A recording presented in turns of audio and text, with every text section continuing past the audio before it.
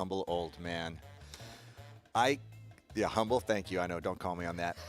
I can't believe I get to be here on Big Wednesday in Sunzal, where a good portion of that movie was filmed, for such fantastic surfing that we're going to see today. Yeah, a huge part of longboard culture, the film Big Wednesday, and that relationship between El Salvador and longboarding, of course, resonates with people all over the world now. The surf is ridiculously consistent here. We have not seen it drop below head high the entire time we've been here, and there are still some of those massive wide sets swinging through. It'll be interesting to see whether the competitors today are choosing those or maybe being a little more patient and getting ones that fit the point better. And we're going to make a massive amount of progress today, as we can see the power and the force of those waves. Snapboards, a Piccolo Clemente broken clean into, and demonstrating, Wingy, how it's a challenging lineup. Not only are the big wide swinging sets, if you want to choose some of those cleaner ones with a wall and you opt to go deep, you're going to have those big ones on the head. There's a chance you will get caught. As we've been discussing all week, there is no outside indicator reef. There is nothing giving you a preview of coming attractions so you can see those sets coming. And there's that swell. We got that consistent south-southwest swell. Of course, this is the beginning of the south swell season, lasts from May through October. What kind of impact, Wingy, has this surf now had on the sand on the beach here? The beach has changed so dramatically just in the course of 5 days. We've lost about 4 feet of sand from when we got here, and now all the cobbles are starting to be exposed. I imagine by the time that the ISA Juniors starts in a week, there's not going to be a bit of sand left on this beach. We've got Kai Himase coming up for Japan. He's going to be surfing against the Uruguayan Julian Schweizer, Ben Skinner from England, and representing France, Edouard Del Pero. So this is our first heat of the day, heat number 1, men's progression round 4. We're going to alternate between men's and women's rounds today. As we can see, Chuck there, our water safety director, just setting things up to keep everything in check for our competitors, because it is challenging, the conditions are big, and that water safety assistance could be essential for those surfers in need. It's nice that they are there. We've had a couple of issues through the course of the event, and they have been spot on right there to lift out anyone that needed assistance. It's been a busy 4 days already. The total amount of heats across the event, 144 heats.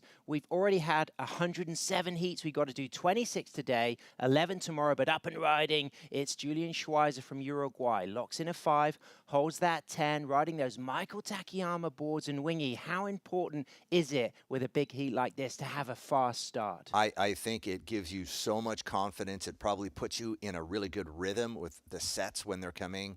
And I like the fact that he chose one of those smaller ones, which I think has really good scoring potential as it sits the top of the point really well. But having to cut through all that foam, it can be really difficult when you go into those foamy sections just to keep that composure. Right, and we're going to see today perhaps whether surfers really want to follow this wave all the way to the inside. Are there quality points to be picked up on the last third of the wave, on the last 50% of the wave?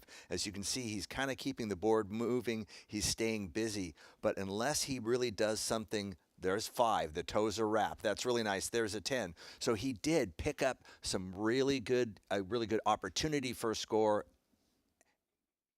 And into the Papusa section. And of course, Wingy, with this dropping tide, that Papusa section, less radical. When the tide's closer to high, that's when it really gets chaotic. But great start for Julian Schweizer. I mean, on paper, you look at the likes of former medalists here across the ISA World Longboard Championship, Kai Himase for Japan, Ben Skinner for England, Edouard Del Pero for France. Julian Schweizer would not be the favorite on paper, so to have a quick start is important. But up and riding right now, it's Skin Dog Skinner straight up to the tip. Locks that 5 right behind the pocket. Nose rode through that section with commitment and control, but very deep on the point there, and that wave just not allowing a second section to keep trimming. Exactly, and you can see it looks like Del Pero kind of realizing that position, and what happened to Ben is repositioning himself on the point. The current here, if you have a long lull, that current will actually drift you farther north and kind of put you behind some of the better sections. 17 minutes, 30 seconds to go. It continues to be 20-minute heats. And one of the big factors of these 20-minute heats with a 300-yard paddle, a potential 40-second ride, is that sometimes it's just 2 waves ridden in a heat for a competitor. If you ride it all the way in and touch sand, yes, we had waves that were over a minute long throughout this competition. So they're leg burners, and then the arms are burned when you're trying to race back out and put another score. And all of these surfers have been strong performers. Kai Hamase has looked good, but let's analyze this kickoff from Schweizer. Straight into the 10 there, Wingnut. It was really nice. He held that 10, and that's going to be really what we want to start seeing here is not just a tap, but locked in when you're hanging 5 or hanging 10, and also your body posture, that you're comfortable, you're committed, you've really nailed that maneuver. And I think we're seeing a really good example here, and it's going to be great to see this first score come in so we can use that as the scale for the rest of this round. And how important do you think the way he finished off through the inside here, also committing to some critical nose rides, will be in that score? It'll be interesting. You know, I think the most value, and the judges will always tell you that, outside where the wave is the biggest, where the most critical risk is taken, I think that's where you score the most. But then when you get a nice steep section on the inside and you can lock a 5 and 10 like that, there are good value points in there. And then a finishing move, landing that and kind of coming off the back again, there's a decision, you know, a risk reward there in the shore break. On his Michael Takayama board, but answering back on his self-shaped new double scoop model with a locked lifting 10. It's Ben Skindog Skinner, 12 times European champion, twice a silver medalist at the ISA World Longboard Championship, goes into another down carve, back up for a touch of the 5. Incredible clean footwork in and out of those opening critical nose rides. He's already got a 10, he's already got a 5, and there's that distinctive trademark drop knee down carve turn on his 9-4. This is his model in the new Thunderbolt construction. Of course, these boards also hand laminated, cutting edge Japanese technology, as he just looks to see if he can get a little bit more on the inside, but did a lot of damage out back. Yes, that had many high quality elements throughout that ride. Beautiful glassy conditions here this morning, Sam. And do you think that some of those more medium-sized waves will have more of a pocket for the competitors to really put the show on? I agree. We've seen some of those still radically large sets this morning, and then the smaller ones seem to be so much cleaner. This guy, Kai Hamase, has not put a foot wrong all event, but right there, he, under pressure, takes a fall, hits the nose, a little bit rush perhaps on that nose ride, but answering back, it's Eduard Del Pero, his first ride of the heat, sets himself up into the nose ride, 6 good cross steps up to a 5, holding on to that 5, locked in that 5, pulls up, does touch the 10, stays on that 5, accelerates out of that 5, there's the rail grab, drop knee turn, low, lifts his arms, very much hunched into this section, and then touches that 5, grabs the rail there, but only very short grab the rail, so good control in and out of this wall ahead of him as he goes down into the down carve. And what do you think of this so far, Wingy? I really like those sweeping drop knee turns. For me, that's when Edward is really, you know, capturing the criteria perfectly. He gets so much speed and power with that knee dropped, putting that rail in the water. I really like that turn. And one of the big things you'll notice about Edouard and his brother Antoine, who was a 3 times gold medalist, is they have a brilliant ability to get the best shaped waves in a heat. As he just has a little hop onto the Papusa section there, but it's he's fine. But that's one of the kind of real big features of the surfers, the brothers who ride the Minvel built boards, designed and hand shaped in an onglet, very close to where Edouard runs a surf school with his brother Antoine. He always finds himself on the good waves. But what about this from Skindog, Wingnut? It's right. You see a little hand drag stall there as he locks up, stands extremely tall when he gets to a full 10. I really like that commitment there in that nose ride. Down carves, in and out of nose rides. Again, Ben, yesterday, by far one of the more dynamic lifting 10s we've seen all event, and demonstrating once again that he's got that dynamic hang 10 in his repertoire, and that's where he can really go into the excellent range when he mixes it with his down carves and rail turns.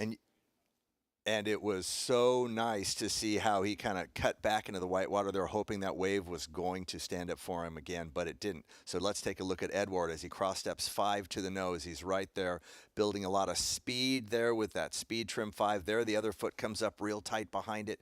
You can get the sense from the drone how fast he's going. There's the power carve with a hand on each rail. He gets projection as he comes out of that. Again, forward speed trim. Grabs hold of that rail. So much whitewater smashing into him. We want to make sure he didn't lose control. There's the power cut back, and then he's going to go into those deeper drop knee turns. You can see even with the speed, the spray that comes off of that drop knee turn when it's done correctly with so much power. Flow, a big feature of this ride as well for Edward. Very nice, yeah. When you're looking at that criteria, flow, speed, very important that the judges are looking for these things this morning. So Edward Del Pera waits for his first score to drop. Ben Skinner drops a low score of a 2.67 for his first wave, but we're expecting a strong score for Skin Dog's second wave. Kai Hamasi, he fell on his first wave. He gets a 0.83, a 6.17 for Julian Schweizer's first wave. So that's going to fill Julian, the Uruguayan, with a lot of confidence. That is a great opening score.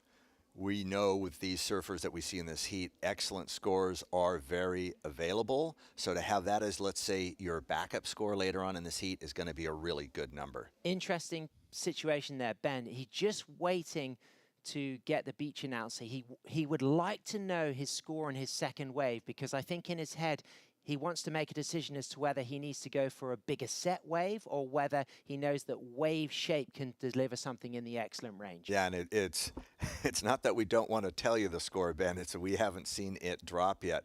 Some beautiful lines coming in here, and now we're going to see the decision that Ben makes, you know, which wave is going to set up for him. Looks like he's going to get a little deeper on the point for this one, and let's see what it sends him. Well, he's got a 5.67 for that second wave. Ben Skinner up and riding, up to the 5, locks in the 5. There's the 10. Good lock on the 10, walks out of that opening 10, back up for a second 5, right in the pocket there. This wave foamy, but he's in brilliant control again for a third, locked in, hang 5. Big shout out to Skin Dog Surfboards back in Cornwall. They'll be tuning in. Jason Gray and all the crew there building brilliant boards, some of the best in the world. This new double scoop model really firing up a lot of the competitors as Ben Skinner moves through to the inside, traveling with his son Lucas, who'll be representing Team England at the World Junior Surfing Championship kicking off on May 3rd as Skin Dog sweeps into a beautiful down carve drop knee turn. Another nose ride through the inside wing nut, and this is going to be a strong one. Yeah, a little bit of a bobble there coming off that, because that gets to be that little deep spot between the really good part of the wave and the inside shore break. So the only foot out of place on that ride was the bobble walking back. So we're now halfway through. We got 9 minutes remaining. So you would expect at this stage, those carrying scores are going to be important. There's not that much time to get more than 2 sets in the last half of the heat. Exactly. 9 minutes left. We know the paddle out, everyone's been talking about it, takes 4 to 5 minutes depending on how much heat you put in your paddle. At least the early morning heats, it's only 81 degrees out there, not 91, which it will probably be by the time we get to 1 or 2 o'clock this afternoon. So now, big benchmarks laid already with Schweizer with a 6.17 for Uruguay. Ben Skinner's second wave came just below that. But what about this from Kai Hamasi on the replay? That is a beautiful, high, tight, critical nose ride, just hanging up there forever. That is the most solid. He picked a great wave for that nose ride. Look at the pocket that he's in there with this one. Let's see here how the cutback looks. Brings it back, cuts that cut. Stops that turn about midway, looking to let that wave set up in front of him again, and there it is. Another nice clean nose ride. There's even a little hollow section there on that wave. We're going to see if anybody gets a little bit of a cover up throughout this morning, but a lot of beautiful work by Kai Hamasi here. Cuts it back again, gets right in there. Let's see what the inside gives him. And I feel as a wave choice there, absolutely impeccable. These are the waves with all of that open shape where they're not too big that they swing wide into the deep channel. But what about this replay of this opening 10 from Skin Dog? And there it is. You can see when Ben locks in a 10, his body starts to go really upright. He's in full hood ornament in those situations, and that is a commitment that you want to see and should be rewarded highly. I really love the way he came out of that second nose ride as well. And then those dynamic down carves, a huge feature of Ben's surfing. He comes from a background of riding all boards in all conditions. This is someone who continues to still surf at a high level on mid-lengths, on short boards. He has a great range of models on offer. And what Ben can do is he can bring a lot of variety into a competition format. And you can see his knowledge of the wave here and of waves overall in the ones that he selects that are going to give him that great scoring opportunity on the outside. And how important is it for him to have that knowledge as a surfboard shaper as well? He's been tutored by surfboard building greats like Chops Lascelles is a fantastic mentor for Ben Skinner. To be able to design and build the equipment that he's riding, how much of an edge can that give a longboarder? I think it gives him such confidence in he knows he's designed that tail to make this turn. This part of the rail is going to help with the nose ride. He's really able to, have confidence in his equipment with all that knowledge. And we've got another surfboard shaper, our reigning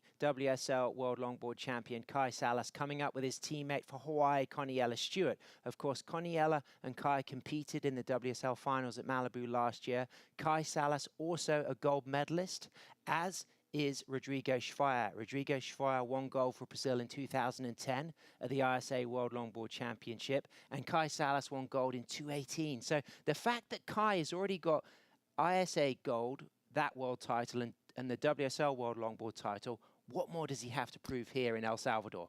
That he can still beat the kids.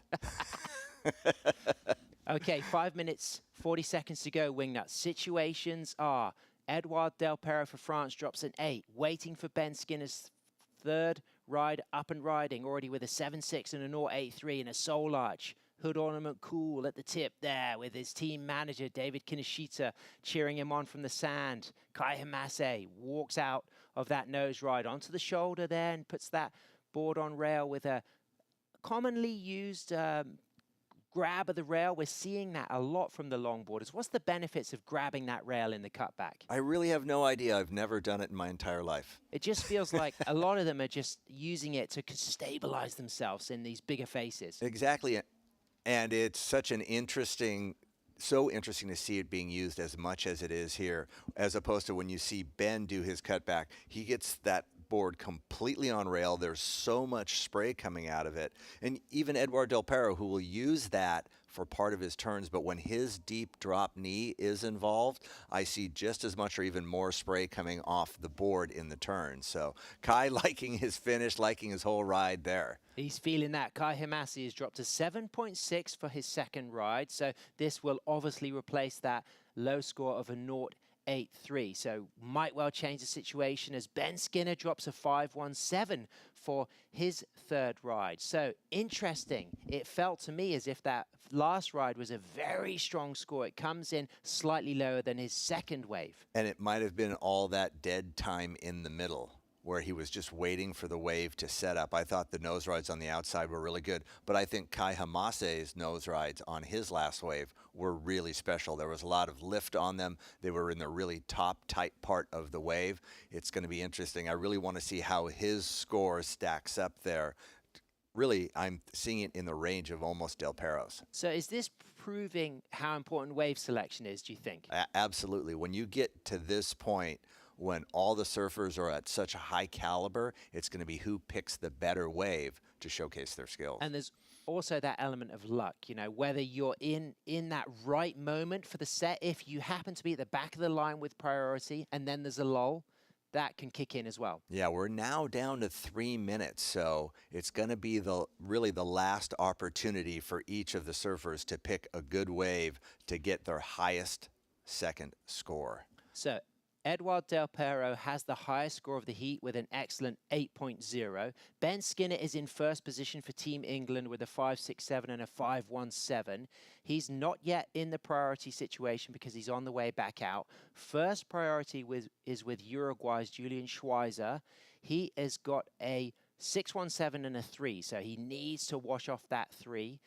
Then sitting out there in third position is Kai Hamase for Japan. He's got a 7-6, and he's waiting for that second score to come through from the judges as they finish studying the video replay, and they will now put their attention to live action because Edouard Del Pero is up and riding, charges the 5, locks on that 5, walks out of that nose ride, and Wingy, feelings about this wave choice here. It looks silky, it looks open, it looks to have good scoring potential. It does, but again, there's a good nose ride, but we didn't get a really locked in one. It looks like that has such a quickly disappearing shoulder, and I don't know if that has the highest scoring potential of some of the other waves we've seen this morning. So as we move into the last 2 minutes, our French surfer, Edouard Del Pero, of course, a medalist here, winning bronze in 2019 and 2023. Last year, he saw his brother take gold. It was expected that Edward would take the gold, but Antoine won his 3rd ISA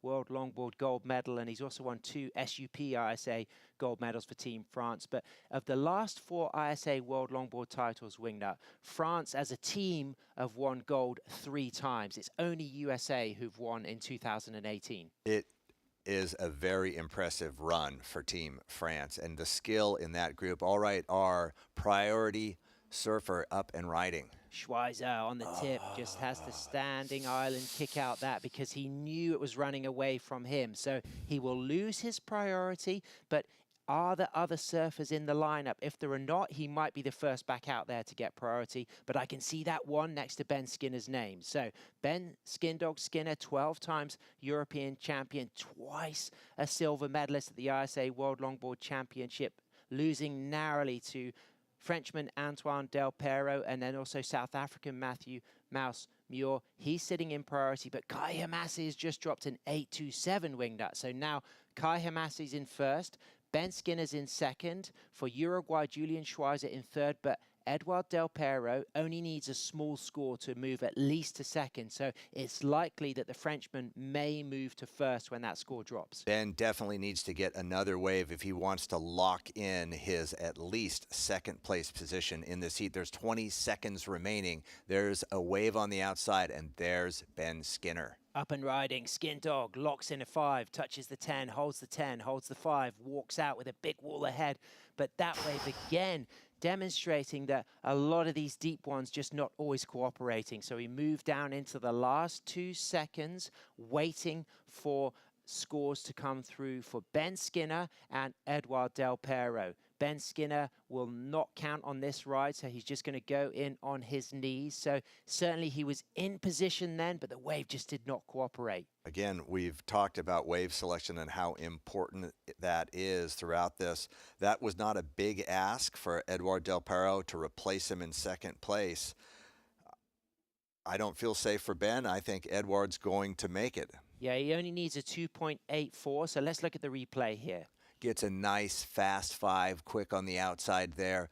Big combination drop knee with a little bit of a hand on the rail. That was a good opening move. Great cutback right there. Gets another nose ride locked in quick. That should easily be in the 3-point range. I don't see a problem with him advancing out of this. It was unfortunate that the shoulder of that wave dissipated so quickly, but he was able to ride it all the way through to the inside. The smaller ones actually giving you some opportunity as they sit tighter on the point break here. So you can see him a little out on the shoulder there, getting those 5 toes over. Nice little setup cut back there into the pocket. Don't rush it. Get yourself always, that's what we want to see. Put yourself in the pocket where you can actually get a lifted and supported nose ride. But I am expecting his score to be enough to put him in second place. So if that's the case, he might well go up to first or second. It looks like Japan's Kai Hamase will also be in either first or second. We're anticipating the score being big enough for the Frenchman, Edouard Del Pero, to move into the top 2, meaning that Ben Skinner for England and Julian Schweizer for Uruguay will not be eliminated. They'll just simply shift into the repechage, and they will be hot contenders to work their way through the repechage, hoping to earn a spot in the grand final as the Frenchman drops a 5.6, moves up into second. Kai Hamase, Japan, 1. Edouard Del Pero, France, 2. Ben Skinner, England, 3. Julian Schweizer, Uruguay, 4. Ben and Julian moving into the repechage, Wingy. Yeah, and they are going to be fighting mad to get themselves back into the main final. So we'll take a short break. Longboard fans, it's great to have your company, but stay with us because coming up, we've got Brazil, 2 Hawaiian greats, and Australia trading blows in heat number 2 in main round 4 on day 5 of the ISA World Longboard Championship.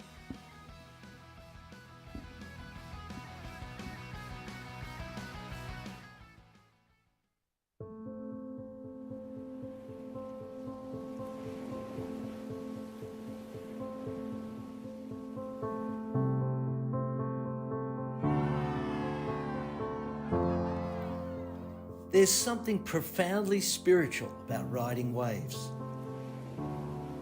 Water is transformative, healing. You're at the mercy of Mother Nature, the ever-changing movement of water. The ocean is the great equalizer. You don't need to belong to a certain race, religion, or gender to surf. The pursuit of these fleeting walls transcends sport. It's a way of life. And surfing has the power to change the world and has now taken its place on the world's greatest sporting stage, the Olympic Games. The International Surfing Association is the world's governing body of surfing, recognised by the International Olympic Committee with member nations around the globe. This is the International Surfing Association. This is a better world through surfing.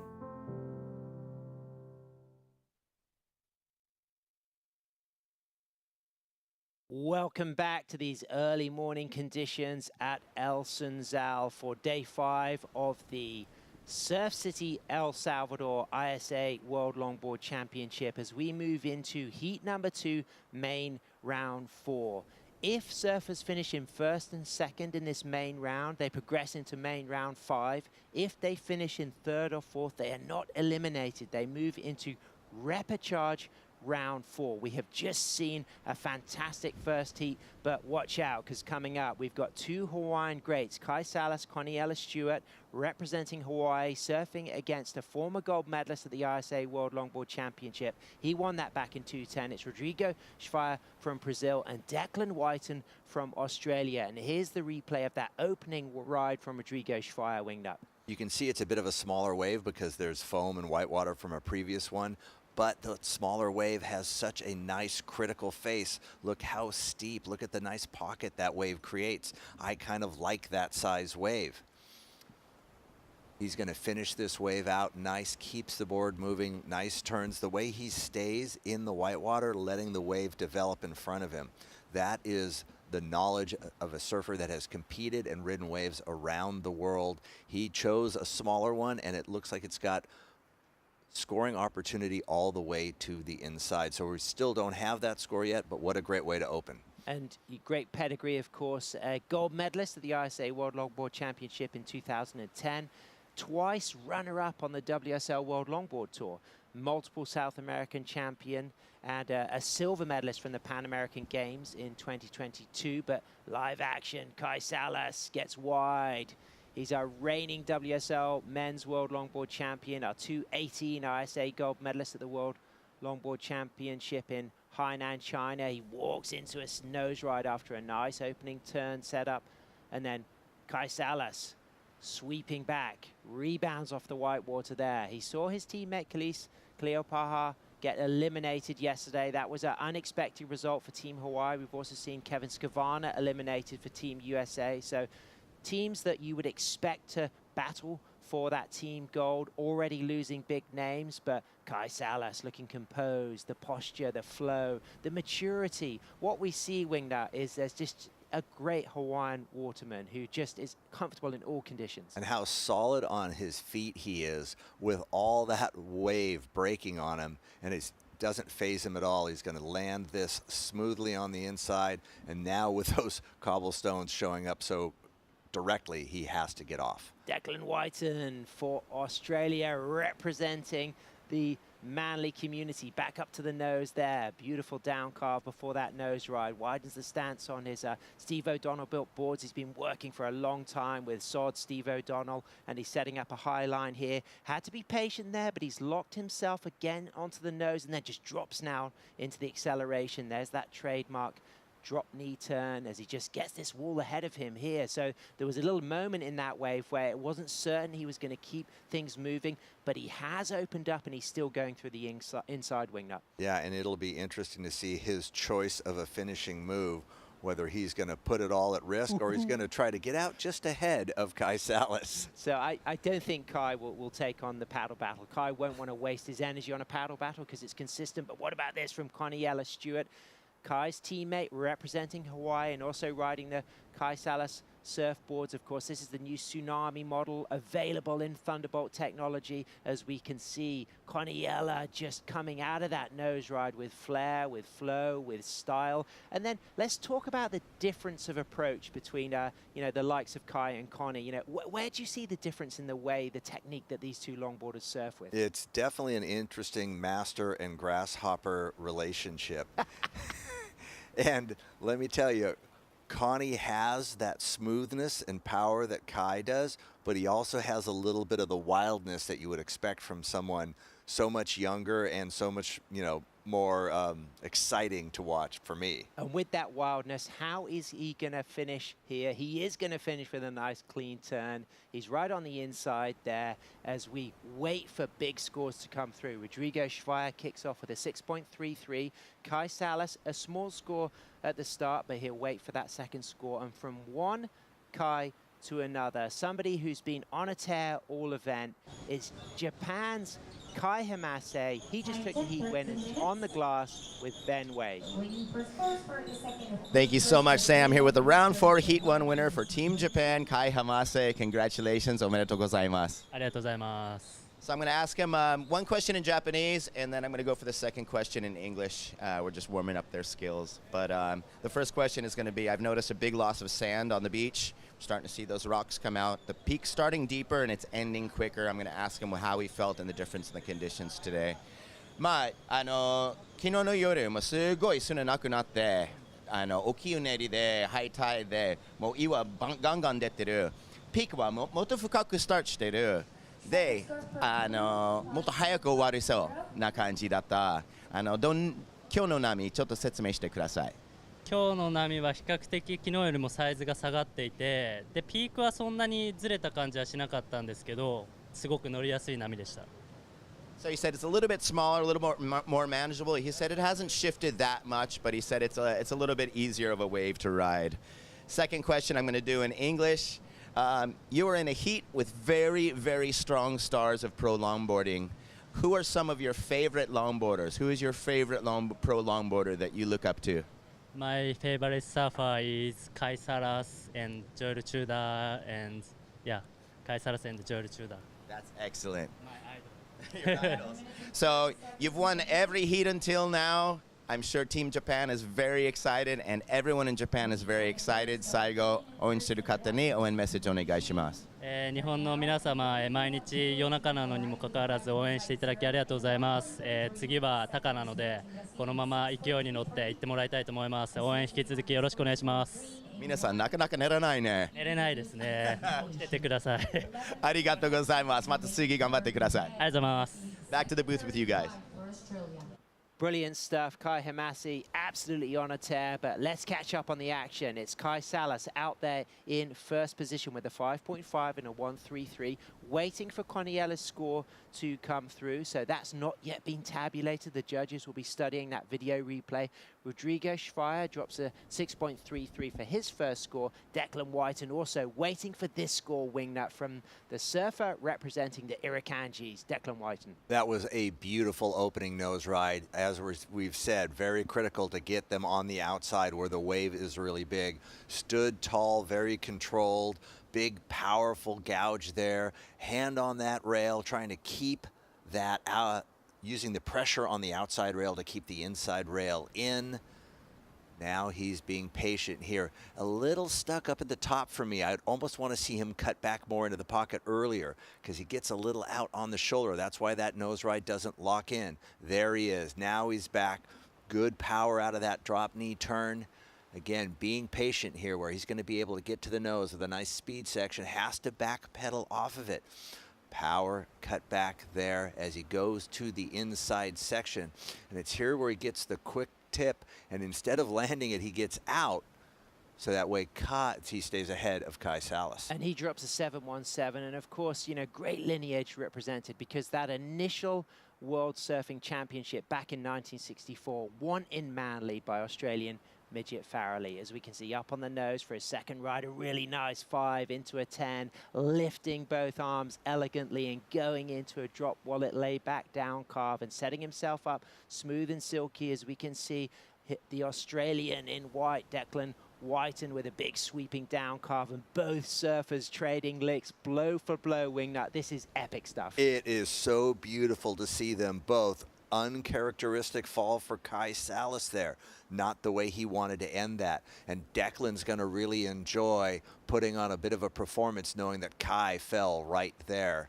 So Declan getting out. Also, go for the paddle battle already, just straight in there. Straight into a paddle battle with the one surfer in the heat you know is not going to join a paddle battle. There's the Irakanjis of course, Berlin Kimball working as a coach for the team.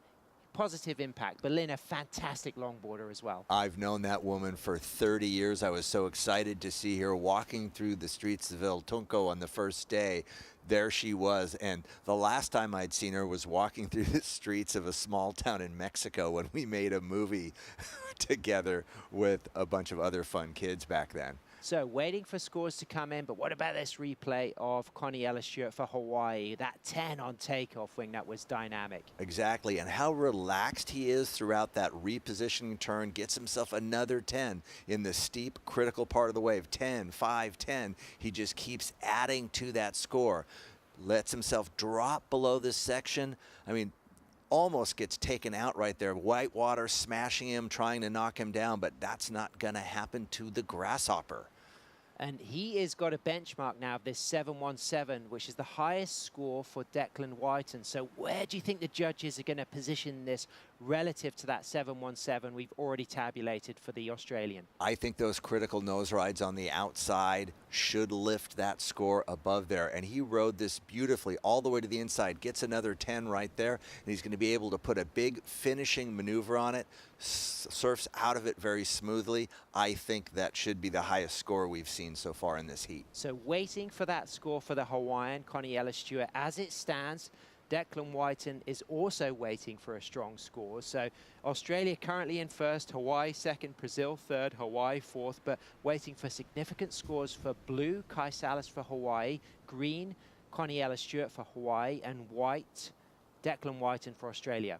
As we get to these finishing rounds, you're going to need scores in the 7s if you're going to want to advance. And let's see what Declan Whiten can do with this one. Up and riding, representing Manly. 6 steps up to a nice lock of a 5. Walks out of that nose ride on his Steve O'Donnell board. Puts that into a nice, sweeping, aggressive down carve there, but elegantly sets himself up to the tip again with control. Gets a quick 10.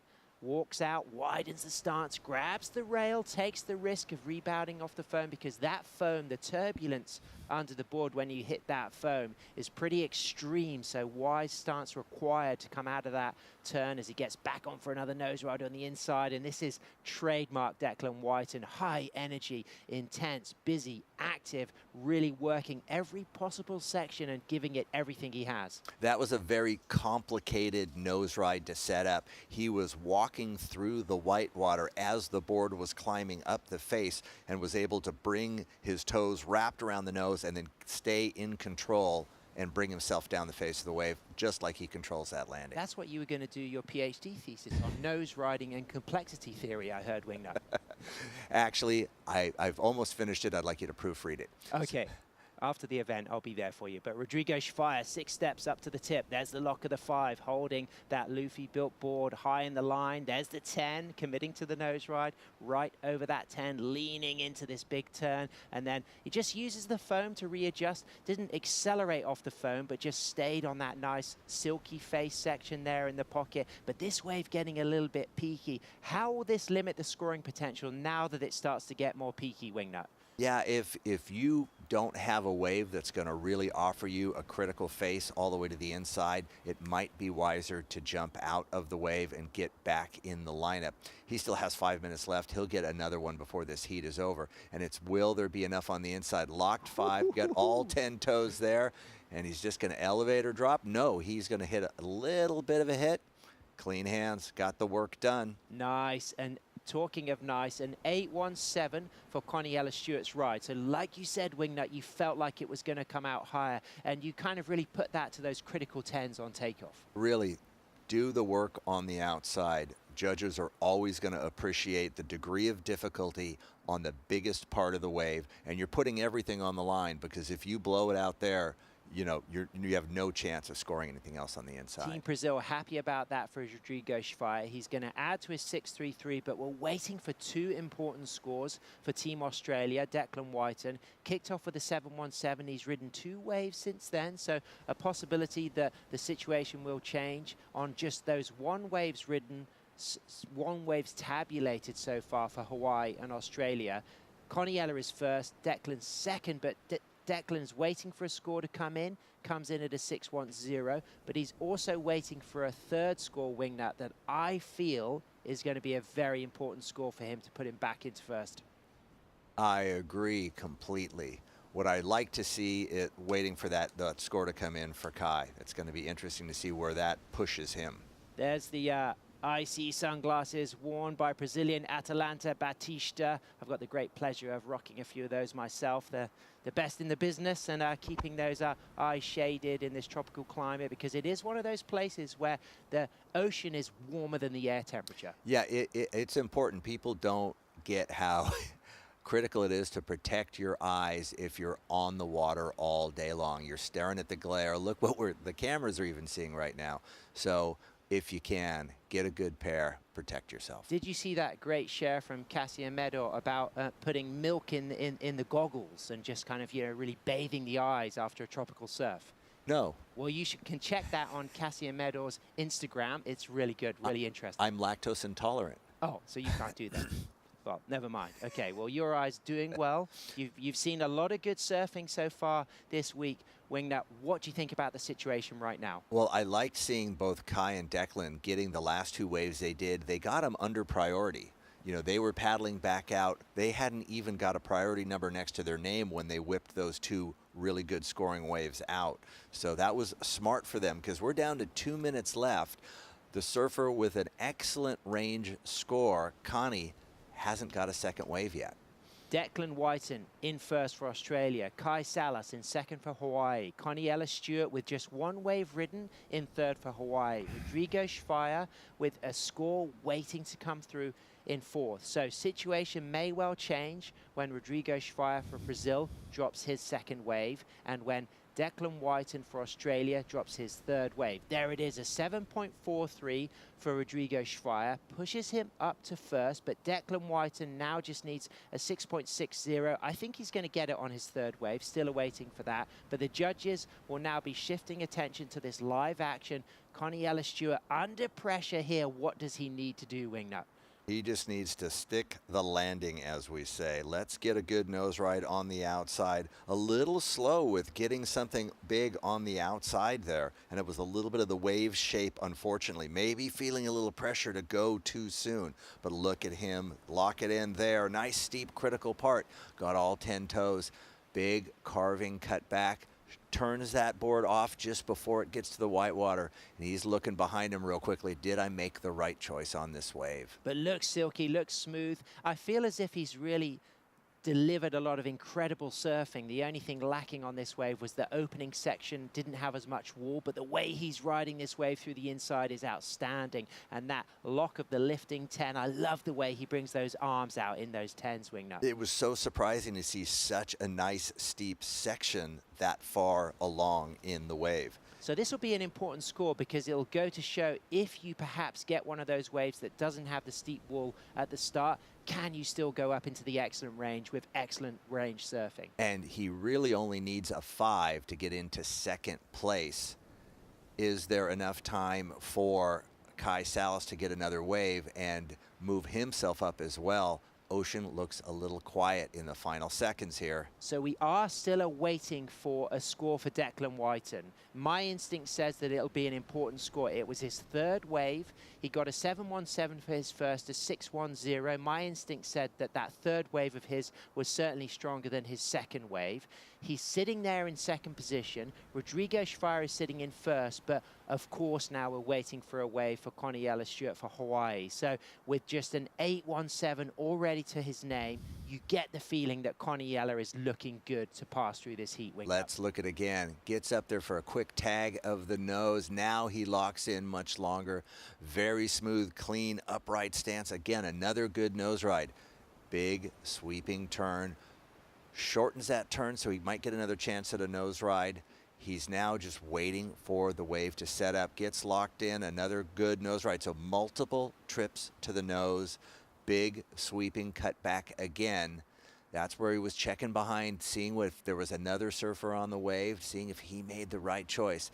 This wave looked like it was going to stop giving him an opportunity, and then it hits the inside part of our reef, and he was able to lock in a nice long 10 right there. That is going to be critical in giving him the potential score that he needs. And Declan Whiten moves up into first. It was a 703. I felt it was stronger than that second wave. It was. And I feel like Connie Eller is going to move up into at least second, potentially first. So my feeling is that we got Australia and Hawaii first and second. We're waiting for that last score of Connie Eller. And looking at it from this angle, we can see more how critical and steep the face of the wave is. Whitewater holding that tail down for him. This is that 3/4 turn cut back, trying to keep himself high in the face, hoping the wave is going to stand up again. Nice and patient, not rushing it. Gets a critical steep nose ride right there. Beautiful, controlled cutback. And it goes in at a 770, Wingy. So Hawaii's Connie Ellis-Stewart moves up into first, takes the win. Australia's Declan Whiten goes down to second. He progresses. Rodrigo Schweier for Brazil. Kai Salas for Hawaii. They will move into the repechage. Unexpected patience by the Grasshopper, showing the master that he is ready to take the win here in El Salvador. Brilliant heat. Big names now joining other big names in the repechage, but Australia and Hawaii moving through to that main round 5. We've got more to come. It's been an incredible day so far, but this is just the beginning because we've got the Philippines, Brazil, Japan, and France coming up next. As you can see the results on your screen, it's Connie Ellis-Stewart for Hawaii taking the win, Declan Whiten for Australia taking second, Schweier for Brazil third, Salas for Hawaii fourth. They'll stay in the repechage, and we'll be right back with more action live from the continuation of the penultimate day of surfing here at Surf City, El Salvador.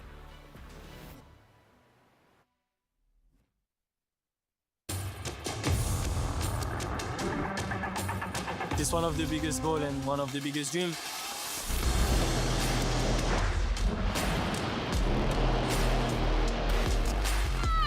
It's been like an emotional roller coaster. I ask myself, what just happened? Is this real? Every athlete's dream is to, reach that gold medal. I'm on a mission, I think that everything is possible. It's not over till it's over.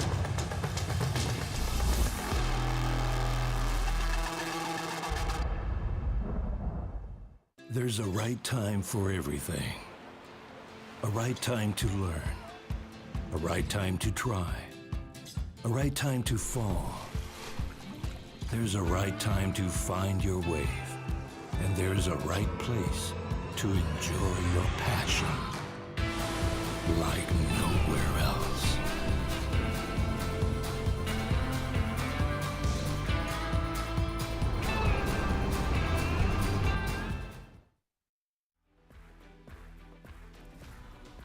Welcome back. Thanks for tuning in. I'm Sam Bleakley, joined in the booth by Wingnut. Wingnut, we move into heat number 3 of the men's main round 4. We've got the Philippines legend, Rogelio J.R. Esquivel, known as JR. That guy representing San Juan Surf Town, Mona Lisa Point, La Union, the west coast of Luzon in the Philippines is absolutely incredible. As we can see, Martin Correa for France in white. We got Taka Inui for Japan in green, and Carlos Bahia, former medalist here last year in the grand final, as was JR Esquivel in blue and red respectively. But the Frenchman kicking things off here, Wingnut.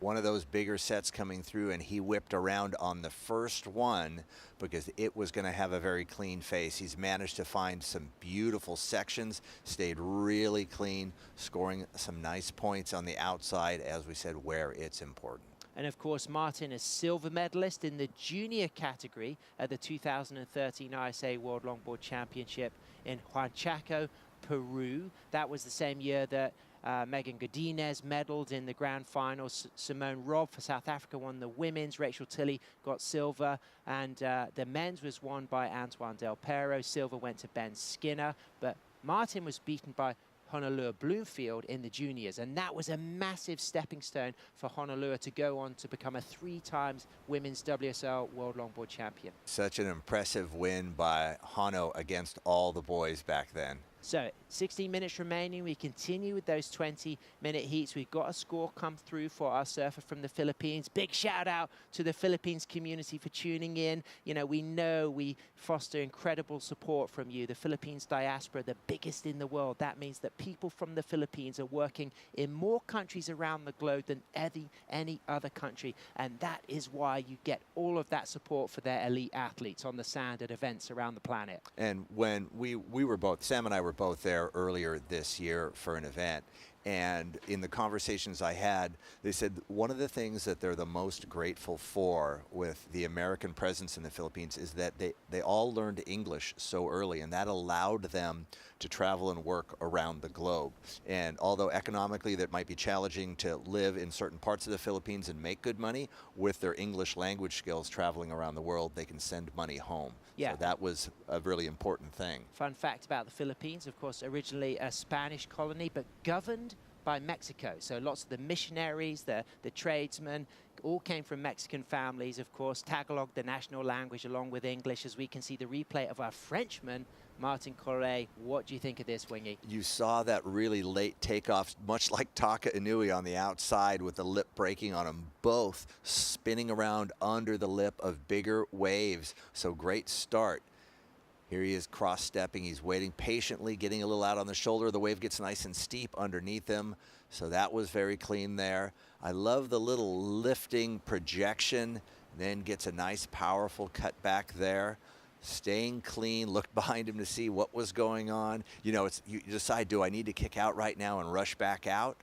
Gets another turn there to give him his score. He gets a 5.07 for this wave. And Martin, no stranger to tropical surfing, born and raised in Réunion, territory of France, now based in Anglet, as we get the replay of Taka Inui on that big one out back. Taka committing everything, as always, 100% full throttle surfing. He never holds back, Wingnut.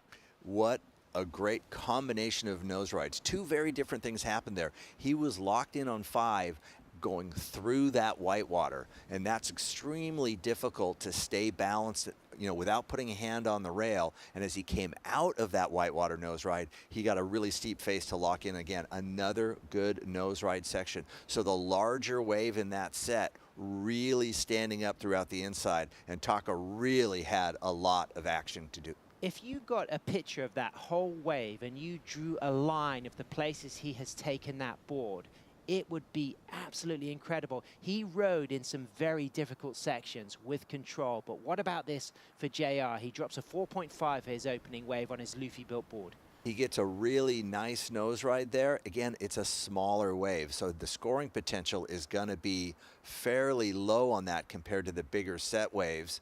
I'm also interested in the big fish action on the outside there. Locked in very cleanly, but again, smallest wave we've seen written here. So not necessarily surprised that it only came in at a 4.5.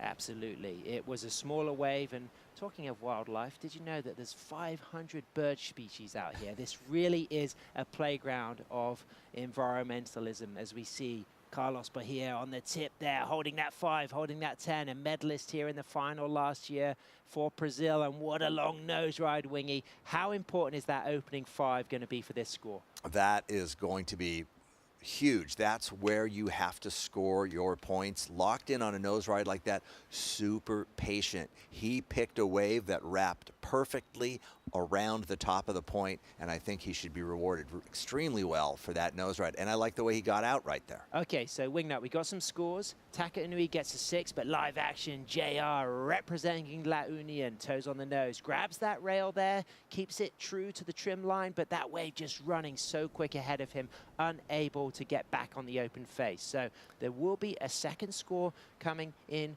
for our surfer from the Philippines, but as it stands right now, Japan in first, France second, Philippines third, Brazil fourth. Let's get back to the heat soon, but right now let's go down to the glass with our Hawaiian.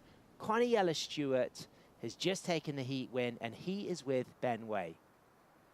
Time check, 11 minutes and 30 Thank you, seconds. Sam Wingnut. Having a great time hearing you guys talk it up. This is the winner of our round 4, heat number 2, representing Hawaii, Kaniela Stewart. Congratulations. Thank you, guys. So as we can see, there's a big loss of sand on the beach and a little bit of reduced swell. It seems like less swell, less water on the reef. Looks like a little bit more chances for those critical nose rides. I loved your 5 and your 10s on those waves. Do you find it a little easier to lock in the tail and get those critical nose rides? Yeah, it feels good out there. I mean, for me, I'd honestly want to hang 10 way longer than, I've been. But that's just trying to, perfect the wave and do it in the right spot where you can hold it for a long time. But man, we're just blessed. I'm just blessed to be here, praise God, and let the praises go up, blessings come down, and we're blessed. The waves are firing, so I'm happy. It's been beautiful. Less waves on offer. When you're needing a second score, you got that last one, I think it was in the last 40 seconds of the heat. Did that add any stress at all on having to choose the right one? Because had you have kicked out or chosen the wrong wave, there's not as many to spin around and grab another one. Yeah, honestly, what was going through my head was, I kind of knew God would kind of send me one, and he's been putting me on the right waves the whole time. So I'm not gonna second guess anything. Well, it's great to appreciate those blessings. I'm sure you're getting a lot of praise from everyone in Hawaii. So how about some words for them? Love you guys. Thank you guys for watching. I know it's super early in the morning there, so for those of you that have been watching, thank you guys so much for supporting me. Love you guys. Chew. And we got to say thanks to Yusan. He's been watching, send me messages. You're doing great on the Thunderbolt. Oh yeah, thank you Yusan for the Thunderbolt boards. We're definitely gonna get more in the quiver, and we'll be dialed in. Perfect. Thank you so much. Go take a rest. Thank you guys. Back to the booth with you guys. Congratulations, Connie, representing the Kai Salas Surfboard Company. And of course, Yusan, the founder of the Japanese technology Thunderbolt. The technology mixing the hand-laminated fiberglass and the T-band stringers and the use of carbon fiber, really progressive with the engineering of surfboard construction. And when you talk about generational work, his father was a pioneer in these, different manufacturing techniques. And it's nice to see the son has worked with the father and improved it time and time again. And over 40 processes in the steps of building those hand-laminated boards, adding weight purposefully to fit with the traditional criteria. As we can see, Taka Inui back on the nose for another elastic, rubbery sole arch, all cool, all sole, and then grabs that rail and gets that flow off the bottom, setting up for a third nose ride, but just puts that foot too far ahead of the tip and slips off what looked to be a very strong score. That we'll see. It'll be interesting, how much do you get penalized for falling off versus how you get rewarded for the great nose rides and how smooth he was on the outside. So scores, JR is out there in the lead as we can see our surfers coming up for the next heat. 2 Australians, Kira Monar and Tali White. They're going to be surfing against Ashley Lopez for the Philippines and Alejandra Zayed from Guatemala, who spends a great deal of time here in El Salvador. So she knows this wave intimately. Her local knowledge will be important, but she's coming up against some really fantastic surfers. And of course, Shannon Hughes and Megan Godinez, Auntie Megs, will be coming in to call the action. And how special, Wingnut, has it been to have Auntie Megs' energy here on the webcast this week? No, she is a treat. Hanging out with her, you know, talking about, you know, all the women throwing elbows back in her day, how much nicer everyone behaves when there's priority in the lineup. So that is a blessing for all of us that have to watch the athletes choose waves, and they now are encouraged to behave well. 7 minutes, 25 seconds remaining. JR out there in the lead. What's the situation, Wingy? So I've got a question. Sam, do you think that JR and Ashley coming from the Philippines have an advantage because their wave at home has so many similarities to this setup? Absolutely. Mona Lisa Point is not as long.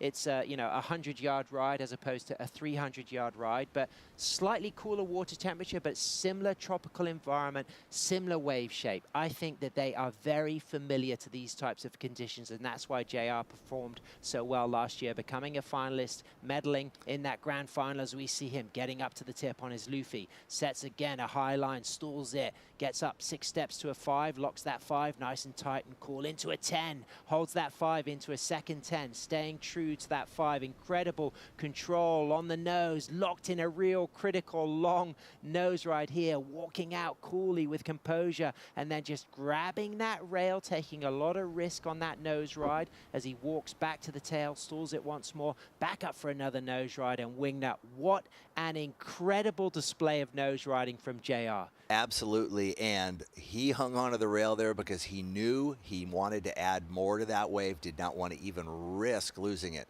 because this is going to be really important. His highest score was a 4.90, and you know what we're seeing. You have to be in the 6s and 7s, hopefully the excellent range, if you want to advance against these competitors. I'm going to give that a round of applause on set here. That was just absolutely exceptional. His trust, his confidence to stay locked in that 5 the whole way and go in and out of the 10s was just world class.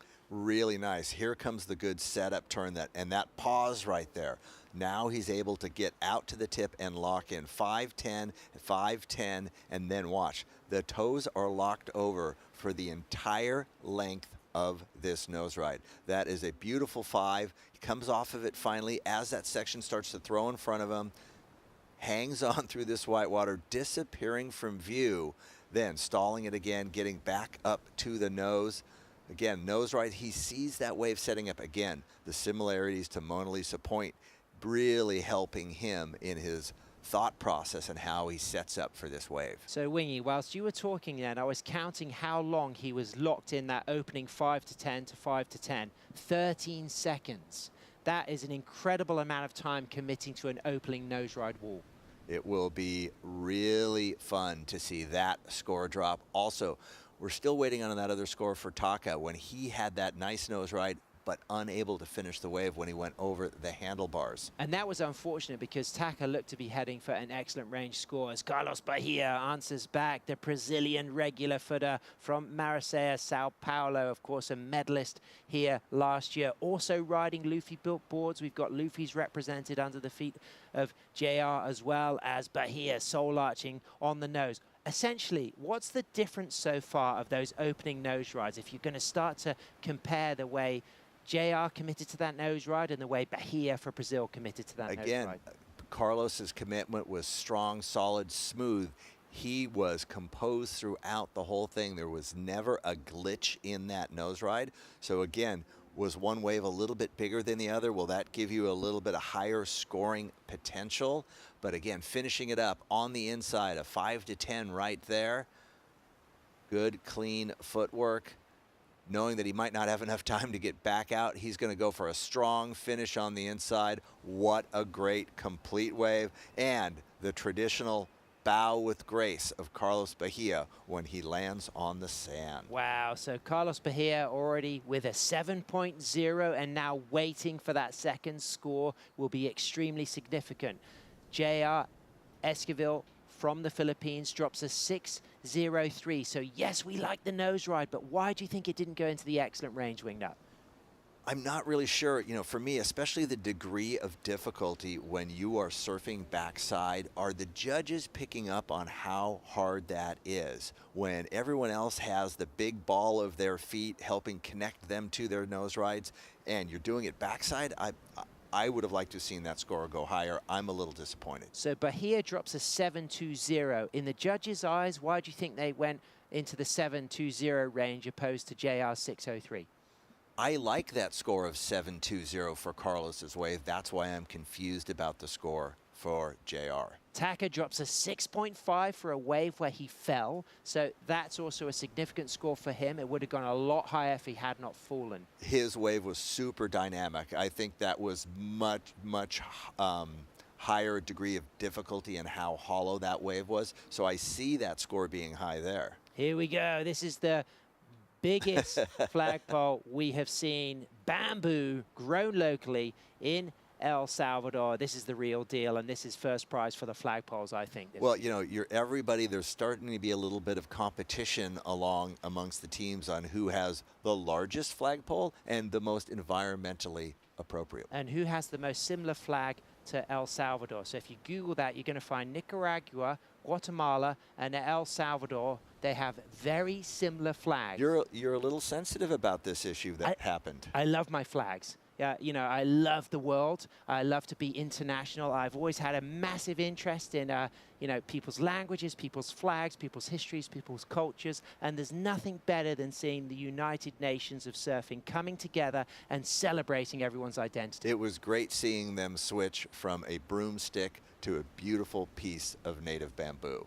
As we can see, our surfer in green, he's just waving to get the situations. He wants to know the scores he's carrying, the scores he needs to change situations, and priority. As it stands, it's Brazil's Carlos Bahia, a medalist from the final here last year from Brazil, out there in first. Taka Inui for Japan in second. In third for the Philippines, chasing a score of a 6.48. It's JR Esquivel. In fourth from France, chasing a score of a 6.90 to move to second, and up and riding is Martin Correa. From Reunion, representing France, now based in Anglet, smaller wave, peakier wave, loose and lively off the tail. The goofy footer sets himself up as this wave starts to rise in size with a steep section, locks on the 5, walks out of that 5, and then this overhead section allows him to sweep off the top, off the bottom, and again, progressive arcing snapback turn there, but it's a peaky one, and can he get a 6.9 on this? I don't know, but he had to go on that wave. He was in third priority, and we're down to the final seconds of the wave, so there was no question that was a wave he had to spin on, and I think he's done a good job with it. Will he be able to put a 7 on the board based on the scores we've seen so far in this heat? Without that big nose ride on the outside, I don't know that he can. Wow, but he certainly puts himself in the mix. As we can see, Taka Inui currently in second position, looking to drop a 6.0. Goes progressive off the tail, little air under the fins, and he's feeling the vibes on that one. So from the body language, Wingnut, you get the impression that Taka Inui was happy about the way that this ride went. Started out a little wild. He was out on the shoulder for that nose ride, but that resetting turn has allowed him to get back into a critical section, gets a nice arched 5 there, drop knee turn with the added rail grab, nice projection out of that turn. Again, a little progressive, a little wobbly there. I don't know that this is his best ride, but he's definitely going to be completing it. There we go. Look at that nice steep section on the inside. Actually a little hollow right there. Taka's looking to finish this one strong on the inside, speeding through that section. Another setup turn there. We know we're getting to Auntie Meg's Papusa section here. How is he going to finish this ride? Nose ride. There's no way he's just going to back off of that challenge.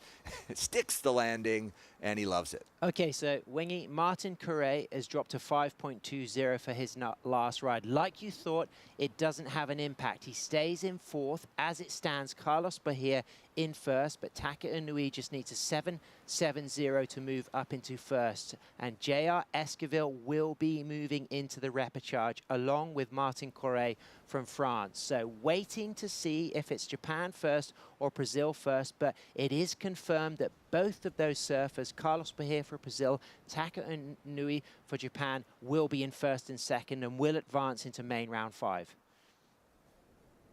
What do you think? Do you think it's going to be the 7-7 he needs to go into first, or do you think it's not going to go into his top 2? I don't think it'll be there because there were so many bobbles and fobbles on that. He just wasn't smooth throughout all of it. Good call, Wingy. It's a 6.6. He stays in second. Bahia, Brazil, first. Inui, Japan, second. Esquivel, Philippines, third. Corre, France, fourth.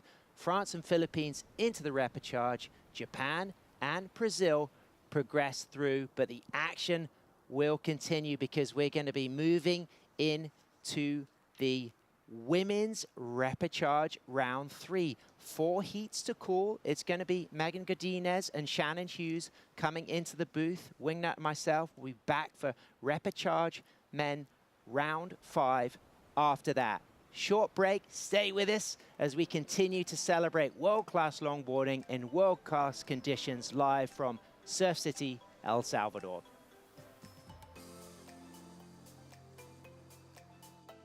There's a right time for everything. A right time to learn. A right time to try. A right time to fall. There's a right time to find your wave. And there's a right place to enjoy your passion like nowhere else.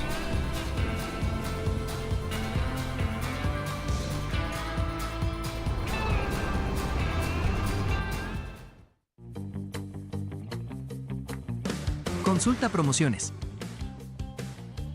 Disfruta de cable TV más internet residencial desde los 50 megas hasta los 1000 megas. Para más información, contacta con nosotros. Multinet, siempre que tú quieras.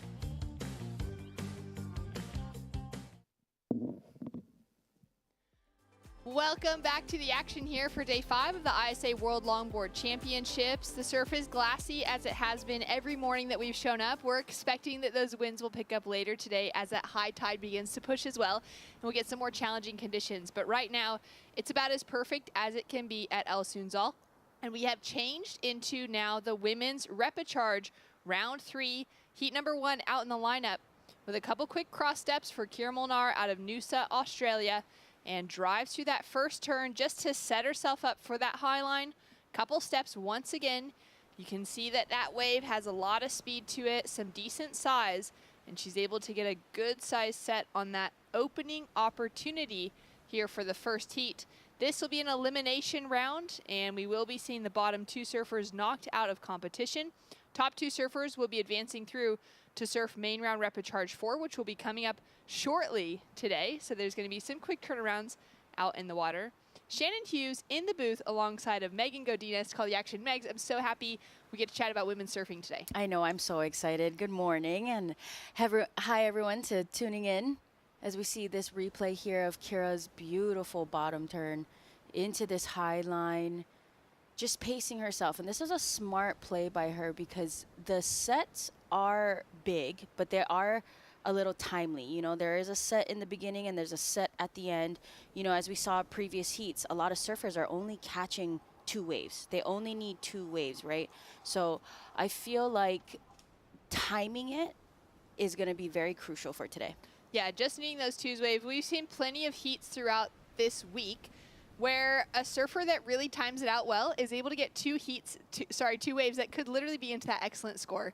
Shannon here alongside Auntie Megs to call the action, and it really is just having that patience, especially when the surf is this good, to not just stay really busy the whole time. Yeah, and you really have to pace yourself. It's not, I know we talked about the conditions earlier and the temperature of the water and the air, but it's starting to get hot outside. The sun just broke beyond the clouds, and I was sitting downstairs and I was like, oh, I gotta go find some cover because it's definitely hot. And it's early still. It's only 8 o'clock in the morning. We're only into our 4th heat of the day. Yesterday, we did see a little bit more of that heat exhaustion starting to hit some of the surfers in the water. We saw Augustine from Panama having to kind of get himself to the ski and get out of the lineup because he wasn't feeling well towards the end of his heat, which was really unfortunate for him because he had the opportunity. It was close on scores where he could have maybe made the advancing position, But again, he made that smart call, safety first, taking care of himself, and the safety team was on it. So we're going to see these surfers doing their best to really take care of themselves in between heats, staying in the shade as much as possible, utilizing the ice baths that are here on site to really keep that body temperature a little lower, knowing how quickly the temperatures are rising. Yeah, and I got to get into that ice bath just to end the day. I love to do an ice bath early in the morning or at the end of the day, and it was so nice. I was in there for 5 minutes and I didn't even realize it because it was so nice. Usually when you go into an ice bath, you're just trying to breathe and you're almost like hyperventilating. This one I sat in like it was a jacuzzi. It was great. Oh, so perfect, especially when it's so hot out here. Like our actual body temperatures are well above normal, it kind of feels like right now. So it would have taken a little extra time, probably that extra minute even to just cool down what it would be at a normal kind of pace back at home. We're down to 15 minutes on the clock. Kira opens with just a 3-point ride. So judges penalizing and not having that big opening nose ride or those major maneuvers, but she's on the board with a score. We're waiting for the rest of these surfers to get things started. As we wait, let's go down to the beach to catch up with Carlos Bahia of Brazil, taking out a big win for his opening heat of the day. Thank you so much, Shannon. Winner of the round 4, heat number 3, representing Brazil, Carlos Bahia. Primeiramente, muito parabéns para você. Obrigado, valeu. Vamos junto nessa. So we're going to use Karina again for the translation. First question is going to be, his first wave was a 7.0. Waited a long time to get that second wave. He put together a beautiful ride for a 7.20. And what I want to ask him is, was he satisfied with the scores? How did he feel about the scores that the judges gave him? Ele falou que você pegou 2 ondas, 7 e 7.2. Ele está perguntando se você ficou satisfeito com as notas que os juízes deram para você. Poxa, a gente sempre nunca fica muito satisfeito, né? Sempre busca o melhor e acredita que tem jogado isso nas 2 ondas, mas voltei para o line-up, tentei sentar lá e me concentrar e buscar uma outra nota novamente e ver um pouquinho maior. He said always you are not satisfied with the scores with the judges, but he said that he settled up and sit down over there on the lineup and try to get the best one, and he got 2 points more, 2-0 more. So Wingnut and Sam were mentioning how we love the way he does the bow at the end of a good ride, and I want to know what the message is to that. And I was thinking if that bow was to thank the ocean goddess of Brazil, Iemanjá, it would be the other way. So what's the message on the bow? Ok, quando você termina a sua onda, você faz aquele, né, dá um agradecimento, né? Então, qual é a mensagem que você quer passar com isso? A mensagem sempre é agradecer o oceano, agradecer a nossa rainha por ter mandado uma boa onda e o filho dela ir lá e conseguir realizar, terminar com uma boa manobra e passar um hit novamente. Então, sempre agradeço ao mar por ter botado boa onda na minha frente. He thanks to the ocean, to his queen, to send him a good wave, and the message is always say thanks to the ocean. Agradecimento a Iemanjá. Quero agradecer a toda a torcida do Brasil, fora o mundo todo, que o Carlos Bahia sempre tem uma torcida gigante. Obrigado a todos. Desculpa vocês aí pelo coração, sempre nos últimos minutos, e daqui para frente não pode ter mais erro. Valeu, Vanessa, por mais 3 anos de casamento. São 21 anos e 3 de anéis. Obrigado, meu amor. Tamo junto. And finally, I noticed that he brought back his love from last year, the red Luffy. Please ask him why he switched his equipment. Ele falou que agora você realmente voltou para a vermelhinha, né? Por que você resolveu voltar para sua prancha do coração? Voltei com a prancha do coração porque daqui para frente o evento não pode ter erro e tava tendo muitas dúvidas na hora do hits, então agora não pode ter erro nenhum e ela é a do pé, então é nossa dedeira e vamos para frente. Obrigado, Luffy Brasil, tamo junto, vamos. He said that right now you cannot make any mistake, so how the board is the hurt board that he knows perfectly.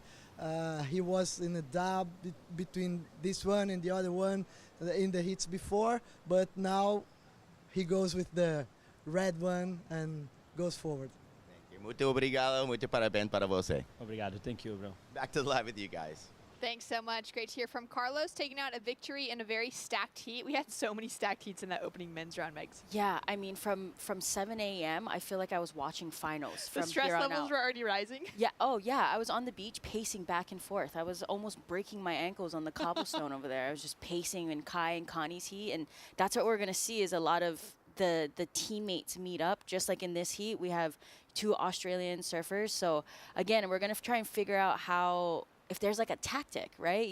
Because it's also a team points. So they want both Australian the competitors to make it through. So I wonder if they're playing like a little bit of like defense, offense kind of a thing. There definitely does. We do get to that kind of into competition where you'll get surfers that if Kira manages to get herself a backup score, we also have a score to drop for Toli White because we did see her on a wave during the interview that looked really pretty as she was able to finish it off clean on the inside. I could absolutely see the two of them working together well once they've secured themselves in that position, or if one of them has kind of a significant leading position to start working with the other, especially to keep the likes of Ashley Lopez from the Philippines, who's been putting together incredibly dynamic surfing this week, and Alejandra Zaid out of Guatemala, but the global citizen who has spent so much time traveling and living around the world. These two women have a fierce battle against the competitive pedigree of Kira Molnar and Toli White, but they have been outstanding throughout this event. Yeah, and you'll be surprised. Some of the underdogs are really taking out the vets, and it's interesting to see. And it really pays off that like Alejandra comes to El Salvador and gets a little bit of training from Hector and Armado. So yeah, she might have a good advantage. As we see, Ashley Lopez now will stay with live action into that first opening nose ride. This will be her first wave for the Filipina, as she steps through this section, trying to keep herself in that pocket. I love the pacing of this wave, not rushing out too far ahead of it.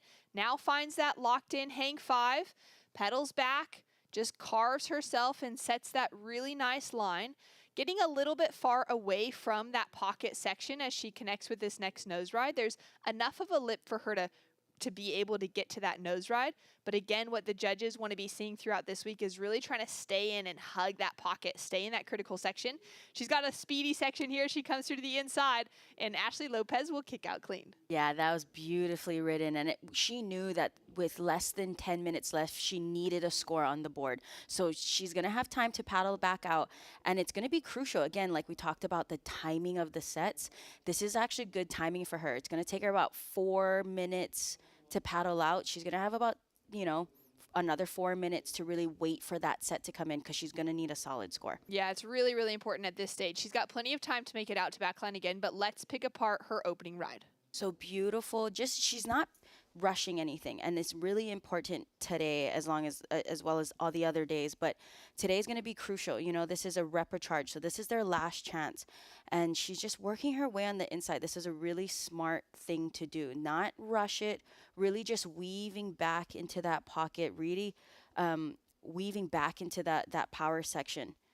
And I love how much she digs that rail in as she's trying to find that line and just adjusting her weight back and forth, cross-stepping, maybe just one, then cross-stepping back just to turn back into that power pocket as she gets this beautiful tight hang 5 and then decides to get out of that pupusa section because I've seen people get taken out this morning too. Yeah, it has been wild, especially with how many cobblestones. That sand is just disappearing almost hour by hour here. I ran into Emily Curry, who will be coming up in one of our later heats in this first round this morning. As we can see, our next heat getting ready to paddle out, we'll have representatives from Portugal, Ireland, Puerto Rico, and Canada. But Em said that she came and finished off a wave on the inside section. She'd been having a good surf, and then she actually landed on top of the rock. She's cut her knees. She's damaged her board. Nothing that's too major, but there's definitely a lot more consequence to the end section today. As we see Kira Molnar, she's now up and riding on her second wave, looking to improve on the 3-point ride that she opened with. She's already looking a little bit looser on this wave than she did on that first one. And she's got a nice section as she's coming through to the inside. She's already also adding in those varieties of turns. We've seen a couple drop knees, a couple of those standard cutbacks Now cross-stepping her way up to that hang 5, just that quick tap to it. Readjust here. She might look for one more nose ride to the inside section.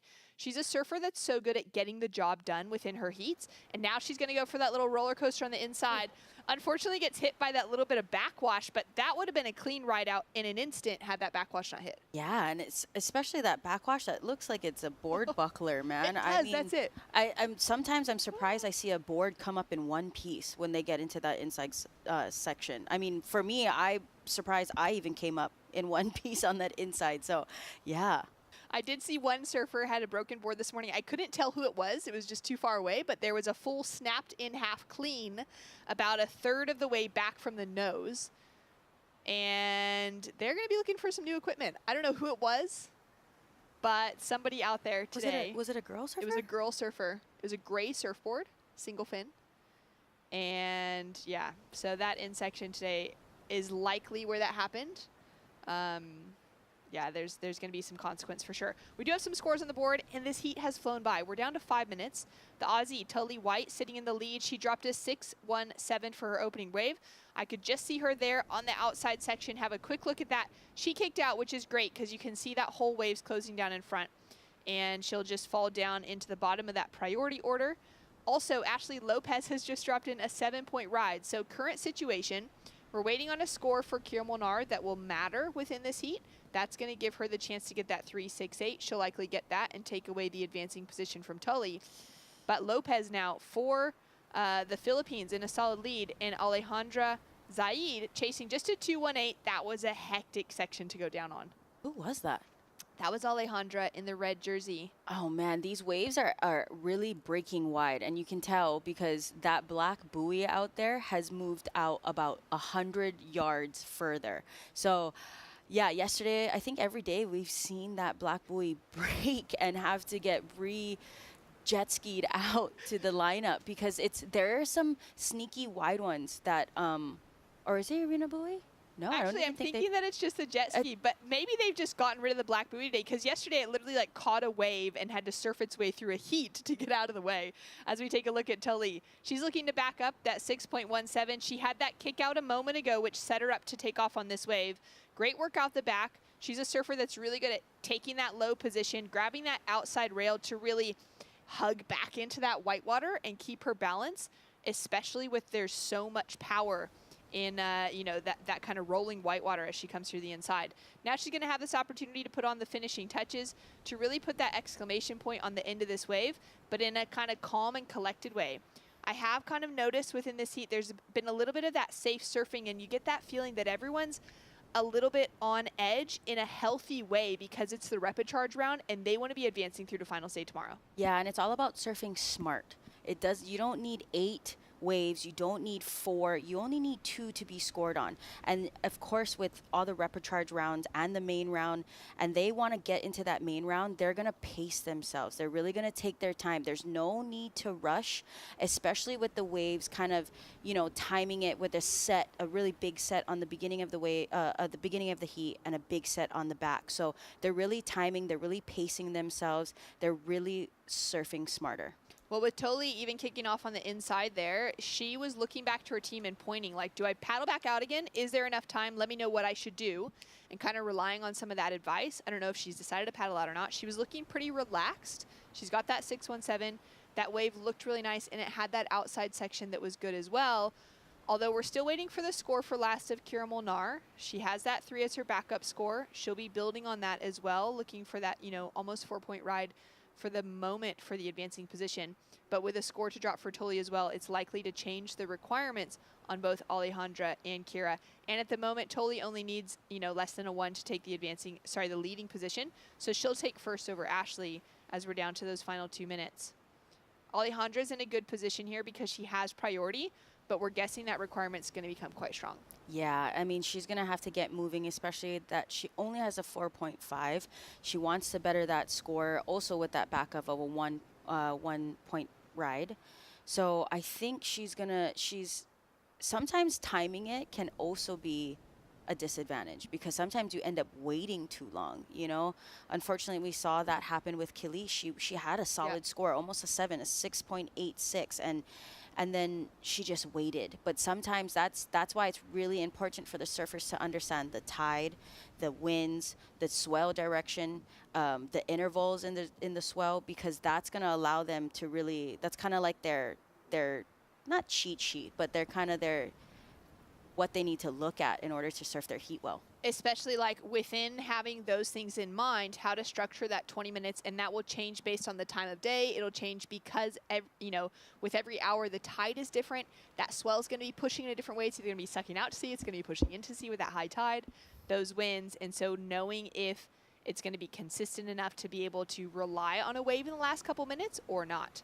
Alejandra now up and riding, doing well on this wave, cross steps up, finds that opening nose ride out towards the shoulder, sets herself up for another nose ride, gets a little hung up on the paddle back. Yeah, it was just that lull section right there. There was the wave hit kind of a deep spot, and she was really out towards the shoulder. I could tell if she timed it maybe just a second before and walked back, she could have completed that turn back into that power section. But she's just here on the inside, just trying to catch a little one. She's going to sneak into this wave. Smaller size on the inside, and it's going to just be that opportunity to get her into the shoreline. It's unlikely that a big score will come from a wave like this from what we've seen from the judging so far. And having a look kind of out to sea, we haven't seen Ashley Lopez get herself onto another wave from what we can tell from this angle as the timer has sounded out. Now she's that surfer with a 7-point ride, the highest wave of the heat on the board, Megs. And she was unable to get herself a backup score. We also know we're waiting on a score for Kira Molnar, who's in 4th, but has another wave to drop. And we're waiting for a score from Toli White. Kira and Toli are going to have scores of, I think, substance to them. Alejandra's just dropped a 2.6 to back up the 4.5. Momentarily goes into the lead, but that will change without a doubt. Now the question, Toli White will get the 0.84 she needs to take out Ashley Lopez and move into 2nd, which will push Alejandra down into 3rd, and Kira Molnar might have the opportunity as well. Yeah, and this is the wave that the judges are deliberating on, and well done, because I mean that was a beautiful hang 5 out the back. She's just grabbing that rail to get past that whitewash. I mean, that whitewash is not forgiving, so that was a good call on her to get down low and really stay into that wave as she works her way onto the inside, just calmly stalling. I love how much she just looks so composed. Her arms are always flowing perfectly with the way that her body is going as she steps back for a nice, easy cut back. Beautiful how she engaged that rail. But again, I've seen Tully do full roundhouses on a single fin, and she is surfing smart, which is a good play. And I think that's exactly what her coach, Belinne Kimball, will tell her. You know, it's so awesome to see Belinne on the beach there with the rest of the Australian team. Coach Mama, I remember her coaching me at times, like even in a free surf, she'll be like, hey, move your back foot a little back, you know? Yeah. So it's a amazing thing that Belinne's here. Well, an incredible result for Team Australia overall. Toli and Kira both needed scores to get the advancing positions. Toli drops the 6.77 to take the win, and Kira drops the single highest score of the heat with a 7.33. Those two women only needed 2 waves, got those 2 waves, took Australia into the advancing 2 positions. Guatemala and the Philippines, unfortunately, out of the event. We have so appreciated seeing them here, and we will much more in the future. We're going to go to a quick break. We'll be right back.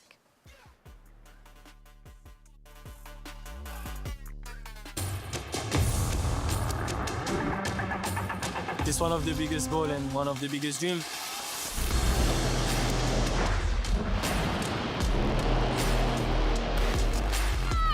It's been like an emotional roller coaster. I ask myself, what just happened? Is this real? Every athlete's dream is to, reach that gold medal. I'm on a mission, I think that everything is possible. It's not over till it's over.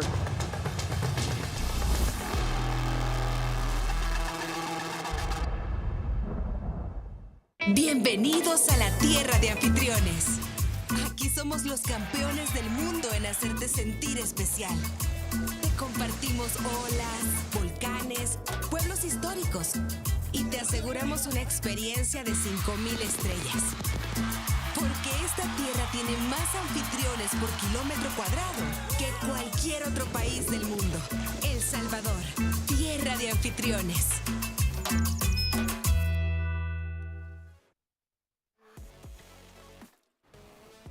Welcome back to the action for the ISA World Longboard Championships in Surf City, El Salvador. We're into heat number 2 for women's repechage round 3 with Portugal, Ireland, Puerto Rico, and Canada sending surfers in the lineup. We have Ines Martins, B. Greenberg, Jasmine Dean, and Liv Stokes, all trying to avoid elimination in this current heat. And we've got someone swinging around early. And having a look at this wave, we do have scores to drop on the board for every surfer, so there's already been some action this morning as we take a look at Jasmine Dean into that opening nose ride, sets herself up, back into the pocket, and wanting to stay close to that now as she just goes in for that second little kind of snap on her backhand almost, whips that board around, and a second turn here, loses a little bit of control. Will she be able to hold onto it? Looks like she's going to be able to at least finish this wave with control. As we can see, B. Greenberg out the back in the blue jersey, couple steps forward and sets herself up, cross-stepping while she's in speed in that high line, but just has a little too much of it to maintain control. Yeah, that's a really hard section to navigate, especially on the nose where you're basically your 3/4 of the board is behind you. So you really have nothing in front of you besides just your feet. And that's why it's, the judges are scoring so high on that because there's nothing in front of you when you're nose riding. It's just you're really trusting your feet and really your ankles, your calves, your quads, your knees, everything comes into play on those hang fives and hang tens. It's so important to be able to have all that strength, that ankle strength, that knee strength, that hip strength as well, and the core strength is really what holds you steady in those positions.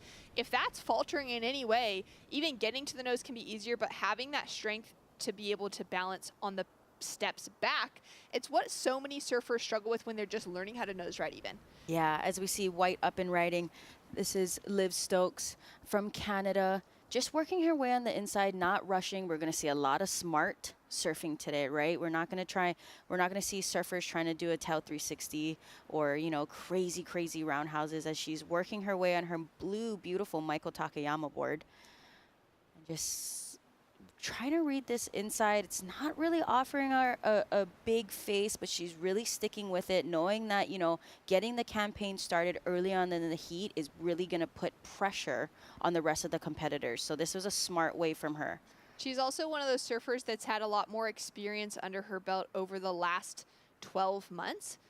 Finishing off on the inside section here, that looks really nice as she's able to drive that Takayama through the face of that wave. But we'll take a look at some replays here, and we'll get back to that conversation in a moment because Ines Martins had a bomb out the back. Yeah, and you can tell she's staying low and centered, looking for that lip to kind of hit. It's just kind of behind that whitewash, and then she gets out into the face, really working her way in. I really was hoping to see her get to the nose in the beginning, but I think this is a well-ridden wave. This is her kind of almost brushing off the nerves, trying to figure out what's happening on the waves. As we see, the chops are kind of starting to come in. The winds might be switching a little bit, so this was a good almost opener for her to really build and get that platform to start her campaign. Yeah, I think that's exactly it. Just to be able to get things going as we take a look at this second wave of Jasmine Dean's score to drop. Yeah, she's just a little bit out on the shoulder, but I think it was because she saw all the other surfers. She saw Inez really pumping to stay into that face, really trying to get ahead of that whitewash. So she was just, trying to stay out into the shoulder as she's doing some really nice backside turns. It almost looks like a shortboard. Makes sense. I mean, she's also a very avid, amazing shortboarder. So as we see up and riding, blue, B green, just going down again in that really steep section. She didn't really transfer her weight. Again, you saw her fall backwards. That was because her weight wasn't centered over her feet. So important to have those little things dialed in, but also, charging on some of these bigger waves. Like you said, the example of Ines, just kind of getting a feel for, all right, what's happening out there this morning. Maybe they paddled out for a free surf. I think most of the people that I walked past this morning had wet hair and had definitely gotten out there. But it also means that it's a lot of people in the lineup early on, and it's a little bit less consistent, slightly smaller today. And so it could have been challenging to be able to get those kind of jitters out in a free surf as we take a look now at B.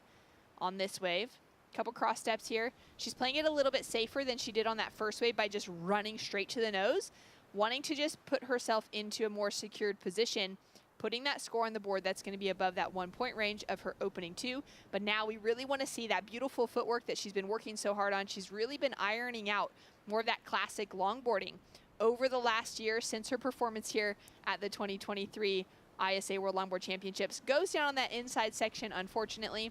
Now we've only got 12 minutes remaining in this heat, couple scores to drop, and as we wait for those, let's go down to the beach to catch up with Tolly White, who on her final wave walked away victorious alongside her teammate Kira Molnar.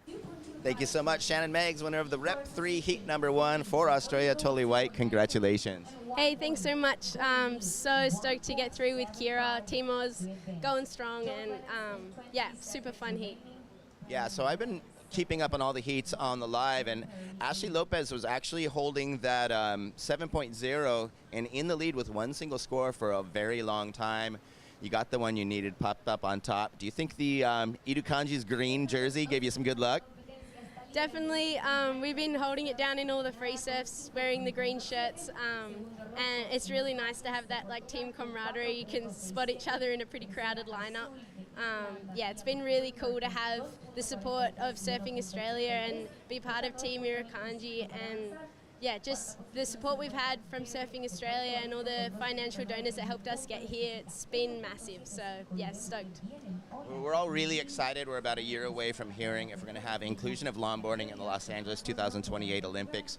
Are you already kind of practicing and competing with the mindset of a future Olympian?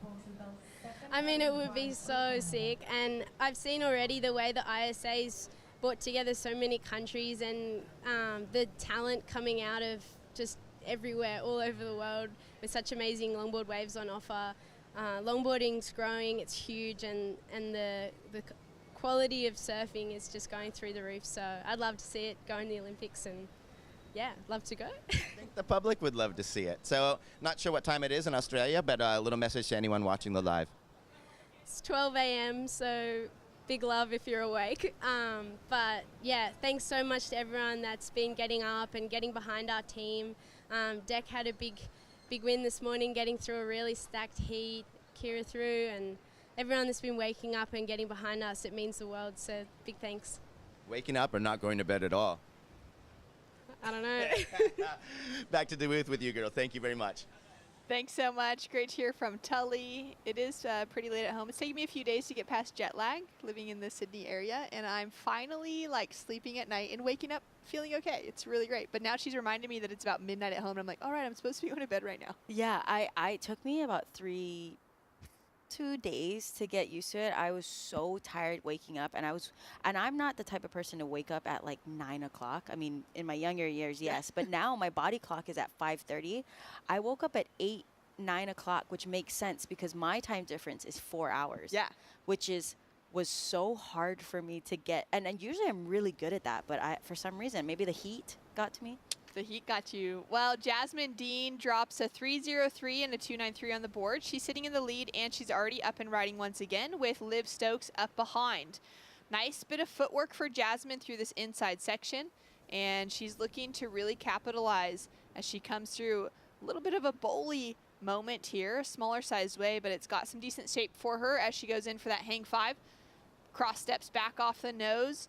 And I like the way that she's able to just use that bottom turn as a goofy foot. It looks really stylish and allowed her to get up into that little roller coaster finish. Yeah, beautiful wave. I think she really knew with less than 10 minutes left, she wants to back up and get a bigger score for her backup, replacing that 2.93. So, yeah, with some time left, she's going to paddle back out and probably wait, I think, for a set. As we talk about the surfers' timing, really working smarter, really surfing smarter, I think, she's going to paddle back out, kind of conserve energy. She's got some time on the clock, and she's going to wait on the outside. Very smart strategy, especially coming into this end of the heat with about 8 minutes remaining. to have, you know, locked in some scores, but now really wanting to get one of those set waves, especially when it comes to getting those bigger scores on the board. The judges have been loving those bigger waves. Taking a look at, you know, some of the participation we've had this week, 39 nations overall represented for this year's event with 129 athletes in the draw. 61% of them, 61 women, 48% of competitors have been women. And if we had had 6 more women in the draw, we would have had equal numbers with the men's side, which would be the first time in ISA history. We're getting closer and closer to getting there each year. As we can see there, we're just breaking records with participation, and it's really awesome to see that inclusion. And the ISA's push specifically for gender equality, offering equal numbers for competitors on both the men's and women's field. That's one thing that's really important in getting across that Olympic inclusion line for LA 2028. Of course, we know that shortboarding is a now confirmed core sport of the Olympic calendar. It's going to be in for Paris. We're looking at it already for LA, for Brisbane in the years to come.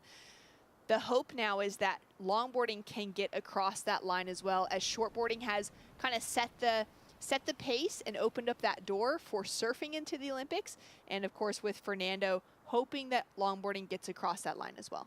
Yeah, and you know, coming from Hawaii, where, you know, I've said this pretty much every day, because it really is important to know our history and our surf history.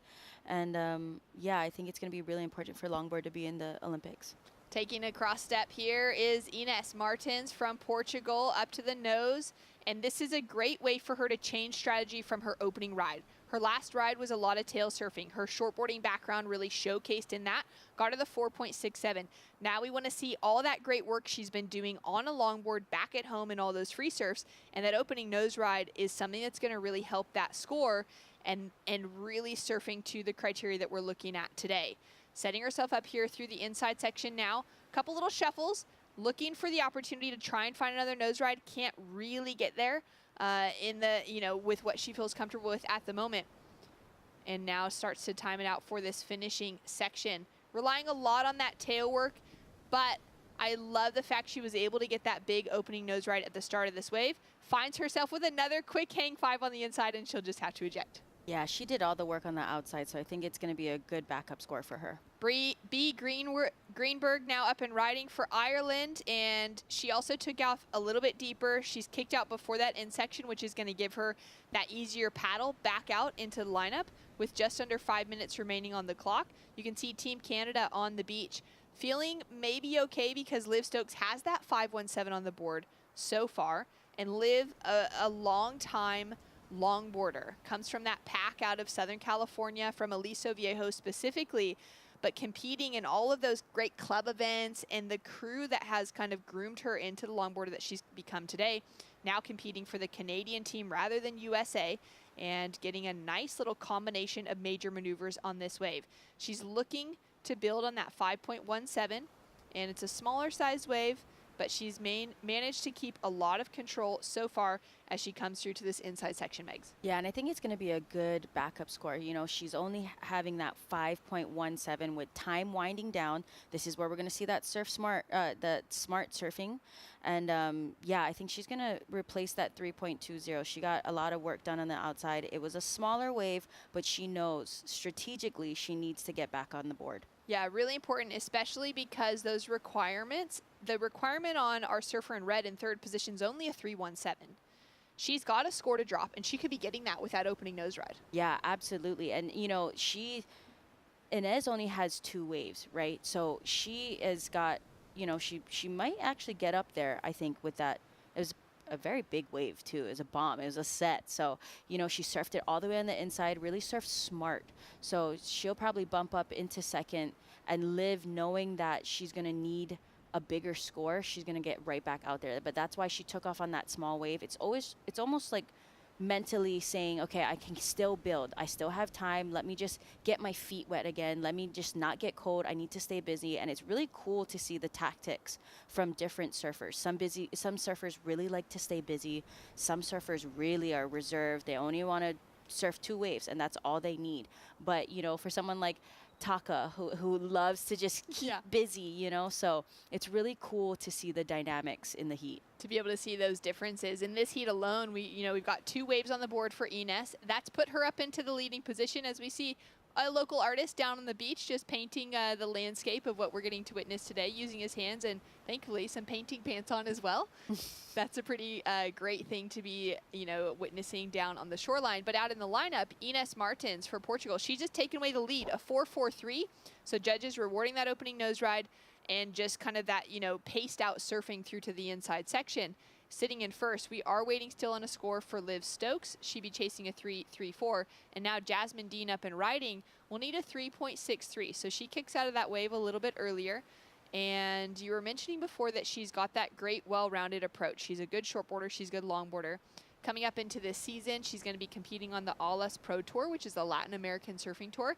It's an incredible opportunity for surfers in this region to get time in a jersey. There are so many heats, so many different events. And for Jasmine, she's one of those surfers on that tour that will compete both as a shortboarder and as a longboarder. So her competitive prowess this year, as well as competing in events like Mexi Logfest, which she's on the roster for this year, she's going to have a great opportunity to continue, I guess, growing in her heat strategy, but also in her well-rounded approach to riding waves. Yeah, absolutely. I mean, being in a heat is so different from being in a free surf. I mean, being a coach, we can run heats all day, but we don't have a timer, we don't have a heat, a beach announcer, and we're surfing with other people during the free surf. So it really makes a difference when you can get your heat stature up. She's probably surfed, I don't know, probably 18 heats already, just in this year. So she's got, that's a big advantage for her, and really understanding her heat strategy. She has the highest score of the heat, a 5.47, and her backup is a 3.03. So she knows right now she has first priority as well. So she's going to play that defense. I can guarantee you, from a shortboard background too, she's going to play defense, but also wanting to replace that 3.03 because Liv Stokes just got another good score. So Liv's dropped another 5 on the board. She opened with the 5.17. She's now grown that score up to a 5.77, and it wasn't the biggest wave, but for Liv, all of the nuances of the footwork of those pocket nose rides, that's the sort of thing that the judges are looking for, even to reward on the waves that don't have that huge size for the consequence. Yeah, she really ticked off all the boxes. She had fluidity, she had style, she had grace. Everything led up to the next. She wasn't thinking, a lot of time wasn't wasted on the wave. Everything connected, and that's what the judges want to see. The context of this heat is so tight. Now it's only B. Greenberg that has that bigger requirement and hasn't found herself with that 4 to 5 point score so far. She's chasing a 6.03. So that's going to be, needing to be really thought out on wave selection likely, but it's going to be challenging for her at this stage because I can see where she's paddling back out. She's going to have to swing to maybe try and go on something on the inside because she's going to be underneath that 4th priority. 15 seconds on the clock though, and Jasmine Dean had a paddle for that wave, couldn't get into it. She only needs a 3.63, and it doesn't look like she's going to have time to catch a wave, as we can see that B. Greenberg is up and riding on the inside, a wave that Jasmine had paddled for. Now B's requirement, again, being in that 6-point range. Beautiful surfing from her on that little outside section. Kind of pumps along here to try and keep that trim line, but curious to see if anyone was able to get a score out the back.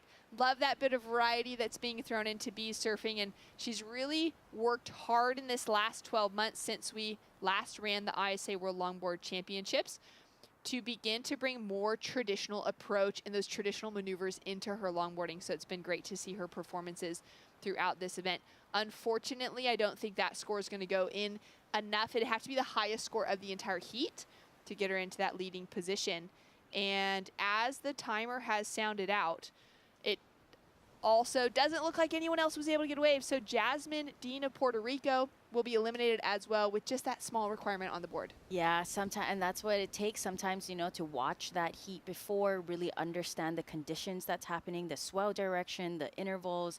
And I think sometimes, when you wait too long, looking for that too high of a score, it can be a really big disadvantage for that person. And I found out that B. Greenberg was actually surfing on a broken board. What? Yeah, she broke her board in, as you could, some of the replay, you could see that there's a white line underneath. She broke her board on this pupusa section 2 days ago, and I think really almost got hurt. I gotta, don't quote me on it. I need to find my true facts. But I was talking to Ben Skinner, and he was saying like he ran down and had to help her because it was pretty gnarly. So good on her. She represented her country very well. So very awesome. Well, great job, B, and congratulations to Liv Stokes taking the win. Ines Martins through in second. We've got more action to come when we return.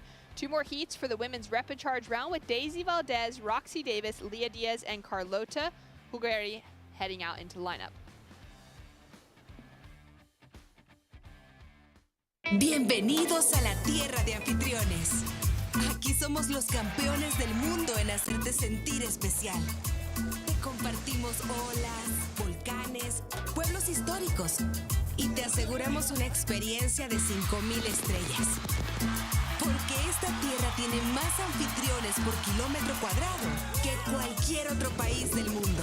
El Salvador, tierra de anfitriones.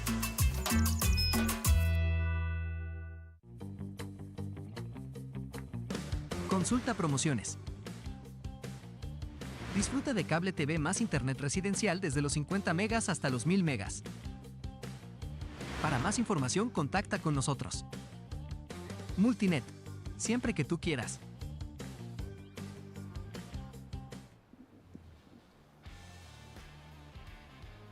Welcome back to the action here for the ISA World Longboard Championships. The surf is fun, it's contestable, it's consistent. We've been seeing some upsets already in this morning's competition. It's been kind of a wild way to kick off the day with so much more surfing to happen. We're running through rep and charge rounds this morning. We've got main rounds throughout the day, and it's going to be one of those days where we really kind of start weeding through the competition, and we're going to be much closer to deciding our finalists come tomorrow. Yeah, and I love this heat. We have 2 moms in this heat. We have and the up and coming. So this is going to be interesting. I want to see what their strategies are, with a couple vets in the heat and some young ones in the heat. So yeah, it's going to be interesting to see where they're going to sit, how they're going to maybe paddle battle each other, jock one another, or are we going to have, some of the Roxy Davies kind of, as we see her here, catching this wave, just a little send it there on that whitewash. Little boogie boarding to start. Little boogie boarding, just to shake off the nerves. But she gets a good, nice turns in, beautiful hang 5.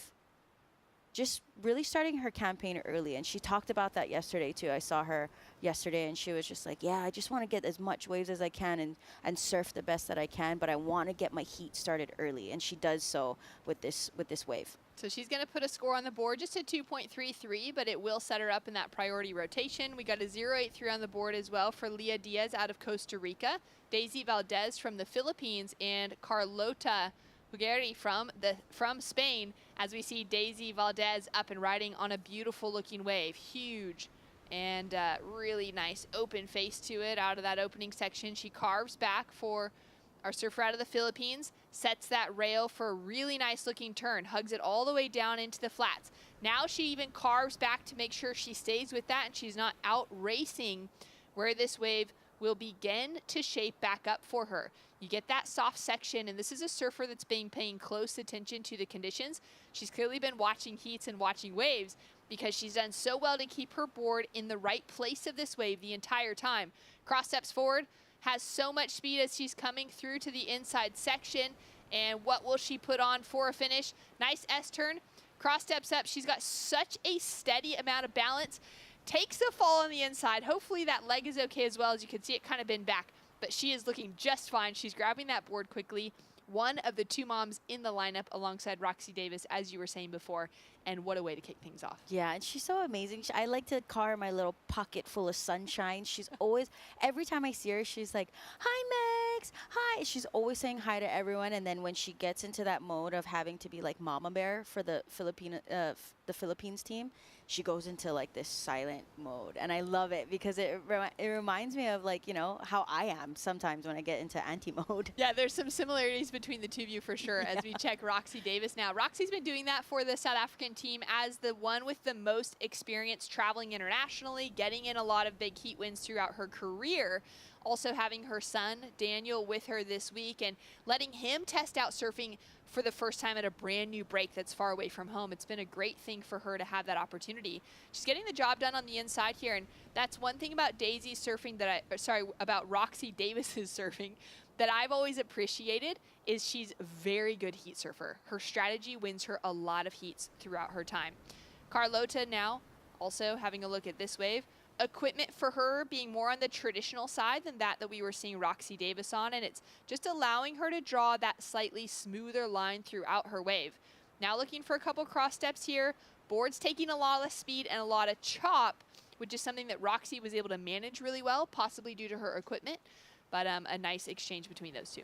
Yeah, and as you can tell, as the sun comes up and the day starts to heat up, the ocean starts to heat up, that wind, that chop will start to come in. So these girls have a lot of navigating to do, but smart surfing from all of them, trying to get an early start on their heat, try to put the pressure on everybody else. Leah Diaz now up and riding on her second wave out of Costa Rica, a younger competitor at this year's event, putting together a graceful performance.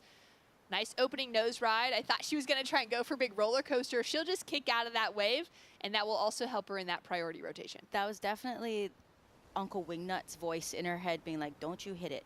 Paddle back out, go get priority. You know, so I can hear his voice. What's so funny is I still hear his voice.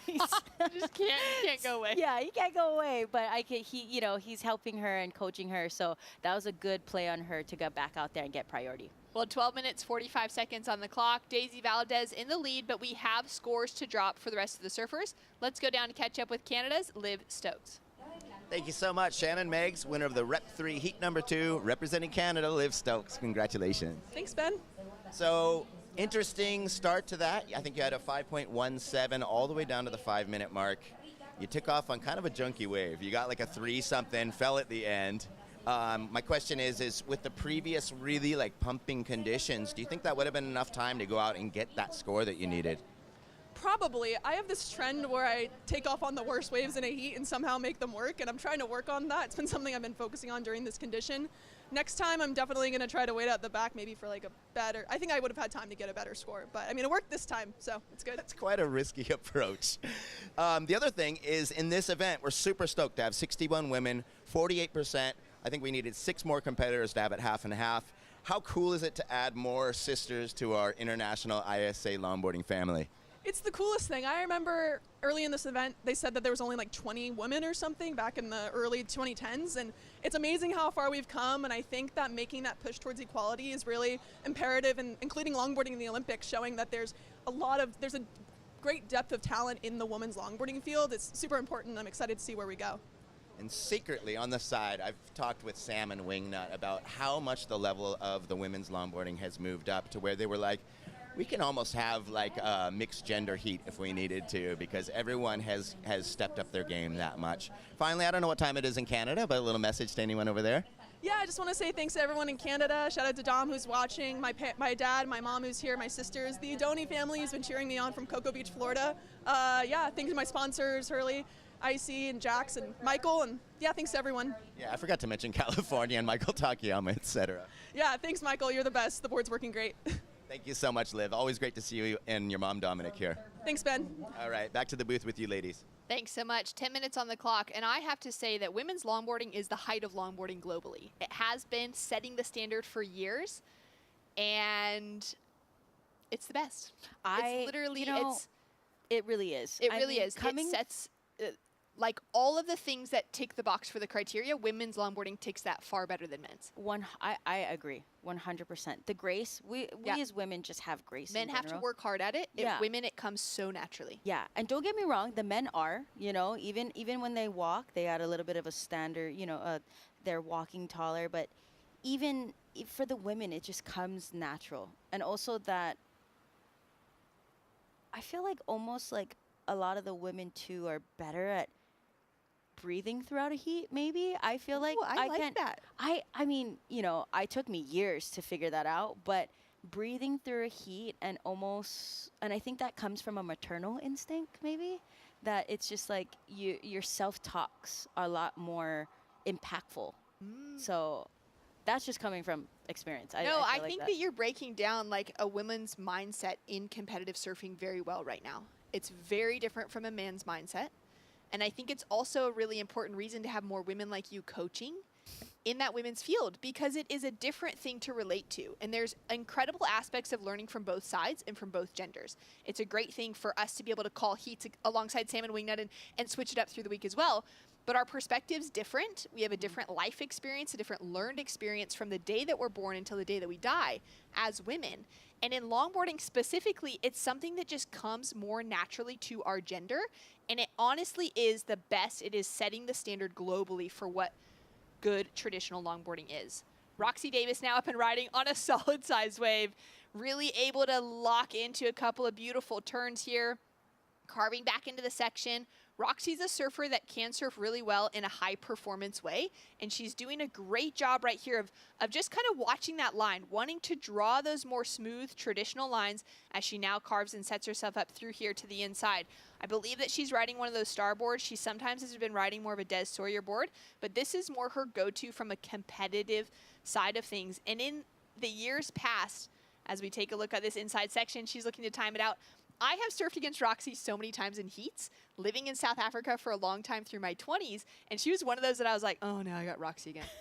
I got the like multiple national champion, and she's so strategically strong that it does her, like she's a very challenging surfer to beat when she's into a jersey. Yeah, I mean, she puts heats together, and it makes, you know, she has that upper advantage of being able to have that heat knowledge under her belt as we see her working her way to this inside.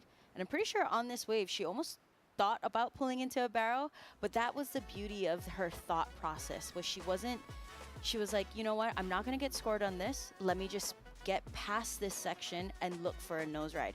And I'm pretty sure she's riding a 2+1.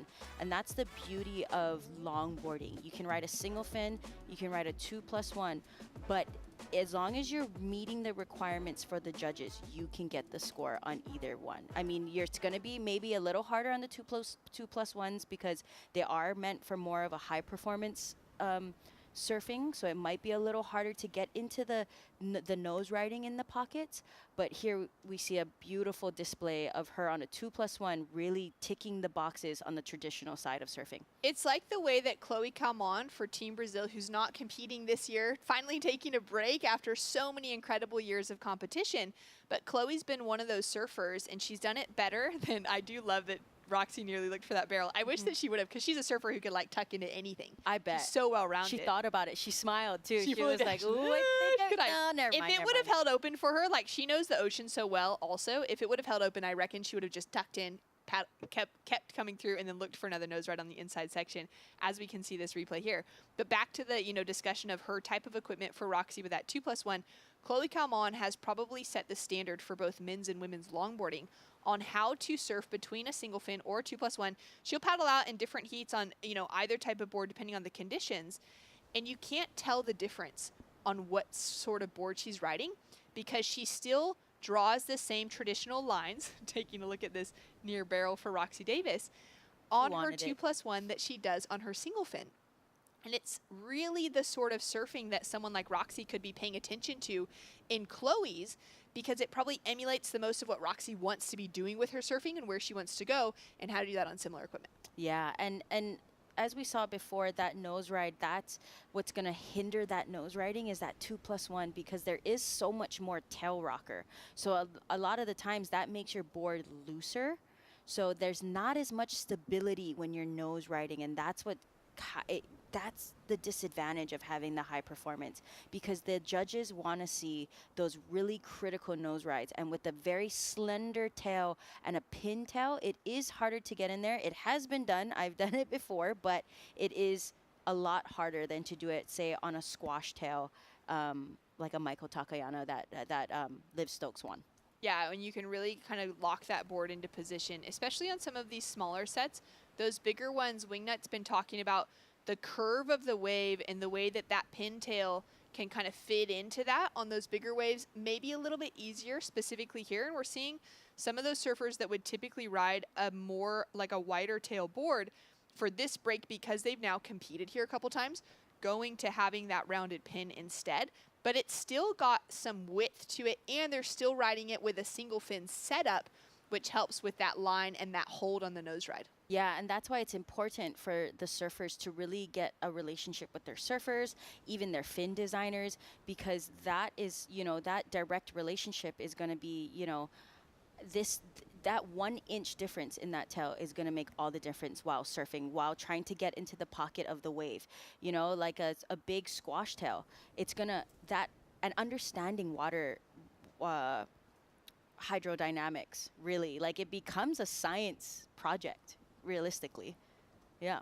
It's so good. As we take a look at a paddle here, we've got some live action about to start with Carlota for Team Spain. She's unable to get into that. She was in first priority. She'll now fall lower in that priority rotation. Daisy Valdez just jumps off right in front of our water cameraman, who's going to take a deep dive. And unfortunately for Daisy, that could have been the wave to give her some big scoring potential, but just wasn't quite in the right position on it. Taking a look at the situation update in the lineup, we've had such a fun time talking about women's surfing and shapes of boards that we've kind of forgotten what's happening out in the water. 3 minutes, 15 seconds on the clock. Leah Diaz of Costa Rica is sitting in the leading position. That graceful traditional style of getting to those early nose rides and then kind of really gracefully using that rail through the rest of the waves has set her up in that leading position. Roxy Davis has the 407 and the 367 on the board at the moment. She's done very well to keep herself in that advancing position. But it's our Spaniard, Carlota, who's sitting with the single highest score of the heat, that 567 for that wave that we watched before, which also had great combination of major maneuvers. And the rail of that board, I feel like, just allowed her to kind of smooth things out. She's sitting with only a 207 requirement on the board. Daisy Valdez as well with just a 2.91. And you can see that there's a little bit of that maybe anxiety starting to grow in the looks and the opportunities, Megs, as we can see Leah Diaz now setting herself up here. She has priority. She's easily into this wave. She's looking now to try and get herself into the fives to really secure herself with that winning position. 5 to tight 5 combination, hands held high, and doing great as she just kicks that leash off of her back leg, sets herself up with a little change of direction here, not any major turns. And she's going to continue to hug that wall of whitewater. You can see there even that she's, kind of rotating her head and checking a little bit more to make sure that she is staying where that whitewater is still going to connect with that board. Sets herself up here for a great hang 5. Gets a little bit wild. Somehow manages to catch her footing. And we'll look to see one more step through the inside section, just rushes it a bit on the finish. Yeah, but she did all the work on the inside, and I love how her takeoff, she didn't go directly towards the face. She did a fade first to set her up to get into that high line for that hang 5 and that tap 10, tight 5, and walking back and really maneuvering her board. And it's really smart for her to look at where her board's going, constantly looking over her shoulder, because where your eyes go, the rest of your body follows along with your board. Oh, such great coaching tips from Auntie Megs as we see Carlota quick steps up to the nose, now just waiting it out, wiping that water from her eyes as well to clearly see what's happening in front of her here. I love that little carve back into the section, putting that board into that outside rail and smoothly doing it again. She's looking now just for backup score. She's been the strongest surfer in the heat when it comes to that single wave, but she's been waiting patiently into the dying minute to get herself a backup score on the board. So we'll hope that this is strong enough to battle with the other scores that we have to drop in. And if Daisy Valdez is able to get a score at the back as well, it could make it a more complicated situation across the board. She goes down on that finishing maneuver, but the more important part of these waves is the outside section. Yeah, and she doesn't have a backup score, and she has the highest score of the heat, 5.67, and I think that'll get her up into second place. And blue right now, Roxy Davies, is feeling that pressure because she knows that Carlota got a pretty good wave. I hear the cheering down on the beach. That's also a reminder too. If they need a reminder, it's the cheering to be like, oh, that other team, that other competitor got a good wave. And a paddle for our surfer in the red jersey. Quick couple steps, and unfortunately this will be just too late after the buzzer for Daisy Valdez, the mom out of the Philippines. Beautiful way for her to come in on, and what a shame because she easily would have been looking at the score she needed to take the advancing position if this had been 2 seconds sooner on the stand-up.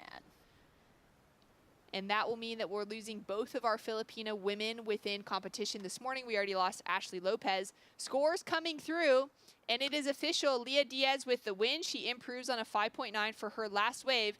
And Spain's Carlota Hugueri out of Spain takes away that second place position with a 4.37 and knocks Roxy Davis of South Africa into third. I love how she's just like, I don't know, did I get it? And then that big celebration. We're going to see a lot of that today of everyone really quiet and then getting to be able to hear that score. Everyone's going to start cheering. So that's going to be exciting today. Well, impressive surfing for the young Costa Rican, making her mom proud and the Diaz family back at home. Takes away a heat win. We'll be hearing from her shortly.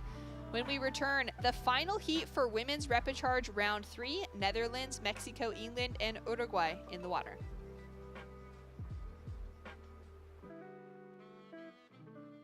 Bienvenidos a la tierra de anfitriones. Aquí somos los campeones del mundo en hacerte sentir especial. Te compartimos olas, volcanes, pueblos históricos y te aseguramos una experiencia de 5,000 estrellas. Porque esta tierra tiene más anfitriones por kilómetro cuadrado que cualquier otro país del mundo. El Salvador, tierra de anfitriones. There's a right time for everything.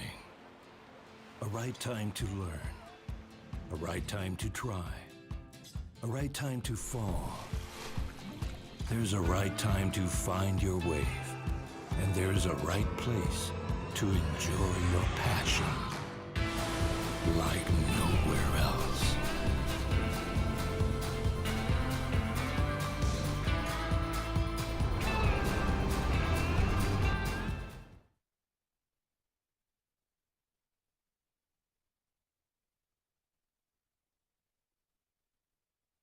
For the ISA World Longboard Championships here in Surf City, El Salvador. Watching a quick replay there of Leah Diaz taking out the lead in that last heat for Team Costa Rica, and she'll be advancing through with a win. Out in the water now, we're into our final heat for repechage round 3 on the women's side of the draw. Anne Albers of the Netherlands up against Coral Bonilla of Mexico, Emily Curry from England, and Ines Bissot of Uruguay. Live from Surf City, El Salvador, Shannon Hughes alongside Megan Godinez to call the action. Megan, you're a former copper medalist here at this event, which is an incredible result, and it's really fun to see how many other surfers in the draw have those medals to their name that are now looking for the opportunity to go for gold. Oh, absolutely. I mean, watching these waves and being up here, I was going to say I almost wish I had a jersey on, but it's really nice not to have to put a jersey on because of the pressure. But I would have, it would have been really fun to represent Hawaii as a team. And yeah, we'll see. I mean, had to start somewhere, and we're still, still going. Emily Curry now up and riding for Team England. Nice opening nose ride and looking smooth as she, trims through that opening section, makes it around with that little stumble, and now drives through back into the pocket. She's got such an incredible bit of tail work that she can pull from. An incredibly good turn within her repertoire, and nice cross steps as well. Sets herself up here for the next nose ride. This is a great way to start out her heat. Combination surfing. Opening nose ride was on point. Couple nice turns on the rail. Board's looking smooth. This is the board that she damaged early this morning in the free surf, and unfortunately just connected with all the new cobblestones that are showing their teeth on the inside. Some of them have like some little barnacles on them as well. They get so scratchy and horrible. So she's got some tape. Ben Skinner, her shaper, threw some tape on that board and said, don't even stress about it. It's going to be watertight, and she'll be able to just continue surfing as well as she did on that wave. As we take a look now at Ines, setting herself up on a clean looking face. Looks like that wind has backed off for a moment. They just maybe lucked into that lull in the wind action that's likely to continue picking up through the day. And our surfer out of Uruguay with a nice wave opening up in front of her. That sun is just glistening. She throws a little bit of spray off that outside rail for that turn. And now you can see from this angle as well how this wave begins to bend.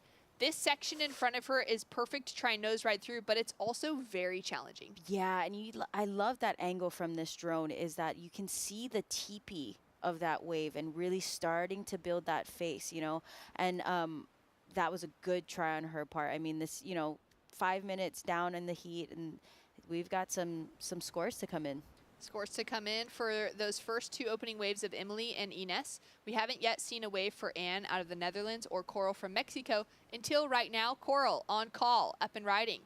Sets her line, finds that opening nose ride, sort of in that downward trajectory, but she's able to hold on to it. That board's just got enough of that water kind of hugging that tail and keeping her in the right position. Nice cutback to line herself up for this next section. Through this softer area of the wave, that was a nice bit of rail work from Coral. She had some beautiful surfing at last year's event and fell out a little bit earlier in the draw than she would have been hoping for. It was a great learning experience for Coral as just a young surfer, and now you can see that she's just kind of grown from that. She's been able to hold her composure, though she's in the rapid charge rounds. That sort of surfing is dynamic. It's exactly what the judges want to be seeing from dedicated nose riding. Throws in that cross-step cutback, does it again just for a couple quick turns on the inside section. A section where you maybe can't throw too much power in anyway, so it's more that finesse. 5 to 10 on the inside section, and wow, what a way to kick off her campaign. Oh my gosh, all these surfers, they're really putting the judges to work. So much work for the judges. We've already been seeing that done throughout the morning, and the winner of that last heat was Costa Rica's Leah Diaz. She's down on the beach with Benway. Thank you so much, Shannon Meigs. This is the winner of our Rep 3 heat number 3, representing Costa Rica, Leah Diaz. Congratulations. Felicidades. Oh, thank you. So today we've seen the size drop just a hair, but the main difference that I've seen is the waves are really standing up today, and really steep walls. How did the conditions of today affect kind of your approach to your riding? There was a lot more nose riding sections, and I wasn't able to put my finger on a couple of them. And then I think on my second wave, I went from a 5 to a 10 and got too greedy, and the wave really got hollow and knocked me off the board. So it's a little bit harder to read, but it's really fun and better for nose rides. Cool.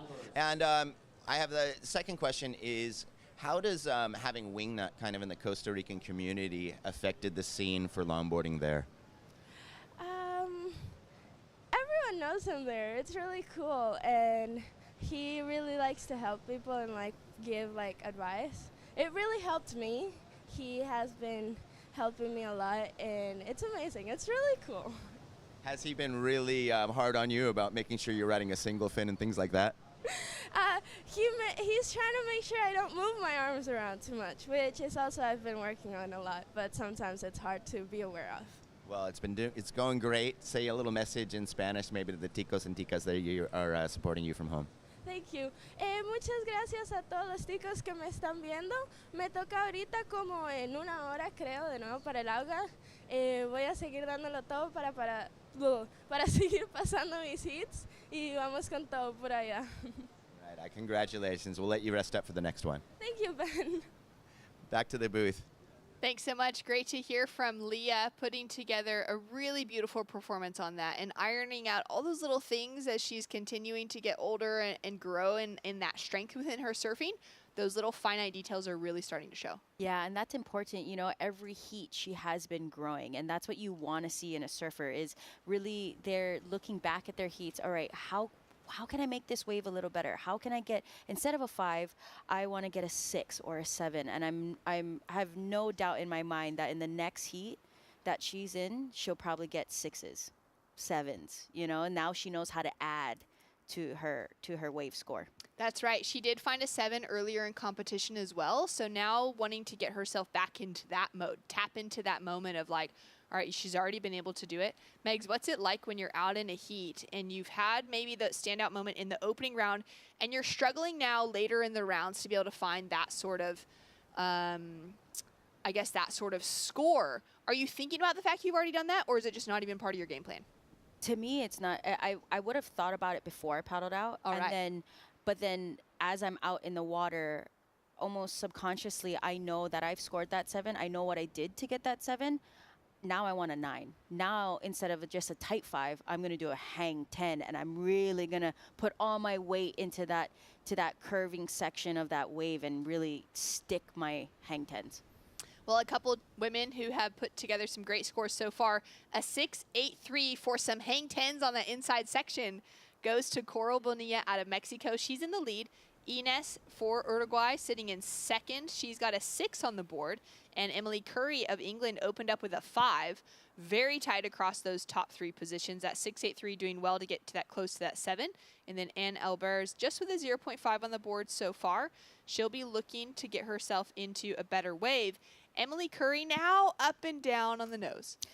It's so unfortunate. But the good thing about falling down on the outside is that she can get back out there and get ready for the next set. So, you know, with a good score of a 5.0, she's going to get a very low as a 1.0 for her backup score, but she knows she's out there still. She still has time. She's going to look for another solid score. That's a great point on falling on the outside, because right now Emily doesn't need a 3 or a 4, which could come from a midway fall on getting that one outside section and then falling halfway through. She needs to get herself a 7 on the board right now to secure an advancing position.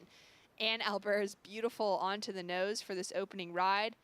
Hooks that hang 5. Now just pumping down the line. Looking for what this wave has up in front of her, carves back, doesn't really carve back into that section. You can see her focus is really forward on what's coming in that next section rather than kind of engaging with where she's currently at on the wave. Doing much better here now to really just hug where that kind of pocket is. Even though it's not really a pocket, it's just that kind of flat section of the wave. But staying closer to that whitewater is going to mean she's got a little bit more of that power to handle here on the inside. Yeah, and I love how you said that earlier, where she just didn't really look over. She was very much focused on what was in front of her, and a lot of surfers will do that, being that the waves are bigger today. They are breaking a lot more wider, so they want to keep looking forward, but they have to keep in mind that that deep spot there really makes you redirect, almost going left on a right point break. You could almost like nose ride left into the pocket again to set yourself up. And we saw that a lot yesterday and this morning, that a lot of surfers, as we see Team Mexico there cheering on Coro with that great score of a 6.83. We see Maurizio there. See the cowboy hats. Yeah. Little sun protection. And Coral doing so well to open up with that big score. Emily now sitting with first priority. So that fall set her up so well to get herself back into priority straight away. She's got plenty of time to sit and wait out one of those bigger waves to give her the better scoring potential. As we take a look at some replays here, here's that 6.83, Megs. Yeah, very well deserved 6.83. She had that hang 5 little lower on the wave. Wasn't a very high line, but she stuck that hang 5. It was very well committed. You know, it's not easy to hang 5 in that middle section because there's more water there. When you're up high line, you have less water and more of an air pocket, so that helps you levitate. So that was a good read on her as she's doing beautiful carving cutbacks. I love how much she's really turning her shoulders to redirect the nose of that board as she comes in for this beautiful hang 5 here. I love that turn. She navigates that chop very well, learning from yesterday to really hunker down on those legs and push through those chops. I'm loving that switch stance, cross step kind of a thing. And beautiful tap hang 10 and kicks out just before the pupusa section. Very smart surfing from our surfer in blue. So smart from the 16-year-old, now the 29-year-old up and riding, setting herself up. She's already got that 6-point ride on the board. So Ines started out so strong and back into that hang 5. Nice tight footwork as well, coming off of the nose.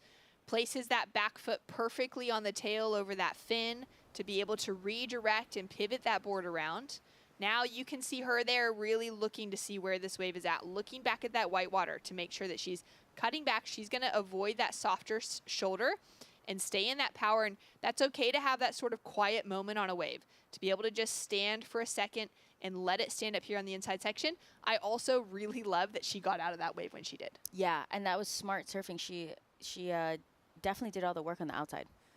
Coral now up and riding, 16 years old, splits her time between Baja and between Ontario in Canada. Big section in front of her as she comes around it. Nearly could have gotten the barrel there like we saw for Roxy Davis's wave. And just a cut back here to set her up into that section. You can see where this wave starts to double up now. It's got that opportunity for a steeper section for that nose ride. Finds that 5, locks in for another longer 5 through to the inside section. This wave has even more opening up in front of it. And there she's able to like really lay into that turn with a little bit more power. Beautiful surfing, quick little cross step, cut back. Maybe necessary, maybe unnecessary at that stage.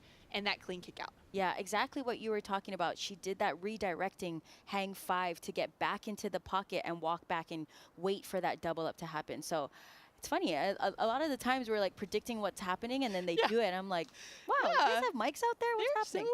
They're just on it, you know? Yeah. They know that ocean so much better.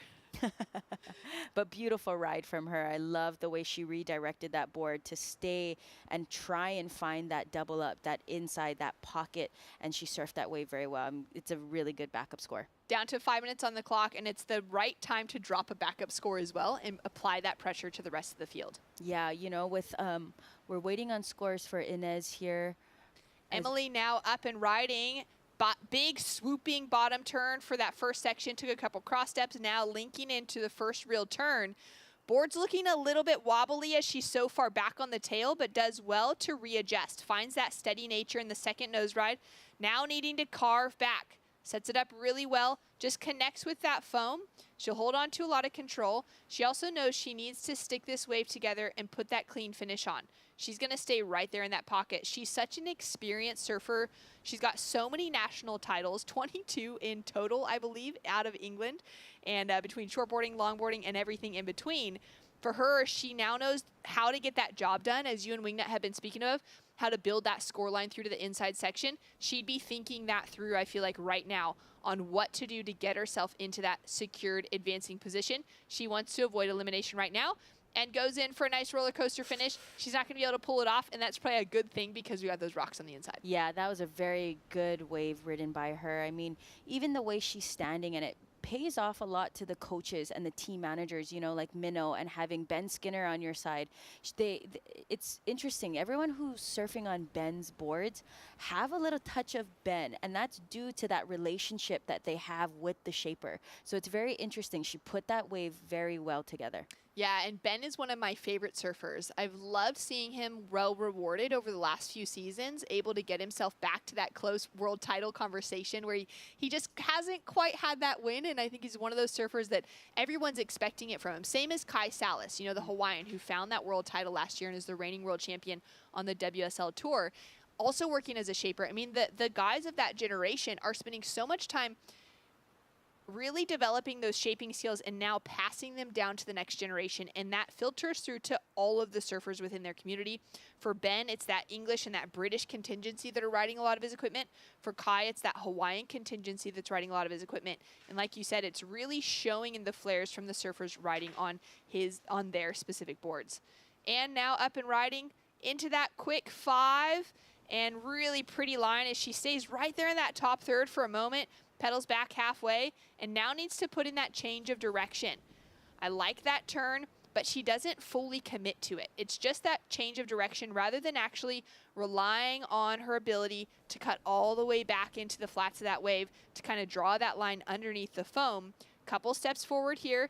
She's chasing a small score at the moment, but we are actually waiting for decent scores to drop for Emily Curry, for Ines, and for Coral as well. So she needs to really get the job done on this one to have an opportunity, as she's actually sitting on that smallest single score of the heat as well.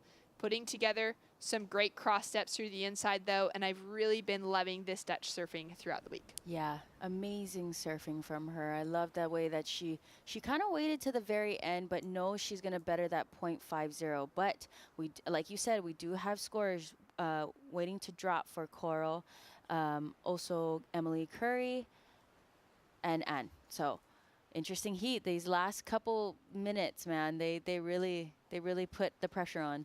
So scores are in for last of Ines. It takes her into the lead. It's a 4.93 to back up the 6-point ride. She's in first, which changes the requirement on Coral, now needing a 4.10 to go into the lead. The requirement on Emily and on Anne is just small at the moment, but we're waiting for a backup score for Coral, which is going to put that second score to her 6.83, and it's going to help her in that advancing position. And she's now up and riding once again with the opportunity to drop something big. Clean face into the second nose ride here on that hang 5. Now setting herself up as she kind of goes down the slightest bit of wobble on the face of that wave. She's doing really well to keep that board in the section. Quick steps out a little bit more onto the face of that wave. Now really needing to drive back and line that board up into the pocket. Here we can see the curl of that wave starting to stand up just behind her. and just taking that kind of slow pace as she's coming through to the inside. Looking for a similar finish to what we've already seen from her first couple of waves, and she's gonna just cross step back. She'll kick out on the shoreline, sitting with 15 seconds on the clock. We won't see her paddle back out. We're now gonna have 2 scores for her to drop. Ines is out the back with priority. We'll see if that priority disappears and she's able to get another opportunity. Emily Curry's on the inside section, so she's gonna be coming in, and Anne will also be coming in for her last wave. It doesn't look like Ines was able to get herself another opportunity, so she'll be sitting on the 6 in the 4.93, and we'll be waiting for scores across the board. A 4.83 now drops in for Holland. For Anne Albers, it jumps her into second. It now means the requirements on Coral Bonilla, a 2.50, and on Emily Curry, a 4.33, just to take away second. If they get anything slightly above that, they could be taking away the lead. And that's what we've just seen. A 5 drops in for Emily Curry.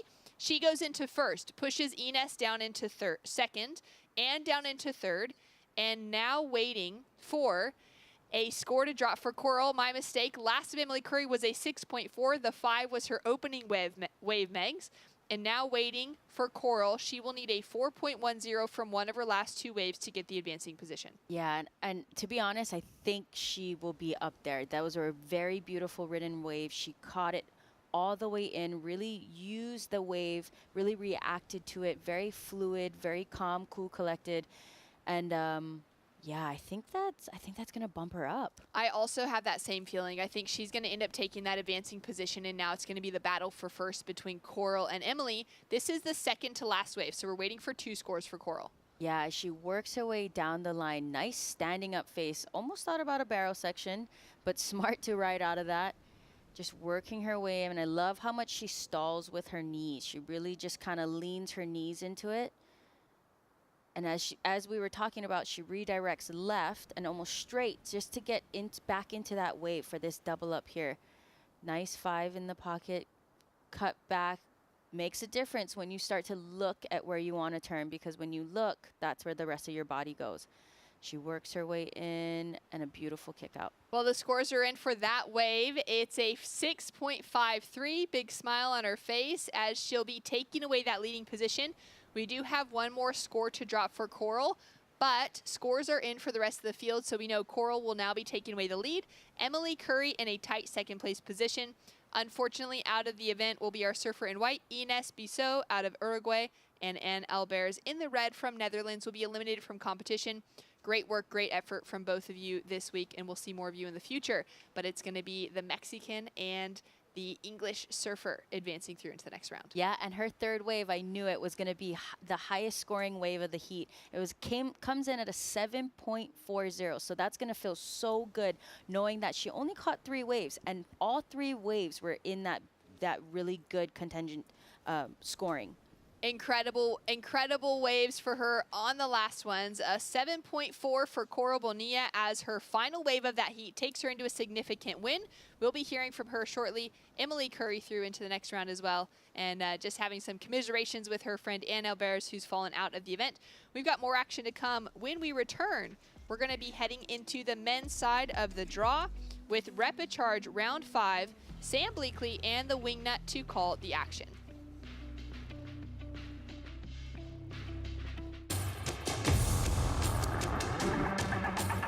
It's one of the biggest goals and one of the biggest dreams.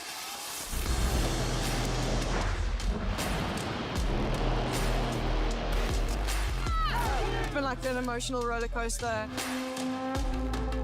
I ask myself, what just happened? Is this real? Every athlete's dream is to, reach that gold medal. I'm on a mission, I think that everything is possible. It's not over till it's over.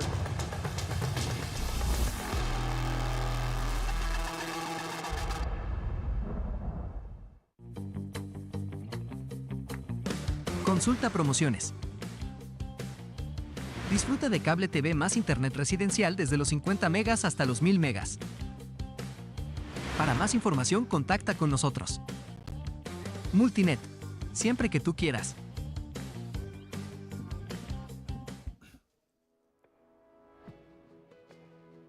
Welcome back, Longboard fans. A pleasure, a joy, and honor to have your company as we go live to men's repechage round 5, heat 1, up and riding, representing New Zealand. It's Jack Tyro, the regular footer, comes off the back of winning the single fin mingle, the Noosa Festival of Surfing, both the Open and the Juniors. He's surfing against former gold medalist at the ISA World Longboard Championship from Peru, Benoit Piccolo Clemente, and Sebastian Cardenas, also from Peru, and Ben Howie, the man with a PhD, Dr. Ben Howie from Bantham in South Devon. He'll be surfing for Team England in white as Jack Tyro just puts that stylish Midget Farrelly-esque drop knee turn there. Of course, riding the Keogh-built boards founded in 1957 in Brookville, so representing great heritage in surfboard shapes, Wingnut. I really like the board that he's on. It just keeps reminding me of a Lance Carson model. It's just so, has such elegant lines, let me say, and I love the style and aesthetic of Jack's surfing. So scores will come through for Piccolo in red from Peru, and he's up and riding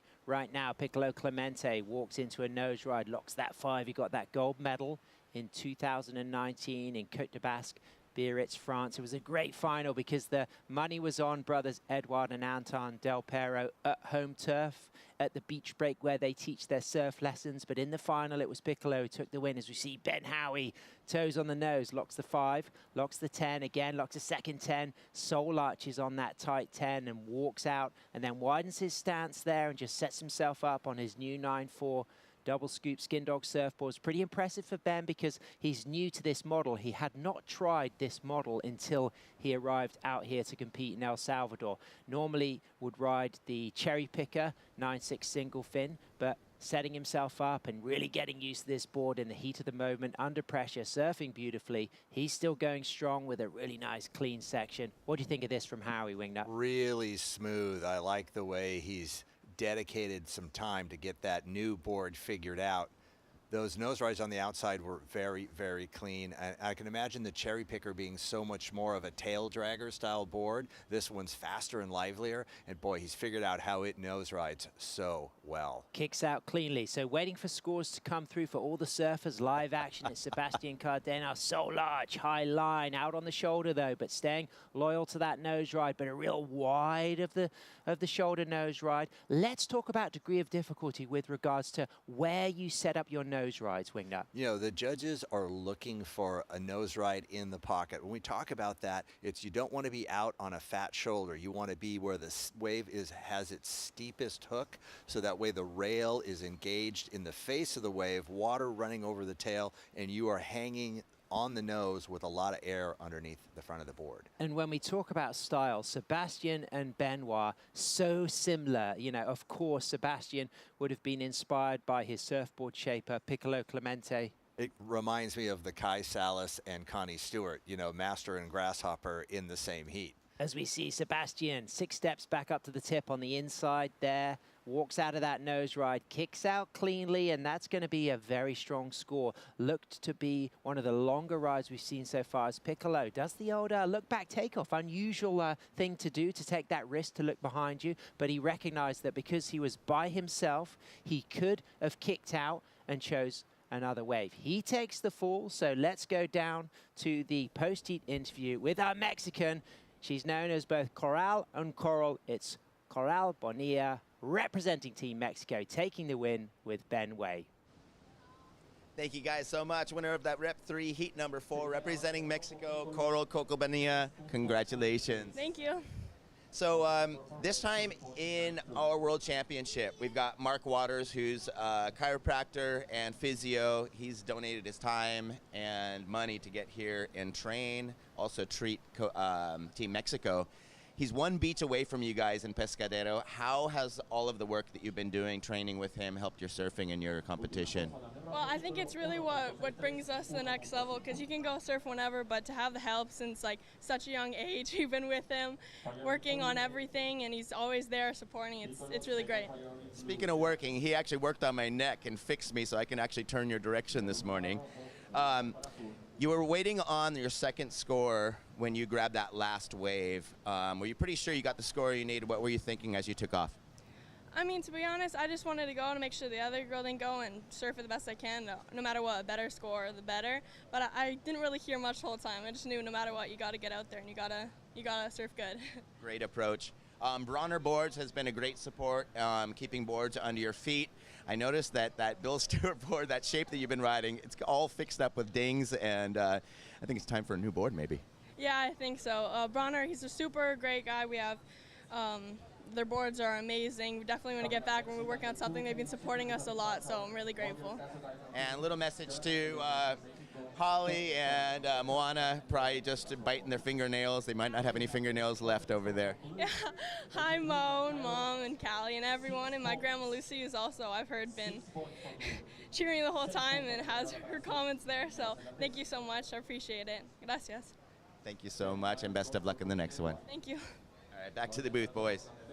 Well, congratulations, Coral. Age just 16, Wingnut. What a massive achievement to run this far. She has been impressing me with every round. You know what I'd like to, though? I'd like to get her grandma live commentary. I'd like to see what she's saying.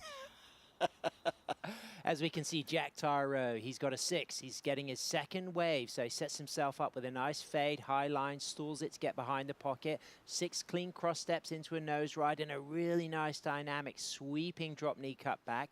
Stays high up in the wave to look for that second nose ride wall. He won the Trials event to compete at the WSL World Tour event last season at Bells Beach. He comes off the back of winning the Noosa Festival of Surfing and the Single Fin Mingle as he puts that board on edge. And it's great to see a lot of these stylists here also doing so well at the ISA, Wingnut. Such precise footwork with moving his body forward and back on that board. It really is clean. Unfortunate to see him tip over that way, but I guess the real shocker so far in this heat has been Piccolo.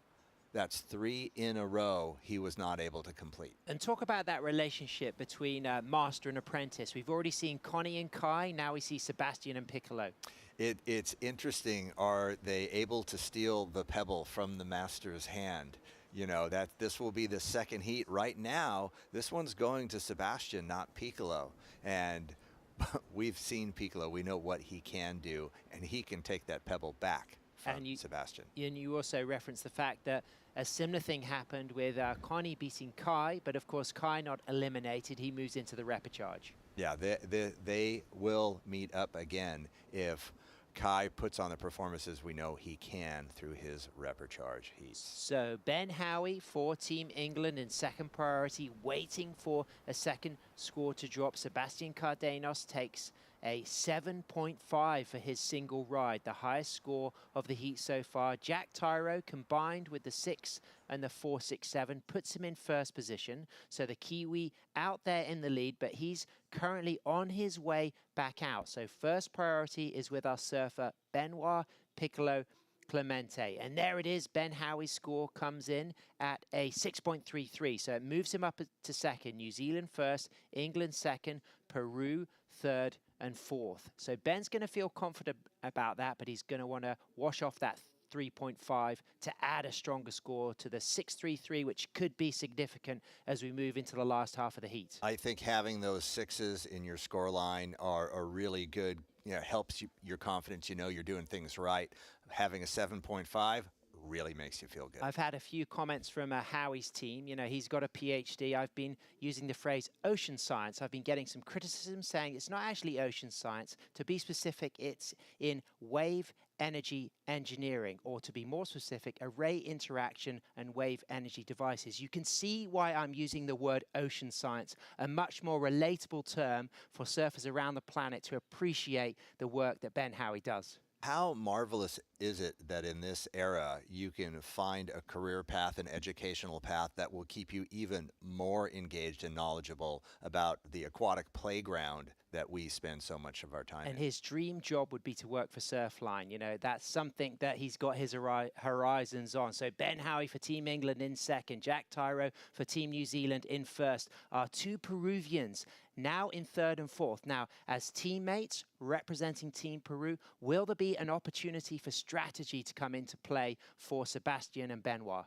You know, in the old days when there was not heat priority, I think something like that could happen. But One of the benefits of the modern era of competitive surfing is we have specifically a priority judge, someone who determines which order the surfers are allowed to select a wave. So with that, there's no more where you could send a teammate deep to like claim a priority on a wave. So this is the 7.5 wing nut for our surfer in green from Peru, Sebastian Cardenas. And he gets a really nice nose ride, but you had pointed out earlier how far out on the shoulder he started to get, which is why I'm really glad that he brought himself back into the pocket of the wave where the true energy is, bringing that one right by Piccolo. Then he goes up, gets a really nice 10, a steeper part of the wave, the true pocket there with that hang 10. Very nice.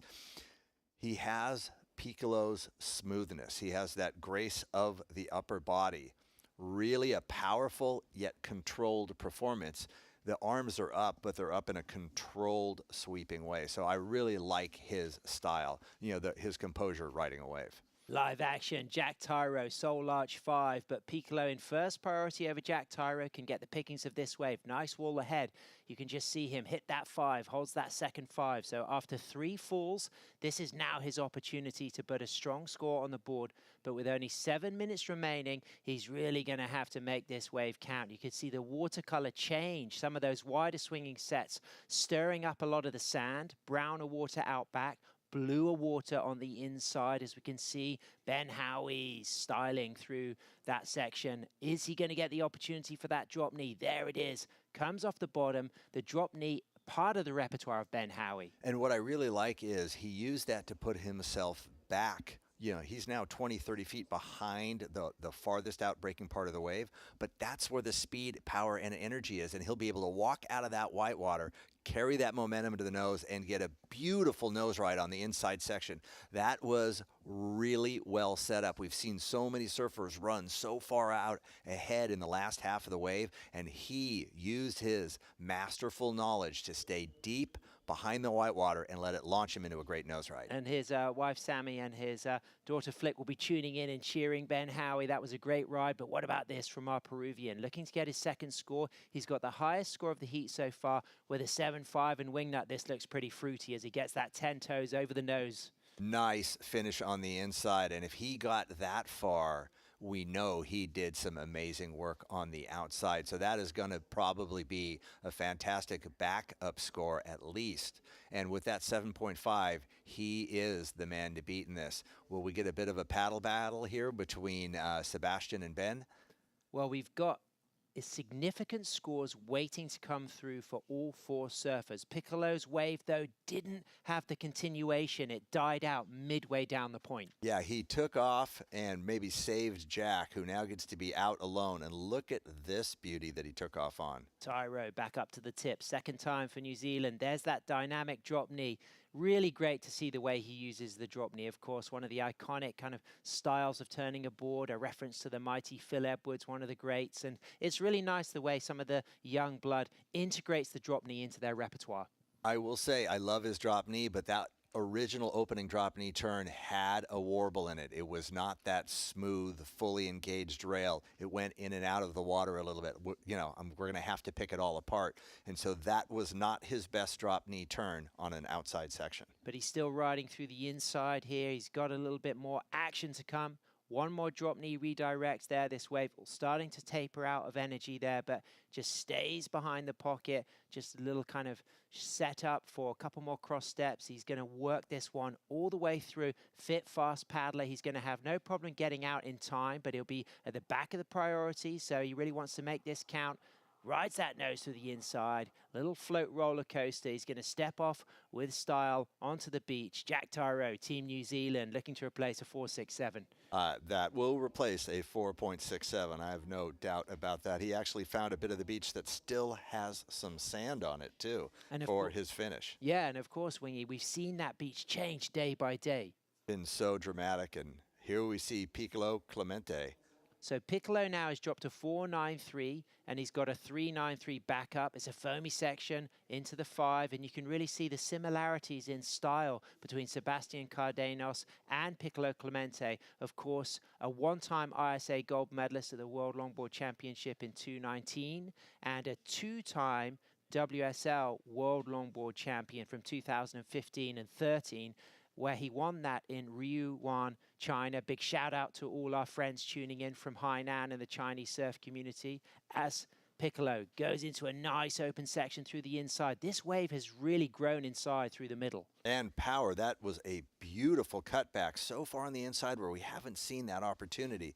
Let's see what he chooses as a finishing maneuver. He knows he's behind everyone else in this heat, so I like the way he finishes that wave. So that could be very significant, carrying a score of a 4.93. So his backup wave isn't going to be very strong, but this could go big for Piccolo as we wait for that score to come through and we watch Ben Howie set himself up with a drop knee, redirect, high line, locks in a 5, gets a tight 5, stays on that 5, really committing to a long, clean, smooth nose ride here, just seeing if he can walk out of it. He does. He drops back down to the middle of the wave, goes into the drop knee, and just sets himself up again. Difference in wave quality between Piccolo's and Ben's wave. Yeah, definitely. I think Piccolo had a much more dynamic wave. Ben may be feeling a little pressure near the end of the heat. That wave just hit one of those bumps in there. And let's compare the two drop knee turns, the Ben Howie versus Jack Tyro drop knee. Well, what we're seeing from Ben Howie is somebody who is new to this surfboard, so he's still learning about the dynamics of the board.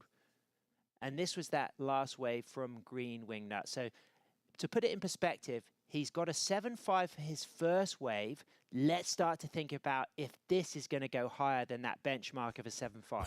Well, he wasn't shy about committing to that opening nose ride. That was fantastic. Look how steep, high in the face he is on that one, too. Another good 5, getting a little out on the shoulder there. Let's see you cut back.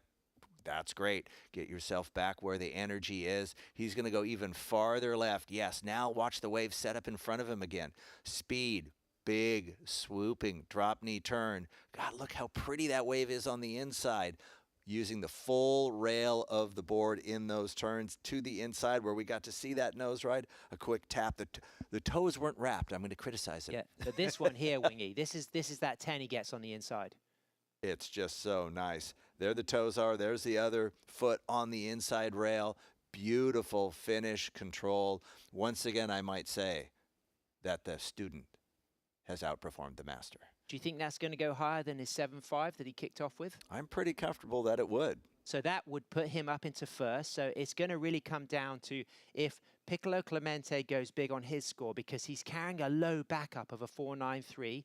Both Jack Tyro and Ben Howie are currently in first for England. Ben Howie second for Jack Tyro, but Sebastian with an 8.33, like you said, Wingnut, he moves up into first. So now Ben Howie for Team England is in second, which means that Jack Tyro, waiting for a score to come in, is chasing a 7.16. Now, Piccolo Clemente, I felt like that score was going to be strong, but it needs to be an 8.23 to move to second. And I just don't think the wave had the size to give you that opportunity.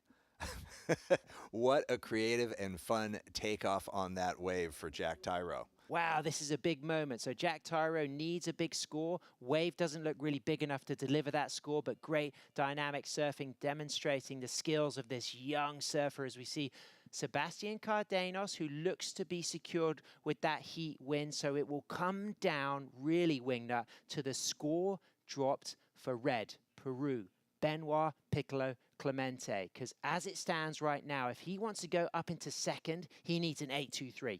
I don't see that score coming for that wave. I think Sebastian has put on a very strong performance here, and it wouldn't surprise me to see him get all the way through the top of the repechage. And of course, so much heritage in longboarding. We remember the great Felipe Pomar. He won that world title back in 1965, one of the iconic Peruvian longboarders. It is a place rich in wave riding culture. I was really lucky I think it was about 9 years ago now, when my son Cam graduated from high school, that we went down to Peru and were invited to go to Club Waikiki and experience the rich history and culture that they have with surfing.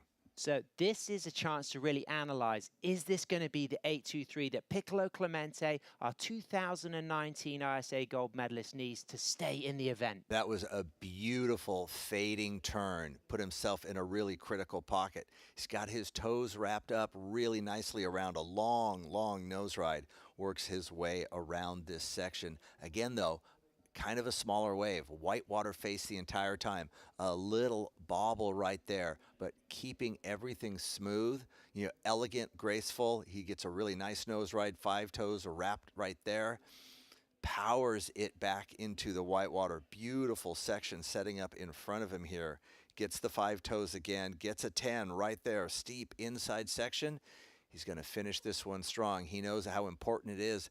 I just don't see this being the highest scoring wave of the heat. So he's got the judges have a benchmark wing nut of that 8.33 delivered for Sebastian Cardenas' second wave, and Benoit Piccolo Clemente needs an 8.23, so it would need to be a pretty similar score. If he gets anything less, he will probably just move up into third. So it's a big moment for Ben Howie because Jack Tyro is not waiting for a score and he's in third.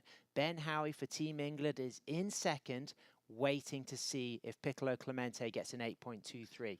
Well, looking at Jack Tyro right there with that beautiful board, I know for a fact the next time I go to New Zealand, who I'm going to try to borrow a stick off of, that thing looks so clean, and he uses my favorite wax. So I know I'm going to be able to stick to it. And great to see Keo represented, of course, founded in Brookvale in 1957. Jack Tyro getting big congratulations from Minnow Green, the team manager of Team England. That guy, due respect, Jack, you have surfed fantastically. He will be eliminated, but what a fantastic performance. And coming off the back of winning the single fin mingle, not only the juniors, but the open at the Noosa Festival of Surfing. I think he can be very proud of his performance throughout this event, that's for sure. Special moment there with Team New Zealand, the Kiwis gathering around, celebrating.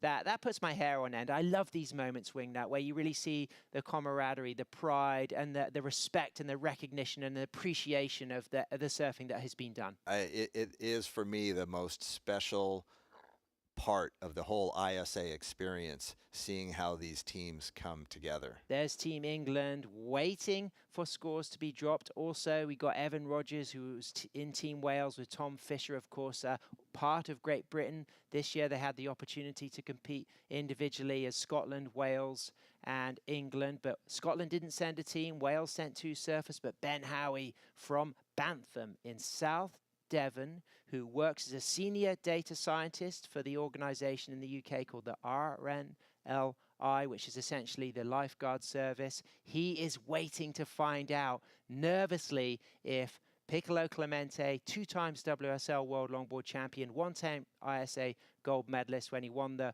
World Longboard Champs in 2019 in Côte de Basque, France, gets the 8.23 that he needs. Yeah, it's going to be a slightly nervous moment. We'll see that some great finishing moves by Piccolo that are definitely going to help his score.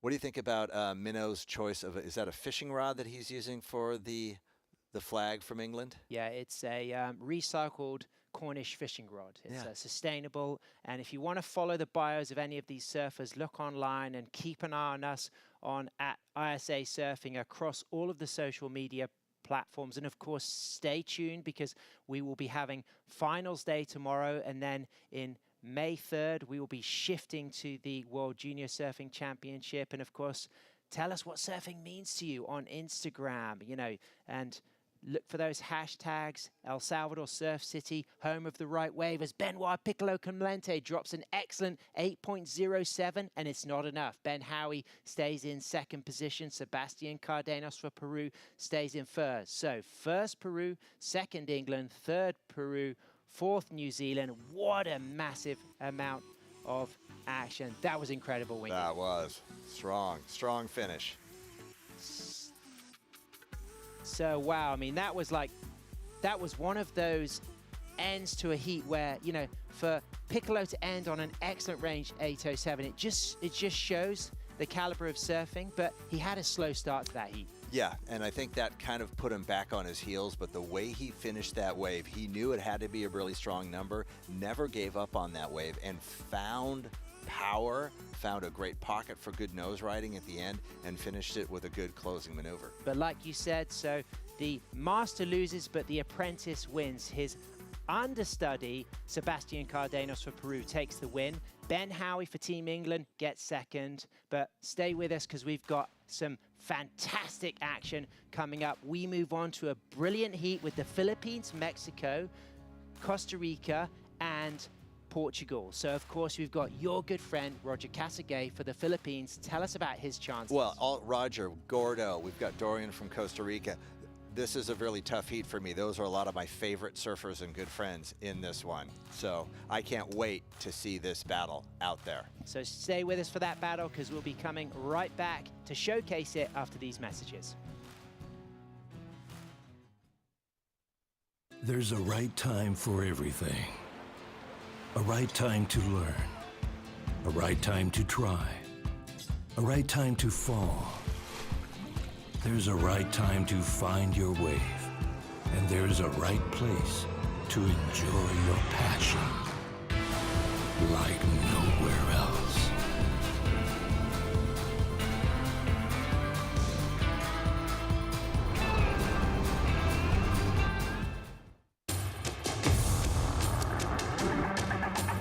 It's one of the biggest goals and one of the biggest dreams.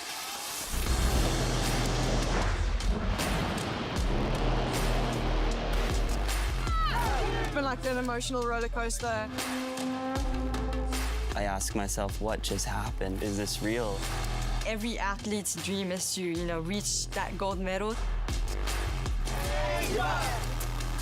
I'm on a mission, I think that everything is possible. It's not over till it's over.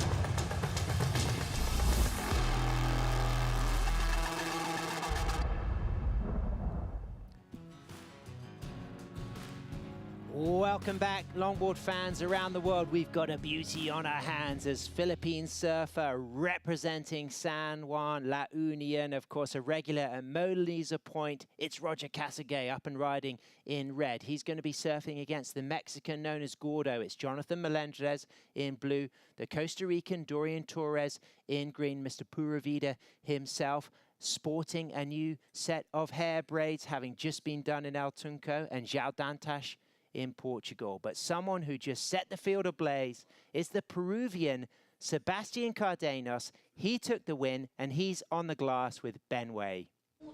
Thanks so much, Sam, winner of that Rep 5 heat number 1 for Peru, Sebastian Cardenas. Congratulations. Thank you so much. The conditions are very good, a little bit slower than yesterday, but it's really good out there. So I'm sure you're really sad to see Piccolo go out on that one. My question is, how hard is it to really be competing and fighting against someone who's from your team, as well as your shaper? Yeah, it's really hard. I am really sad, but happy to make the heat. We are still on this competition, trying to be in the final and probably win the gold medal. And yeah, it's really hard competing against him. I practically learned everything of him, and also I compete because of him, because I know he was a world champion, 3-time world champion. He won this competition in 2019, so I am really sad, but happy to make it. Well, my advice to you is keep that board, because he's probably going to go, I got to stop making this guy such good boards. Yeah, the board is amazing. I'm really comfortable with it, especially in all conditions practically. In big surf, it works really good. Also in smaller, I have other one for small surf, but yeah, it's amazing, that board. And we've seen you on the glass here a lot this competition. How have you been able to maintain your energy and keep this consistency through every heat? Yeah, it's trying to be stoked, because it's a privilege to be here surfing with 3 or 2 guys underwater. So it's really to make that a scenario on your head that you are really out there without anybody, surfing tropical waves, warm water, in shorts. So yeah, it's really amazing. It's amazing for me to surf these waves with 2 people, 3 people. For me, it's a gift. I'm completely jealous the whole event. Well, finalmente, algunas palabras para la gente que te están apoyando en Perú. Sí, muchas gracias a toda mi familia. Piccolo y yo la agarramos hasta el final. Lamentablemente solo uno pudo pasar. Igual estoy muy agradecido con todas las personas por el apoyo. Piccolo debería estar aquí o segundo. En verdad una pena que las olas no lo acompañaron, pero seguimos por la guerra, seguimos en la lucha y vamos a hacer todo lo posible para conseguir esas medallas. Muchísimas gracias, Sebastián. A ti, gracias. Back to the booth, boys. Thanks very much. A fantastic interview. Big shout out, of course, and recognition of the impact Piccolo has made, and he will continue to make. Of course, he tragically lost his wife a number of years ago, but he's got those 3 world titles, and now he is sharing his team support for Sebastian, Maria, and the rest of the Peru team. But right now, with 13 minutes, 50 seconds remaining, we've got a beauty unfolding as we see João Dantas from Portugal up and riding with scores to come in for Jonathan Melendres and Dorian Torres. We're seeing a hungry Dorian Torres this year, starting to do some coaching with the wax head Machanowski, and that having a really good impact on his motivation as João Dantas from Estoril in Lisbon works this way through to the inside wing nut. Yeah, one of the smaller waves compared to the first 2 that were ridden, but clean enough for him to put some points on the board. It is Big Wednesday here at the ISA World Longboard Championships, and João is riding the tribute colors to the board that PT rode so well in that film. Absolutely, and if you rewatch Big Wednesday, you only have to look at the sequences to see the tropical backset in some of the rides, and there are the rides that were filmed at Punta Roca, just down the coast here in Surf City, El Salvador, in 1977, released in 78, but up and riding right now in 2024. It's the man of the moment, Roger Casagüey from the Philippines, just comes off the back of winning the single and unattached in the Philippines. How much confidence will that win bring for Roger on his new Downdoy built boards coming here representing his country? I think it really, confirmed for him that he can compete at the top with the world's best as he's trying to milk this into the inside, gets through smoothly. I don't know, I think if he had chosen Piccolo's line where he had cut back a little sooner, that would have given him an opportunity to actually put some points on at the end of that ride. Did some beautiful work out at the beginning, but I think he left a little bit lost an opportunity at the end. There's Mr. Montauk himself coming up next. Big shout out to Dad, Craig, Mum Lords. They'll be tuning in to watch their son, Chase, teach leader there. We've got Kevin Scavana, unfortunately eliminated. That's going to be a great opportunity for young Chase, and he's feeling the vibes. He's got that youth, that energy, that vigor, and we know that he's going to give it 100%. Well, much like we just heard, how fun it is to get to surf this point with only 3 other surfers in the water. That is kind of the unsung magic of continuing to advance through an event like this. You get another 20 minutes with this fantastic quality point break all to yourself. So in the background, Wingy, while we were seeing the posty interview of Sebastian the Peruvian, it looked like there was some strong rise from Melendres from Mexico and Torres from Costa Rica. I loved the down carve I saw from Dorian. That was beautiful. So I'm expecting big scores for green and blue. So we got it. That first score is in, a 6.33. Really kind of setting a pretty high bar here for opening waves of the heat. So Jonathan Melendres, Gordo, winner of the Mexi Log Fest, winner of the Salinas Longboard Festival. But this is the man, the Costa Rican, bringing a new level of competitive energy to his single fin riding this year. Look at the speed he carried through that. Even got a little off balance because he was trying to cut back with all that speed. Gets back out on the nose again. A little bit unbalanced there. But we this have one, to call it out. That beautiful carving, drop D, cut back all the way down low into the power section of the wave. Now he's being patient. Love the way he carries the flow with his arms as he goes forward, looking for an inside opportunity. Gets that 5. He's crossed over to the powerful part on the inside where it's going to stand up for him again. Carries that flow forward with his arms and just looking for a finishing opportunity.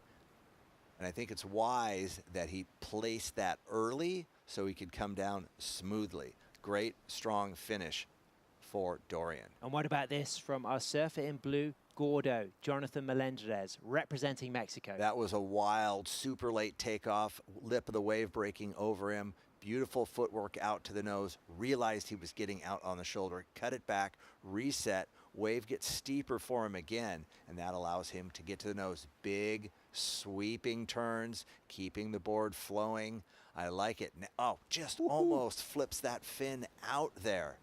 And here's where he needs to focus on staying this direction. Look at that, hanging 5, going left on that wave. Big rider as well. Yeah. Bing has put a lot of good surfboards into Mexico, and a lot of that has to do with Izzy and his Mexi Log Fest. Absolutely, as we see a 6.83 drop for Jonathan Melendrez from Mexico, gets the better on the exchange with the Costa Rican, a 6.33 for Dorian Torres, and how is he going to attack this pupusa section? I think he wishes he had gotten completely out because he ended up just getting sucked over with it, as we see João Dantes on the outside. Live action up to the tip on his Luffy-built board, locks in a super nice Type 5. São Pedro Estoril, the right-hand point break in Lisbon. Very similar shaped wave to El Sunzal. It's a long breaking wave. Of course, they'll be surfing in 3.2mm wetsuits rather than board shorts, but there's a real familiarity with right-hand point breaks, and you can see by the way this goofy footer surfs that he's very used to that high line for those lock nose rides, Wingnut. And I think the level of difficulty surfing this wave, especially at this size, backside, can't be talked about enough. And both brothers still in the draw. You know, how special is it to have, you know, a brother surfing with you at the elite level? Well, we don't know that. Yeah, it could just be amazing, or it could be the worst thing ever. But I think they're old enough to not carry any of the young grudges that you would have had with a brother when you're 15 or 16. Yeah, I'm a brother with 2 sisters, so I got some heavy beatings from my sisters growing up. Taught me a lot. It explains why you're so polite, Sam. Watching my words every moment. 7 minutes, 45 seconds remaining. So tell us about the situation, Wingy. Who's in the driving seat? So really, the driving seat is Gordo. He's got the second highest. Yeah, he's got the highest single wave score. So with 7 minutes left, we've seen this happen where they might sit on that a little too long and just make it nervous for us. I think there's an easy score for him to get in there. He needs virtually nothing to get himself into second place. Such a strong opening wave. I think it's Roger who has to start putting some more work in.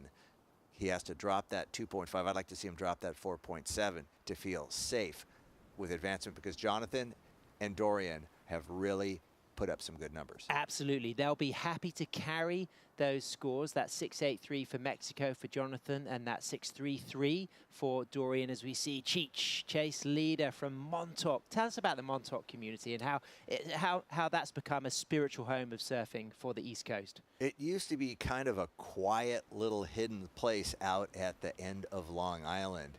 And now, as they'll tell you, it's a scene out there. It's a beautiful left-hand point break that everyone surfs for the most part there at Ditch Plains, but there are some other waves up further around the tip, and we'll just leave that at that. And I recommend checking in at Sunset Surf Shack, founded and run by Craig, Chase's dad. I know Craig will be tuning in, as will Lord's. Lord's mum actually originally from Peru, so really great international representation in the family. And we describe this as the United Nations of surfing. And the fact, Wingnut, that we've had nearly 40 countries, 39 countries, 129 athletes, it's a real special event. And I expect that number to really increase if and when we get the nod from the IOC that longboarding will be part of the Olympics in 2028. I think that opens the wallets of those nations that have longboarders there, but they can't afford to travel to this event. So once it's an official IOC sport, then the governments get behind longboarding and will send more athletes. And if Team Germany offered to hire you as a coach or an athlete, what would you prefer to do? I think as a coach makes a lot more sense. Hiring me as an athlete is weird. I think that's against the law, Sam. You can't pay your Olympic athletes, can you? Well, I like the idea. Don't get me wrong. You have got German ancestry, of course, in your family, and it's always been an option, Wingnut, in that Olympic movement. You could shift allegiance there as well. Of course, for me, Wingnut, watching you at the single and unattached surfing in the Philippines earlier this year, you've still got every ounce of class in your act, and I love watching you longboard. Very kind of you to say. I'm so impressed with all the surfing that we have seen that I'm definitely going to stay in coach mode, not competitor. So being coached by the Waxhead at the moment, Matt Chernowski, if you're tuning in, I hope you're enjoying watching Dorian Torres. He's sporting a new braid style that he got in El Tunco yesterday. He made a little joke about the fact that he just wanted to spruce up his look, and he's been surfing incredibly well. I've seen him compete over the last decade, but this is the first time I've seen him compete with hunger, with determination, with real grit, resilience. It takes tenacity to go long in these events, and this guy is mixing flowing style, great lines and nose riding with a real determination to put those big numbers on the board. And it really shows the focus and work that he's put in to maintain a classic traditional outlook and approach to these waves. And it's a tribute to the time that he's put in. Waxhead has done a great job with his coaching, and the pupil has been listening. So he's got a 6.33, so this is an important opportunity, but up and riding right now, it's Gordo, Jonathan Melendrez, all stall on a high line on his bing board. There's the footwork, gets that 5, so that stall has paid off. Locks in for that 5, but he's going to have to come back to the pocket as he does. And he sets up another quick 5 and holds on a nice tight perch. So an incredibly high degree of difficulty the way he stalled that board from takeoff and went in and out of 2 critical nose rides without any ruffled feathers. You can see how much momentum you get at the start of a wave that is that large, and how he was trying to slow it down, and the work he had to put in there. That was a really beautiful nose ride while I was babbling along. You just get the feeling that this is becoming Gordo's and Dorian's heat. Costa Rica and Mexico really starting to shine. It's going to put a lot of pressure on the Philippines and Portugal when these 2 scores come through. Absolutely. They have been in better rhythm, but there is our man from the Philippines. Wow, Roger Casagay on his new Dandoy built board sets himself up again for a second nose ride, stretching out, pulling in tight for that nose ride. He's just keeping control. He's got a lot of foam to deal with, Wingnut. What's the recipe now moving into the back half of this ride? He needs to focus on not getting too far out ahead. We've seen the inside have some really good power. We've seen some nice points added to a ride if you keep yourself in a steep, critical part of the wave and lock a nose ride in like that. Look how fast that wave is still moving. He has stayed in the pocket. He's found the power. He's finally going to be able to put a bigger number on the board. Will he be able to get another one? Because I think you're going to need to have a couple of rides of the 6s to make this work. This feels like it could be potentially the most significant score of the heat, but the fact that Roger is carrying that backup 4.73 could really hinder his chances of getting through. I get the impression that's going to be a massive score, but I would not want to be carrying that 4.73 as my backup score when the likes of Gordo for Mexico and Dorian Torres for Costa Rica have got scores in the 6s. Exactly. That's why I'm saying is I don't know if there's enough time for him to get out there and put another big, 5-6 on into his scoreline. And I think that's what's going to be required to place first or second. But if it does go up into the excellent range, certainly that is going to give him a good chance, because we're waiting for scores to come through for Mexico and Costa Rica. We've got a 4.67 and a 4.77 for Zhao Dantash. Again, he's carrying one of those scores in the 4 range, but sitting out there with priority is Zhao Dantash. So can he get the opportunity to strike, as we just see a score drop for Jonathan Gordo Melendrez as a 6.4, pushes Mexico up into first. Now Zhao Dantash chasing a score of an 8.46 to move to first. Roger Casagay for the Philippines, he just needs a 4.72 to go to second. You would anticipate that Roger's going to get a very strong score, but the need will change with Dorian Torres' score as we see Zhao on the nose, toes on the nose, locked in and out. What do you think about this, Wingy? I think it was a really good start. It wasn't in the steepest, most critical part of the wave. It seems to have run out a little on the shoulder for those nose rides. And again, it's got to be very high risk, high reward, critical nose rides if you want to get those bigger numbers. So the big number that we're waiting for as well is Dorian Torres' score, because that is really going to influence the requirements for Zhao and Roger once Costa Rica drops that second ride. And I think that score for Gordo was fair, lower than his first one, because the biggest opportunity for high scoring on the outside part of that wave, he was just riding on the tail trying to slow the board down. As he moves through to the inside on his 3rd ride here, so we don't know how this wave started. this one will not factor in as he just works his way on the inside. And Dorian Torres from Costa Rica waiting for a score. Roger Casagay, potentially the energy I felt from Roger's waves, it could possibly be the highest score of the heat. But like we've been saying, Wingnut, can he get through carrying that 4.73? I just don't think that's a strong enough second wave score. Wow. Okay, so Dorian Torres' last wave is a 5.6. So as it stands right now, Zhao Dantash is chasing a 7.16 attainable. Roger Casagay is chasing a 7.20. This is very attainable. That was a really nice opening nose ride. It's good to see it again. Look how steep and critical the wave is there with a quick tap, stretching it out. That back foot comes up. He is locked in for a long one. Don't be fooled by that wave being all whitewater. That's because it was such a big wave that went through ahead of it. But that one sat on the point so nicely. It's offering a very steep, powerful part of the wave. And the way he brings himself back in, so where he's got a steep, critical face to work with, the speed, the flow that he's got, so nice. I think he's going to get it, and he drops a 7.83. So Roger for the Philippines moves up into second position, and now it's down to whether Zhao Dantash can drop a 7.80. So waiting for Gordo's last wave, but it's not going to be significant. So as it stands, Dorian Torres from Costa Rica, Mr. Pura Vida, has been eliminated. We're still waiting for that last score for Zhao. It's not enough. It comes in at a 4.03. First, Jonathan Melendrez, Mexico. Second, Philippines, Roger. Eliminated Costa Rica and Portugal. But stay with us, because we'll be right back for more incredible action live from Surf City, El Salvador.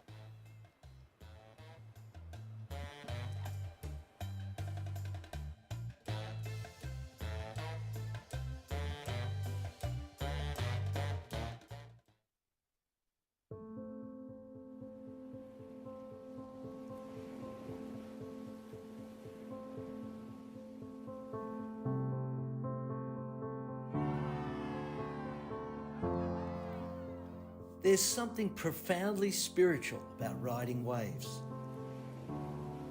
Water is transformative, healing. You're at the mercy of Mother Nature, the ever-changing movement of water. The ocean is the great equalizer. You don't need to belong to a certain race, religion, or gender to surf.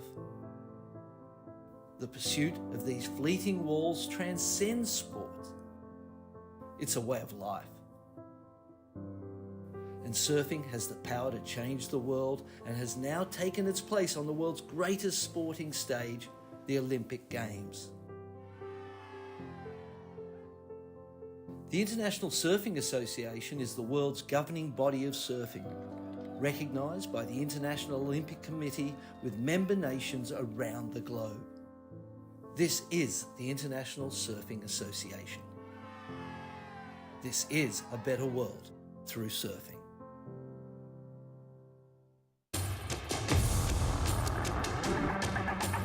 It's one of the biggest goals and one of the biggest dreams.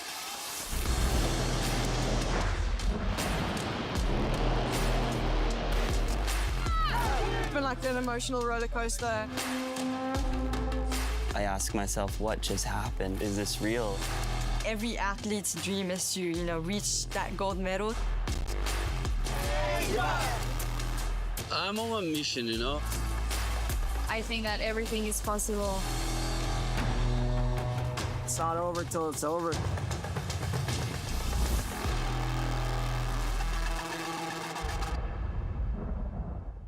There's a right time for everything.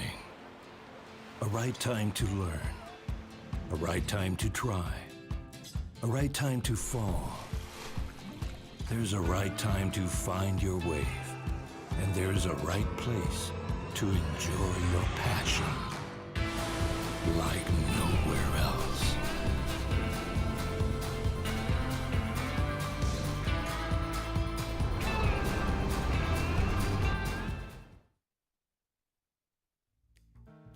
Bienvenidos a la tierra de anfitriones. Aquí somos los campeones del mundo en hacerte sentir especial. Te Compartimos olas, volcanes, pueblos históricos y te aseguramos una experiencia de 5,000 estrellas. Porque esta tierra tiene más anfitriones por kilómetro cuadrado que cualquier otro país del mundo. El Salvador, tierra de anfitriones.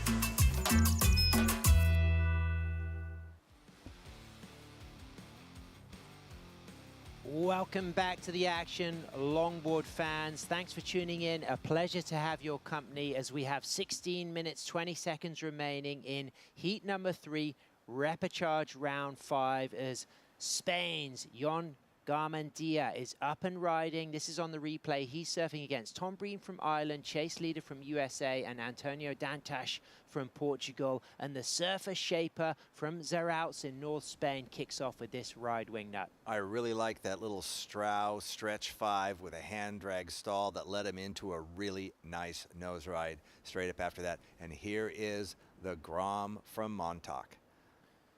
Look at Chase draw a beautiful line there. Really controlled. I like his composure. Little kick of the leg there to try to get rid of the leash. Cross-footed drop knee turn.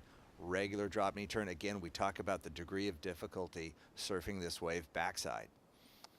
So Chase, 18-year-old there on his Michael Takayama built board. He's an incredible shortboarder. If you follow him on the gram, on Instagram, you'll see that when he gets some big swell at home, he's pulling into big barrels, getting spat out. This guy is a great all-round waterman. And I got some intel on his camcorder video camera. It's not retro. It's completely new. It's 4K. It's just made to look retro. You could have an absolutely tiny camera, but no, let's carry something bigger and more difficult to work with. Chase finishing up here on the inside. He's going to milk that one, trying to go left and get a nose ride. Of course he is. That wow. Makes sense. Tom Breen on the replay as well for Ireland, of course, from Southeast Ireland there. What about this on the double scoop skin dog surfboard? That was a really nice straight up locked in hang 10 in a very steep part of the wave. Had a bit of the Ben Skinner look the way he stood so tall. Keeping this board moving, keeping it smooth, trying to stay where there's going to be some speed and energy in this wave. Look how frothy and white it is. That can cause a lot of instability, but there seems to be none affecting Tom. So we've got a 3.93 for Chase's first ride, a 3.5 for Jon Garmendia's first ride from Spain, and this from our surfer from Ireland, Tom Breen. He's got a 10 on the inside there, nicely locks in that 9-4 dynamic double scoop, and look at the flowing drop knee turn. This is somebody who is improving month by month, and I see a massive amount of potential for European longboarding in young Tom Breen. Yeah, they were definitely paying attention to how well Piccolo negotiated and scored points on that last inside part of the wave, because he took advantage of it there as well. As we see Antonio from Portugal, yeah, and he's just seen his brother eliminated. You know, do you think that's going to have an impact psychologically to see João, his older brother, eliminated, or do you think that's going to fuel the fire to keep Portugal in the mix? It's absolutely throwing gas on the fire. There's no question about it. And there's also the sibling rivalry of I can do better than you, and I can carry our nation further in this event. Look how that wave picks up speed on the inside. Sitting on the point as the tide's dropping, that inside is getting a lot crisper, carrying so much speed. Gets a little bit of a bobble there.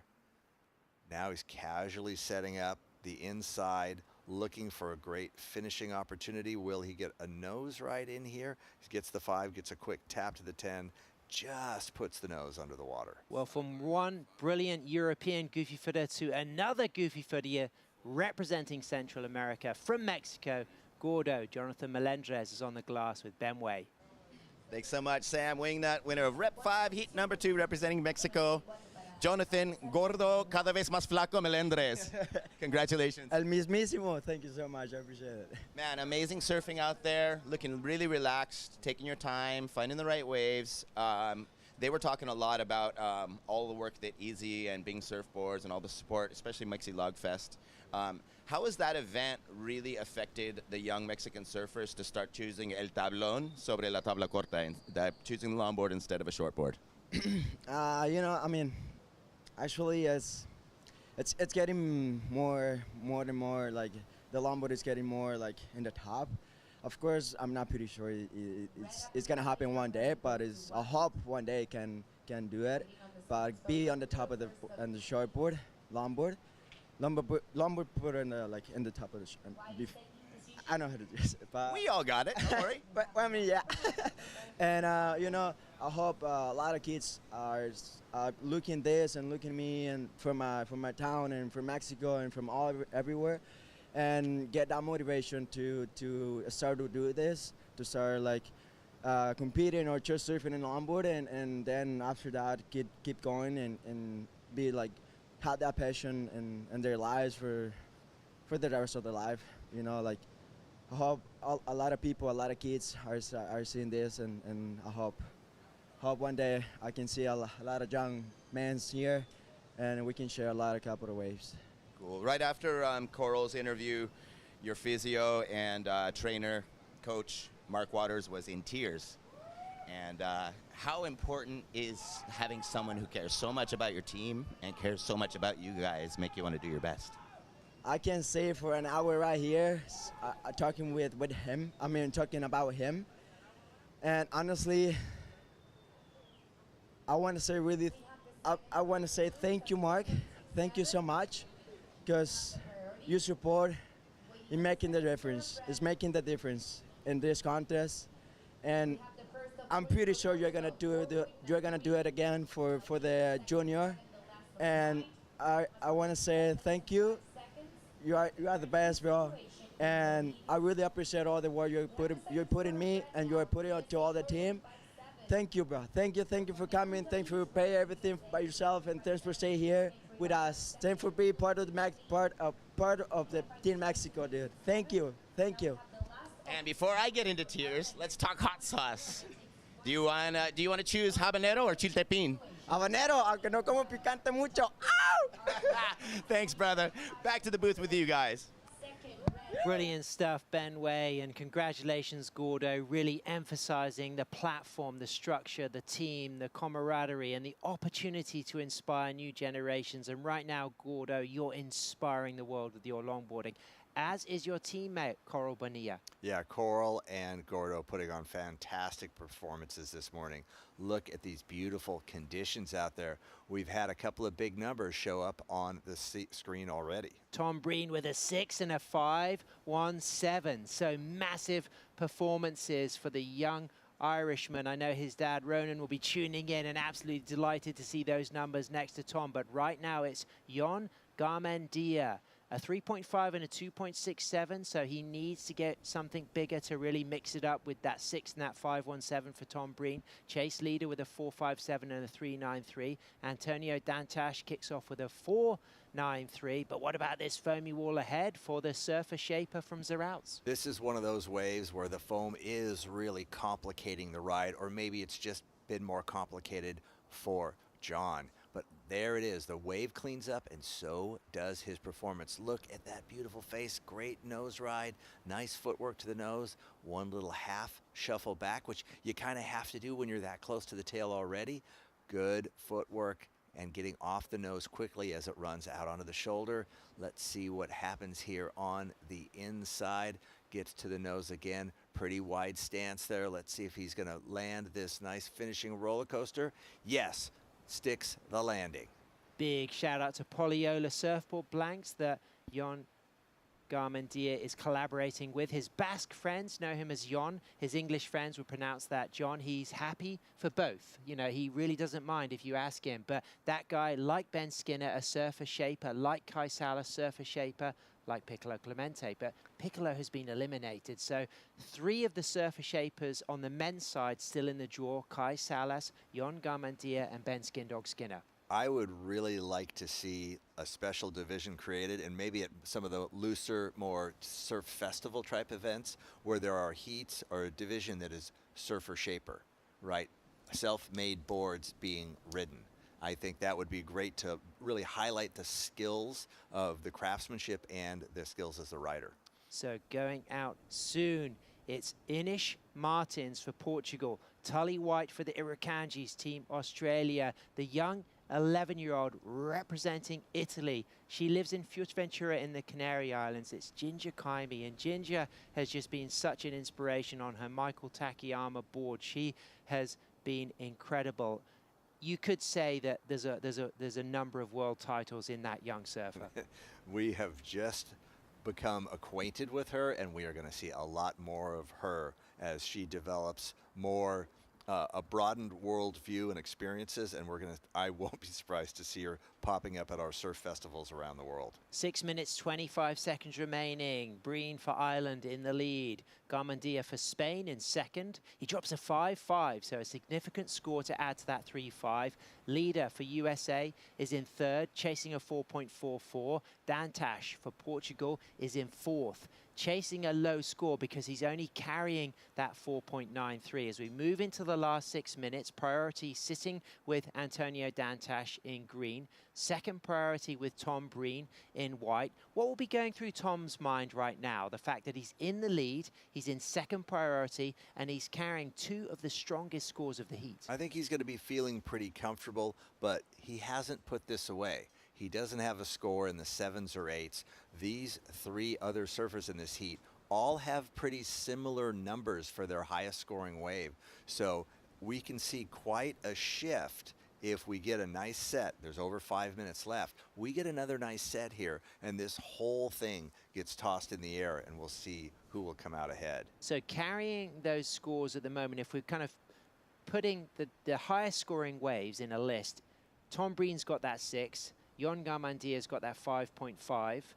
Antonio Dantas has got that 4.93. Chase Leader's got that 4.57. You would expect all of those surfers need to carry those backup scores. So it depends on what scores are delivered on the last set. As we can see, Team Ireland, there is Wesley Hannigan, and up and riding right now for Team USA, Cheech, Chase Leader, into a 5, into a 10. Of course, that incredible clip that went viral from last year's Mexi Log Fest, where he was doing a soul arch hang 10 at La Saladita, and he brought the phone out and just like made that kind of gesture to answering that phone. That got him a lot of big following on social media, which is an important thing for these young surfers to gain that global attention and get that sponsorship support. As we can see, Antonio Dantas, and this looks really nice, Wingnut. That was a lot of good nose riding, a lot of really clean footwork, nice critical part of the wave where all that happened, and he needed a second score, and it was unfortunate as we saw Chase go down.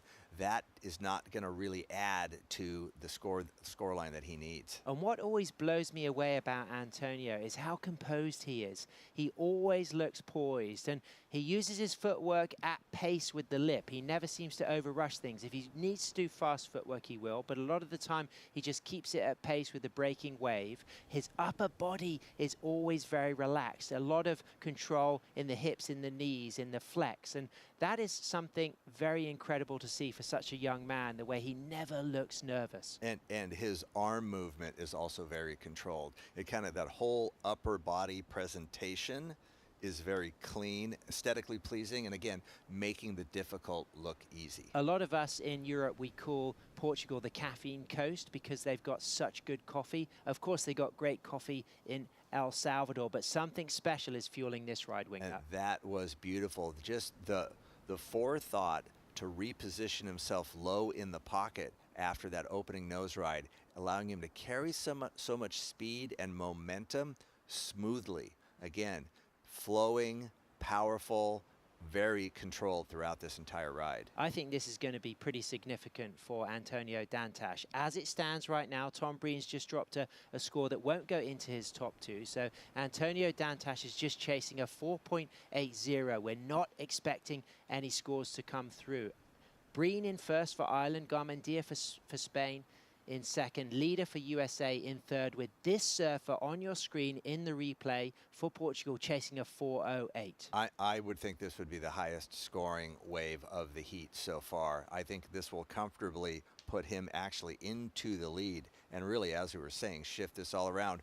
But John is not going to let that happen without a fight. Look at this one. Garmendia surfboards in trim, locking that board onto rail, dealing with the bounce, getting a high line, representing the Basque Country, representing Spain, sweeping turn, throwing spray out of that single fin, just snaking back and forth to stay with the section here. He wants to just get himself lined up for the wall to walk into a potential nose ride opportunity. Stretches for the 5, walks out, but then on the shoulder just has to cut back to the pocket. This wave still cleaning up for him. Nice smooth bottom turn setup. Quick run up to the tip, stretches out for a 5, walks out once more, and Garmendia is going to drop something significant here, Wingnut.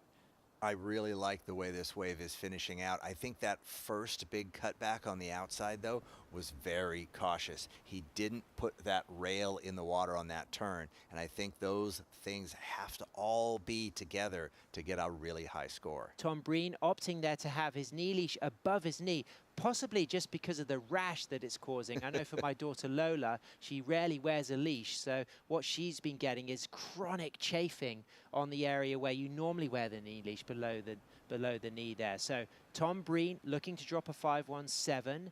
Garmendia waiting for that score to come in, chasing something in the high 5 range, but the impactful score we're really waiting for is Antonio Dantash's, because your instinct said, Wingnut, that it could put him into first. I also feel like it's going to really shuffle things around as we get to see Breen's last ride. Really late drop takeoff there, negotiated it well. When is he going to get ahead of this wave, and what's he going to be able to do with it? Look at how hollow and powerful that wave is. A long time waiting for the first real maneuver, that cutback. So the wave had potential in the beginning, but he just had to fight so hard to get ahead of it. Now we're seeing him get some work done here on the inside. Beautiful footwork to the nose. Gets a little boggy. They're running out too far on the shoulder. We're seeing it by a lot of the surfers. Here he goes, gets that footwork, gets the toes wrapped over the nose. It's really a nice second half of that wave. We'll see what score he gets for this. But it's not really going to matter because he's secured second position, because we have got all the scores come through, and Antonio Dantas for Portugal moves up into first. Tom Breen waiting for a score to drop, but Jon Garmendia and Chase Leader did not get enough to make a difference. So what an incredible opportunity to fly the flag for the lucky Irish, and Tom Breen making it through as we see Chase Leader up on the nose. Is this going to have an impact, Wingnut? We didn't get to see the start of this. You know, he needed a really big number to move ahead. So unless he took off outside on a bomb, I don't think that had enough scoring potential to affect his position. What an interesting heat. The coolness, the calmness, the composition of Antonio Dantas. And Tom Breen drops a 5.77 for his last ride. But this was on the buzzer, Wingnut, so it does count. Chase Leader, he needs a 6.76 to move up into second, with Breen for Ireland first, Dantas for Portugal second. Did some smooth work out there, but I think he even realizes that this wave doesn't have the potential to put that big number up there. He's just trying to cruise in clean. Beautiful nose ride. I love seeing the way he gets his toes so wrapped over the nose when he hangs 5, and how deep and controlled his drop knee turn is. But Wingnut, it's not enough. It doesn't change the situation. First Ireland, second Portugal, third Spain, fourth USA. Tom Breen, congratulations. What an incredible performance. Celebrations for the Irish. Big moment. Well done, Portugal, as well. Stay with us. We got Shannon Hughes and Megan Godinez coming into the booth as we switch back to the women's round.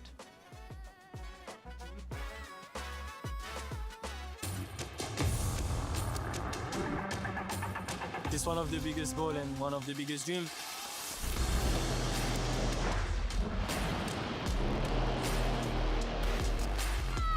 It's been like an emotional roller coaster.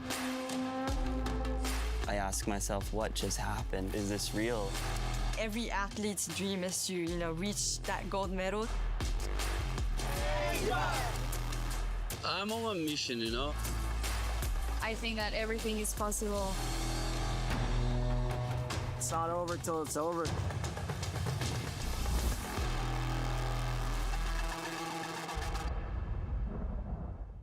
Bienvenidos a la tierra de anfitriones. Aquí somos los campeones del mundo en hacerte sentir especial.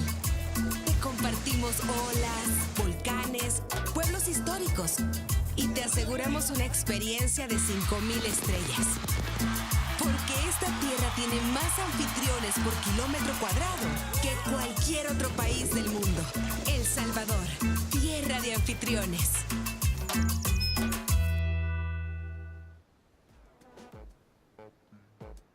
Welcome back to the action here at the ISA World Longboard Championships. That wind has just begun to kind of feather across the surface of the lineup, and we're seeing that little bit of bump and ruffle, but still some great clean faces on the right waves. Women's Rapid Charge round 4 has now hit the lineup. We're into heat 1. There are 4 heats in this round, and our top 2 surfers will be advancing through to surf again later today in Rapid Charge round 5. Up and riding now for the first wave of this heat in the red for Brazil is Atalanta Batista. With that beautiful 5 to 10 combination off the start, now locked into another long hang 5 in a really frothy section. She'll go down off of that second nose ride. And it's Shannon Hughes in the booth alongside of Megan Godinez, Auntie Megs to call the action. And what a fun day of surfing we've seen so far. I know, a lot of action, a lot of fun heats, a lot of stacked heats in this So Rapid stacked. Charge round. I'm very surprised, but you know, this is a testament to all the new and upcoming young surfers that are kind of, you know, showing the vets what's up. It's so true. It really speaks to the level of competition coming from all across the world as we take a look at this opener from Atalanta. Yeah, I love how she found that high line really early on in the wave. And you're going to see that a lot with the surfers today. They're going to want to get that opportunity up and going really early on the wave. Beautiful cross step. I love how she doesn't have to walk all the way back. She's just readjusting her line from basically above the middle of the board. And that's a really good thing because that is showing control of the entire board, not just the back half to really dig into those rails, but also the entire board being controlled by her. Great surfing from Atalanta. This is where she just hits those kind of bumps on the way down. You can see that outside rail just taking in that bit of chop on the face, and it's not going to be easy to ride out of that no matter who you are. Yeah, and you know what? This is early on in the heat, so she wanted to get that campaign started, and yeah, she'll be right back out there for another set. Tolly White of Australia now up and riding. She found herself into the Rapid Charge rounds pretty early on by Rapid Charge round 2. Now she's making that significant fight back. She's already been dropping excellent scores in that 8-point range on her way to the current heat. Off of surfing like this, really great combinations of nose riding into that traditional rail style as she drops in those drop knee cutbacks as well. Now hugging it into that white water and looking a little bit more relaxed than what we saw, I think, from her first heat surfing. She surfed very well, but she was surfing to get through it. Now I feel like we're starting to see her feeling relaxed. That little soulful check back to the surface of, you know, the wave as well, just showcasing that excitement to be in the lineup and that joy and pleasure of riding a great right-hand point break. Yeah, I mean, anyone would want to be riding this right point break as you know, watching this live. I'm itching to get out there to surf. So yeah, it should be some fun stuff today. Yeah, I was thinking the same thing. I'm going to have to sneak a longboard at some stage this trip. Now down on the beach, we've got the winner of that last heat after a after a great performance. I don't know what I'm trying to say. Let's go down to bed. I know what you're trying to say. Don't worry about it, Shannon. This is Rep 5 Heat number 3 winner for Ireland, Tom Breen. Congratulations. Thanks very much. I've been waiting for this one. I kind of been waiting for you too, man. You came so close to coming up to the glass in almost every heat. How does it feel to finally take a heat win for Ireland? It feels really good. First time I felt like myself out there. The other ones got through, but this is the first time that I felt like myself, so I'm happy to get a bit of momentum going, and hopefully we can take it all the way. So previously we knew you for some great performances on shortboard as well. Sam has been mentioning throughout this comp how much improvement he sees in your longboarding from month to month. You personally, what do you think are some of the skills that you really need to focus on to take it that next step farther? I've been working really hard since this time last year. It helped so much having Rachel and Sam up in the booth last year, and they were able to kind of critique my surfing, and watching that back has really helped. I've changed shaper. I've started riding boards from Ben Skinner, so that's really, really transformed my surfing. I can feel it on rail and I can feel it on the nose, and watching him has inspired me to mimic his style and take it to a new level. I'm not very good in math, but I'm trying to count how many heat wins have been done on the double scoop up here this event. It's been insane. It's been crazy. That board is just game changing. It's really transformed my surfing, and you can see it across the board with a lot of people surfing, so it's great. Well, I know your dad's losing sleep. I want to say hi to, well, I guess I'll let you say hi to Tom Breen. So a lot of people to say hi to. Ronan, I'm sorry. My dad, my mother, all my family, all the T-Bay boys at home. I know you're watching. Bob Ryan and everyone in SE Construction, and the list goes on. And I just want to say a massive thank you to everyone that's helped us get here. The support's been incredible, and we just can't thank everyone enough. Well, thank you so much. Super stoked to see you up here, bud. Thanks very much, and hope everyone can tune in for the next one. Thank you. Sending it back to the booth with you guys. Thanks so much. Impressive surfing from Tom Breen, as well as Ginger Kaimi, who's up and riding, has a heavy section, gets knocked for a second, but she is back up and riding on her feet for the young 11-year-old representing Italy out of the Canary Islands off the coast of Spain, and now setting to that rail work on the Michael Takayama under her feet. She's been a surfer that's really drawn a lot of attention at this event. It's been really fun for us to be able to watch, to pay attention, and to celebrate a young surfer finding that early success, but also just, again, without that big pressure on her, to be able to just get out there and have that learning experience and showcasing some really impressive nose riding through to this ending section, as she will put on a great finish here into the shore break. Couple cross steps, looks for one more nose ride here, and surfing well beyond her years for the young Ginger Kaimi. Wow, beautiful wave from her. I love the color of her board. I know she's born in, you know, she's half Chinese, half Italian. So she told Uncle Michael, I want my colors to be the year of the dragon. So that's why she has those colors on her board. So great. The year of the dragon is Ginger's year, and to be able to create a piece of equipment specifically for this event with that touch to it, it speaks a lot to what Rachel Tilley has done always with her equipment as well. Putting those colors in with something of significance and being able to go out and perform on a board that you just love the look of even seems like it makes you have that much more fun. Yeah, as we see this replay with Ginger here, just looking, I love how much she looks over her shoulder to really find her line. Like I said before, where your eyes go is where the rest of your body goes along with the board. So that's why she's really good at directing her board, is because she's constantly looking at where she wants the board to go. Beautiful hang five, almost loses it here, but you know, that's that young tenacity to really stay on that board and get through this tricky section of a whitewash. Very challenging section to hold on through, and she does pretty well with it. Yeah, she is like catching full air. Her fin almost fully came out of that one, but she gets her composure, and I love, you know, she's only 11 years old, and to be able to do that, you know, to mentally tell yourself, all right, I got past the hard part, let's get to business. Yeah, that was a wild kind of middle section in the end, just turned out so well for her. As we take a look now at Ines Martins for Team Portugal, setting that rail. She took out an advancing position from her heat earlier today, as well as Tolly White to be finding themselves now matched up against Atalanta and Ginger, who are competing for the first time now in the rapid charge rounds. So she's already had that opportunity. We did see her relying a lot on the rail in her opening heat, but it was those great nose rides. She was able to sneak on the outside section that allowed her enough to be advancing through, and hopefully we'll see the same thing coming through from Ines here. Now looking to see if she's going to be able to find a little bit of that footwork, couple shuffles through the middle part of the board and setting it up as she's coming into that challenging section on the inside, which sometimes lines up for a great finish, sometimes just fizzles out. Yeah, and especially with this tide coming in, it is going to get a lot more sketchy. Atalanta up and riding once again. She opened with a 2.5 and a 3-point ride on the board to have that 5.5 heat total. Now she's just getting some work done here on the outside section, keeping that pressure on the heels as she carves off the bottom.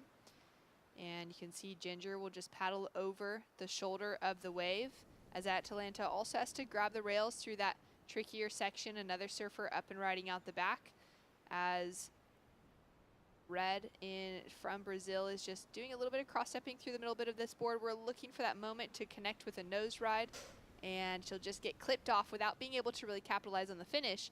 Totally White here as we check in with her about halfway through her heat. Nice, fun jive off the bottom of that wave. Cross steps forward into the nose and back off to the middle third. Now just looking for that foot placement towards the fin to reposition for this nose ride. Nice section, as she'll go to straighten out in front of the team. Yeah, I love how much she uses her legs to really spring and push off her board, but that's really understanding where that, if there was any chop to it, because had there been a chop, she could have definitely, that board would have got kicked out under her. So it was a good read from her, knowing what wave she chose. Yeah, that spring is a really great way to describe Tully surfing. It always has that little extra kind of bounce to it that's in a very controlled way and quite strong, but is quite reactive to what's happening on the surface of the water. Exactly, and she will only do that more in the flat section of the wave. You don't want to do that on the curl of the wave because that will create more air and more room for the board to actually swing out from under you. So her doing it on the flat part of the section is her basically trying to spring back up to get another line. Important things to consider when you're paddling out on a longboard. It's pretty easy as someone that's kind of learning how to longboard to find themselves often with the tail sliding out of that board, especially on those faster sections out the back. Yeah, it's because of the way the board is made, right? It depends on the rails, it depends on the tail. You could be riding a squash tail, you could be riding a pin tail, and really understanding the dimensions of your board is really key too. 7 minutes on the clock. We're waiting for a score to come through for last of Tully, but the rest of the field has dropped them in. Threes across the board as we take another look at the replay here. From Tully, we didn't get to see the outside section of this wave yet, so it's our first look at it. Yeah, and I love how relaxed she was on that first hang five in here. She's kind of doing that windmill thing, but that is due to all that chop in the water. She almost loses it here and then regains composure, nice line on the top of that wave, and then just rebounds back towards that whitewash. Here we are. She waits to the bottom of that wave to really spring, and then you see how quick it really brought her back up to that line. And that's what's setting her up for success, is really knowing what part of the wave has the power, what part of the wave is going to die out and I can't get to. But here we are with a beautiful hang five in the pocket and a smart decision just to straighten out because she knows she did the work on the outside. So a score to drop. Tully's opener was a 5.33. She's looking to improve on a 1.44 to take herself into the lead, and it's a 7.17. Sets her up in the leading position as Ginger is already perched up onto the nose once again. A little bit of a chop hop here to just try and make her way through into that next section and can't quite find that projection. Ginger's opening wave, a 3.67. Atalanta with a 3.77 to better her opening three, and Inesh with that 3.75. Megs, can you talk to us about what in Tully surfing has kind of divided her, has set her apart from the rest of the pack in that opening exchange to be able to get in that 5 and that 7-point range? I think it's from her having the practice of being in a jersey, her heat total is probably in the triple digits at this point in her life. So practicing and understanding that patience is key, but really knowing when to move, when not to move, where to sit. And it's really just that knowledge she takes. And I think with Tully is anywhere she goes in the world, she really likes to be in it in the moment. She loves to be very well in the environment, get acclimated. And I think that's what's going to give that advantage to Tully. Yeah, that's a huge part of it as well, especially competing as a competitive surfers. Our nature as surfers, I guess, even, no matter if you've never worn a jersey before, you're a brand new surfer or you've been surfing for decades in a jersey, is that love for the search, right? It is that kind of that hunt for the endless summer, to look for the next best wave. We're always wanting to see the next best thing. Thankfully, as competitive surfers, events move all around the world. Different countries host different levels of events. There's so many types of contests to be competing in. And so for these surfers, you have to be able to learn how to kind of keep that stoke alive by continuing to travel and surf great waves, but also the reality of the toll that traveling takes, being away from family, having to adjust to new time zones, to new food, to new climates. There's a lot to it, and when it comes to competing for a world championship like this, the surfers that can manage those sorts of things behind the scenes tend to be the ones that come out on top. Yeah, and I love that the ISA really opens up to the entire world. It's very international, you know, as we see, we have an 11-year-old, we have people in this heat who are in their 30s, but that's because it's bringing exposure to all the countries and really helping them level up their surfing, but also their confidence, because with the ISA, they have that repecharge, you know, they have that second chance, and most times they wouldn't be able to get that. So it's really nice to see them perform under this circumstances. Ines now up and riding for Portugal. We could see this set approaching. It was looking really good as she swoops through that opening turn. Really beautiful. Looking for that opportunity now to find her getting some footwork in. This is the opportunity at this stage of the wave that you really need to capitalize on that to get above maybe that 4-point scale. Great rail work is very important, but also wanting to see that footwork, a big section behind her now as she's back into kind of this whitewater area of the wave. It's significantly larger set than what we've seen in the rest of it. We'll pan over to check if anyone else is up. Nope, so let's catch up with the end now of Ines, and she was able to tag a 5 on the inside section. Yeah, and that was big. That was a big wave, and that kind of broke wide, and I can see that, you know, there were 2 minutes left. She might be opting to come in, I'm not too sure, but that was a beautiful wave ridden on the outside. I really wish she committed to those hang 5s or hang 10s, just because that would have been more into the excellent range. She doesn't have a backup score right now. It will be her backup score, but she is going to want to not just have a 3.21. She's going to need to get right on up there with 4s, 5s, 6s, 7s, and she does so by getting that 4. That 4-point ride, one big swooping turn out the back, and managed to hold on to control throughout that wave. But like you're saying, Megs, it's going to take really dynamic nose riding to get yourself into the excellent scores today. And given the heats that the women are now at the end of the event that we're coming into, this deep into the repecharge round, once we advance past that, it's likely going to be more those 6, those 7s, those 8s taking you through a heat than it is the 3s and 4s that have been working in the earlier rounds. Yeah, exactly. And I think this is the beauty of this contest, is that she is going to look at the wave and be like, okay, I got a 4 on that. Had I nose rode out the back or got more nose riding in, that easily could have took her into close to Tully's score, you know? So I think she's going to be able to take what she's learning too and really apply it to the next heat or to the next contest. It's exactly what we heard from Tom Breen during that last interview from Ireland. You know, listening to Sam, listening to Rachel Tilley, who's a longboarding world champion, break down his surfing in last year's event has helped him to really improve on a lot of things coming into this year. And so far, he's making some big heats as we take another look here. Yeah, and I love the way she's doing a lot of tail surfing, but really engaging that rail. I love how much she's transferring her weight to really lead the board into where she wants to go. As we see here, she's just making it past this little whitewash section, just trying to get back to the face here, and she does. But here is where it kind of gets tricky. The chop's coming in, that tide's coming in. There's way more water, and she gets that to that nose cleanly and nicely and exits out. So a 4-point ride currently has Ines Martins out of Portugal sitting in second. Atalanta is down in third. I can see that little red dot moving next to her name, which means she's having a look at a wave. And here we go with a paddle now. She's only needing a 3.81 in order to get herself that advancing position. This is a really small wave, kind of right on the buzzer. It's going to take a lot to get a score out of a wave this size. Although I think when it comes to free surfing on a longboard, sometimes waves of this size, depending on your equipment, are some of those better ones. Unfortunately, that's not going to give her an opportunity, and it's just going to be a 1.07.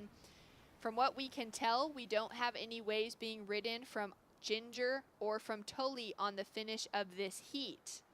And that buzzer has sounded for the end of repecharge round number 4, heat number 1. It looks like unofficially Tully White of Australia will be taking out the win with that 7.17 to improve on her 5.33. And in second, off the strength of that 4 for her last chance, was Ines Martins of Portugal, walking away with an advancing position. Unfortunately, Atalanta Batista of Brazil and Ginger Kaimi out of Italy, a surfer in Atalanta who has been a very, outstanding member of the women's longboarding field for the last decade, up against the newest up-and-comer to the field in Ginger Kaimi, both names we're going to see more of in the future. Excited to see the grommet continue to rise in the ranks. Yeah, and it's also for the veterans to learn what's happening now and being relevant to what's happening with the youngsters. And it's really cool to see the age level and the surfing ability between the surfers in every heat. Incredible. You know, we're looking at a 20-year age gap between Ginger and someone like Atalanta. We're going to go to a quick break. When we return, we'll be back to call more great surfing from our women's field as the Repecharge Round 4 continues.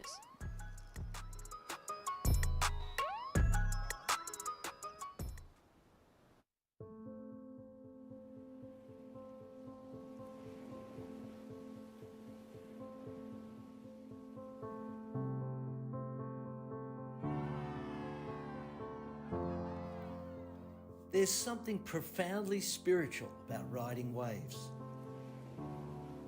Water is transformative, healing.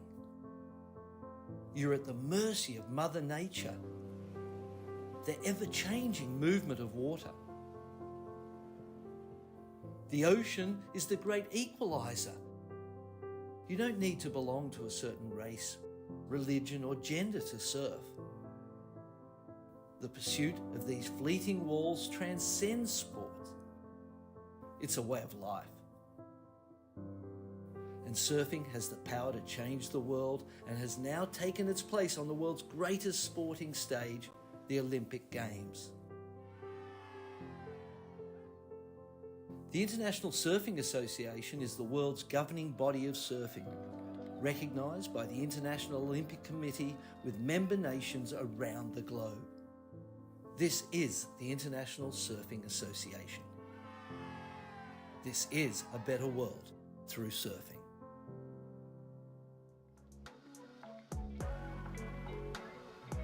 Well, it certainly is a better world through surfing, with all that the ISA has been doing over the years to get surfing across the line into the Olympics, for the hope of longboarding to also join that conversation.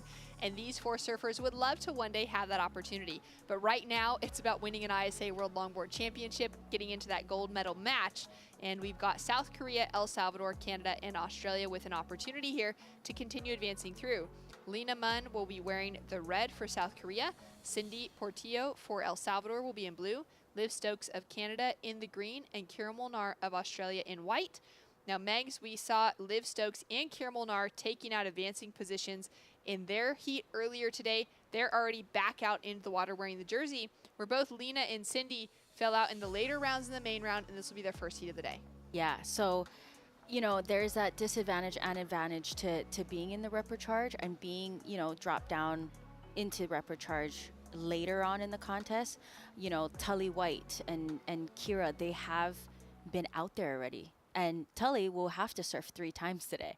But it is really crucial. I know how tired they're going to be. Hydration is going to be very important. But they have the time out there. Their feet is already wet. They already got out there, caught waves, got good scores. So it's going to be interesting to see if that helps them in a way with that, you know, advancing through each heat. But they are going to be very tired. You had that experience back in 2013 in Peru, surfing your way through the repos specifically. What was that like, knowing that you had a lot of work in front of you? By the time you made it to the final rounds, did you feel like you had an advantage of knowing that wave so much better? Yeah, I really did. And it was a left point break in Peru in Juan Chaco, and it wasn't small. It was very big. It was a little bit bigger than this. And I remember I was about 18 years old, and it was... I remember just thinking, and I had my dad, he was the team manager at the time. I traveled with Kai Salas, Ned Snow, and Honolua as the junior.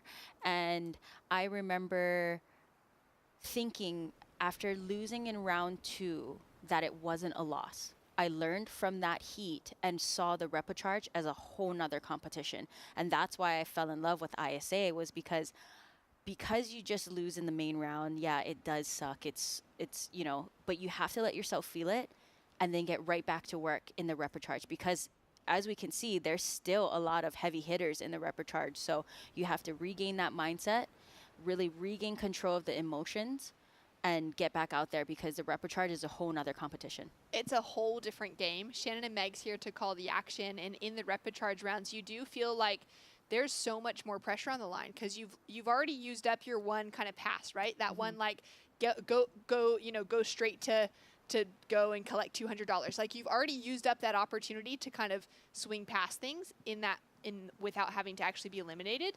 Now it's all on the line, and that's exactly what we're experiencing in today's performances, which I think is also why we're seeing a lot of those performance levels continue to rise. Yeah, and you can see that a lot of the surfers will be surfing smarter. They're not going to be just constantly paddling, hunting for waves. They're really going to, their wave IQ and their wave decision is going to be really important for them. And you can tell because a lot of the heats, you're only seeing people catch 2 waves.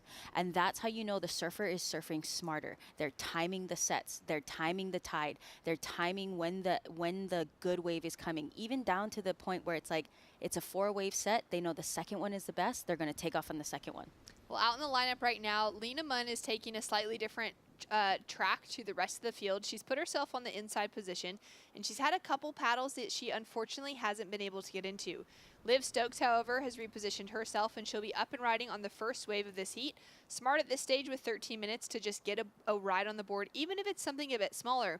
But these smaller waves at Sunzal tend to have such a nice line, such a nice pocket to them. Liv doing a great job with this one. She's already gotten that critical footwork, that nose riding done on the outside section. And now she's going to hope that this wave gives her that opportunity to lay into it. Nice opening turn, sets her rail here, cross steps forward on that Michael Takayama. Finds herself with another really locked on hang 5. From this angle, you can see how far, a foot can hang over the nose. It's always a great thing when you can see those knuckles really wrapped over, that those toes are fully dedicated to it. That means that surfer is locked in and in control on the nose. Yeah, and a big shout out to Kalia Moniz, who had probably one of the best toe locks in the history of women's surfing. The way that she really, it's almost like she's hanging onto the nose with her toes. I never could figure it out. It always blows me away. So shout out to her for really pioneering that part of surfing into the world. A really important thing as well, and I mean for her then to end up with a couple of world titles down the line within her surfing and to kind of set the standard for what the generation of women who are currently winning the world titles, Eva Honolulu Bloomfield, a Soleil Erico, that pack that are sitting over the last couple of seasons in that winning seat, even a Tori Gilkerson who's now, operating as a judge at very high levels, of Rachel Tilley who's still in competing and holds on to that world title.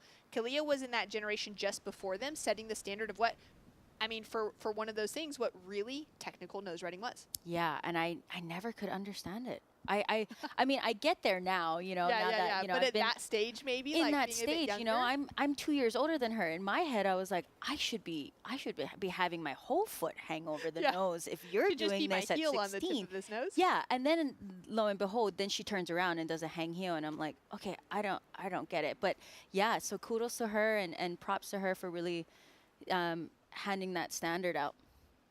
Well, down on the beach, we saw Toli White take out the win in that last heat. She is ready to go with Ben Way. Thanks so much. We're here with Rep 4 Heat 1 winner for Australia, Toli White. Back in the Irakanju's green. Congratulations. Hey, thanks so much. Yeah, really stoked to get through that one. Special shout out to Ginger, who was in our heat. She's killing it, and she's so young, and she's got amazing style. So, yeah. Awesome to surf with her and stoked to make it through. It seems like minutes ago I just talked to you, but how were the conditions different in this heat compared to your earlier heat? I think there was a little bit more wind now, but everything else felt pretty similar. Still kind of picking similar waves, and yeah, same board, same fin. Loving my multiply from Sean Nettleton, and which has made it Rhino. It's just going really well out here, so stoked. So you've won your heat, but you've also won 2 sessions with only 3 people out here on the machine wave of Sunzal. How epic are the waves and just everything the people here in Surf City? Yeah, it's been pretty crowded in the free surfs with everyone here from so many countries, and it's been epic vibes in the water. Stoked though to surf it with a few people out because it's pretty hectic in the free surf. So it's nice to get some time in, get to pick and catch the waves you want to get, but there's so many amazing waves along this coastline, so it's always a pleasure to come back here. Well, in case you forgot to mention anyone in the earlier heat, you might throw them into this next message to people at home. Yeah, shout out to Manly Mal Club. They're Declan and I's home club, and such an awesome group of legends. Got a few new grommets in the group too. Special shout out to Mia Brockenshaw. She was born like a week ago, already in the Manly Male colours. And yeah, just everyone at home that's been reaching out to us and following it along. And again, Surfing Australia, Kate and Hannah, couldn't have done this without you guys, so thank you. Great. Well, go get some rest, and we'll see you a little later. Thank you very much. Thank you. See you later. Back in the booth. Thanks so much. Great to hear again from Tully. She's going to have to stay cool somehow in the temperatures out there because she'll have another heat coming up later today in the repos. But wow, Megs, during that interview, we got to see that wave of Cindy Portillo, and that was so smooth. Yeah, the local hero here from El Salvador. Beautiful surfing. I love how much she engages that rail. She really has a good center of gravity. You can see her arms weren't really swinging around. She really has those strong legs to push that rail and really rebound off the surface of the ocean. Yeah, she's an incredible surfer coming from the south coast of El Salvador and San Miguel. So this isn't too close to home for her, but she's really proving that, you know, after her performance she put on last year where she kind of had us all turning our heads going, all right, Cindy is showing up. She has such a graceful and beautiful style, but she's got power to her surfing as well. And there's a great combination within traditional longboarding and what the criteria currently calls for in you know, blending that style, that grace together with a decent amount of power. And we're seeing it out of the best. Thinking of, you know, the turns that Honolulu puts together, that Rachel puts together, Cindy's right there in that conversation while also encompassing the rest of the criteria. Yeah, and the heat prior, we saw Inez really power turning and her getting rewarded for that 4. And the thing with Cindy is she got a couple nose rides in, so I think it's going to be a really good score for her. Very excited to see. Liv Stokes opened up on a 4.67. Big paddle here, and she just scratches into this wave thanks to having a whole lot of foam underneath her. Quick run up to the nose, finds that hang 5. Now she's looking for that great bit of rail work. Bounces off the foam, but kind of like hugs it, brings it down to the bottom of that wave as well, and is looking down the line as this board's kind of nose high for a moment, but she's able to use that backwash to just push that board into a nice planing position. And now working it just rail to rail is a great way to keep that board moving forward in a dynamic way rather than just looking really flat on the surface of the water, keeping it kind of in that movement, in that fluidity as she comes through to the inside here for Liv. And looking for one last section to finish off with, she'll kick out. Yeah, what a good wave from her. I mean, she already has a 4.67. I think that's very well going to go above that. So that 4.67 is going to become her backup score. So scores to drop, and Cindy nails a 5.67 for her opening wave, just shy of a 6-point ride, and sets the tone in this heat. Yeah, I saw that going into it. I called it. I was like, I think that might be close to a 6. That wave that she did, she utilizes her whole board and really uses that rail to dig into those turns. And I love how much she goes from top to bottom of the wave. She's not just turning in the middle section, right? She's really rounding out those turns. And to me, it's almost like an artist painting very cool, almost like a contrast art where it's very much fluid and everything flows. That's how I see longboarding, is that it's very fluid. It's very from top to bottom. We're not really just pumping to gain speed. We create our own speed by really using the rebound of the wave. That's a great description, as I'm kind of picturing a line of what a longboarder draws, right? And it's all very smooth curves. Sometimes those curves are bigger, sometimes they're a little bit smaller, but they never have a point to them. They never have like a sharp cut or a corner within that line. And in, you know, a beautiful piece of artwork, thinking of something that's just covered in those fluid lines, as opposed to shortboarding, where we see if you were drawing the line of a shortboard on a wave, it would have those smooth arcs. It would also have very defined kind of points of hitting and coming straight back down again in those corner breakups on that line. And it's very different to what we want to be seeing in good longboarding. Lena Munn now up and riding. I love that she's found this wave because she's had a few paddles. She's got those small scores on the board, that 2.57 as her high, and she's doing a great job on this one to now start to find that balance, that flow that we've seen from her throughout the rest of her surfing. One of my favorite things about her approach so far has been just the use of her arms by her side, a really pretty kind of accentuation of that upper body while letting her bottom half, those hips and those legs, really do all of the heavy work within her surfing. As we take a look now at Kira. Kira tends to have a little bit more of that kind of lower stance. She really engages that upper body with what the lower body is doing. As she takes a couple quick steps up to the nose, locks in for that long hang 5. Important moment there to be able to find a nose ride. Now bringing that board back around kind of halfway through, cuts it back in that turn, in that top half of the wave. Now looking for, I think, another nose ride as she comes into the inside section. This wave is a little bit soft. She does really well on that to pull it back and not push the early nose ride so she could get to this next section and be able to finish out on the shoreline. Dives out, hopefully there's just enough water and she pops up quick. She's gonna grab that leash, get back on that board because she's got just under 4 minutes, which is enough time to get out of the back. And this is a 300-yard wave, so you can't even imagine how sore and how tight their legs are. And thank you to ISA and everyone down there doing the ice baths, because that is going to be really key. As much as they're training, as much as they're really trying to get back out there, that build up their endurance and their stamina, their recovery is just as important. Especially now we're in crunch time, we're going to see a lot of people surfing 3-4 times a day. I think for everyone in the heat right now, and even from the field, Kira Molnar is in a great advantage to that conversation because she's from Noosa Heads. She surfs right hand, long right hand point breaks every time they break. You know, it can kind of be hit or miss in Noosa where you can show up and it's completely flat, like literally nothing is breaking anywhere. You have to go down south around the corner and finally the open beaches start getting some waves. But when Noosa is all time, you get such long waves, and Kira would be used to that sort of surfing and also learning how to choreograph a wave that has a much length to it, which is really different from someone growing up in a beach break. Yeah, because, you know, with a beach break, everything is so, your reaction has to be so much quicker. You really have to be responding so much faster. And when you have that long wave, that long wall, there is time to think. There is time to really connect the dots into the surfing. Like you said, it's just painting that picture. It's really fluid turns. And I think that's really going to help her move through this heat. As we see Liv Stokes dropping a 5.0.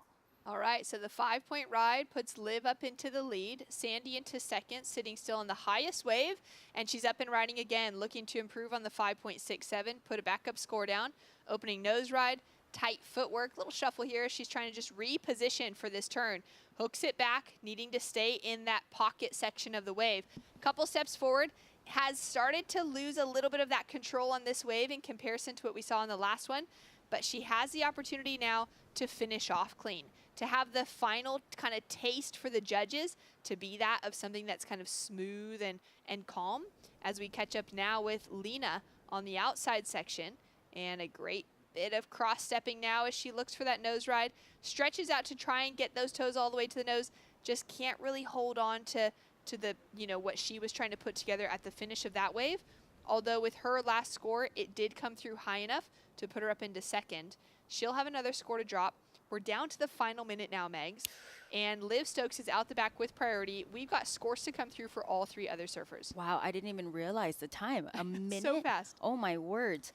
But yeah, I think that's going to be a really good score for Cindy. That last wave, I mean, it really pays off being, you know, the local hero of the town. You know, you have time in the water. Before anyone came here, she probably was here, you know, with her other teammates practicing at this wave. That's right, and they've really been showing some incredible local knowledge, knowing how to stay in the pocket without having to even check to see where it is, which everyone else has really needed to make sure their eye contact is getting there. Liv now on this wave, wanting to hold down the leading position that she's found herself in. 20 seconds on the clock as we see the other surfers paddling back out with a hope for one last opportunity. As Liv goes back to that nose ride, I like that she was able to throw a bit of spray onto Kira on that last turn as well. A bit of that healthy pressure, healthy rivalry out in the lineup. As Liv comes into this inside section, she's doing everything she can right now to put herself into a solid position to be advancing forward.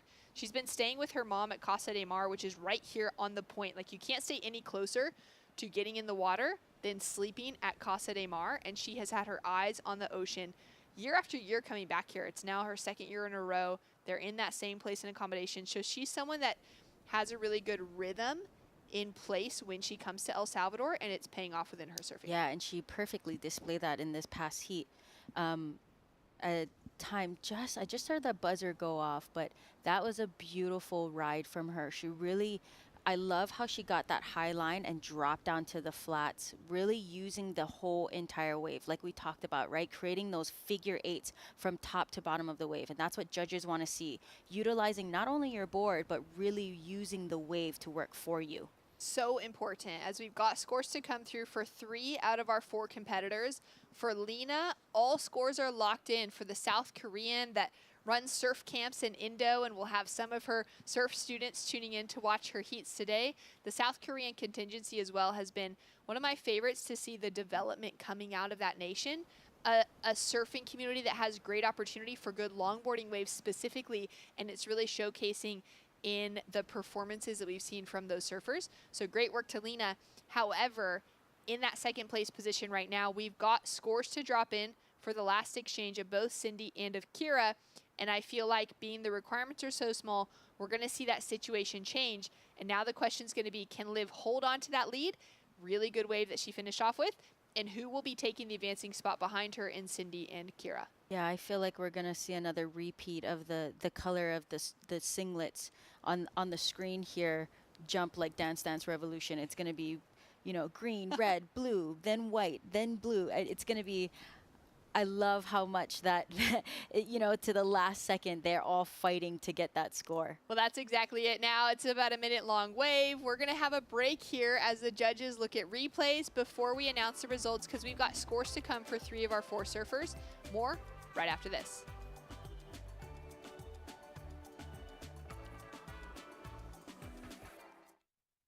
Bienvenidos a la tierra de anfitriones. Aquí somos los campeones del mundo en hacerte sentir especial. Te compartimos olas, volcanes, pueblos históricos y te aseguramos una experiencia de 5,000 estrellas. Porque esta tierra tiene más anfitriones por kilómetro cuadrado que cualquier otro país del mundo. El Salvador, tierra de anfitriones.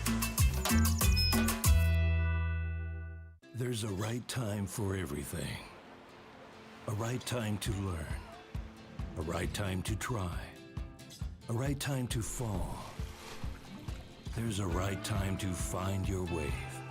And there's a right place to enjoy your passion like nowhere else.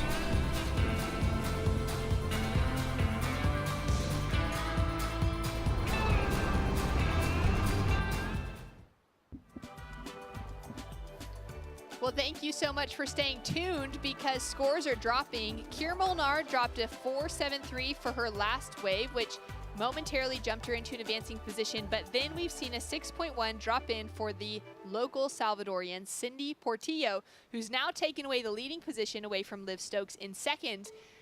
All scores locked in for both Kira and Lena, which means officially Cindy Portillo and Liv Stokes will be taking the advancing positions. Now the question is on that last wave of Liv, which looked so fun to be riding on. She would need Megs a 6.77 to take the win away from Cindy. I think it'll be close, but I'm not too sure if it'll be up there. It was, we had the drone angle, so it was I couldn't tell the size of it. If it was from the outside, it could very well go up into that excellent range. But as far as I can remember, I think it was from the outside. I think it was a set wave, and she rode that wave beautifully, and that's due to that pintail that Uncle Michael Takayama has been working on, and it's really helping a lot of the surfers out. It's a really solid looking tail. Well, scores are in. There it is, a 5.77. So size of that wave definitely coming into factor to keep it away from that almost 7, really. She would need 7s from the panel in order to get herself the 6.77. And it just keeps her in that second place position, but a huge achievement advancing through over Kira Molnar and Lena Munn, who both have been putting together really incredible surfing throughout this event. Cindy Portillo of El Salvador in the blue will take away the win for that last heat, and a very impressive performance, no doubt. So I'm excited to be able to hear from her. As we take a look now at the next heat, already underway, buzzer has just sounded, and Luana Soares of Brazil got off to a very quick start, just an in and out as that wave closed off down the line. She'll get to reset herself in the lineup now.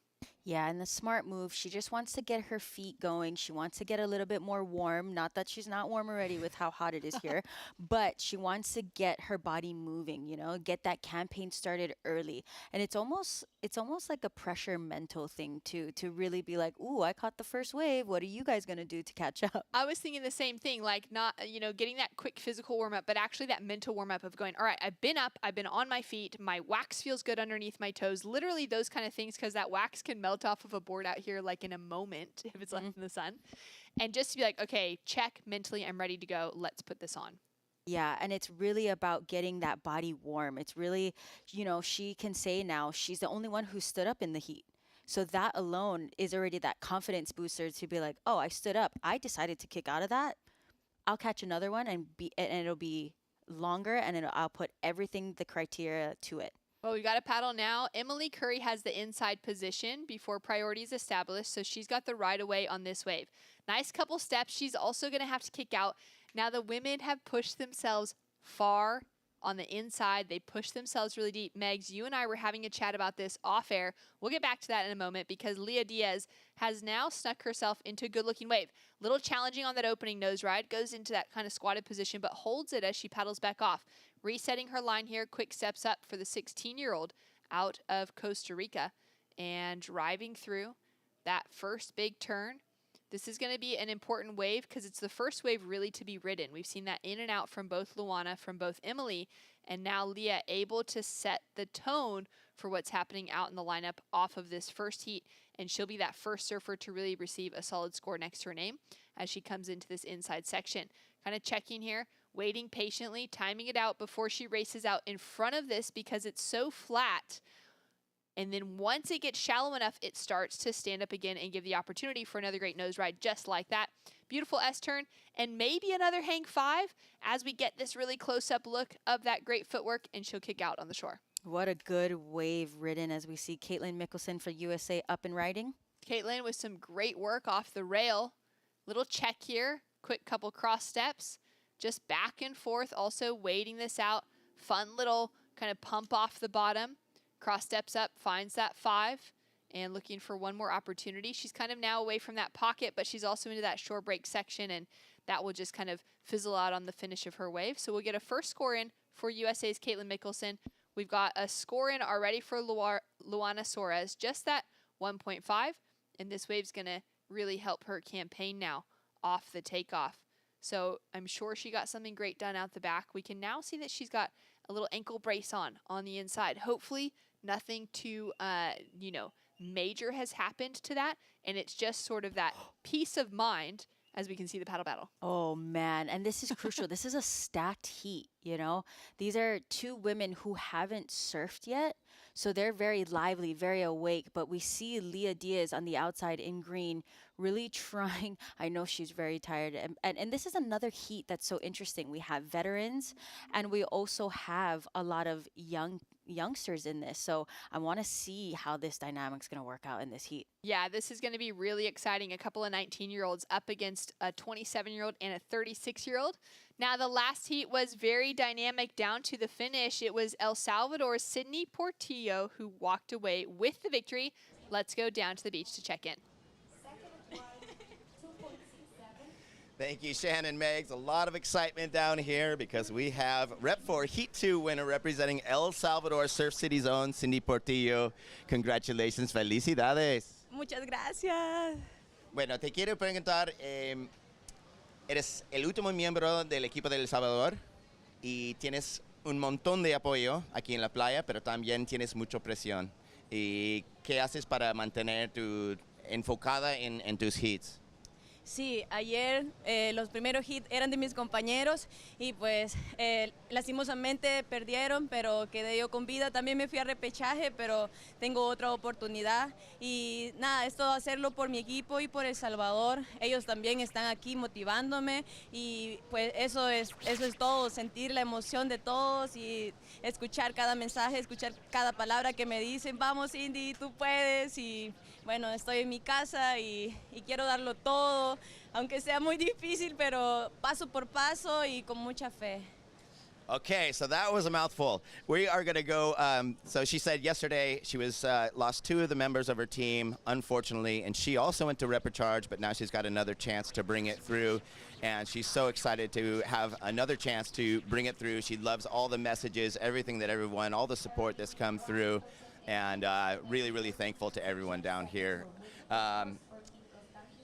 The second question is going to be, how amazing is it to have the top superstars of longboarding here at her own surf city and be able to kind of see up close at her home break how the level of longboarding is and be able to learn from some of the other competitors? Bueno, la segunda pregunta es que qué tan emocionante es tener las superestrellas de longboarding, los mejores del mundo aquí en tu propio surf city, surfeando en Sunsal y también dando oportunidad de aprender de ellos. Sí, es muy emocionante tener como a los mejores. Realmente siento que este año vinieron más fuerte, como que todo el año después del mundial del año pasado entrenaron más duro y ahora siento que cada hit no es fácil y todo el mundo quiere dar lo mejor. Y esto es una gran motivación para mí porque, bueno, entreno más duro, me exige a mi entrenamiento y pues nada, aprender de ellos. Surfean muy lindo, surfean muy bien y pues yo siempre soy de las personas que veo a las personas mejores que mí y pues agarro un poco de ellos y voy aprendiendo. Y finalmente, so last I'm going to have her make a message to the Bukeles, especially Naib, the president, and his brothers Yamil and Karim, who we wouldn't have this competition without them, as well as the Minister of Tourism, Marina Valdez. Bueno, un mensaje al presidente Naib, sus hermanos Yamil, Karim y también la ministra. Sin ellos no podemos tener un gran campeonato mundial aquí en Surf City.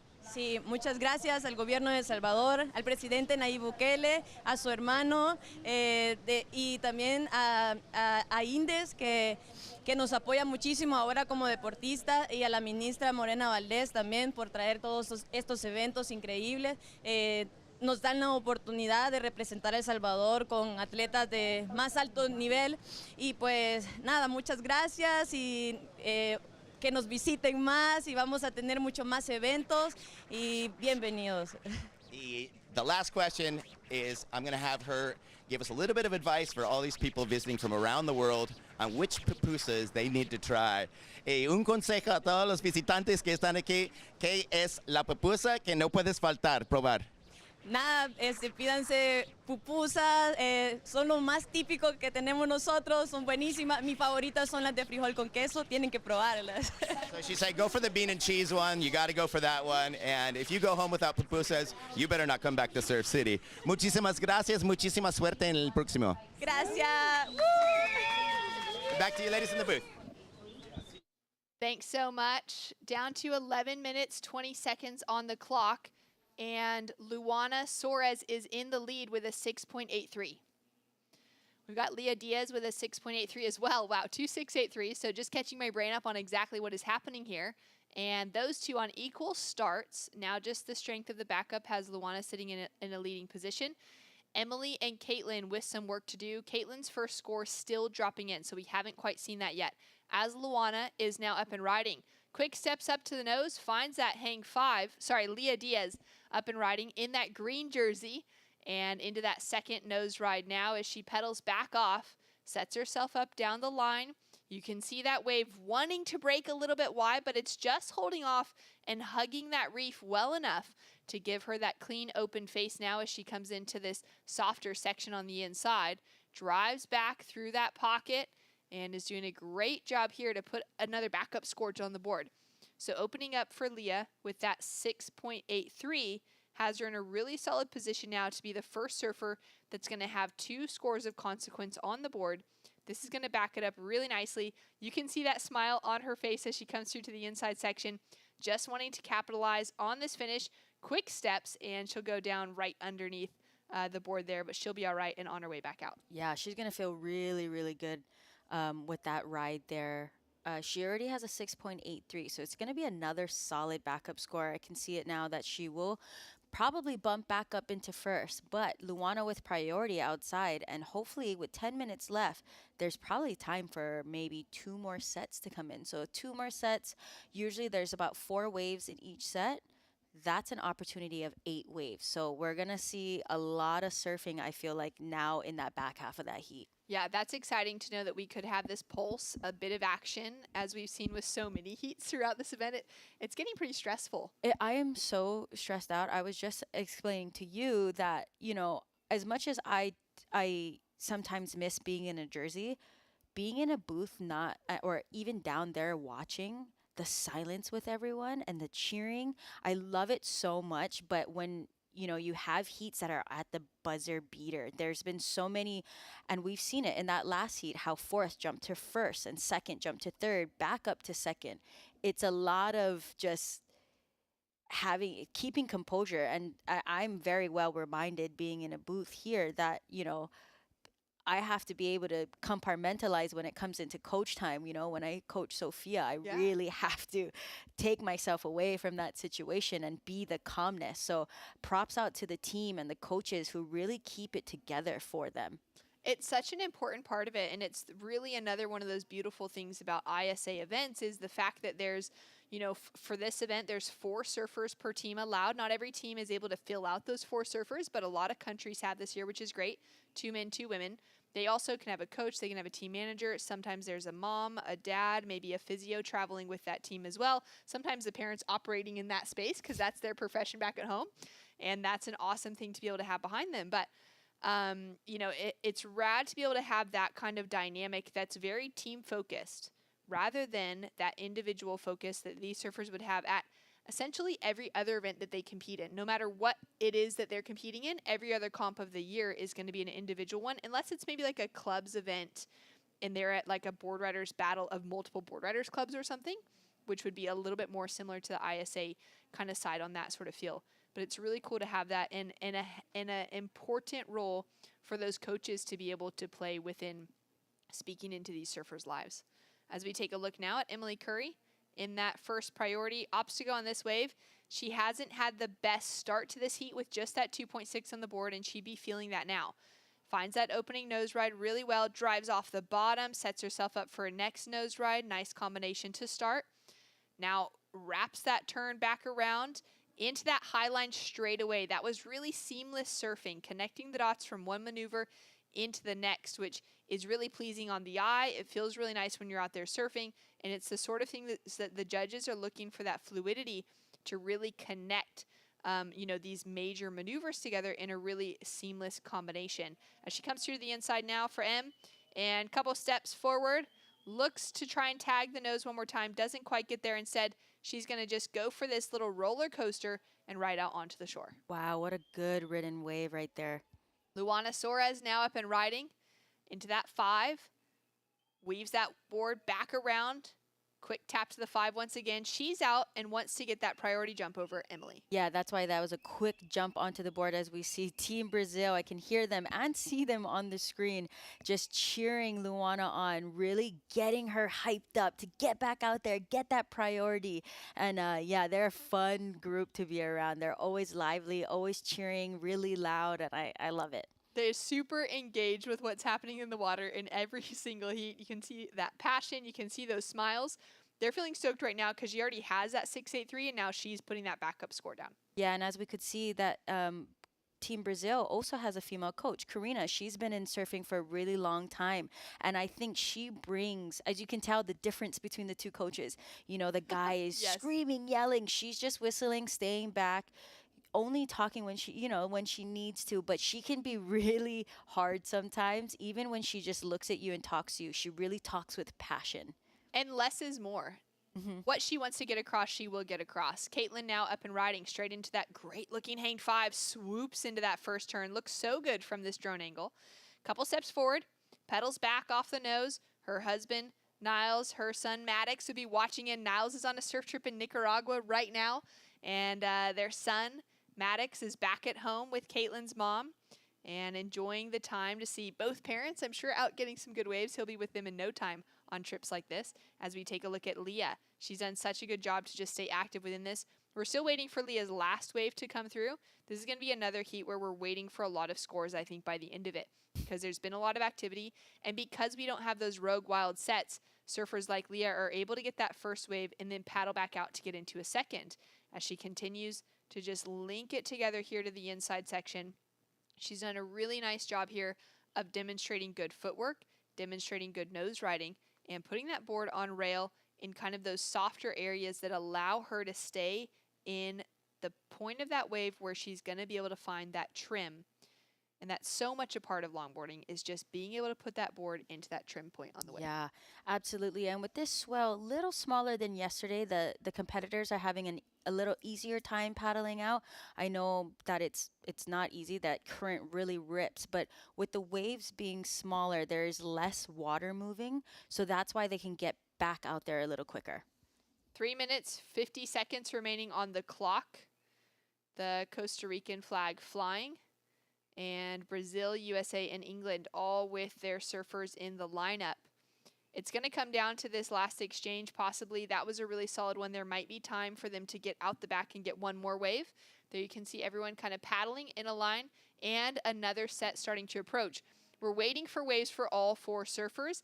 Each of those waves is a score of consequence. We could be seeing some really tight heat totals at the end of this heat as well, Megs. Yeah, again, with this Dance Dance revolution of all these colors starting to dance again, I swear, I'm like, man, this is crunch time. You know, it's second to the last before finals day, and people want that gold, and I can feel it on the beach, the hunger of how much these girls and men want it.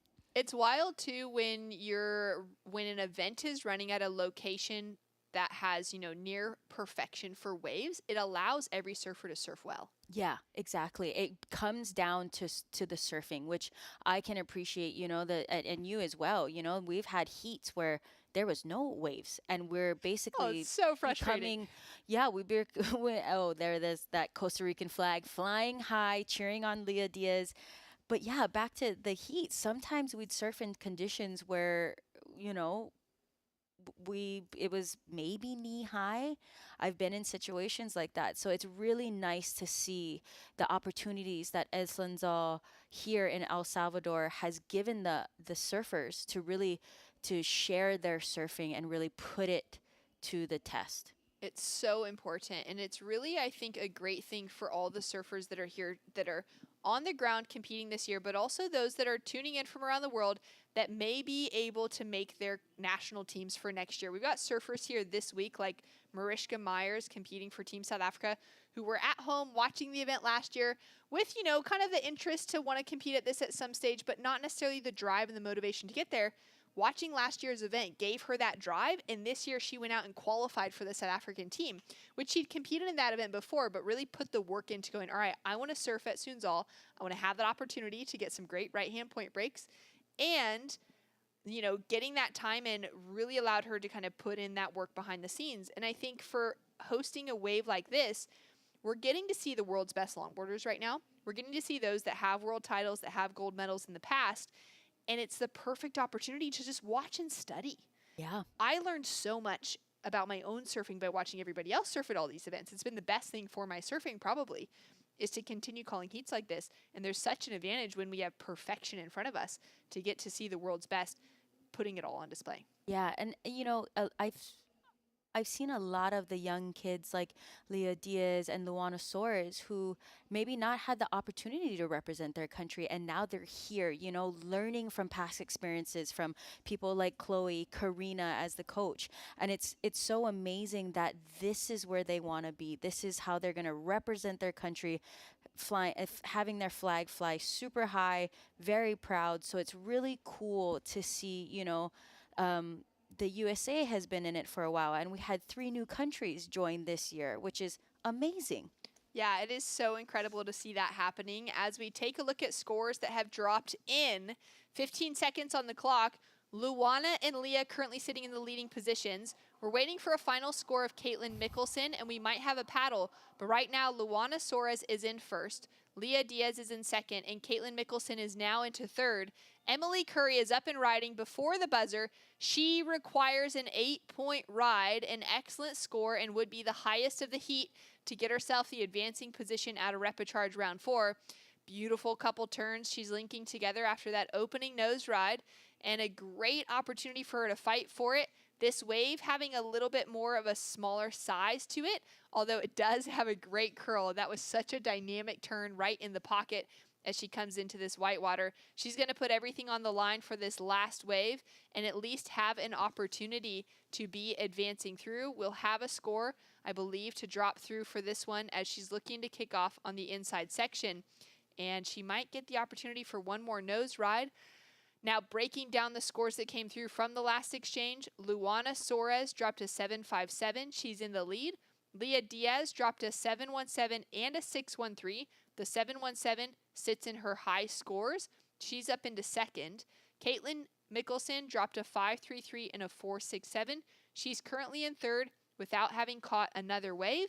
And Emily Curry got pushed into fourth off that last exchange between Luana and Leah, and is chasing an 8.07 for this last opportunity. Yeah, and it's so cool to see, you know, the youngins really take over. I feel like a lot of the veterans, a lot of the people that've been, you know, doing this for a long time. You know, Caitlin has come close to She's almost won a world title. She's she was almost the won runner-up in yes, 2010. That's right. And it wasn't to actually Lindsay Steinreiter. I think it was to Corey Schumacher back in the day. And she's come close, and she's been in it for a while. So it's really cool to see the young kids taking that in and really learning from our past, you know, experiences and applying it to theirs now. Incredible. Well, it is the two 19-year-olds in Luana Suarez of Brazil and Leah Diaz of Costa Rica that will be advancing through. Emily Curry scored a 5.4 on her last wave. That jumped her into third, which is valuable points for Team England, but will be eliminated alongside USA's Caitlin Mickelson after strong performances from both, but unfortunately outdone. We've got more action to come when we return. There's a right time for everything. A right time to learn. A right time to try. A right time to fall. There's a right time to find your wave. And there's a right place to enjoy your passion like nowhere else.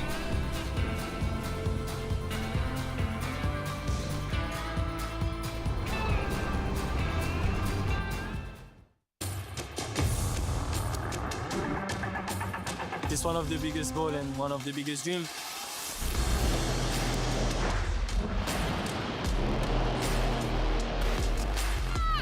It's been like an emotional roller coaster. I ask myself, what just happened? Is this real? Every athlete's dream is to, you know, reach that gold medal. I'm on a mission, you know. I think that everything is possible. It's not over till it's over.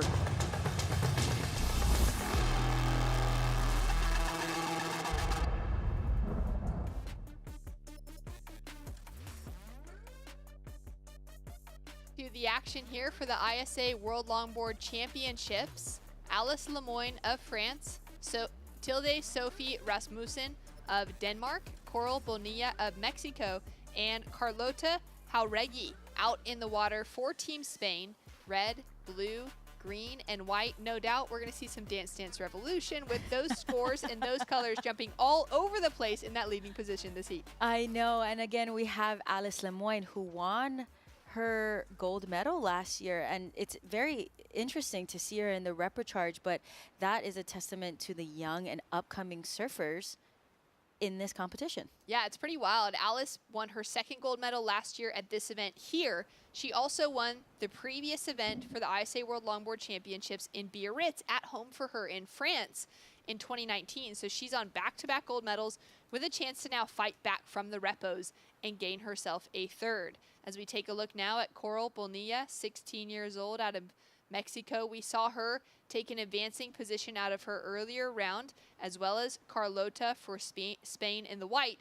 So these two already having that taste of the ocean this morning, and Coral doing a great job to get an opening wave on the board. Nice clean footwork, nice bit of variety. That cross-step cutback added a little bit more power into those turns, and some of the things that Wingnut and I have been talking about this week is the functionality of maneuvers. Wanting to add variety, but also recognizing the need to keep it functional, because if you could do maybe a drop knee cutback, or you could do just a normal cutback in a section and that was better, that's maybe the better decision than going to something like a cross step if it throws you off balance.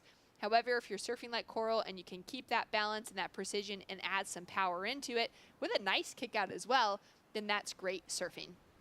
Taking a look now at Alice Lemoyne. Frothy section, not sure where she took off on the inside, but my guess is pretty deep because this wave has shut down in front. Yeah, and this is kind of the telltale of you know, veterans and the new and upcoming surfers is that I feel like the veterans are gonna try and push the youngins on the outside, but I don't know. They've been outstanding and outperforming themselves. So it'll be interesting to see how this heat goes. I know Elise had a lot of pressure from last year, winning gold medal, you know, 2-time gold medalist. But I had a little chat with her yesterday, and I said, you know, what happened last year is what happened.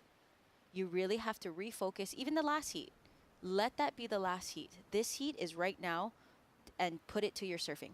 Hilde putting it to her surfing right now after a great opening section. 21 years old, representing Denmark, and a very smooth line as she swoops back on that rail. Unfortunately, just a little too deep on that turn, and she'll get clipped by the section. Carlota now up and riding. She's got that great traditional board underneath her feet, quite wide, allows for some nice stability. Can be trickier in those bowly sections of the wave, but a really nice smooth style as that equipment's kind of ironing it out with her.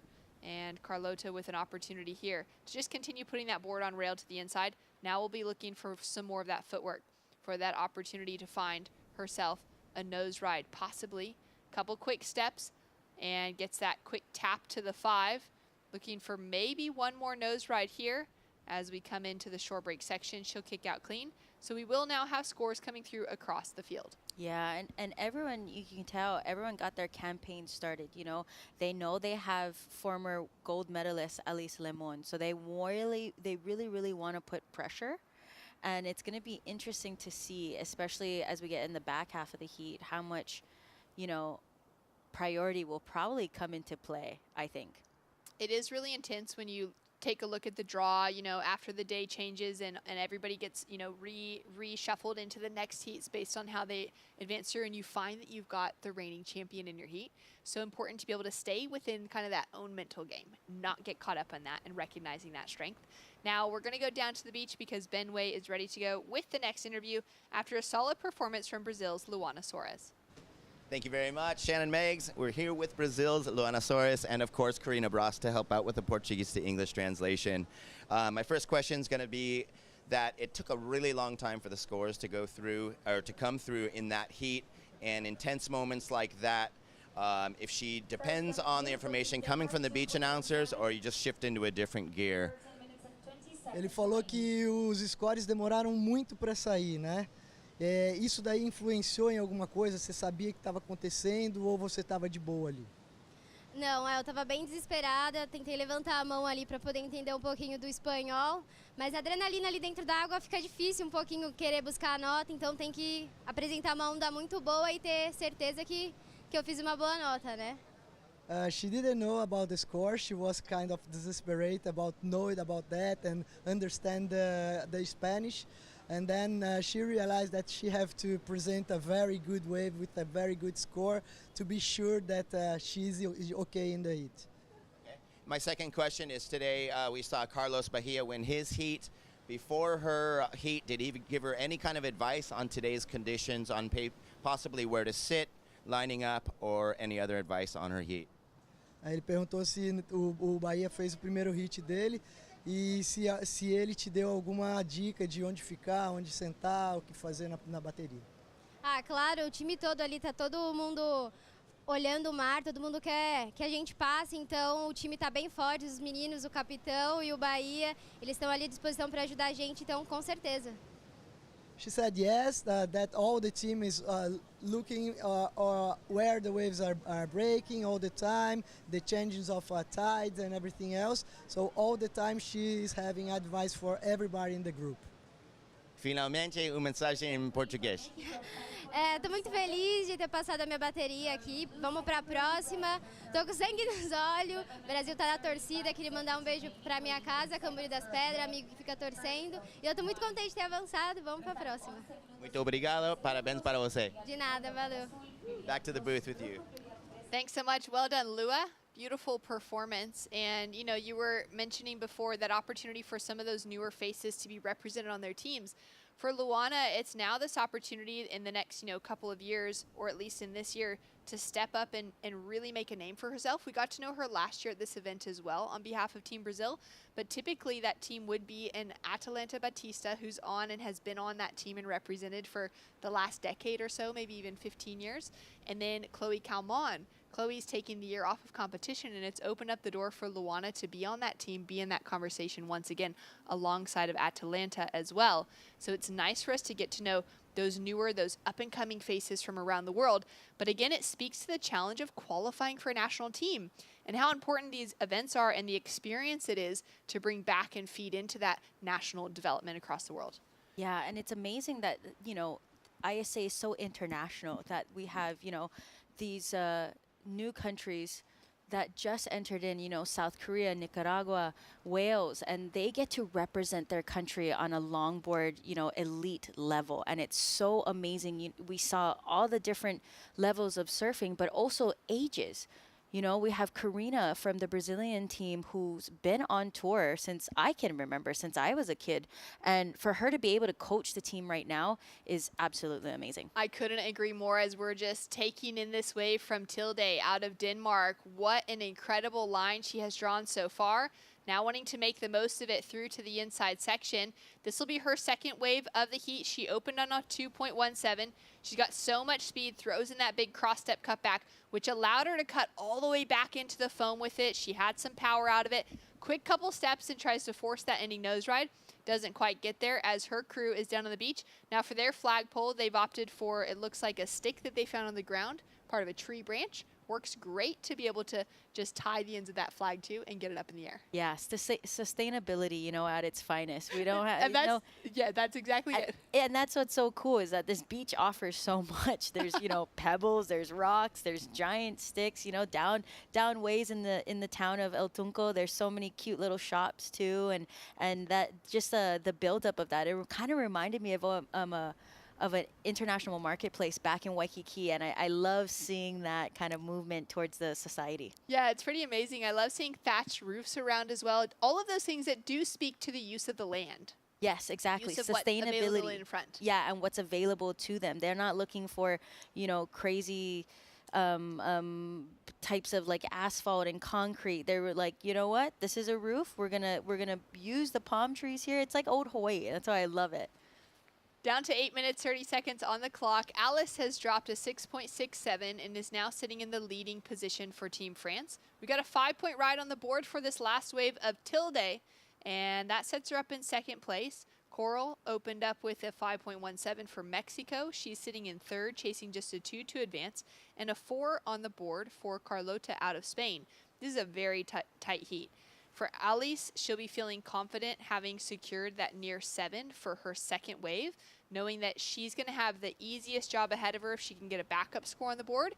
The rest of the field, it's going to be pretty tight, it seems like, to see who else will take an advancing position. Yeah, and that was really good of her to get that campaign started, because even in the way she's paddling right now, she seems a lot more relaxed, a lot more chill, a lot more composed than earlier on in the heat when she was kind of almost paddling next to every surfer because she wanted to put that pressure on them, but she let the surfing do the talking. She got a 6.67, and she's going to want to replace that 2.67, which she has time for. And I can't stress this enough to all the surfers, is really paying attention to the ocean, really understanding, timing the sets when they come in, because if you don't time it right, you can be stuck on the inside and watching all your competitors catch the set. And that's not something you want to do. That confidence will go straight down. So I think it's really crucial that she stays calm and collects her thoughts. Carlota with a quick couple steps, and she'll have to kick out of that wave, reset herself back into position. It is one of the worst feelings, being in a jersey, surfing at a wave, paddling back out, and seeing another competitor, or even in a break like this, seeing 3 other competitors up and riding, all perched on the nose, all hooking into those big carves, knowing that you've missed out on that set yourself. Yeah, and as much as it is stressful for me when I used to paddle out like that, it almost used to light me up. I would start paddling at a double pace for some reason, and it would get me more hungry. And that was the beauty of competition, is that I was able to look at the other competitors and be like, oh, okay, I see what you're doing there. Okay, let me get out there. Let me show you what I got. Let me take the pick of the waves and then be able to display, what you've been working on behind the scenes as well. Mm-hmm. Down to 6 minutes remaining. Coral sitting with first priority. Alice sitting with second priority. Waiting for Tilde and for Carlota to be out deep enough to gain priority to their name. Now we've got a paddle here. Alice will have to pull back as Coral had to paddle into that. We should be seeing that priority flip and in favor of red. Yeah, I think she's gonna, yep, and there it is. She'll have priority, and this is exactly what she wants. Now she can have the choice of any wave she wants as she's going on this wave. Straight into that next wave in the set. Nose rides for that opening section and into that little soul arch. Really classic of Alice to have those hands down by her side, sometimes to even kind of whip them up and get the crowd involved in that nose ride. And really steady now on her feet as she pedals back off the nose into that big bit of rail work. Looking for another nose ride section here. She's staying closer in the pocket. You can see how much spray is coming off of that outside rail as well. Nice soulful little moment as she just kind of connects with that foam. Resets her line here. Surfing so well as she comes through to the inside section. Nice little kind of jive of her feet underneath. Resets that board here. Quick steps. She's going to finish out very clean on the inside section. That was an incredible wave. Coral with the answer back. Uses that second priority here. Comes and just kind of checks off the top. Starts to draw that line a little bit. Isn't really engaging with a proper turn through that section. We don't know what she did on the outside section, but now looking to capitalize here on the inside and just setting herself up here, staying in that top third of the wave without allowing that board to actually drop down to the bottom as she looks for that next nose ride and just gets caught out of the section. Yeah, but she didn't have a second wave, so this is definitely going to add to her campaign here. Might as well just bump her up into that second place. Again, we didn't see what happened on the outside, but what she was doing was really working on the inside, and I think she'll get a good backup score. Scores to come through now for Lemoyne out of France and for Bonilla for Mexico. That will leave Denmark and Spain sitting in position. Tilde out of Denmark sitting with that first priority next to her name. Carlota just under, and we've got another couple lines starting to come through. Like you said, Coral really needed to get a backup score on the board, so that was a good decision for her. Yeah, and again, like I said, these waves are not as big as yesterday, so she will have time to paddle out and try and pick one of these waves off of this set here. First wave will go unridden as we get a moment to just kind of relax. There's been so much action here today with just how consistent it is. Yeah, but don't get too relaxed, because I can guarantee you there's a set coming in the last minute. I can almost feel it. With the timing of how these heats are going, there's definitely going to be moments. There's going to be a lot of nail biters, as Elise just scores a 9.77 on her last wave. Oh my goodness, an absolutely massive score. I mean, we could feel that it was going to head towards that excellent range while she was riding on it. Dynamic nose riding, good bit of rail work as well. Those soul arch hang tens really speaking to the tradition of longboarding, and an incredible result. That'll be the highest wave of, for sure, the women's event. I'm going to check right now as it being the highest wave of the event overall. It is. It is definitely the highest wave. It's definitely going to be in the highlights, not only for today, but for the entire contest. For the entire And you know what that means? A 9.77, that means a judge scored her a 10. As we see the replay here with her, she's just staying on that high line, soul arching with that type 5, just super relaxed, nicely in that pocket. As you can tell, that wave broke right in front of her, but she redirects back up to that line. Nice hang 5, and here she comes for a nice swooping carve cut back, but that sets her up for that high line to pick her back up to that mid line for that hang 5. And she spent a lot of time on that nose on this wave, and as beautiful as that is, she also did that very big carving cutback. Yeah, she started with that big carving cutback after that opening nose ride. The rest of it really being that reliance on the work in her nose riding. Some great sections through that pocket on the inside was quite dynamic for that last hang 5 as well. Yeah, and she rode out cleanly, and that's the stamp that she wanted for this heat. Is she really wanted to have a bang out, especially that she's gotten bumped down to the repper charge. She really wanted to get back in the competition. Well, looking to get herself into the, she's in the advancing position, but to keep herself there is Coral out of Mexico.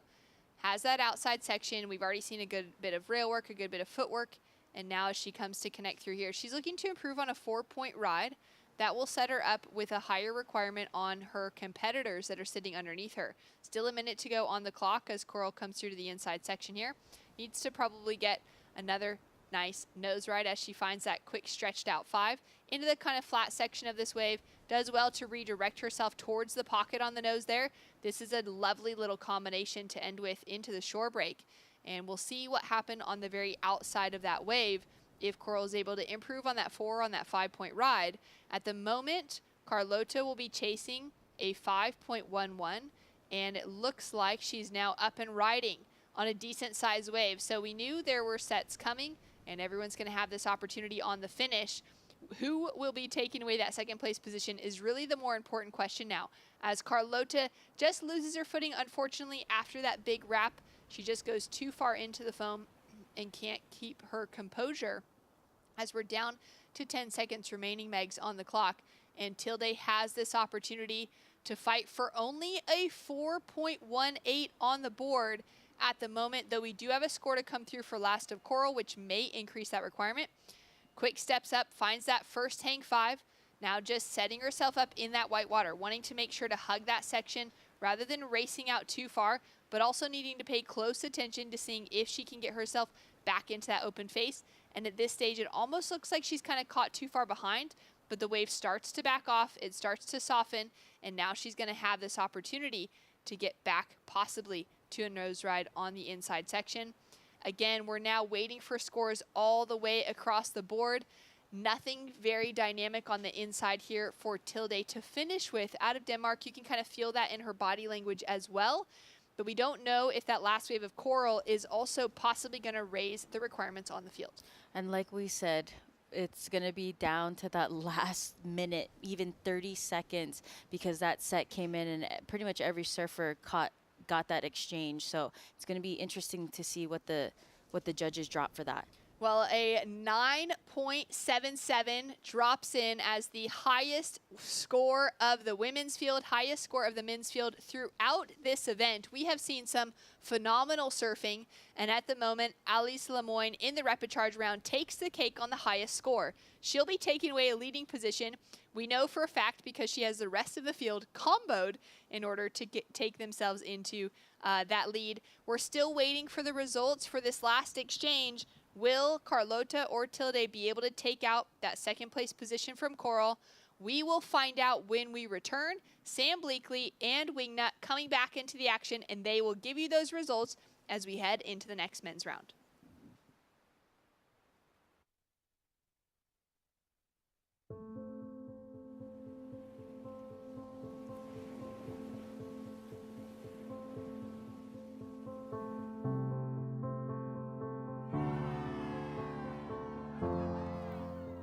There's something profoundly spiritual about riding waves. Water is transformative, healing. You're at the mercy of Mother Nature, the ever-changing movement of water. The ocean is the great equalizer. You don't need to belong to a certain race, religion, or gender to surf. The pursuit of these fleeting walls transcends sport. It's a way of life. And surfing has the power to change the world and has now taken its place on the world's greatest sporting stage, the Olympic Games. The International Surfing Association is the world's governing body of surfing, recognised by the International Olympic Committee with member nations around the globe. This is the International Surfing Association. This is a better world through surfing.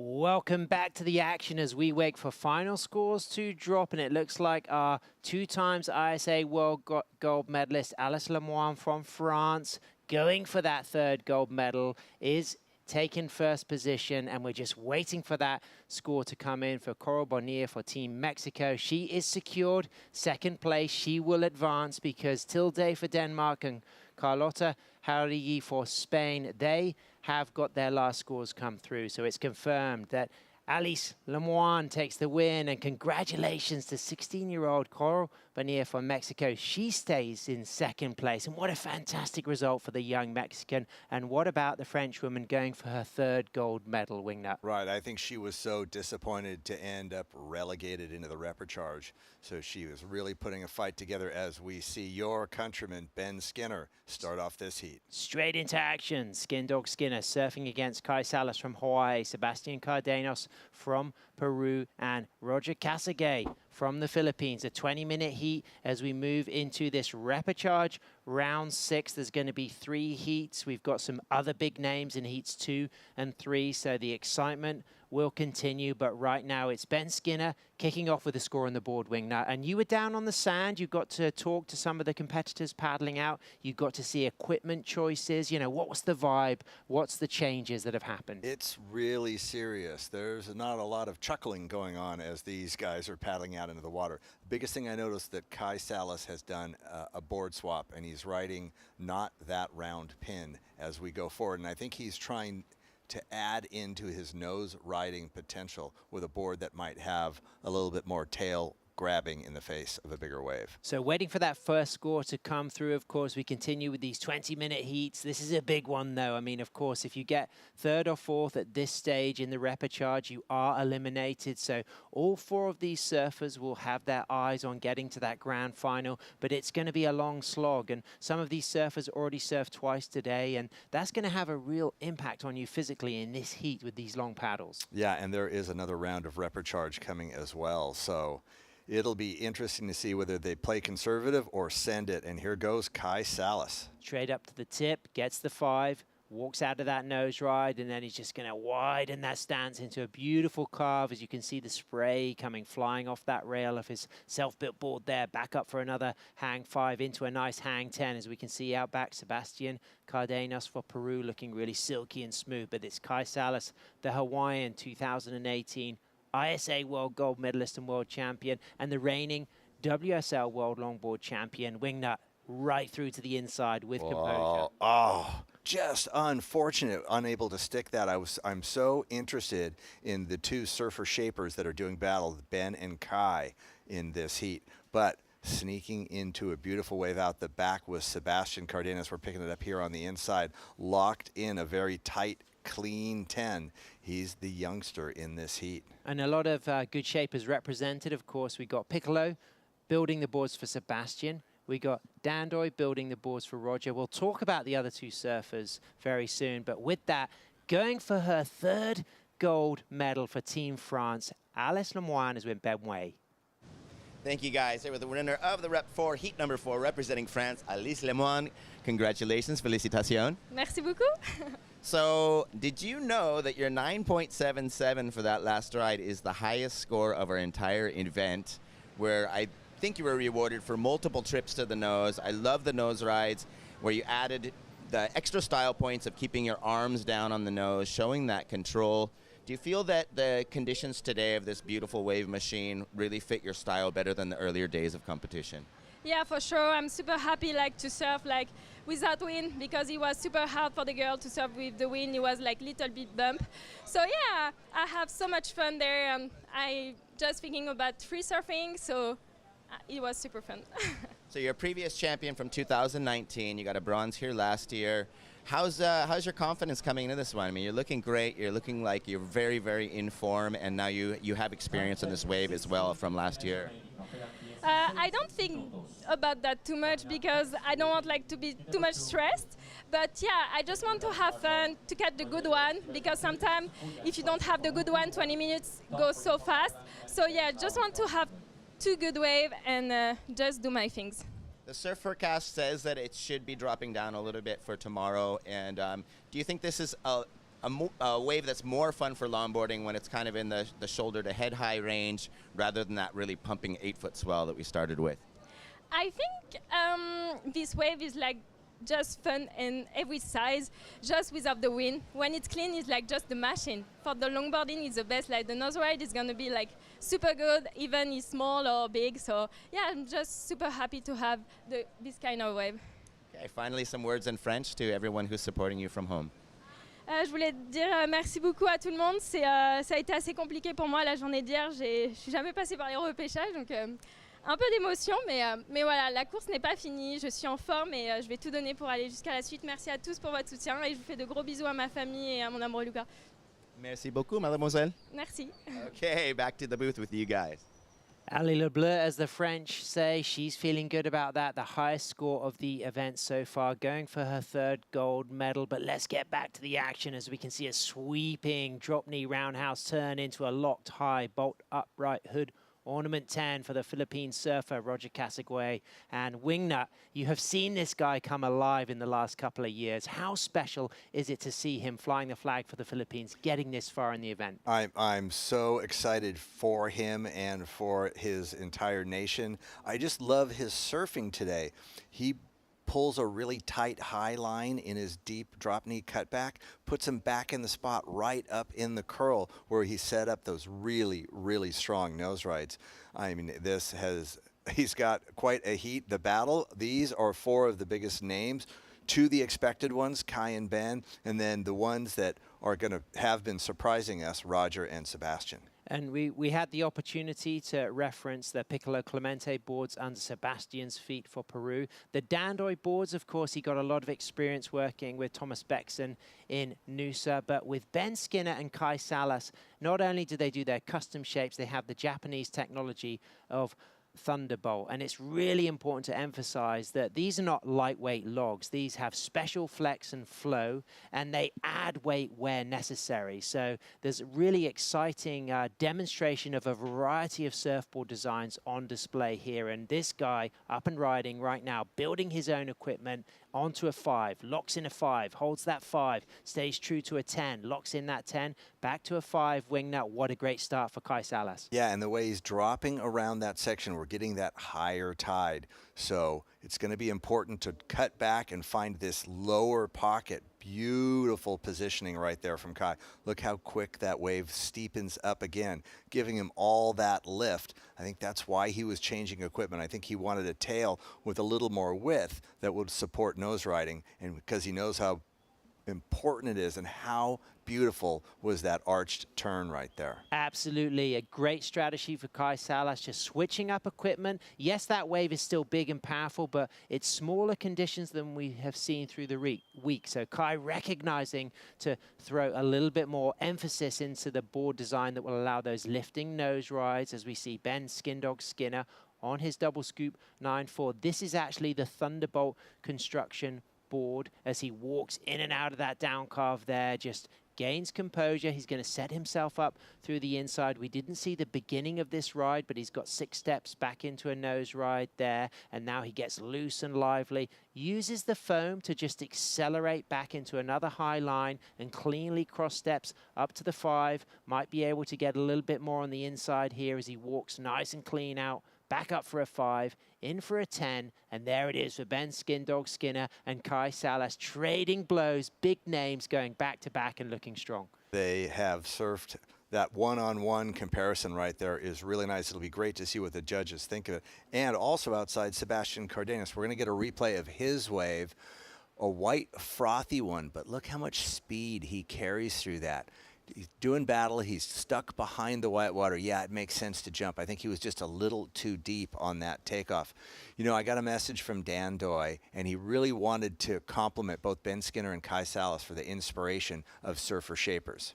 Wow, look at that opening nose ride turn combination and walking back into a critical section. What do you think of this wingnut from the 12-time European champion? I just think he's so smooth in everything he does. He picks really critical places for his maneuvers, and I just like his execution of all the judging criteria. 3 times a finalist at the ISA World Longboard Championship, twice silver, and such narrow misses to getting gold. Once to Matthew Mouse-Muir and once to Antoine Del Pero. Those events happened respectively in Huntington Beach, California and Huanchaco, Peru. The same event where Auntie Megs, our fellow co-commentator, got a medal in the women's final as Skin Dog all the way through to the inside, and that was nice. Really well surfed. I think everybody's put a pretty good first wave on the board. Let's look at Kai's again. So high up in the lip of that wave. He's just guiding it in. I love the way he brought that foot up for the 10. The way he smoothly drops around that section. He carried enough speed that the trim is going to allow him to get there. Here he's relaxed. He's waiting. He drops into that lower part of the wave, the pocket where there's all that speed. Carries him forward, gets nice toes wrapped over, brings up the back foot, gets a nice long 10 through an inside part of the wave. I mean, he just lined up the inside so well. Ooh. That beautiful sweeping turn off the bottom. I mean, that just exemplifies the classic Hawaiian style, right? I love that bottom turn set up through the inside there. That was so cool. And the way he just controlled the speed with elegance there. So it felt like that wave had a lot of open face to it as well, and that he was always in the pocket. There was no foam. It was clean blue. It was big. For me, that was an exceptional bit of surfing from the Hawaiian. Really liked seeing that. It's going to be... I'm really curious where these scores come in for those two waves of Ben and Kai. I think Kai's wave had more scoring potential because it had a cleaner face. It didn't have foam. Ben had to deal with foam. I think both surfers rode those waves incredibly well, but I feel like Kai's wave had more scores within it due to the shape. I agree. I think the wave stood up so much on that second half, and that really gave Kai more opportunity to perform. But I feel as if Salas and Skinner may well become the front runners when these scores are dropped. And they've got history here in El Salvador. Last year for the September-based event in the World Surf League, they matched up in the quarterfinals man-on-man. Skin Dog needed to get that win to qualify for the top 8 for Malibu, and he did. He went to the semis, and then both Kai Salas and Ben Skinner matched up again in the finals at Malibu, but Kai won, and he went all the way to win a world title. And let's see those scores. And there it is. That wave, an 8.50 up into the excellent range for Kai Salas. The way he read the potential of that wave and put himself in the perfect position to capitalize on it. Well done, Kai. So relative to that excellent range score, where do you think red for England's Skin Dog is going to come on this range? I think he's going to be real close. I don't expect it to go over Kai's. But it could really be very important for both of these surfers. They will both have strong scores to then try to add to. With 7 minutes, 35 seconds remaining, Kai Salas carrying a decent backup score of a 6.5. So as it stands, Kai, he can be a little bit more picky, choosy, and patient. Ben won't want to carry that backup score of a 4.17 because the Peruvian in green, Sebastian Cardenas, has got a 5.77 as his backup score. But a stronger backup score is with our Philippine surfer, Roger Casagüey, with a 6.33 as Skin Dog goes into a 10. Out of a 10, great controlling down carve roundhouse rebound into a drop knee turn there, as we can see the Peruvian out back behind him. And Ben, recognizing the scoring potential has ended on that ride, and he kicks out as our Peruvian gets locked in a long, smooth, streaky 5-wing nut. That's another one of those where you want to put the clock on that nose ride. He had toes locked over for a long, long time, and it's that beautiful, smooth drop knee turn, very much Piccolo influenced. His style, his smoothness, his composure, he really is executing everything that the criteria is looking for. And just as we thought Skin Dog's ride comes out just slightly lower from Kai's, it was almost the wave that allowed that for Kai, the way it was blue, open, stood up. But what about this from Sebastian? This could be a very significant score. Skin Dog opting to kick out, I think that was a very wise decision because he knows he needs to go excellent range. As we see Kai Salas back to the tip, what is it about this different board choice that's making a difference for Kai Salas compared to the speed shape he's been riding so far? I think that round pin was so enjoyable to turn. He would get himself caught up in these big sweeping turns and didn't put enough nose riding in. And this board is really calling to him, making him want to lock those toes on the nose. Wow, incredible conditions, world-class longboarding. Wingnut, this is an absolute beauty, and all of the surfers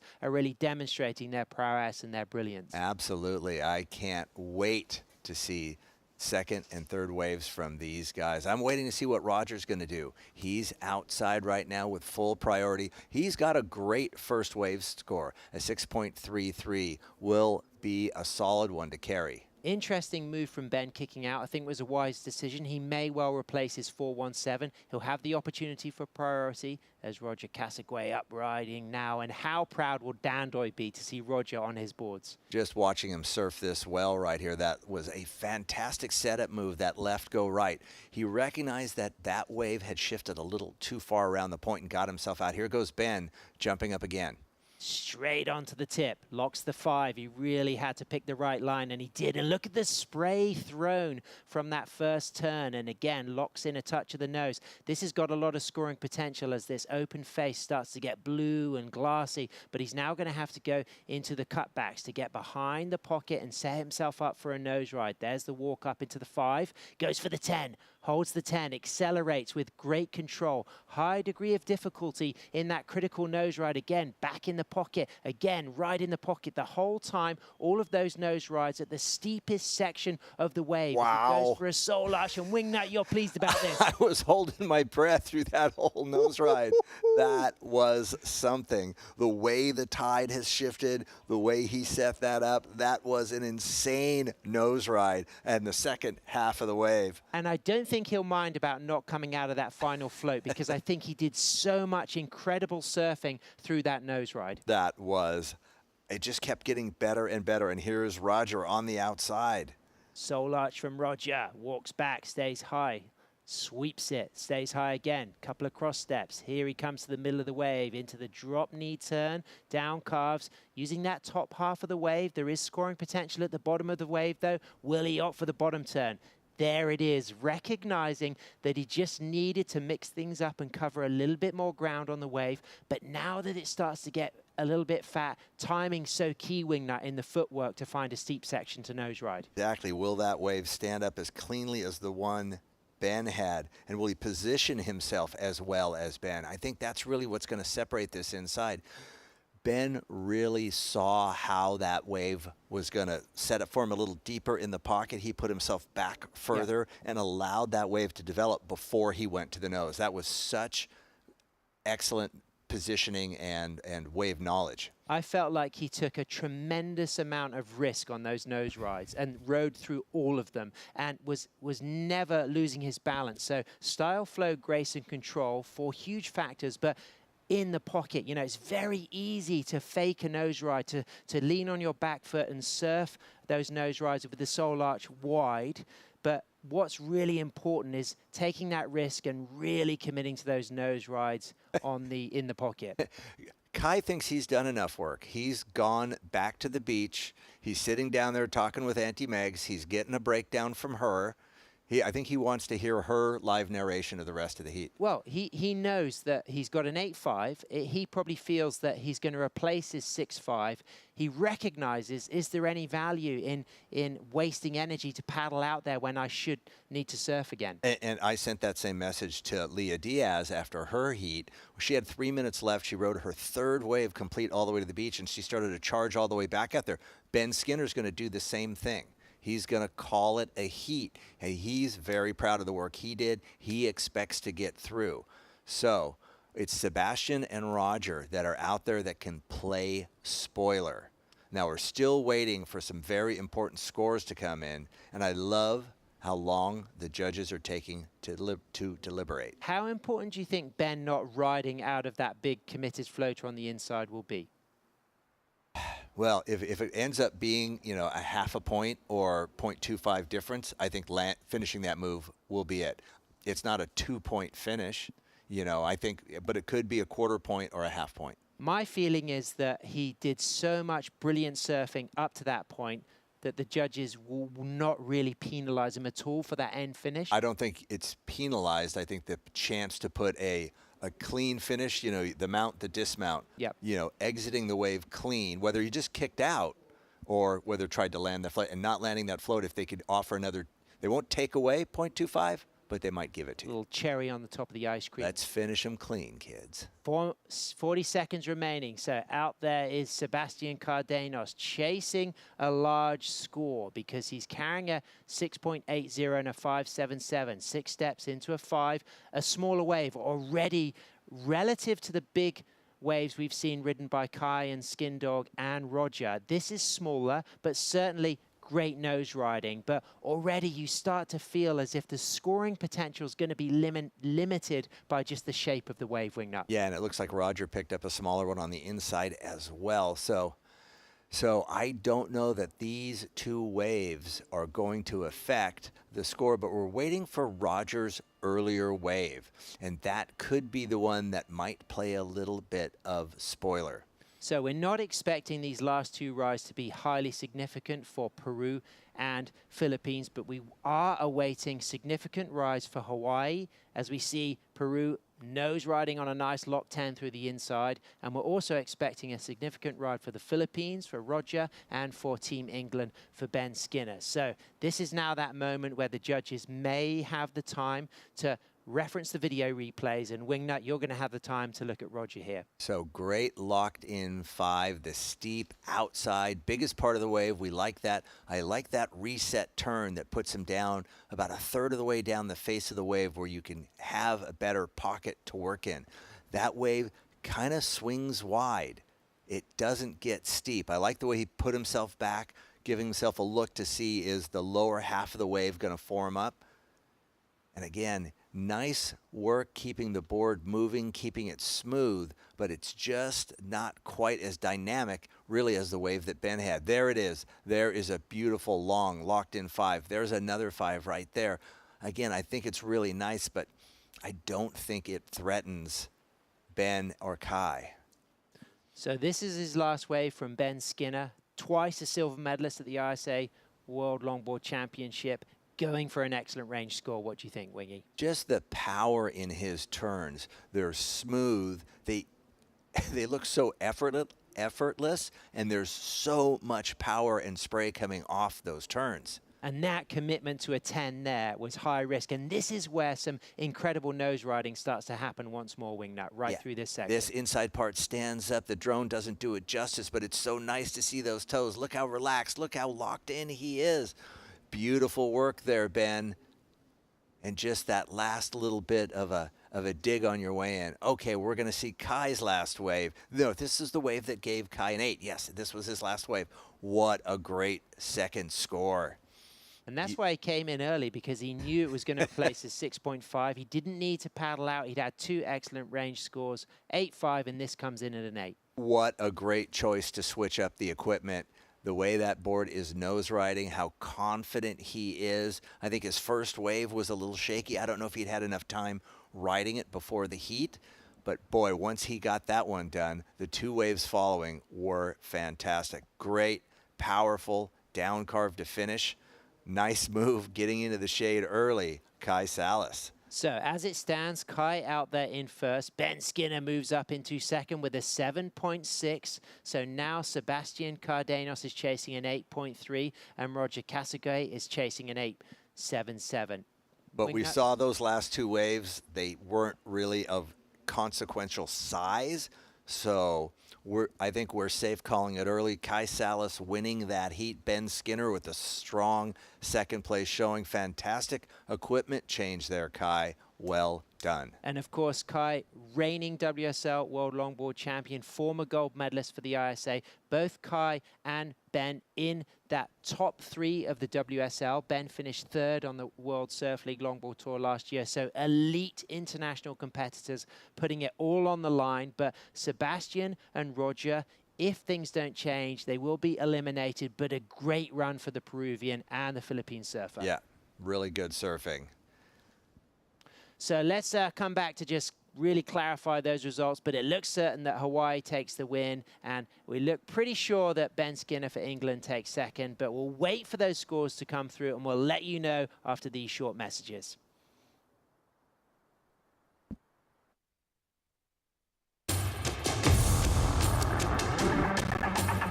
It's one of the biggest goals and one of the biggest dreams.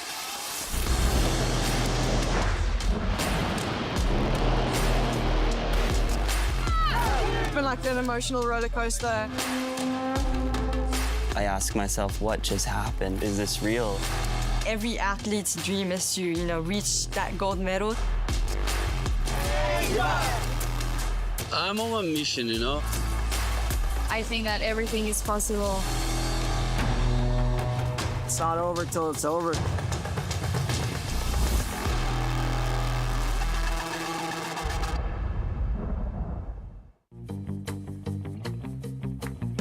Consulta promociones.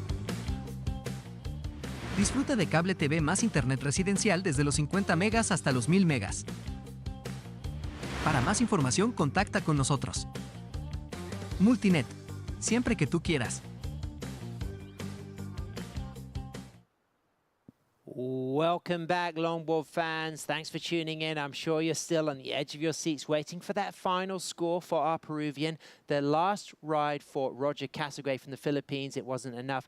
And the last ride from Sebastian Cardenas from Peru, it wasn't enough. It was a 5.57. So Kai Salas, Hawaii, takes the win. Ben Skindog Skinner, Team England, takes second. Eliminated, we will see Sebastian Cardenas for Peru and Roger Casagay for the Philippines. Wingnut, that was an absolute beauty. That was really fun to watch. The two experienced surfer shapers putting on quite a display. So with that, let's hear from Kai Salas, who takes the heat win, a couple of excellent range scores, and he's on the glass with Ben Way. Ben Skinner. Thank you very much, Salmon Wingnut, winner of the Rep 6 Heat #1, Hawaii's Kai Salas. Congratulations. Thank you. So, man, you look super buttery. I love the levitation on the nose, and I noticed that you switched up your equipment. Tell us about the decision to switch to that yellow, kind of like that scooped moon tail, and what are the benefits of that wider tail block in today's conditions?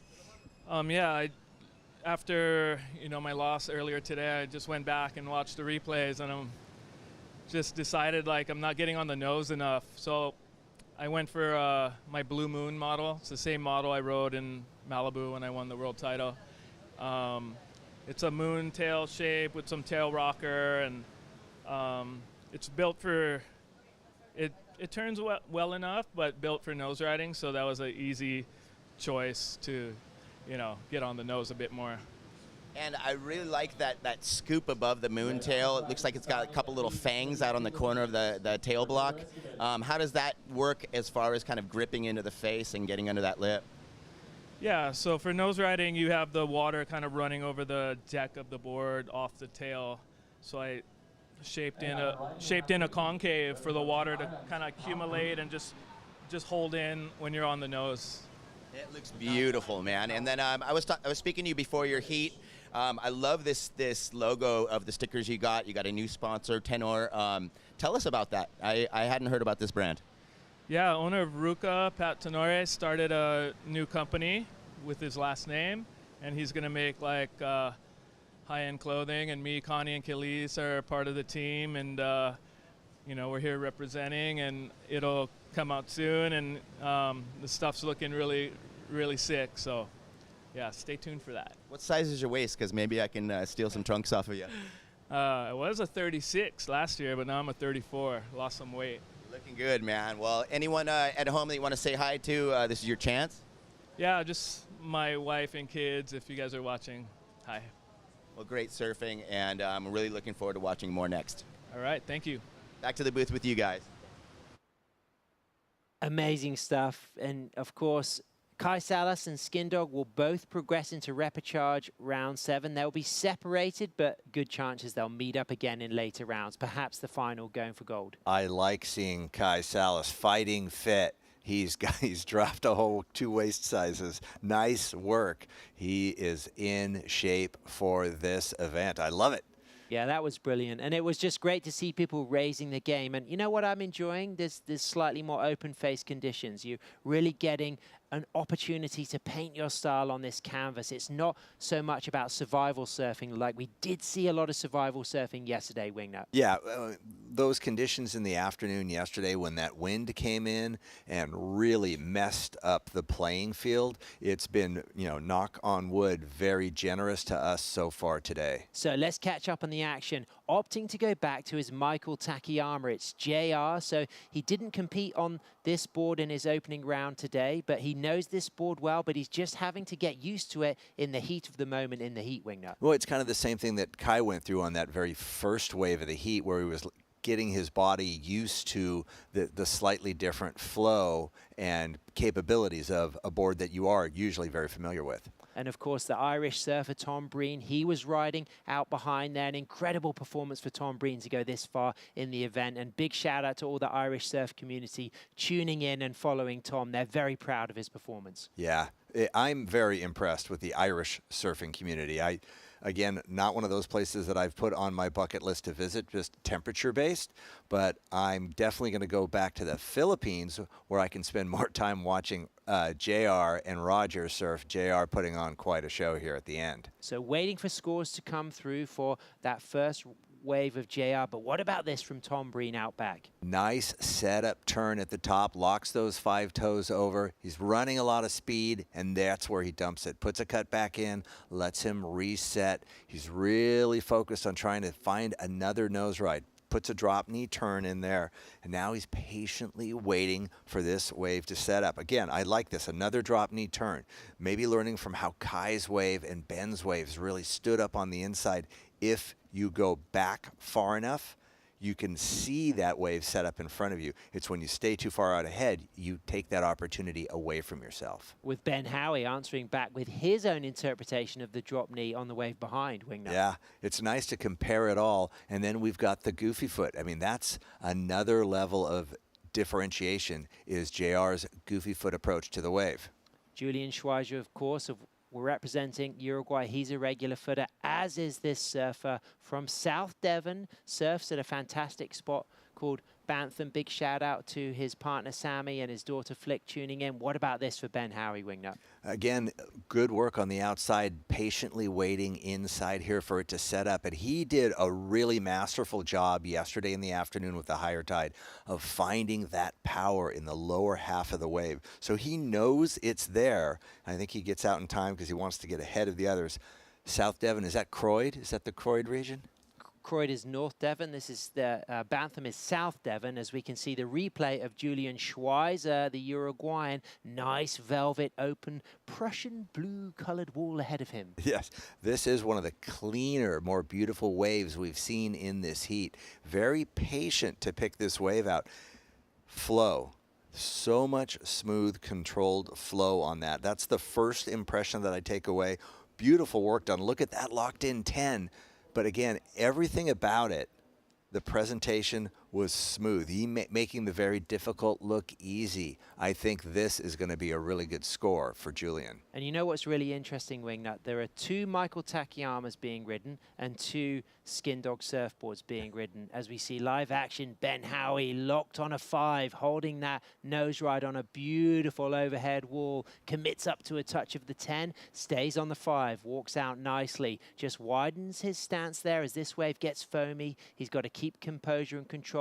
He's going to get another opportunity to potentially strike a nose ride if he can keep that board in trim. Walks back to the tail. Here it is onto the drop knee. And then you can see that this one's broken very wide because of how bouncy it is. But look at this inside wall again. Up to the nose, locks in, pulls up a bit tighter. And Wingnut, this is going to be an important score for Howie from South Devon. It was such a big wave at takeoff, and we know that that's the best way to put some big points on the board, is choosing a wave of critical, risky size and committing to those maneuvers out there. A couple things I'll say. There was a shuffle back from one of those really good nose rides. We need to see waves where that doesn't happen, that confidence that you can cleanly walk out of a long nose ride. But that wave seemed to be of the most significant size we've seen so far in this heat. Yeah, and it's important to talk about the fact that what you're seeing around the world on the screen, what we're narrating, sometimes you don't really get a sense of speed or ground covered, but what we do know from the texture and the size of that wave, it looked to be one of those bigger sets that would have broke wide. So Ben did very well to stay cool, keep composure, and also opting just for the safety of the clean kick out, recognizing that there was not much reward in ending that section. Right, and I think keeping yourself on the good side of one of those bigger waves really makes a lot of sense. I completely agree with that. So a couple of early scores are in. Tom Breen with a 5.17 and JR with a 5 for his first wave. So those scores are kind of good backup scores, but not really when we've seen the level that we can get to here. Yeah, it feels like Julian Schweizer's 6.33 could be a keeper, but the 5 that JR's got and the 5.17 that Tom Breen's got and the 4 Ben Howie's got, they won't want to be carrying those as backups. And I like how those 3 scores came in. I definitely thought Julian's wave looked cleaner, smoother, more power in it than the 2 waves of JR and Tom. Yeah, you could really see that blue face, the difference between having to come through the foam and the bounce. And when you really get that clean face, there's that sense of control. You feel the rails, the fins, that connection with every part of your board. So, Sam, Ben Howie had the better wave of size-wise, did some really good work. Couple little points to penalize him on, you know, with, like I said, there was a shuffle. That drop knee turn of his is not as driving. It's not as dynamic as some of the other turns we've seen. It tends to feel a little flat as opposed to really carving through it. So that's, I think, where I'm not deducting for it, but I can't add because I don't see that rail with power going on that turn. Yeah, using all of the board, all of the wave, of course, engaging that rail and being rewarded, though, with a 5.37. So it puts him up into first position. He's carrying a 4 and a 5.37. So that 5.37 could be an important carrying score. It's the second highest wave drops. The highest is Julian Schweizer's 6.33. So at the moment, you feel as if as we move into the second half of the heat with Jonathan Melendrez Gordo for Mexico getting ready for his heat, Martin Correa for France will also be paddling out in that heat, and we will see Rodrigo Schweier for Brazil and Antonio Dantas for Portugal. That's going to be a big moment for those surfers, but big moments in the water right now because all surfers have an okay backup, but it's going to be about the last potentially 2 sets or the last set and how if somebody can go close to excellent range. Yeah, we have 9 minutes left, so we definitely should see everyone getting one more wave, but there's a couple of low scores in surfer score lines, a 5.17, a 5.0. It's actually a pretty even heat all the way through. Julian taking the lead with that 6.33 as his highest score and his only score so far. Tom Breen telling me how hard he's been working. He's been swimming, training in the pool. He's been developing new surfboard designs. And of course, the ISA has been working extremely hard, hosting the World Surfing Games, giving the final qualifying spots for the Paris Olympics in Tahiti, where the surfing will be carried out very soon. That's exciting. But coming up, we've got the World Junior Surfing Championship here at El Sunzal and at La Bocana, and then later in the year we have the SUP and Paddleboard Championship in Denmark. And Alex Wolfers, representing Denmark, has really flown the flag for Scandinavian longboarding this week. He's been one of my favorite style masters, along with Matt Nudick and Jack Tyro for New Zealand. Yeah, there's been some really fun stylistic performances as we watch Julian Schweitzer go on his second wave. Nice 5 into a 10. Stays on that 5, leaning back on the back foot though, so obviously degree of difficulty will be analyzed by the judges, but I love the commitment to that long line on the nose and then just widens the stance wing nut, and that was an aggressive down carve, and he walks straight back up to the tip again and then throws in a little bit of variety with his cutbacks. I really liked seeing him present both cutback options, both in critical parts of the wave there. There it is. There's a straight up 10. That's locked in. That looked really, really good. I like his approach to this wave. He's going to have enough time to go back out and get in position for another one, but I think that score goes right up there with his first one. Representing Uruguay. He spent a lot of time growing up in Costa Rica where he learned to surf and multiple national champion, a silver in the Pan American Games in 2019, loves to play soccer as well. That was a really strong backup score. So relative to his 6.33, you think it's similar, lower, higher? I'm going to say real close in there. I mean, we'll look at it again at some point, and maybe we can pick apart. It'd be so fun to be able to have like both waves running at the same time and see how fast he goes, see the size difference. Representing Southeast Ireland, Tramore, it's the Irishman, Tom Breen, carrying the heart of his nation on his sleeve, proud to be here, worked hard. He's on his Skin Dog surfboard, double scoop model, same board being ridden by Ben Howie in white for Team England as he walks in and out of those turns and demonstrates the dynamic drop knee that has really got him this far in the event. But wave shape already very different to Julian Schweizer's last ride. Right, again, choosing one that does not offer on the inside as much potential. And again, as you spend more time on a wave, you start to figure out which ones, with the shape of it at the very takeoff, you'll know which ones will carry your energy into the inside part of the reef.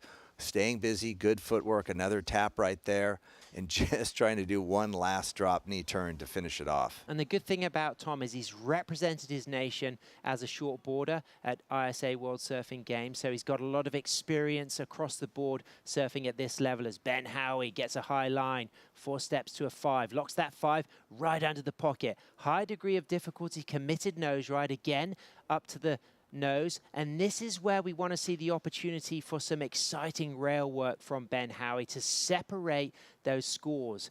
That's what you talked about in that last ride, is bringing some of that variety, engaging that rail as we see JR back up to the tip, locked on a 5, holding that 5 and looking really good. And these scores will be really significant. And that was the best drop knee carve I'd seen from Ben. Really a lot of spray coming off of it. He's definitely gotten more comfortable with that board, and it showed in those last 2 turns. Really nice work outside by Rodrigo, but he almost got taken out by that wave. So I don't know how much of a loss of potential there was on that. As JR comes into shot, back up to the tip on his Michael Takayama, walks out of that, kicks out. Could be a little paddle battle for grabs here. 4 minutes, 20 seconds remaining. Judging by the speed JR's going, do you think he's entering the race with Ben, or do you think they're too far apart? That's going to be hard to say. I'm not going to jump in on that one. But I think with 4 minutes left, I think it makes sense to charge back out there. Nobody has put such a significant score up on the board that would make you feel comfortable to drop it like Kai Salas and go into your room. Well, it looks like JR did kick out earlier than Ben there, so he wasn't as far down the point, so he's got a good distance on the paddle. So Ben's not going to run out of energy. He's going to recognize that he can get out in time for another set. And the intensity in JR's paddle lets me know that he's not completely satisfied with the wave that he rode. He knows that that one part of it that we just barely glimpsed in the background where it shut down on him, that took away some scoring potential in his mind. So he wants to go back out there and nail another one. You were really keen on that one particular drop knee down car from Ben Howie. Do you think that's going to add flavor to the score?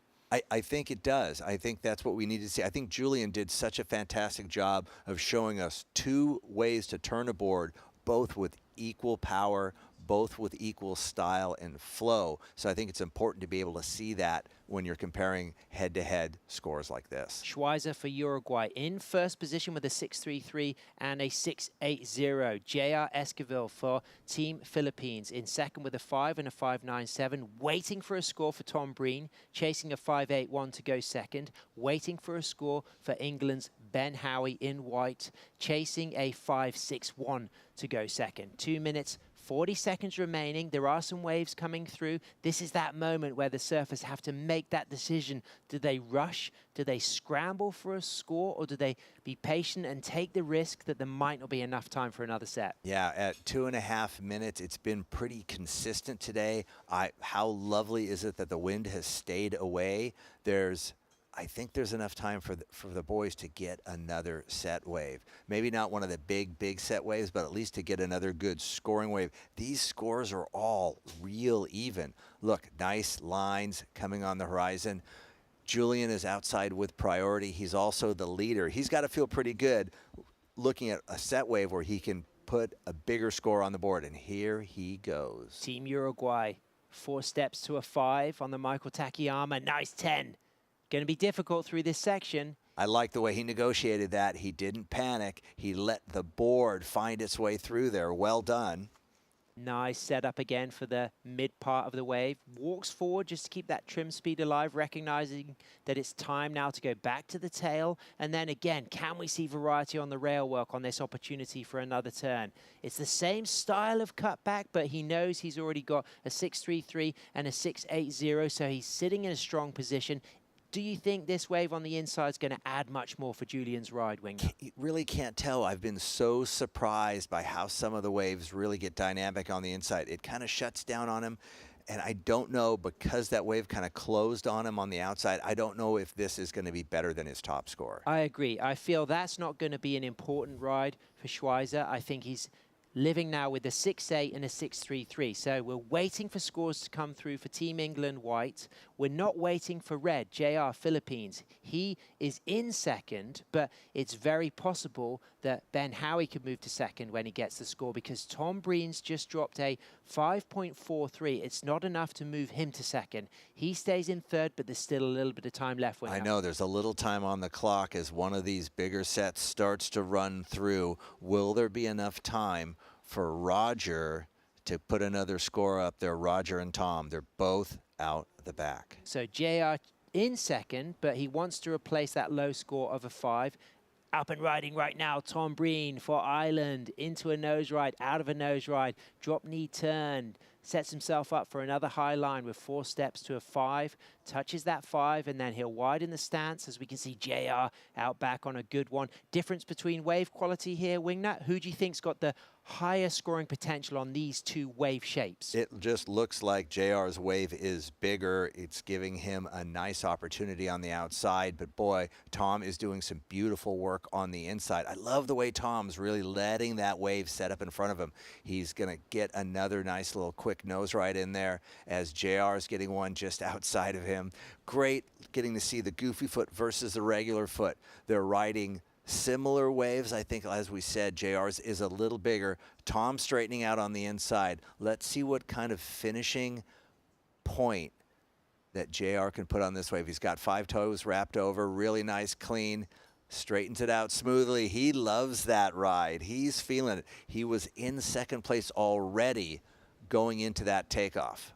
But the footwork in and out of those nose rides was so clean and precise. And that has been such a feature of JR's surfing. The way he'll fit those final 2 steps in that front foot of the board so nicely with precision. And he takes really, really small steps. They're very, very precise.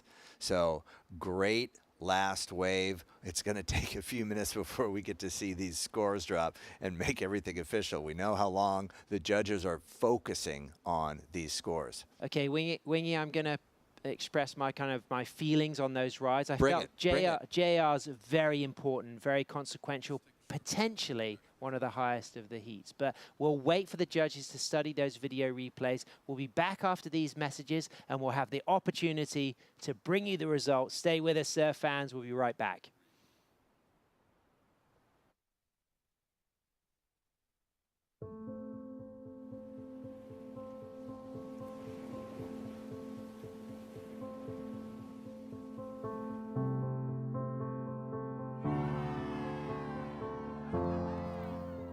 There's something profoundly spiritual about riding waves.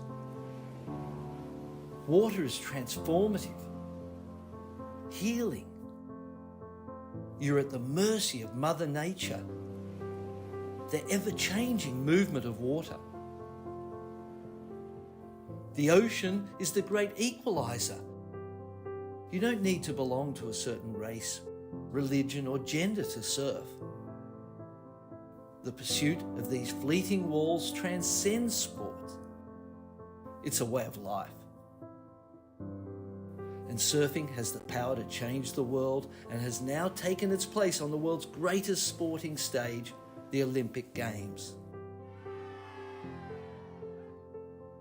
The International Surfing Association is the world's governing body of surfing, recognised by the International Olympic Committee with member nations around the globe. This is the International Surfing Association. This is a better world through surfing.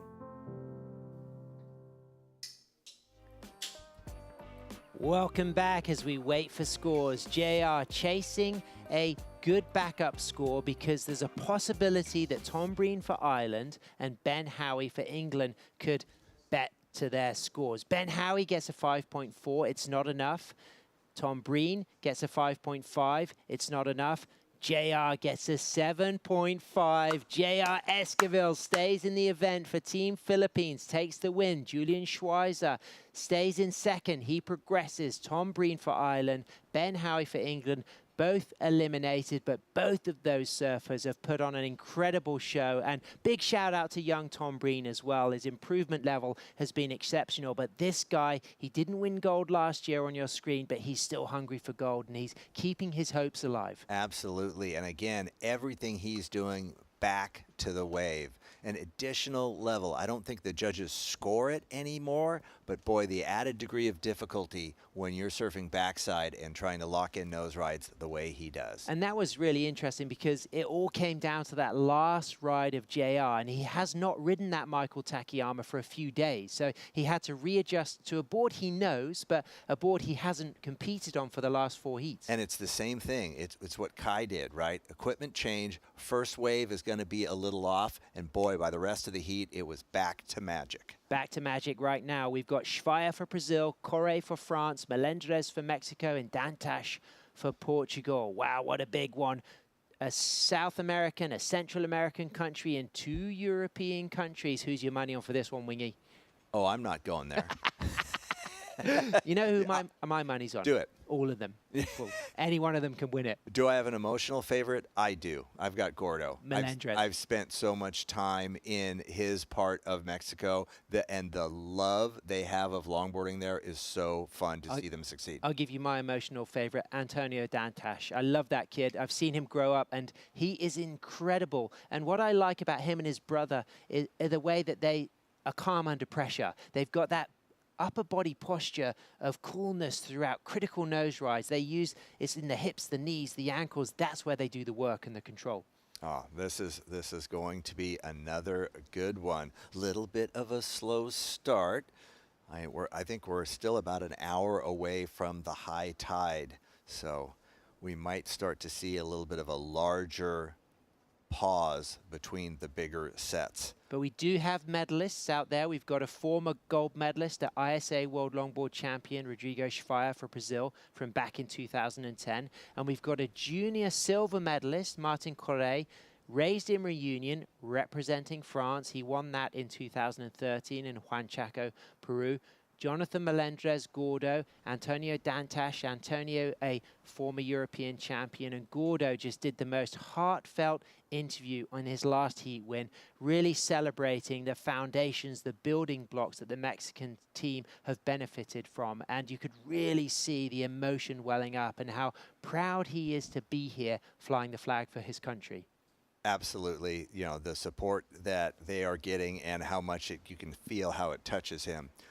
Let's quickly touch on Rodrigo Schweier. We've both seen him surf for decades, and the way he has adapted his surfing, he is at such a high skill level that he went from being a very high performance driven longboarder to now having one of the more beautiful nose riding styles. And again, he's also a backside surfer. So I think he has done a beautiful job evolving as the criteria for both the WSL and the ISA have evolved into focusing more on classic traditional surfing. And 2 Luffy riders represented in Portugal and Brazil. Luis Bento here on the sand. His daughter Raquel has been surfing for Portugal. She's now eliminated. But what I see in Schweier is someone, it sounds strange, but someone who surfs through their hands. He's got very open hands throughout all of his moves. And you can really sense that all of that balance is about keeping those palms open. Yeah, it's a little bit, I think I see a little bit of that when I see Piccolo with the hands and the arms and that broad, you know, composed, you know, regal posture. Yeah, absolutely. Rodrigo Schweier waiting for a set. Martin Correa from France sitting out there. Gordo, Jonathan Melendrez from Mexico. He's waiting for that set as well. Antonio Dantash. So no waves within the first 4 minutes. But Wingnut, what's so interesting is that there's not been a set. So this is a perfect time to go down to the glass and catch up with the winner of the last heat. It's J.R. Esquivel for Team Philippines with Ben Way.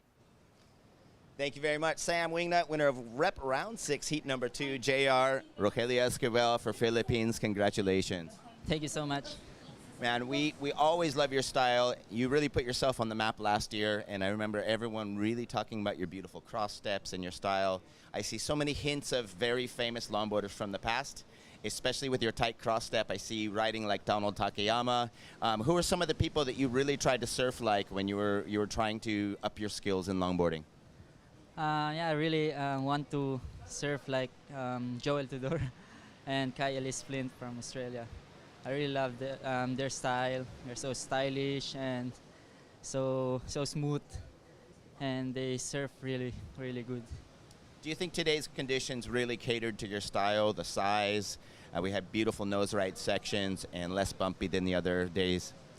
Yeah, this morning was waves was really really good.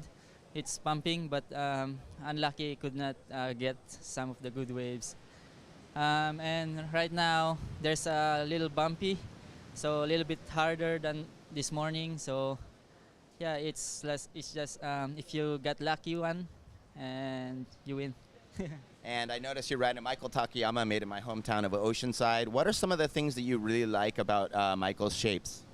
I like that board because it's so nice when I do nose riding, especially when I do hang tens, and it's easier to turn. And yeah, it's a beautiful board. And it's probably very fun to surf, huh? Yeah, and yeah, I would like to thank Michael for the board. Thank you so much. All right, well, I'll let you say some things in Tagalog, and anyone else, whoever, you have a lot of new fans, I'm sure, in this competition, so let's give a little thanks. Yeah, thank you to, especially to PSC, to Philippine Sports Commission, to Pilipinas Surfing, UPSA, maraming salamat sa pagpadala sa amin dito. Sa mga coach namin, maraming salamat sa walang sawang pagtuturo sa amin. Sa mga fans namin na nanonood at sumusuporta, maraming salamat sa inyo sa pagpupuyat. And tuloy-tuloy lang tayo. May susunod pa na hit mamaya.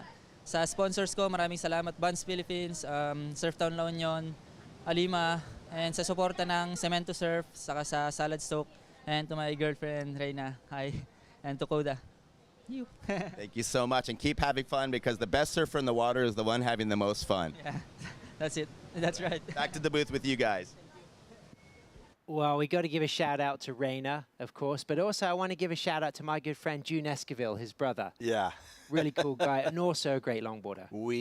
Sam and I were both in the Philippines earlier this year, and I was so impressed by that community there and how strong they're supporting the surfers that are starting to travel internationally. And of course, a big shout out to the president of the ISA, Fernando Aguirre, for all the brilliant work and the opportunity to potentially bring longboarding to the Los Angeles 28 Olympics. Wingnut, how special would that be? That will be fantastic. And I like the fact that the Philippines is getting ahead of that game. The Philippine Surfing Association understands the work that Fernando has put on. They have confidence that longboarding will be part of the Olympics, and that's why they're being so supportive of the Philippine team that's traveling here for this event. And what a slow heat. We're down into the last 11 minutes, 40 seconds, and there has not been a single wave ridden. As we see Sive Gerard for American Samoa, she's going to be coming up next against Honolulu Bloomfield, Ruby Knox, and Natsumi Teoka. So the Irish team continue to flower there, because that is a great result for Ruby to get this far in the competition. But it's so hot on the beach that Sive is having to stand on that towel, Wingnut. She needs to have tougher reef feet. It gets hot down there. That sand, what's left of it on the beach, is really, really dark. It soaks in that heat from the sun. Possibility for a heat restart here? Could it happen? You know, I wonder what the rules are for ISA. Do they have a But the question is, were there waves that were potentially able to ride? I like what Martin has done by separating himself from the other surfers. It would have given him an opportunity, and might still, to whip around and put a quick one on the scoreboard, because we only have a little over 10 minutes left. Absolutely. Martin just opting to come further inside. So we've got Brazil, France, Mexico, Portugal. Martin Correa, grown up in Reunion, used to this type of climate. Antonio Dantas from Estoril in Lisbon, a classy part of Europe. If I ever were to suggest a great city to live in Europe with good surf culture, it's Lisbon. It's a beautiful old historic city with access to some of the best waves in Europe and a really great culture. Portugal, a wonderful country there. And also, of course, represented Mexico, we got Gordo, Jonathan Melendrez, and spending half of his year actually in Portugal, Rodrigo Schweier from Saquarema, Brazil. He's no stranger to the restart that kicks in, 10 minutes gone, no waves ridden, and then we restart that heat, Wingnut. So that was the rule. Now, do you think that the competitors started to talk about, hey, why don't we just really keep it tight so that way we'll get a restart? I think that there was no communication. I think they were just all there, just sitting, waiting. They've seen sets, that tide's still coming in. They saw the previous heat. They knew it was busy, and it really did slow down. But that swell, of course, is starting to fade out. And this is the first time we've really noticed the impact of the decreasing swell. Dropping swell, increasing tide, it gets, we're at the tide turn almost at high tide. So now we're starting to see the ocean quiet down a little bit. So I'm glad they have an opportunity, given another 20 minutes. Do you think anyone's going to move a little farther inside and try to put some money in the bank?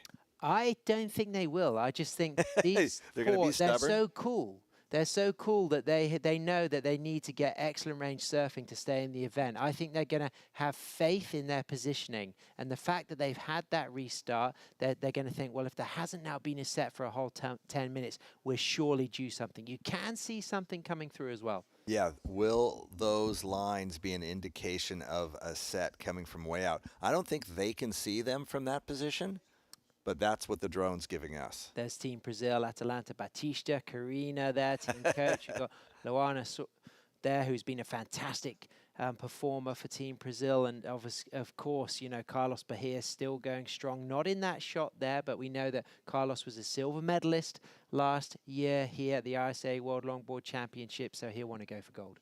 Yeah, here comes those lines we saw in the distance. All right, this is about to get going. Who's in the better position for the first wave? Looks like Rodrigo is what we would say deep on the point. Will he be too deep for this first wave? Oh, interesting choice. Nobody going for that first wave. Maybe Green, Jonathan Melendrez. I think Gordo's going to drop in on this one. Yeah, there it is. Wow, Wingnut, what a start. I mean, the pressure to wait that long without a ride.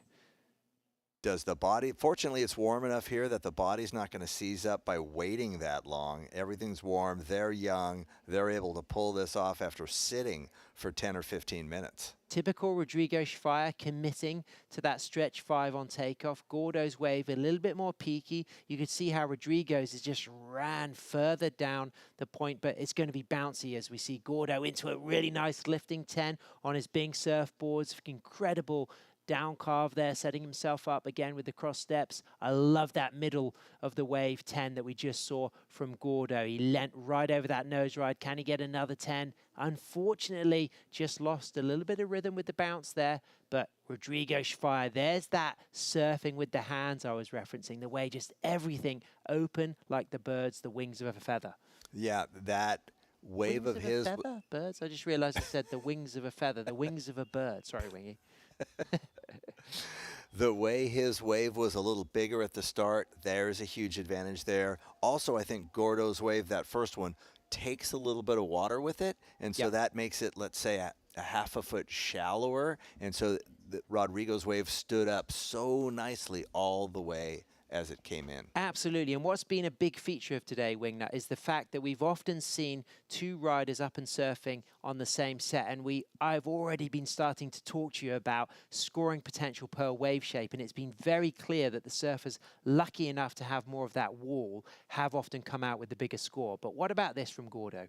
It's a little bouncy on the outside, just trying to get that board to settle down and give him a smooth opportunity to move around. This is just staying busy, waiting for the wave to shape up. It's got to come inside and hit the shallower part of the point, the high tide, and there it is. Nice locked in 10, really steep part of the wave, and his footwork coming out. I think one of the things that really sets Gordo apart is his really tight, consistent cross-stepping as he locked into a nice little drop knee, just got into that, the tide's high, that section not going. We're going to look at it again, and here is Rodrigo from the outside, committed to the nose, screaming along. I will have to say, Rodrigo fails to cross-step when he comes back from the nose more than anyone I've seen in this heat. Well, I've only seen, Gordo. But that's, I think, would be a weakness in his game, his failure to cross-step back from the nose. And cross-stepping in and out of rail turns and nose rides, a key component of not only the criteria, but great longboarding. Yeah, what the true heart of the sport is that beautiful footwork. Nice footwork up to the nose right there, toes wrapped in. But there you saw it right there. Yep. That's what I was talking about. The habit, let's say, to shuffle back instead of having worked on the cross-stepping. You can really see how he commits to this deep nose ride here. But like you say, the readjustment through the shuffle of the feet, not walking cleanly all the way back into the rail turn. There's a bit of bump on that wave. I thought he negotiated that extremely well. Now he's going to smooth into a big sweeping turn. Doesn't let that white water knock him off. Again, he's just biding his time, allowing this wave to set up on the inside for him, and here it goes. It's going to start to feel the shallower part of the point, cross-stepping forward, good 2 steps there. He's waiting for it, gets those toes wrapped over, and now we're going to get the drone shot. 1 cross-step back and then 1 shuffle back. And one of the interesting features, like I was saying earlier, the way he keeps those palms open, that's often a great tip to give surfers who are struggling with balance, who, when you notice they have their clenched fists, you say, just open those hands, and suddenly their balance improves. Mike DeTemple. Shout out if Mikey DeTemple's watching, but I used to call him Fists of Fury because he would hold his hands in his fists, and I'm like, dude, who are you ready to brawl with? Relax, enjoy this wave.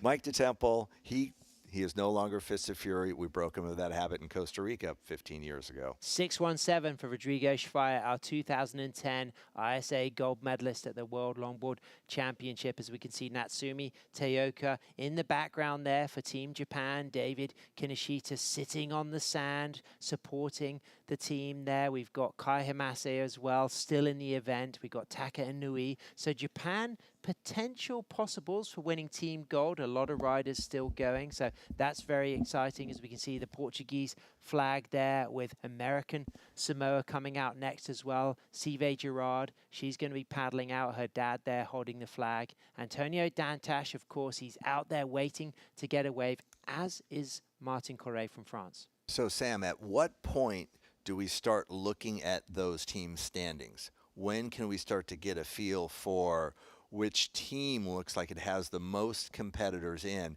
and we can kind of start talking about, oh, if that person loses, they drop out of contention? Well, already, as soon as you've lost a competitor from your team, you're at risk. And by the end of today, we're going to start to have an idea of the top few teams still going for Team Gold, which is hugely important. And for the last 4 ISA World Longboard Championship, France have won Team Gold 3 times. USA won back in 2018 in Hainan, China.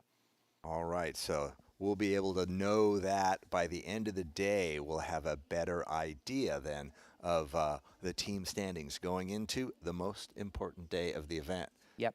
Thursday, finals day. Yep, it's been Big Wednesday with a dropping swell, so it's become maybe Medium Wednesday. Yeah. But what will the following Thursday bring? Yeah. Thursday? Getting Greek on you there. Please stop. I'll end with the Latin right here.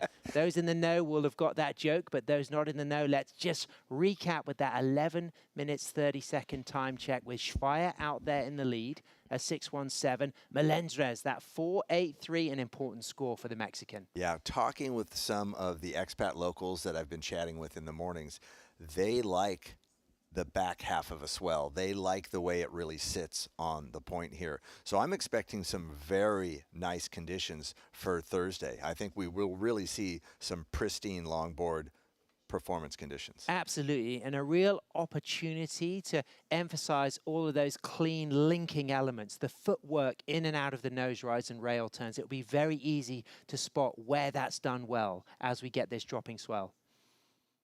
Take a look, we've almost spent another 10 minutes in this heat, and two of the surfers still haven't gone for a wave yet. It's very interesting. I like a patient competitor, but I like to check the pulse on those two guys. Yeah, and I think that I was surprised Martin Correa, who was sitting furthest in, when that first set didn't come, he didn't go for that inside wave because he was the only one who could have caught that first wave of the set.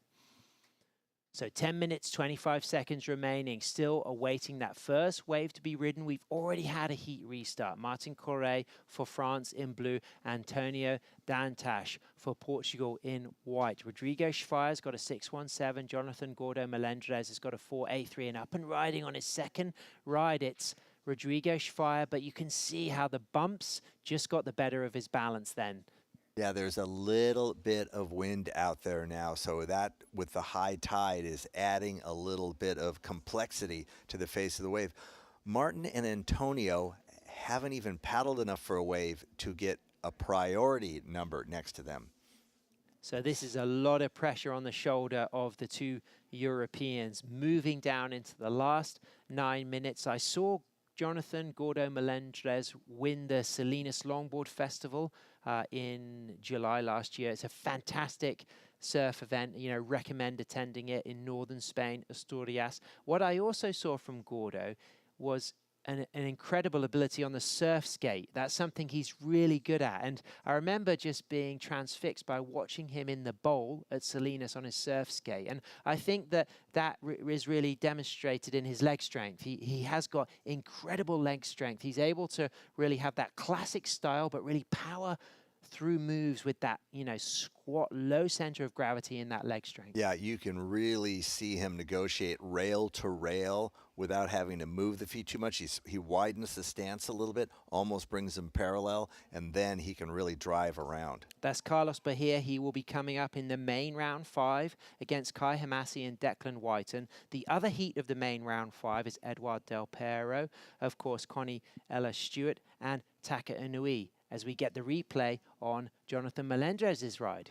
And you can see this is where the power, he's hanging onto that board, he's walking up to the nose, gets that good 5 right there, and then this is where he's feeling the wave, is feeling the bumps, but he looks so stable throughout this. The bumps aren't affecting him. Great balance, great control. It's just waiting for that wave to hit the inside and stand up. Again, beautiful nose ride right there, 5 to 10. And as you said, controlled throughout. And that's what we like to see. It's too bad that got a little wide on it. The wave got a little soft at the very end, so he's not able to get that last complete nose ride.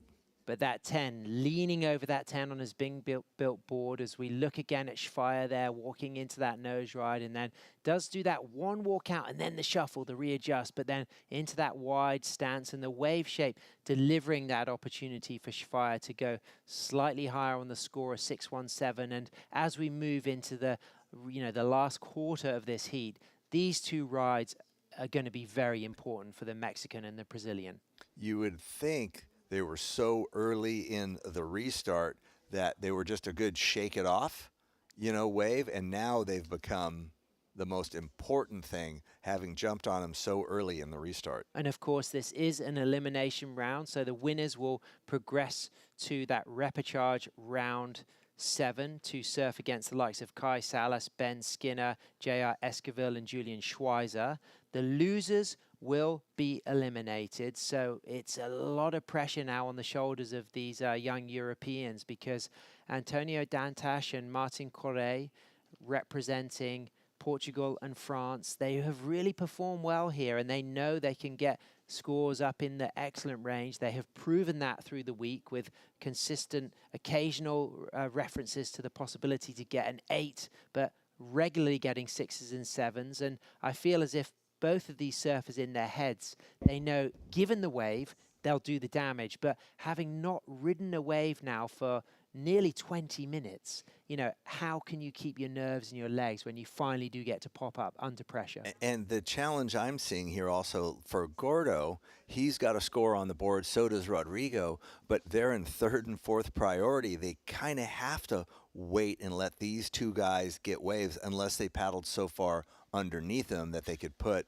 you know, another score on the board. I'm glad these two are paddling now because that's going to help establish priority. And Antonio was not able to get into that one. Yeah, he worked hard to catch that. And of course, we've had the full moon yesterday. We got the bigger tide today. So the combination of that bigger, higher tide and that decreasing swell has had such a huge impact on the consistency of waves in this heat. You can see there's plenty of surf, but the surfers all trusting the types of sets they've seen through the day. But did they need to play the game differently? Did they need to surf this whole heat slightly further in? And this has been such a long lull, so unexpected. We haven't seen anything like this through the whole week.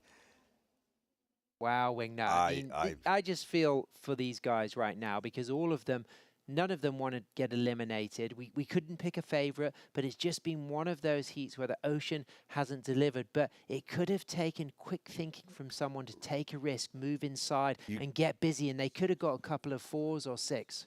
You have a plan, but when you're facing a 6.4 tide, the highest tide we've seen, showing up in another hour, hour and a half, it's changing everything about this point. Dying swell, big tide. You need to, you know, abandon the game plan and put a score on the board. So here is Martin and Antonio with a paddle battle. Martin up and riding. He's got the line. He sets himself up. He's got some speed here. He's going to have to hold on for that 5. He does. Good start to the wave, does shuffle out of that nose ride, 1 step, wide stance, shuffling back to the tail, stalling, 2 steps up, 4 steps, touch of the 5, quick rush up to the second 5. So again, this time walking cleanly out of that nose ride, and then wow, Wingnut, he hung on to a bucking bronco whitewater horse there, and he did very well. Yeah, he gave himself a challenge with such a high performance cutback, launching himself out into the whitewater, had to put both hands on the deck of that board to bring it back around. So I don't know how the judges are going to respond to that, but at least he's given himself a fighting chance by getting a wave. He put a lot of energy into that ride. I mean, you certainly sense that he was hungry, eager, perhaps a little bit rushed at times, but because Antonio Dantas has not got a wave, this is going to be very important for Martin Correa. But where do you think it falls relative to Schweier's 617 and Melendrez's 483? I definitely think it falls well short of Rodrigo's wave. There's no question there. He didn't have a clean enough face to lock in on a really long nose ride, and that was really the strength of Rodrigo's wave. So Antonio Dantas sitting out there in first priority, under 3 minutes remaining. This wave has to be exceptional for him to have a chance. Because I'm very positive that both Gordo and Rodrigo are going to get a second wave on there. So it's going to be almost a 10 that's necessary for Antonio, and what a clean wave to start with. Straight up to the tip, the Portuguese surfer Antonio Dantas knocked off from the foam there. So the pressure, the difficulty, the challenge of going this long without a ride, sat out there with priority for so long, walked into a nice nose ride, knocked off on the way back by the foam. That's going to break his heart because that could be the moment where he gets eliminated for Portugal. Yeah, maybe a little dead-legged after having sat for so long without actually putting your feet on the wax. We can see Jonathan and Rodrigo really moving outside. Looks like one of those sets that we've been so used to here is finally showing up. So we're going to get to see, hopefully, a great second wave from these two. I wonder if both Antonio and Martin are going to move inside and just try to get a quick second one. So Martin Correa drops a 417, like you said, nowhere near Rodrigo Schweier's 617, and falls under Melendrez's 483 as we see Martin on the inside, gets a 5, gets a tight 5, maybe a 10, as we see Jonathan Melendrez back up to the nose, right in the pocket, back up to the nose again for the Mexican out back, and then further out back, we see Rodrigo Schweier as Martin Correa has got that lock of the nose ride slightly out on the shoulder as he cuts back. Gordo, some very dynamic nose riding, big sweeping turn from Schweier. Martin's down, but Dantash is out back as well, up and riding. So for such a slow heat, suddenly a massive moment for the judges to deal with as Gordo gets a critical 10 on his Bing through the inside, and we can see Schweier still going, and Dantash, toes on the nose. Will Dantash kick out at some point and try to shoulder hop a backup wave? It's so interesting. This is the first heat with all 4 Goofy Foots. So they're all getting to showcase Goofy Foot surfing at its best. Rodrigo, I think, putting in a great backup wave there as we see Antonio finally picking a very clean wave. What a beautiful inside section. Let's see that locked up. Nice, straight, tall 10. Keeps the momentum even though he drifts out onto the shoulder. Was able to complete that. And Antonio knows he just needs to get a shoulder hop because there's a possibility that a low score could be important for him. So with 15 seconds remaining, is he going to be lucky enough to just scrap one extra score as we see Martin up and riding on the inside going into the Papusa section? Just got to his feet to see if he could put another 0.5, but it looks like Gordo found another one too. What a slow start and what a busy finish. Wow, that was like my cooking when I do loads of prep and then I burn everything in the last kind of 2 seconds of the meal. Everything just goes hectic. So don't trust my cooking. Look at these guys. Look at these guys. Everybody's crushed. They have no idea what's going to go on. What a frantic scramble to put a couple waves on the board. Somebody get them an ice cold drink. I think this guy is probably the safest. No question. He's got a 6.67. His scores are in. He's solid. Great work, Rodrigo. Boy, that was a scary heat. So as it stands, it looks like Brazil will certainly get first or second. We're waiting now for Jonathan Melendrez for Mexico. He needs an 8.01 to go first, but he's got a strong score. He's got that 4.83. Now Martin Correa, he's chasing a very low score, of course, to move up into second, but that number is just indicative of the fact we haven't seen Mexico's second score. And also Antonio Dantash, he's chasing what seems like a low score, but he hasn't got a strong backup ride. So unless Antonio goes well into the excellent range, it looks to be a battle between France and Mexico for second. Yeah, it's going to be interesting to see what kind of scores. I'm interested in, look, Gordo just put another good score up there, right? That 5.20. He's pretty strong. Yeah, and there's also a possibility that Antonio could go high in the excellent range as we get the replay here from Jonathan Melendrez. Still one score waiting to come through for Melendrez. He's got a 4.83 and a 5.20. Great nose riding from the Mexican, but also good nose riding from Martin. And it was a 6.67 rewarded for Schweier's wave that we can see being ridden out back. I know we were talking about the strength and power in Gordo's legs. At one point, he did that super classic parallel stance there and just powered through some whitewater. But it looks like as far as wave shape goes, Antonio Dantash had the more dynamic, bigger, steeper, more critical wave with a lot of degree of difficulty. So there's a high possibility that his ride will go into the excellent range, but he's carrying that super low backup of a 1.33. And will that be the problem for the Portuguese surfer? Yeah, not having a strong backup is definitely going to be an issue as we go forward. Everybody is waiting. Only one with complete scores in the book is Rodrigo. Really good numbers. I feel confident that he's safe. Yeah, because if you look at those backup scores that Martin will have to carry a 4.17 and Gordo a 5.20. Already they're lower backup scores than Schweier's. So like you said, Wingner, it feels like Schweier is safe. He might well come down into second. He might stay in first, but we still got 3 scores to drop. So let's hang tight. We'll be back very soon after these messages to deliver the results because it's exciting. We're on the edge of our seat here, ladies and gentlemen. Stay with us. We'll be right back.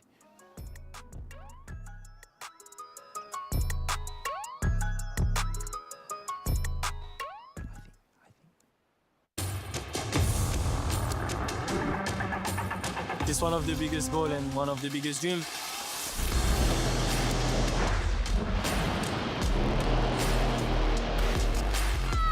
It's been like an emotional roller coaster. I ask myself, what just happened? Is this real? Every athlete's dream is to, reach that gold medal. I'm on a mission, you know. I think that everything is possible. It's not over till it's over.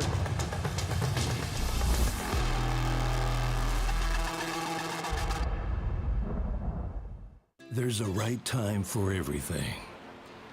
A right time to learn. A right time to try. A right time to fall. There's a right time to find your wave. And there's a right place to enjoy your passion like nowhere else.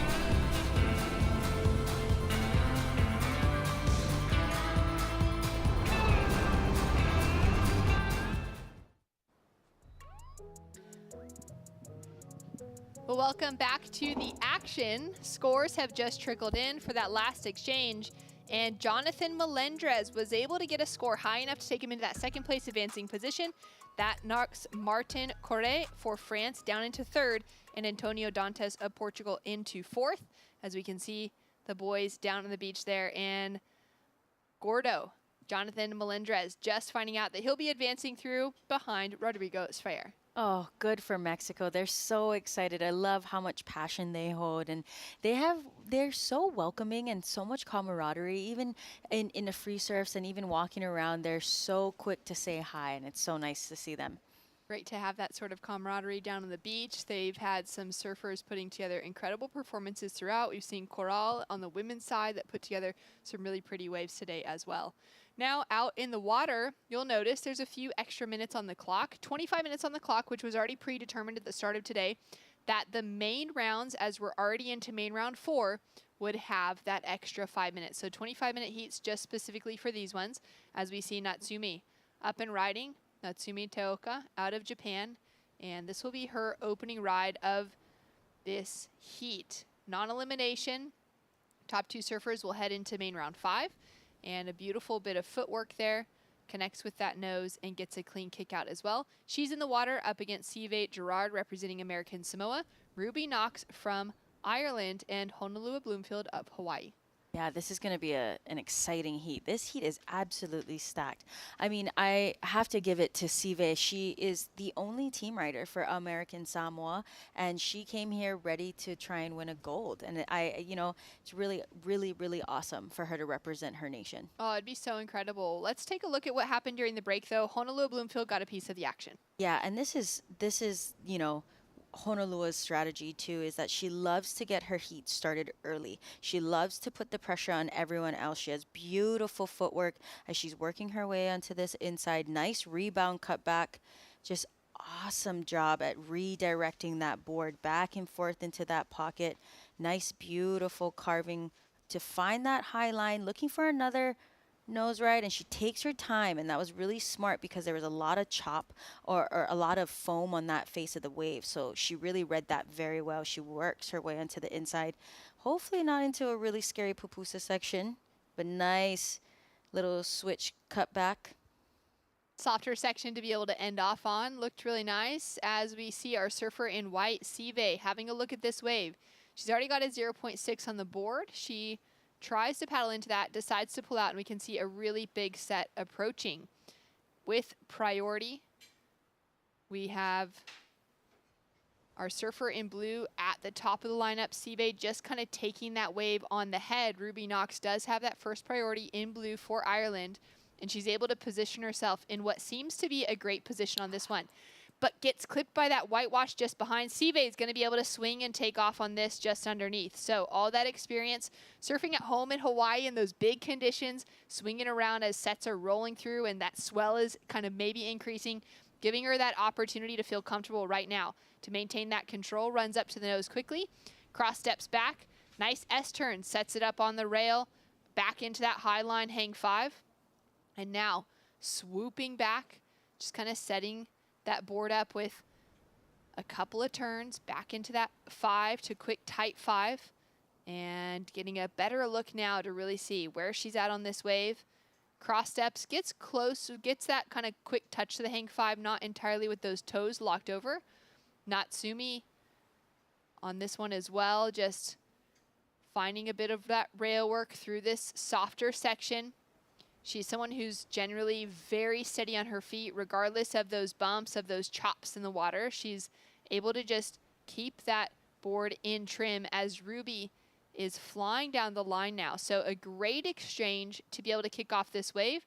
Again, 25 minutes was on the clock at the start, and that was a dynamic nose ride. It allowed her to carry a little speed into that finishing section on the inside as well. And we've got scores to drop through. The opener for Honolulu, that 5.83. But before we get more into that, let's go down to the beach to catch up with Ben Wei alongside Rodrigo Sfer. Thank you very much, Shannon. This is the winner of Rep 6, Heat number 3 for Brazil, Rodrigo Sfer. Parabéns para você. Obrigado. So the first question is, there was a restart in the beginning of the heat, and what we were wondering is, did everyone discuss, hey, let's not take a wave so we can get an extra 10 minutes for our heat? No começo do hit teve aquele restart, né, do primeiro, né? Ele está perguntando se vocês falaram alguma coisa, discutiram alguma coisa sobre não pegar onda ou aconteceu? Não, aconteceu. Ali eu tava achando até que alguém ia remar numa onda ali já no finalzinho ali dos 10 minutos, mas foi porque a gente não veio onda pra gente mesmo. Nobody talked nothing, so it's because the waves doesn't break. Okay, so unfortunately we've seen Atalanta go out, but we did have a win by Luana and Carlos. Having a little bit of momentum for your team going into your heat, how does that affect his confidence? O fato da Atalanta ter saído, isso afetou alguma coisa no time? Como que isso está na sua confiança? Cara, nunca é bom pro time, né? Quando a gente perde um atleta, perde um guerreiro, sempre fica mais difícil. Mas isso dá força pra gente. Ela tá com a gente também, tá ajudando. Então o time tá forte, o time tá fechado e vamos para a próxima fase. A Lua também vai cair, o Bahia vai passar também. Todo mundo tá focado e vamos em busca aí do título. When one warrior fall, it's not good for the team, but everybody is stuck together, are very strong, very helpful each other, and we are strong and just thinking the good stuff and go forward. And finally, no one really knew who won the heat until the end. He had a good score, but we were waiting on many scores. And how does that affect his nerves when he's waiting to hear if he won or not? Até o final da bateria, ninguém sabia quem tinha ganhado, porque estavam vários scores caindo. Como isso afeta o seu psicológico? Como você fica quando está esperando essa nota? Não, eu estava confiante, eu sabia que eu tinha um 6. Então, o mexicano tinha uma onda também 4. Ali a cabeça já fica fazendo aquela matemática. Eu sabia que eu precisava só de mais uma onda, pelo menos para passar a bateria.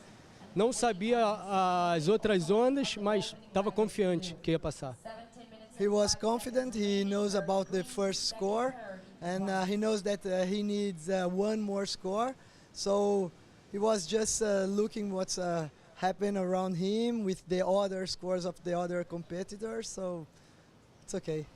Finalmente, umas palavras em português. Vamos lá, Brasil. O Brasil está vivo, mais que nunca. Vamos lá, continua a galera na torcida aí mandando vibe positiva. Valeu. Muito obrigado. Muito obrigado. Back to the booth. Well done to Rodrigo as we pick up with live action. Honolulu opened with a 5.83. Now she's on her way to another solid looking score. Great use of the rail, throws in that cross step cutback, holds it for a long time as well as she lines up into that power section of the wave. Gets a little stuck there for a moment as she's just patiently waiting out this inside section.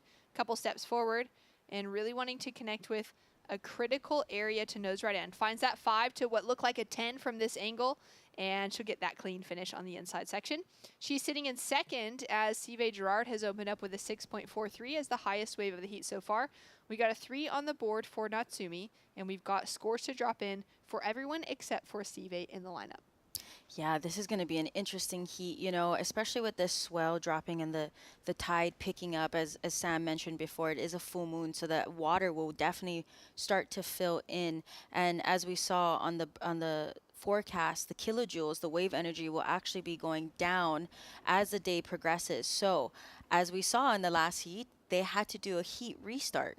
So from my understanding and my timing, it might seem like every other heat will get waves, because right now their exchange has been amazing.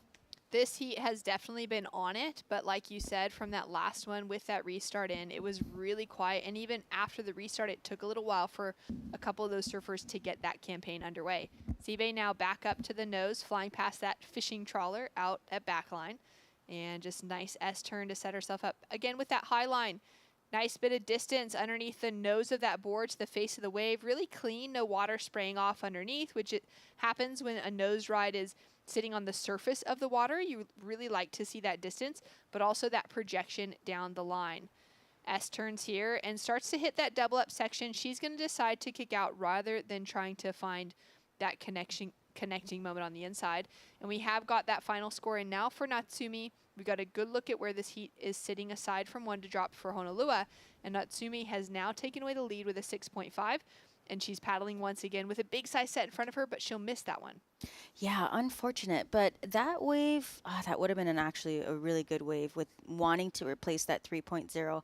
But there is a five minutes extra on the heat, and that's going to be crucial in these rounds, because that 5 minutes, that alone is the paddle back out for another set. So it's going to be, like I said, that 5 minutes can feel like the longest extra 5 minutes of your life, or the shortest, depending on where you are in the standings. Right. If you're sitting in that leading position, you want that buzzer to sound immediately. If you're down at the bottom, you're like, can we add 10, 15 more minutes maybe? Yes, exactly. I mean, then you're really hoping for like a 30-minute heat.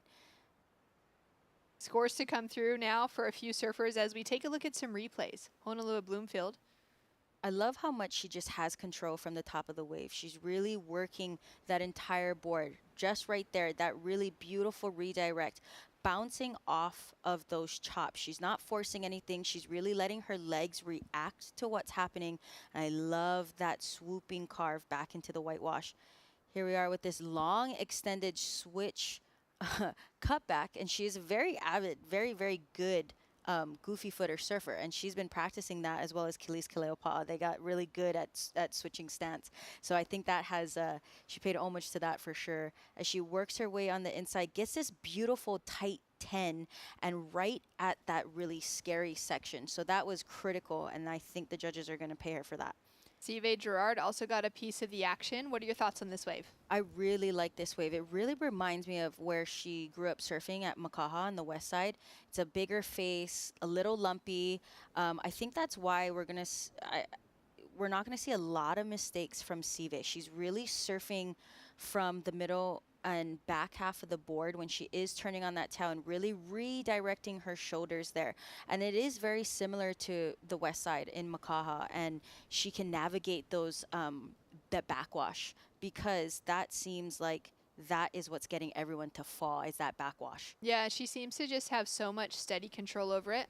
Honolua had said in a post-heat interview yesterday, the day before, as we take another look at that great nose ride, that, you know, kind of, I guess, living on Oahu, there's so many waves that include backwash within them, and that water moving over those reefs, that she didn't really notice those bumps and that feeling out here because she's so used to it. And it seems like Sive has that in her she has the upper hand on that factor as well out here this week. Yeah, and that's the beauty of, you know, our island. We're an island surrounded by so much water, and it's constantly moving in and out. We have king tides, very low tides. I know that it's not a big, in feet-wise, it's not a big tide, but we're very used to a lot of water moving, whether it's, you know, Waimea, that's 10 to 12 feet, and then going up to 20 feet, or if it's just at Queens, where it's 2 feet and perfect little right. So I love that we have that versatility in the waves. Oh, there's such a huge variety of waves all around the island of Oahu. It's such a beautiful place to be able to spend time. But like you said, as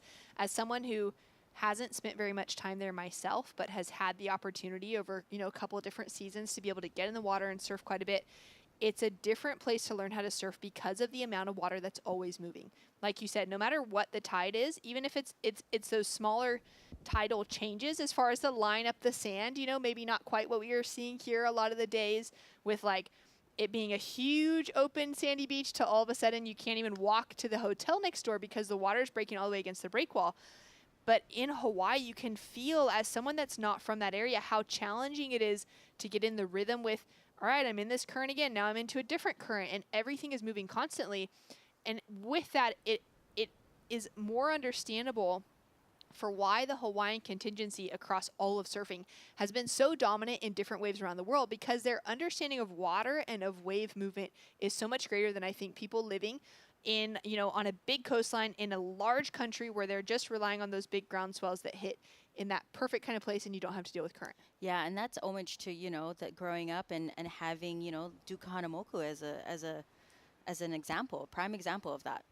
Natsumi now up and riding, surfs a lot of beach breaks back at home in Japan, and her versatility is also incredible. She's beautiful, you know, surfing and approach on point breaks, but she also is really good at a variety of types of waves that she's surfed in events over the years. We can say Sive is up and riding out the back, and now even behind her, it looks like Ruby Knox in the blue is up and riding. So 3 waves for the judges to be picking apart.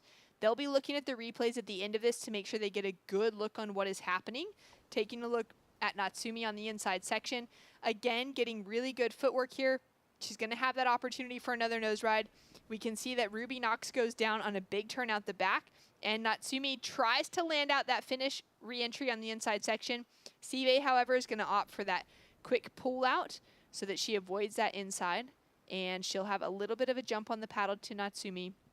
But a great kind of display of any standard day out here surfing. You look up the lineup, and there's so many people up and riding at the same time. Yeah, and I give it to the judges. And it's not just a quick wave. You know, if every surfer is surfing to the very inside, that's 300 yards that they're looking at to really make sure each hang 10 or hang 5 was in a critical section. Oh no, as we see Natsumi getting stuck on the inside, I think she might have to do a little walk around. Oh, she's going to jump really quick and try and get up and over this. It's crazy. You could kind of be standing there and feel fine, and then that water starts to suck out to dry sand. And if you get chunked in that section, boards being damaged, shins are being damaged. Oh, body parts are being damaged. Everything's going down. It's crazy. Like, I felt that power of that shore break. And I would have to say it's up there pretty close, if not worse, because at Sandy's on the south shore of Oahu, it's sand. There is a couple big rocks, but this, you are falling on straight pebbles, like hard rock. and it'll take out your ankles when you're walking out. You'll fall on it, and it doesn't hug you. You bounce off of them. That's right, and they're pretty much average size of like a softball. They're pretty big. They're bigger than a baseball. Tend to be occasionally like not quite as large as a basketball, but they're big rocks, and they're moving around because they are all smooth and round. They're rolling constantly. Natsumi would have had a lot of rocks just now rolling into her ankles. I'm surprised that we haven't seen more, even like broken toes in ISA events at this break specifically, even at Labokana just down the way with the juniors coming up next week, because there's so much movement that you can see little, bones being broken with all that. As we take a look now at last of Natsumi. Yeah, I really, really like this wave from her. It's her 3rd wave ridden, and she's just working her way on the inside. I love how much she just is not rushing anything. She's really just redirecting that nose to go back into the face, back into the whitewash, and that's what we like to see. I like to watch surfing and especially longboarding. I like to see where the nose goes. That's going to decipher how deep that rail is digging in, because that's, the front of the board is the nose, so it's all about the direction of where it's going. That's a great thing to start paying attention to, especially as we get deeper in the draw. We've seen a lot of great turns as we take a look again at Natsumi just finishing off on the inside. Sive had an opportunity on this one. We can again continue paying attention to where the nose of that board is pointed. Yeah, and it's definitely not pointed.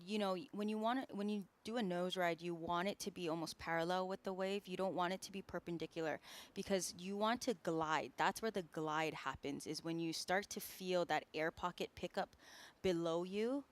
just like that, how there was that nose of the board wasn't touching any water.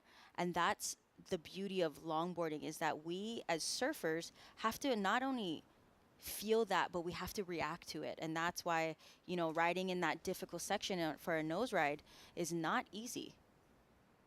Clean kick out on the inside section, and we've got the replay just to appreciate 3 surfers up at the same time. Ruby Knox was able to get this opportunity on the outside. She'll be chasing a big score right now. Yeah, and that was so unfortunate she went down on this, because that opening nose ride was very beautiful. It was nice and poised, high line. She just works her way through that double up, and that's that high tide starting to kick in, really creating those fat type of waves and creating those chops. Current situation in the lineup, we're down to 5 minutes on the clock. We're now into those bonus 5 minutes that we haven't had in any other heat today, aside from the restart in the previous one, which ended up with that bonus 10. But 5 minutes remaining, Natsumi is sitting in the lead with a couple of 6s. All her scores are locked in, and her last 2 in that 6-point range have her sitting in first. Honolulu Bloomfield in second has a 5.83 for her opener and a mid-range 6 as her second score. So she's in that second place position. Sive has now locked in all of her scores, as a 5.8 improves her backup score to the 6.43 that she is sitting on as her high score. Very close, 0.03 currently divides second and third place in this heat. Ruby Knox out of Ireland, we saw her fall, unfortunately still in that outside section of her last wave.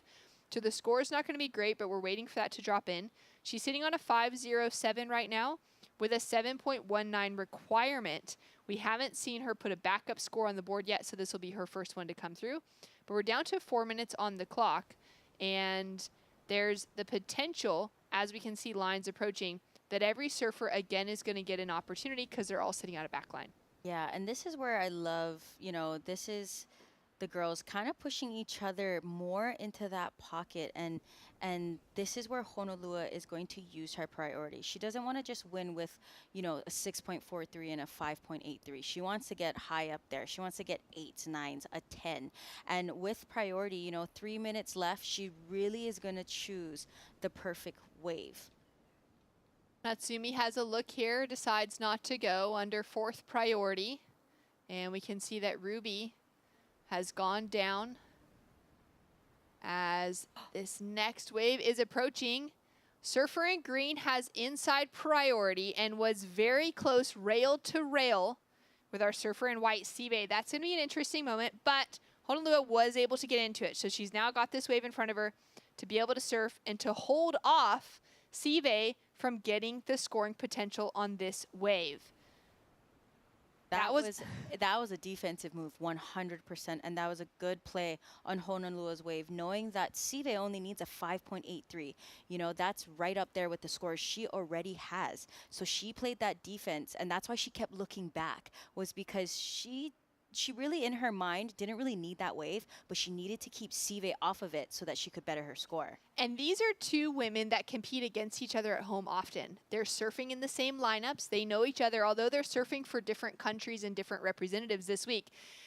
Honolulu knows exactly what Sive is capable of. Oh, yeah, and that's why she did this little move here. She saw Sive paddling, and she probably got the update from the beach announcers saying, like, you know, Sive is in third. She only needs a 5.83, and that's why she took off on that wave. She also looked outside to see if there was any sets coming in, and it's still not any waves coming in. So that was a really good defensive move on Honolulu's part as she works her way in, and you can tell she's still looking back, right? She's still like, oh, did I make that mistake? Did I just go on the wrong wave?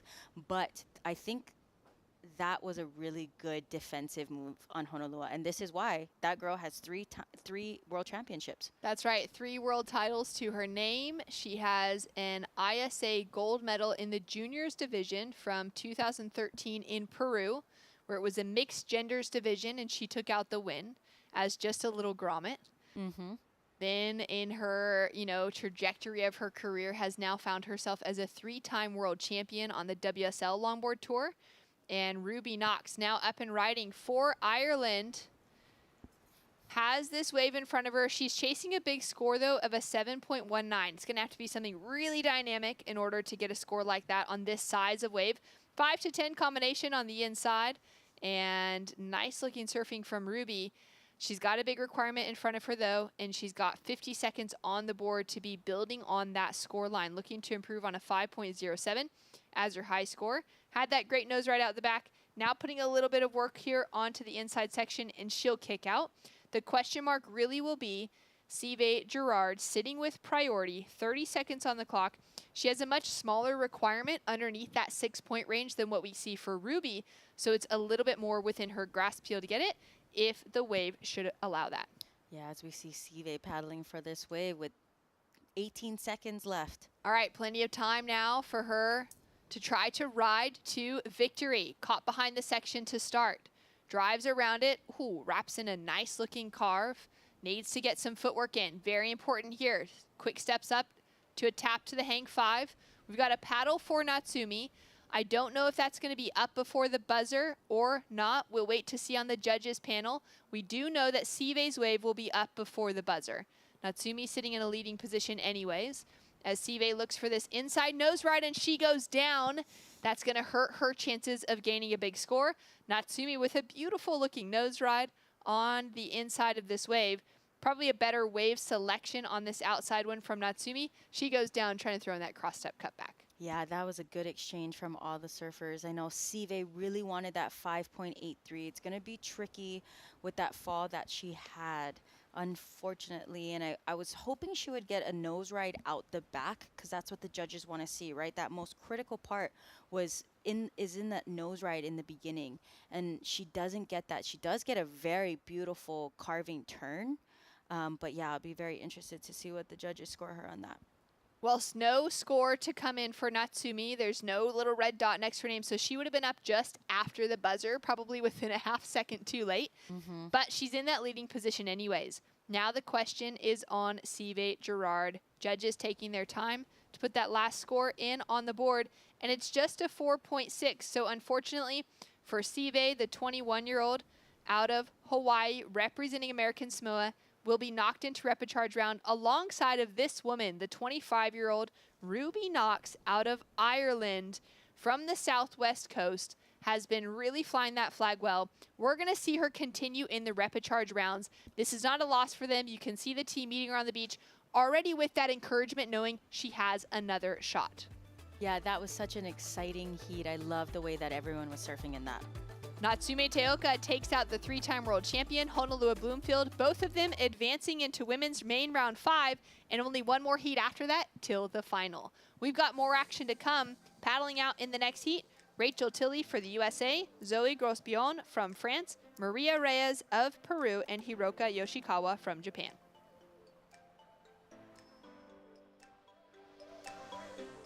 Bienvenidos a la tierra de anfitriones. Aquí somos los campeones del mundo en hacerte sentir especial.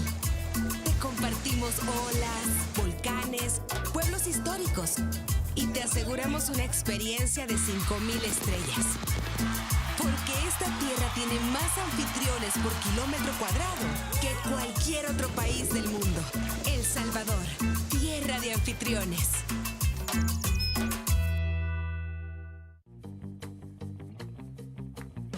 Consulta promociones. Disfruta de cable TV más internet residencial desde los 50 megas hasta los 1000 megas. Para más información, contacta con nosotros. Multinet, siempre que tú quieras.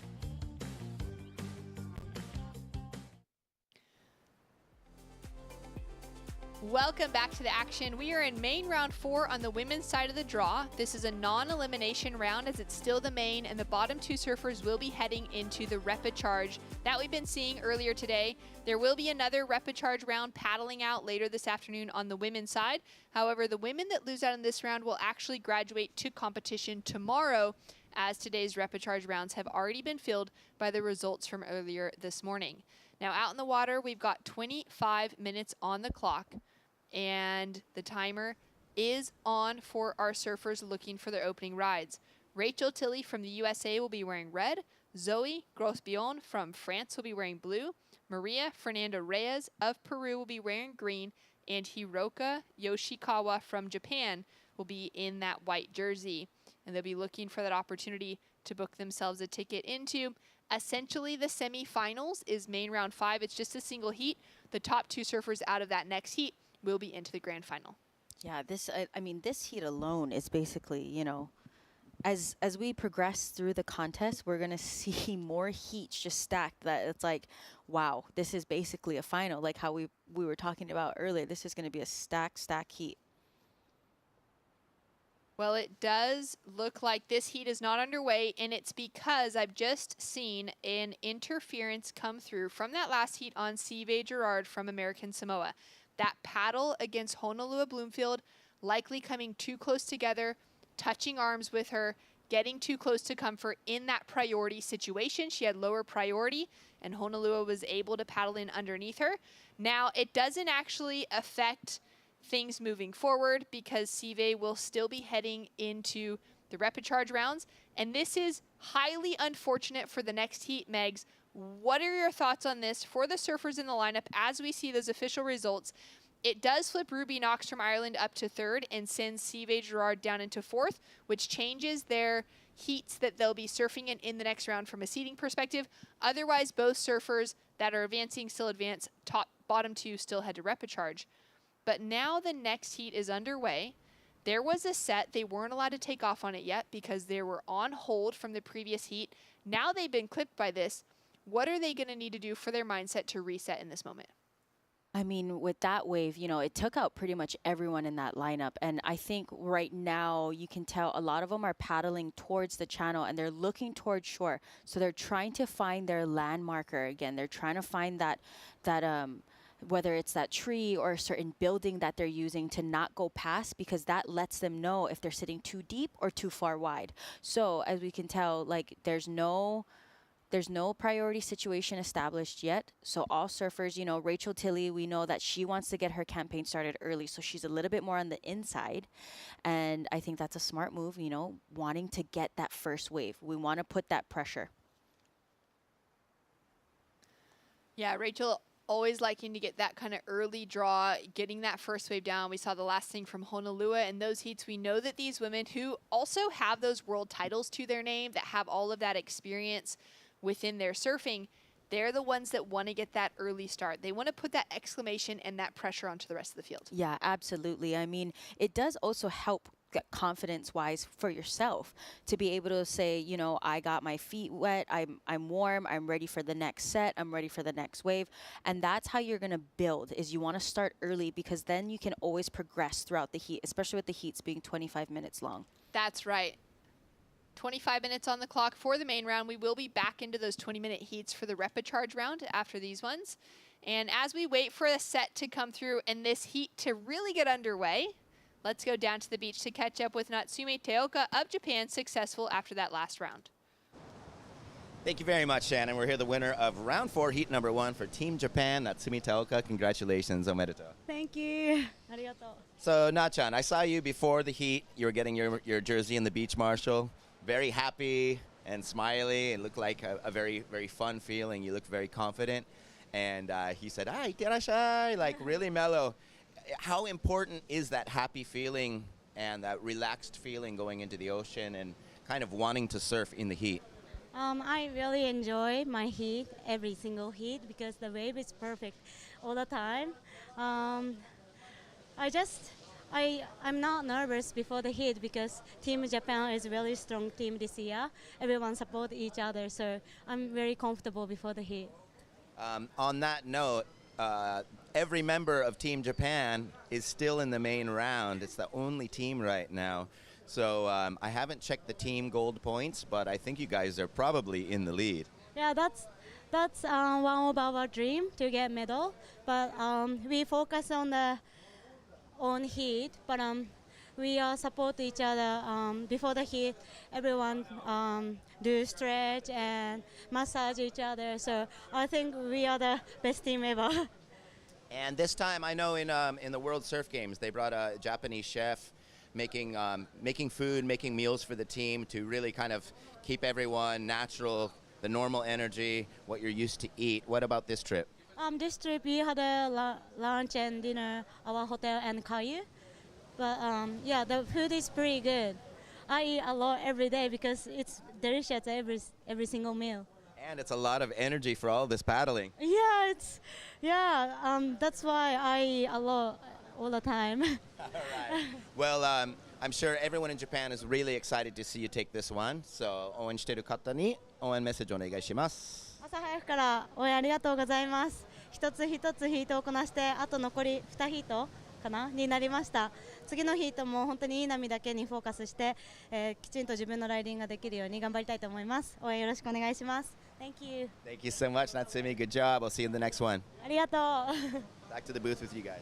Thanks so much. Great to hear from Natsumi, keeping those energy levels in check because there is a lot of calories. There's a lot of energy being burned every day out here. Yeah, absolutely. And she said that, they had the best team ever. And it's so cute because their cheer, before one of them gets ready for a heat, is Kevin will yell, "We're the best team ever!" And then they raise their hands, and they are proving it right now. They are in the top seed to be in the gold, besides, I think, Brazil and France. That's amazing. I love that that's their actual cheer. And having a look specifically at this round in the women's draw, they are the only country that had 2 surfers left. Their 2 surfers still in the main draw. So Natsumi and Hiroka holding it through on the women's side of the draw in that main round, having yet to even hit repechage. And Natsumi obviously already locked herself into the next round as well.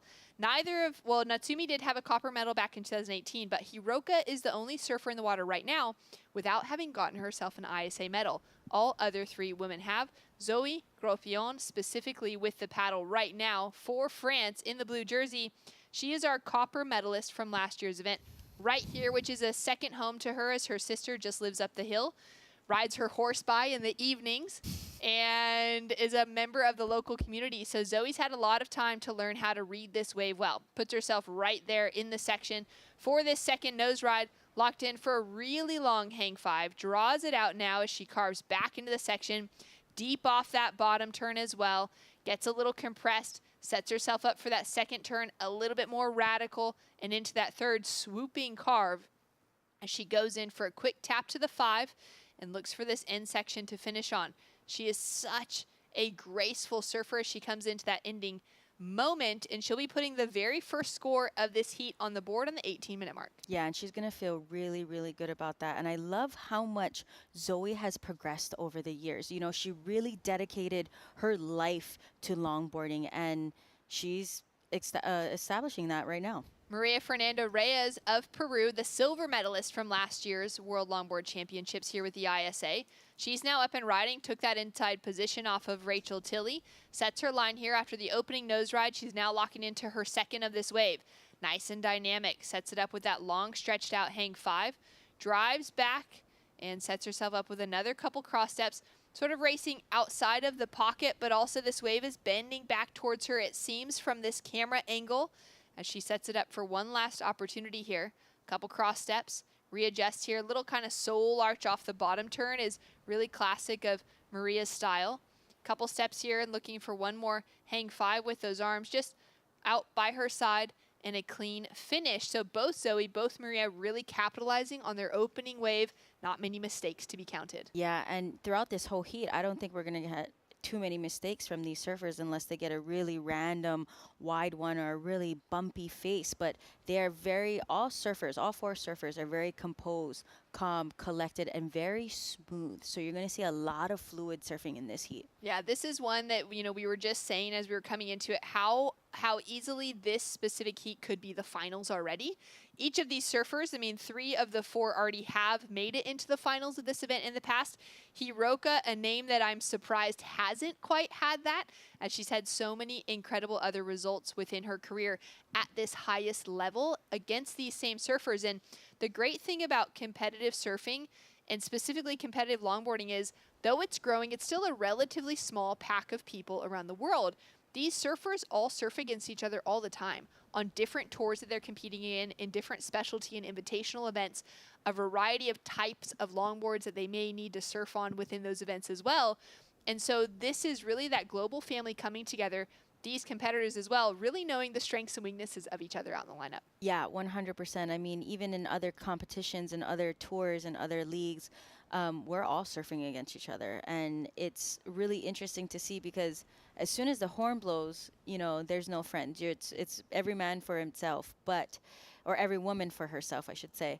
And the great thing is that every time you see them come out of the water, they're always hugging one another. And they're always just happy to be, you know, like you said, our community is very small. So it's very important to keep it tight-knit. Former ISA silver medalist Rachel Tilley now on the nose, a former WSL World Longboard champion as well. Crouched low, speeding around the section. So capitalizes on that opening nose ride. Now a quick little whip around to line herself up for this next more challenging section. Drives back on that turn, swoops a little deeper off the bottom than what we've seen from the bottom turns from the other competitors. Wipes the eyes quickly as she's got some work as this wave continues to open up for her here. Into that hang 5. This wave not having quite as clean of a face as what we've seen from the first two between both Zoe and Maria, but a lot of really good work in those critical sections as Rachel goes from that 5 to full 10 on the inside, and will put together hopefully a dynamic finish as she pedals back off the nose, decides to go for that clean kick out. She's going to have a score to drop. That's going to leave Hiroka out the back with priority. As you can see, Team USA up there with the flags, and they're feeling pumped for Rachel to be getting that opening ride. This is going to be a challenge. Wow. I mean, the opening exchange so far, we haven't even seen Hiroka on a wave yet, let alone the other three. I know, and this is actually pretty late in their heat. And like we said, right, the heat before it had absolutely pumping waves. So they are, you know, expected to have a little less energy, possibly, you know, especially with this tide coming up. It's going to create a little longer lows. So that was a smart play on Rachel to know that, to come on the inside. It doesn't have to be a big wave, but she does need a score on the board. Hiroka with a huge fall coming out of a crazy section that would have been such a well-rewarded nose ride, I think, had she been able to hold on to that. Just gets bucked off. Yeah, she looked like she was riding a Bronco right there. I hope she's okay. That was a, and she's about to, oh, she looks like she paddled over that wave. Straight out on that one. I remember her having a fall also either earlier this morning or yesterday that was a little bit wild, and we were hopeful that her knee was okay just because of the way that her leg kind of bent on it. So far, she seems to be okay. She's already back on that board. We could see her paddling back over the face of that wave. And it looks like that set and that timing is kind of picking up once again. Zoe now up and riding on her second ride. Fast and down the line, onto the nose, grabs onto that rail. Was that a good decision? Was that one that could have been pulled off, do you think, Megan? No, I think that was a good idea to hold that rail, because had she not and really stayed low in center, she probably would have went flying even farther. Hiroka now up and riding. So she had that first fall. She's now swung around very quickly to keep herself in the mix here. That reset after a fall has allowed her to find herself back to a double nose ride. Pedals off the 5, cross steps out of that top turn, but she'll make a mistake there and take a stumble as well. So the only surfer yet to really get that clean opening ride on the board. She's going to have some digging now in the back half of this heat to put herself in the mix, as we're still waiting for the opening rides of Zoe, of Rachel, and Maria. Although Zoe's has now dropped in as a 6.77, sets herself up in the lead with a 1-point ride behind. Maria up and riding, uses her priority on this one. Already had that opening nose ride, swoops that board around to set herself up for this next high line. Into the 5, cross steps off of it, a little bit bumpy on the way down, has to use those staircases to get to the bottom of the wave. And now that little whip around. I love those moments from Maria surfing. It makes it look really fun, and she does it in a way that she maintains a lot of control while also putting together that kind of fast rail-to-rail work. Setting herself up through here for a couple more steps into that inside nose ride, pumping along, and she'll have a second score to come. The judges have a lot on their hands right now. Yeah, they do. With, you know, we're still waiting on a score from Maria. Hiroka gets a 3.50 on that one, and it was so unfortunate if she didn't fall. But again, these sections are going to be really tricky to navigate. As we see Red up and riding as a replay, this is where she holds on to that rail, and this was really smart, because everybody else was getting bucked off like they were riding a Bronco. So this was really smart on Rachel's part. She was a little bit on the inside, so she knows she needed a score just to put pressure on the other surfers. Beautiful top carving turn back down into the flats to really respond to that water and push herself back up. She's working her way to this inside. Nice hang 5. Just super calm, cool, collected, little stance at the end of that wave. And like you said, we're going to see a lot of those left kind of nose rides to redirect into the pocket. Beautiful hang 10 right in that pocket, just to put a little stamp on that end of that wave. We're down to 10 minutes on the clock. Rate Surfing even finds one more nose ride in a section that we didn't think was going to arrive. And with 10 minutes, 30 seconds on the clock, we'll see if anyone is able to get into this one. Now, a reminder to the audience, we're still waiting for scores across the board. Maria Fernanda Reyes drops in her opening score, a 6.5, just less than the 6.77 for the opener of Zoe Grospion. Now, Hiroka is down into that third position with a 3.5 as her highest wave. Rachel Tilley's opening ride still to come from that wave that we just caught the replay of, and Maria also has a second good wave to drop. Now, I can't help but think, because this heat had to go on hold for that interference at the end of the last heat, there was a pause of a few minutes. It was long enough for the surfers to actually be sitting and waiting, and there was a set in that amount of time. If the surfers had been able to get into that set straight away, we already would have been seeing 14-point heat totals, because I think Zoe's 7 would be the second 7 she could have on the board with that opening set. Yeah, that's absolutely right. And that's them having to readjust, having to rethink their strategy once again. You know, with that wave bringing them in, it actually brought them closer to shore and a little bit more on the point. And that's why Rachel knew she had to take off on that wave to get a score under her name. Scores in for first of Tilley. It's a 5.73. Has her sitting in that third place position, chasing a very small score to make a difference. But now you can kind of see, you know, in that order of blue, green, red, white down the way, each of those respective of their highest scores. Hiroka, the only surfer with those 2 scores to the board, aside from Zoe, sitting with that 6.77, which was her opener. She does have a 1-point ride to give her that 7.77 heat total. Maria will take away the lead when her next score drops. And now with 8 minutes on the clock, we'll see if there's an opportunity for just 1 wave left per surfer, or if we get maybe 2 by the end of this heat. Zoe now looking to back up the 6.77. Out onto the face of that opening nose ride, carves herself back into the section, waits patiently to time out a quick tap to the nose for that second. Now setting herself up against here off the bottom, kind of putting that stall on that bottom turn rather than really driving through it into the next section, because she doesn't want to outrace anything. She wants to make sure she stays here when those pockets open up. When that wave gives her the chance to find another nose ride, she's going to be right there for it. Looking for this end section now. What will she bring to it? Is she going to go for a closeout turn? Is she going to go for that nose ride? Is she going to kick out before getting caught on the inside? And that's where we're at. Beautifully smart surfing from Zoe. You know, being that her sister lives here and her brother-in-law, so she's gotten some time out here. She could almost be called maybe, you know, a local at how many times she surfed here. I remember always, you know, seeing her on Instagram or even on other people's Instagram being like, wow, Zoe's back in El Salvador. And I mean, rightfully so. This wave is absolutely amazing. She certainly is the semi-local here at Sunzal as we take a look at Hiroka up and riding on a bumpier face, gets an opening nose ride, now really far out of the pocket, has to cut herself back. We can see though that wave kind of crumbled down across that entire section. A little bit of a wild one here. She's doing well. This will be possibly her best wave so far. We've seen her fall on her first 2. This is the opportunity for her to link it together. She's not out of the equation. She only needs that 4.28, and as I say it, she just steps off the side of that board. Unfortunate. With 6 minutes, 45 seconds on the clock, it's Maria Fernanda Reyes sitting with that first priority. Yeah, I feel like Rachel, and here we are, there's some lines coming out the back, and I see that Rachel sees that.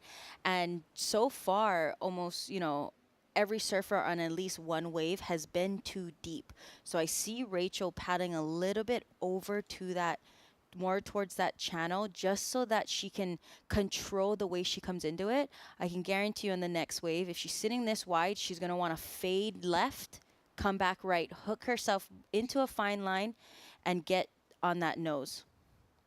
As a little look at this wave, it's just going to break too far to the inside of them.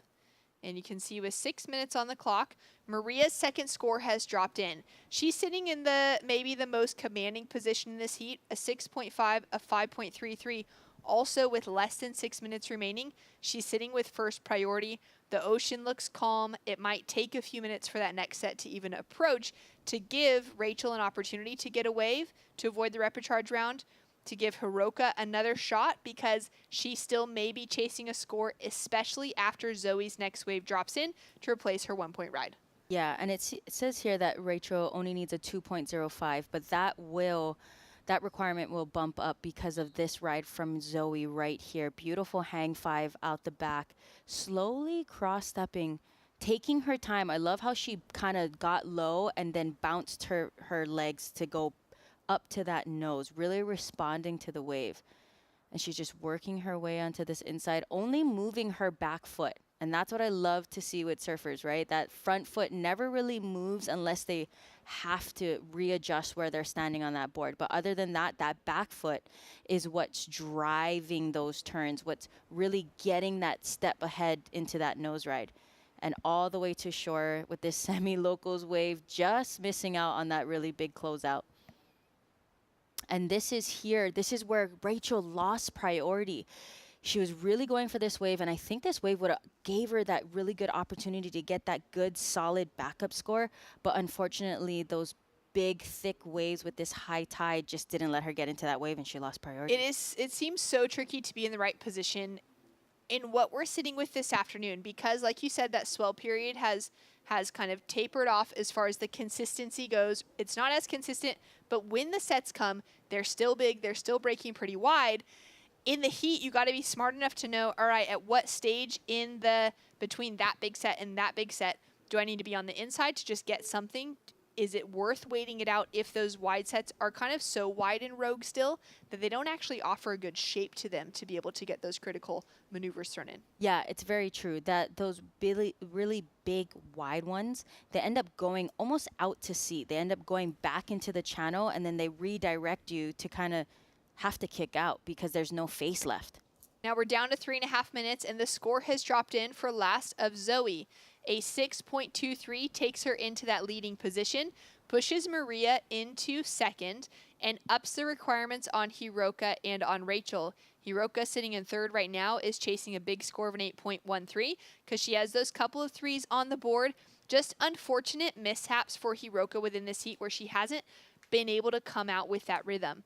Rachel has the 5.73, a decent opening score, but she hasn't even gotten into a backup wave yet with a 6.11 requirement on the board. She's sitting down in that second priority and will be requiring a score before the finish of this heat. So big ask in front of Hiroka, not such a big ask in front of Rachel. The question will be, are there going to be waves here in time? I think so. I feel like there is a little set coming in. And as we see Rachel really stroking into this wave, knowing that she needs that backup score, and she gets into it. You can even see her body went all the way over the nose of that board to make sure her weight could get into it. Her head was over the nose by the time she stood up on this wave. Into that first hang 5, finds the section. She's looking for a 6.11 to take herself into second. Swoops around into a second hang 5, drives through this. She's going to need to really continue putting that board on rail, continuing to find that fluidity throughout this wave in order to get into that 6-point range, as the judges have been loving maybe a sizier wave, but it's giving her some great opportunity. Goes for that nice nose ride once again on the inside section. She's going to get that down carve to straighten out and put that exclamation point on the finish. 1:45 on the clock, chasing a 6.11, Megan. Yeah, that was a really smart move on Rachel's part. She knew she needed that backup score. And she was looking out towards that ocean, really trying to see if there was a set. And she knew the next opportunity that comes, she needs to take it because she needs to get that backup score. That's going to be very important. And that's why she paddled really hard into that one. Especially because she didn't have first priority yet. Hiroka goes down on that wave. Hiroka, unfortunately, just seems to be slipping within this heat. I'm hoping that when she hits that rapid charge round, unless she's able to find herself an 8 in the next minute with her kind of surfing, that wouldn't be a surprise by any means. But if she's able to find kind of that reset, now with an opportunity to reset in the moment, though. Cross steps up to that first hang 5, resets that line, keeping herself in that high part of the wave, into that third hang 5, now into the fourth. This could be the sort of opportunity that she needs. Toes so far hooked over, the arch of her foot is at the nose of that board, carves it back, sets it up here, and wants to just prove us all wrong as she's got an opportunity in front of her through to the inside section. So many great nose rides. Hooks it in for another 5 as we see Maria up and riding out the back with a chance to increase her score line. And Hiroka putting it all on the line for the finish. I love she had that opportunity on the end. Now the question, can Maria and can Zoe improve on the 6.23 and the 5.33 as their backup scores to put more pressure on the field? We're down to the final few seconds. Each of these waves will, of course, be counting. We're going to leave it in the hands of the judges, and we're going to see, will Maria make this inside section? Zoe's wave, I think, is going to shape up for her really well out the back. She's going to have another quick opportunity, possibly to get to the nose, as Maria finishes off strongly on the inside section. Now, we missed the outside work from these waves because we were trailing with Hiroka, so we're not sure how dynamic anything was done out the back. They could have had really sharp nose rides. They could have had those big swooping turns. So we'll have to take another look at it here. But at the moment, Zoe in the lead, Maria in second, Hiroka and Rachel both chasing scores. But we've got significant scores to drop across the board. Yeah, Hiroka's wave. I mean, if there's anyone who can pull that off with so much composure, like look at the way that board levitates in that pocket. And she is riding through whitewash. That is not easy to navigate. You know, the whitewash is basically a lot of air. That's a lot of air to really lift the board up, really push it around. So the way she navigated that was amazing. And mind you, she got about, collectively, I would say 10 seconds on the nose of how many times she walked back to the nose.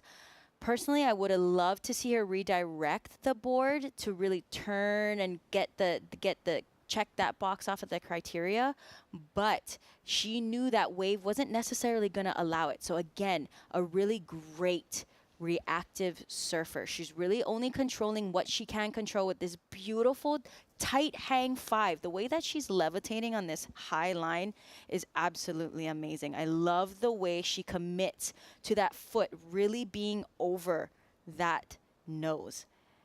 And this is where she redirects. This is the kind of turn I love to see, as much as that rail just digs in all that spray, that little rooster tail of a spray on the back, and just calmly, you see how she doesn't even like try and push to really pump. She's really letting each maneuver respond for the next one to happen. As she's here up on this high line, another beautiful hang 5. And I love that you see how she's just looking down, waiting for that opportunity for that beautiful hang 10, and does it so effortlessly and so elegant. And this is why I love the way she surfs. Unbelievable as well, because she caught this wave under priority. Out the back, sitting just to the inside, though, of the surfers with higher priority over her. Also, Rachel, who had a higher priority over her, scratched into that smaller sized wave. Now Rachel Tilley gets the score as we're taking a look at the finish of this replay. Rachel gets a 7.27, takes her into the lead. We do have scores to drop through for 3 other surfers. At the moment, Hiroka is going to need a 9.30 to take herself into the advancing position. This wave was incredible. So many good nose riding opportunities. Like you said, maybe more of that redirect. But again, we've seen huge rewards going to nose ridings in this women's division. We saw Alice Lemoyne get a 9.77 today for great nose riding with very minimal redirecting within her surfing. We'll see where the judges will go with this sort of wave for Hiroka. Let's take another look at Rachel as we're still waiting for scores for the rest of the field. And this was a smart wave taken by Rachel. She knew she needed that backup score, so she was a little hanging out on the inside as we see that really nice carving redirect back up to that high line. I love the way that she really turns that board, really uses that rail to get her back into the pocket and back out into the face. As we see her working on this inside, and she's not pumping. A lot of the surfers will start pumping, but she's not pumping. She's using that elegance of cross-stepping to really redirect her weight to get into the front of the board to get back down into the wave. Taking a look at this score now to come through for Zoe. We're not sure where that's going to land. We'll take a look at the replay because we actually hadn't seen the outside section of this wave or of Maria's. Yeah, and she just... Oh man, the way that she's turning in that pocket and the way she I love how much her arms really, her body is working in this like sequential kind of order. Like her legs are firing, and then her waist, and then her arms follow through with it. And just looking at the finish of this on the inside. So the only score left to drop for Zoe is still to come. Rachel Tilley sitting in the lead with a 7.27. Zoe with a score to drop. Last up, Maria, a 6.13 for Peru. Has her held in that third place position. Last of Hiroka Yoshikawa of Japan. A 6.57 is not enough to take either of those surfers into the advancing position. Zoe Groth-Bion has a score to drop. It's just a 4.8, but she doesn't even need it. She's going to take the advancing position. And what an unbelievable finish for Rachel Tilley, former silver medalist here before, on a dying effort, nearly paddled herself off of her own board while trying to catch the wave that she eventually got the 727 on. And that's the mentality of a champion. There is no giving up, whether it's you got to move on the inside, sit all the way far out back. That was a true testament to why she got those gold medals and the championships. Well, scores have dropped and we've got situations. We're going to go to a quick break. When we return, Sam Bleakley and Wingnut in to call the action. Men's surfing will be hitting the lineup once again for main round 5.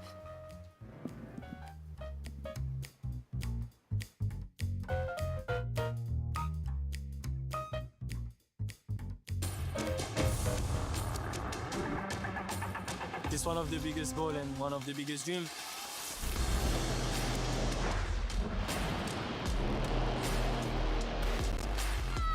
It's been like an emotional roller coaster. I ask myself, what just happened? Is this real?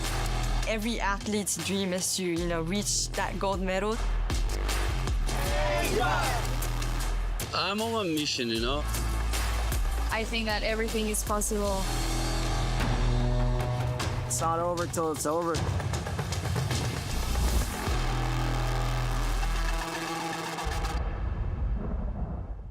Bienvenidos a la tierra de anfitriones.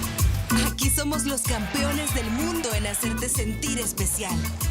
Te compartimos olas, volcanes, pueblos históricos y te aseguramos una experiencia de 5,000 estrellas.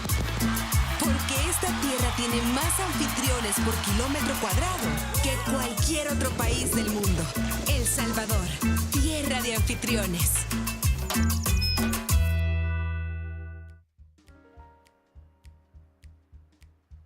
Welcome back to the action as the tide continues to rise. As we can see, Kai Hamasi, toes on the nose. It's 25-minute heats for the 2 main round 5 men's. As back up for another tip. Locks in the 10, pedals back again, still in trim. Kai Hamasi, sole arch, hood ornament cool on the nose there. Into the sweeping turns, and he kicks off with style.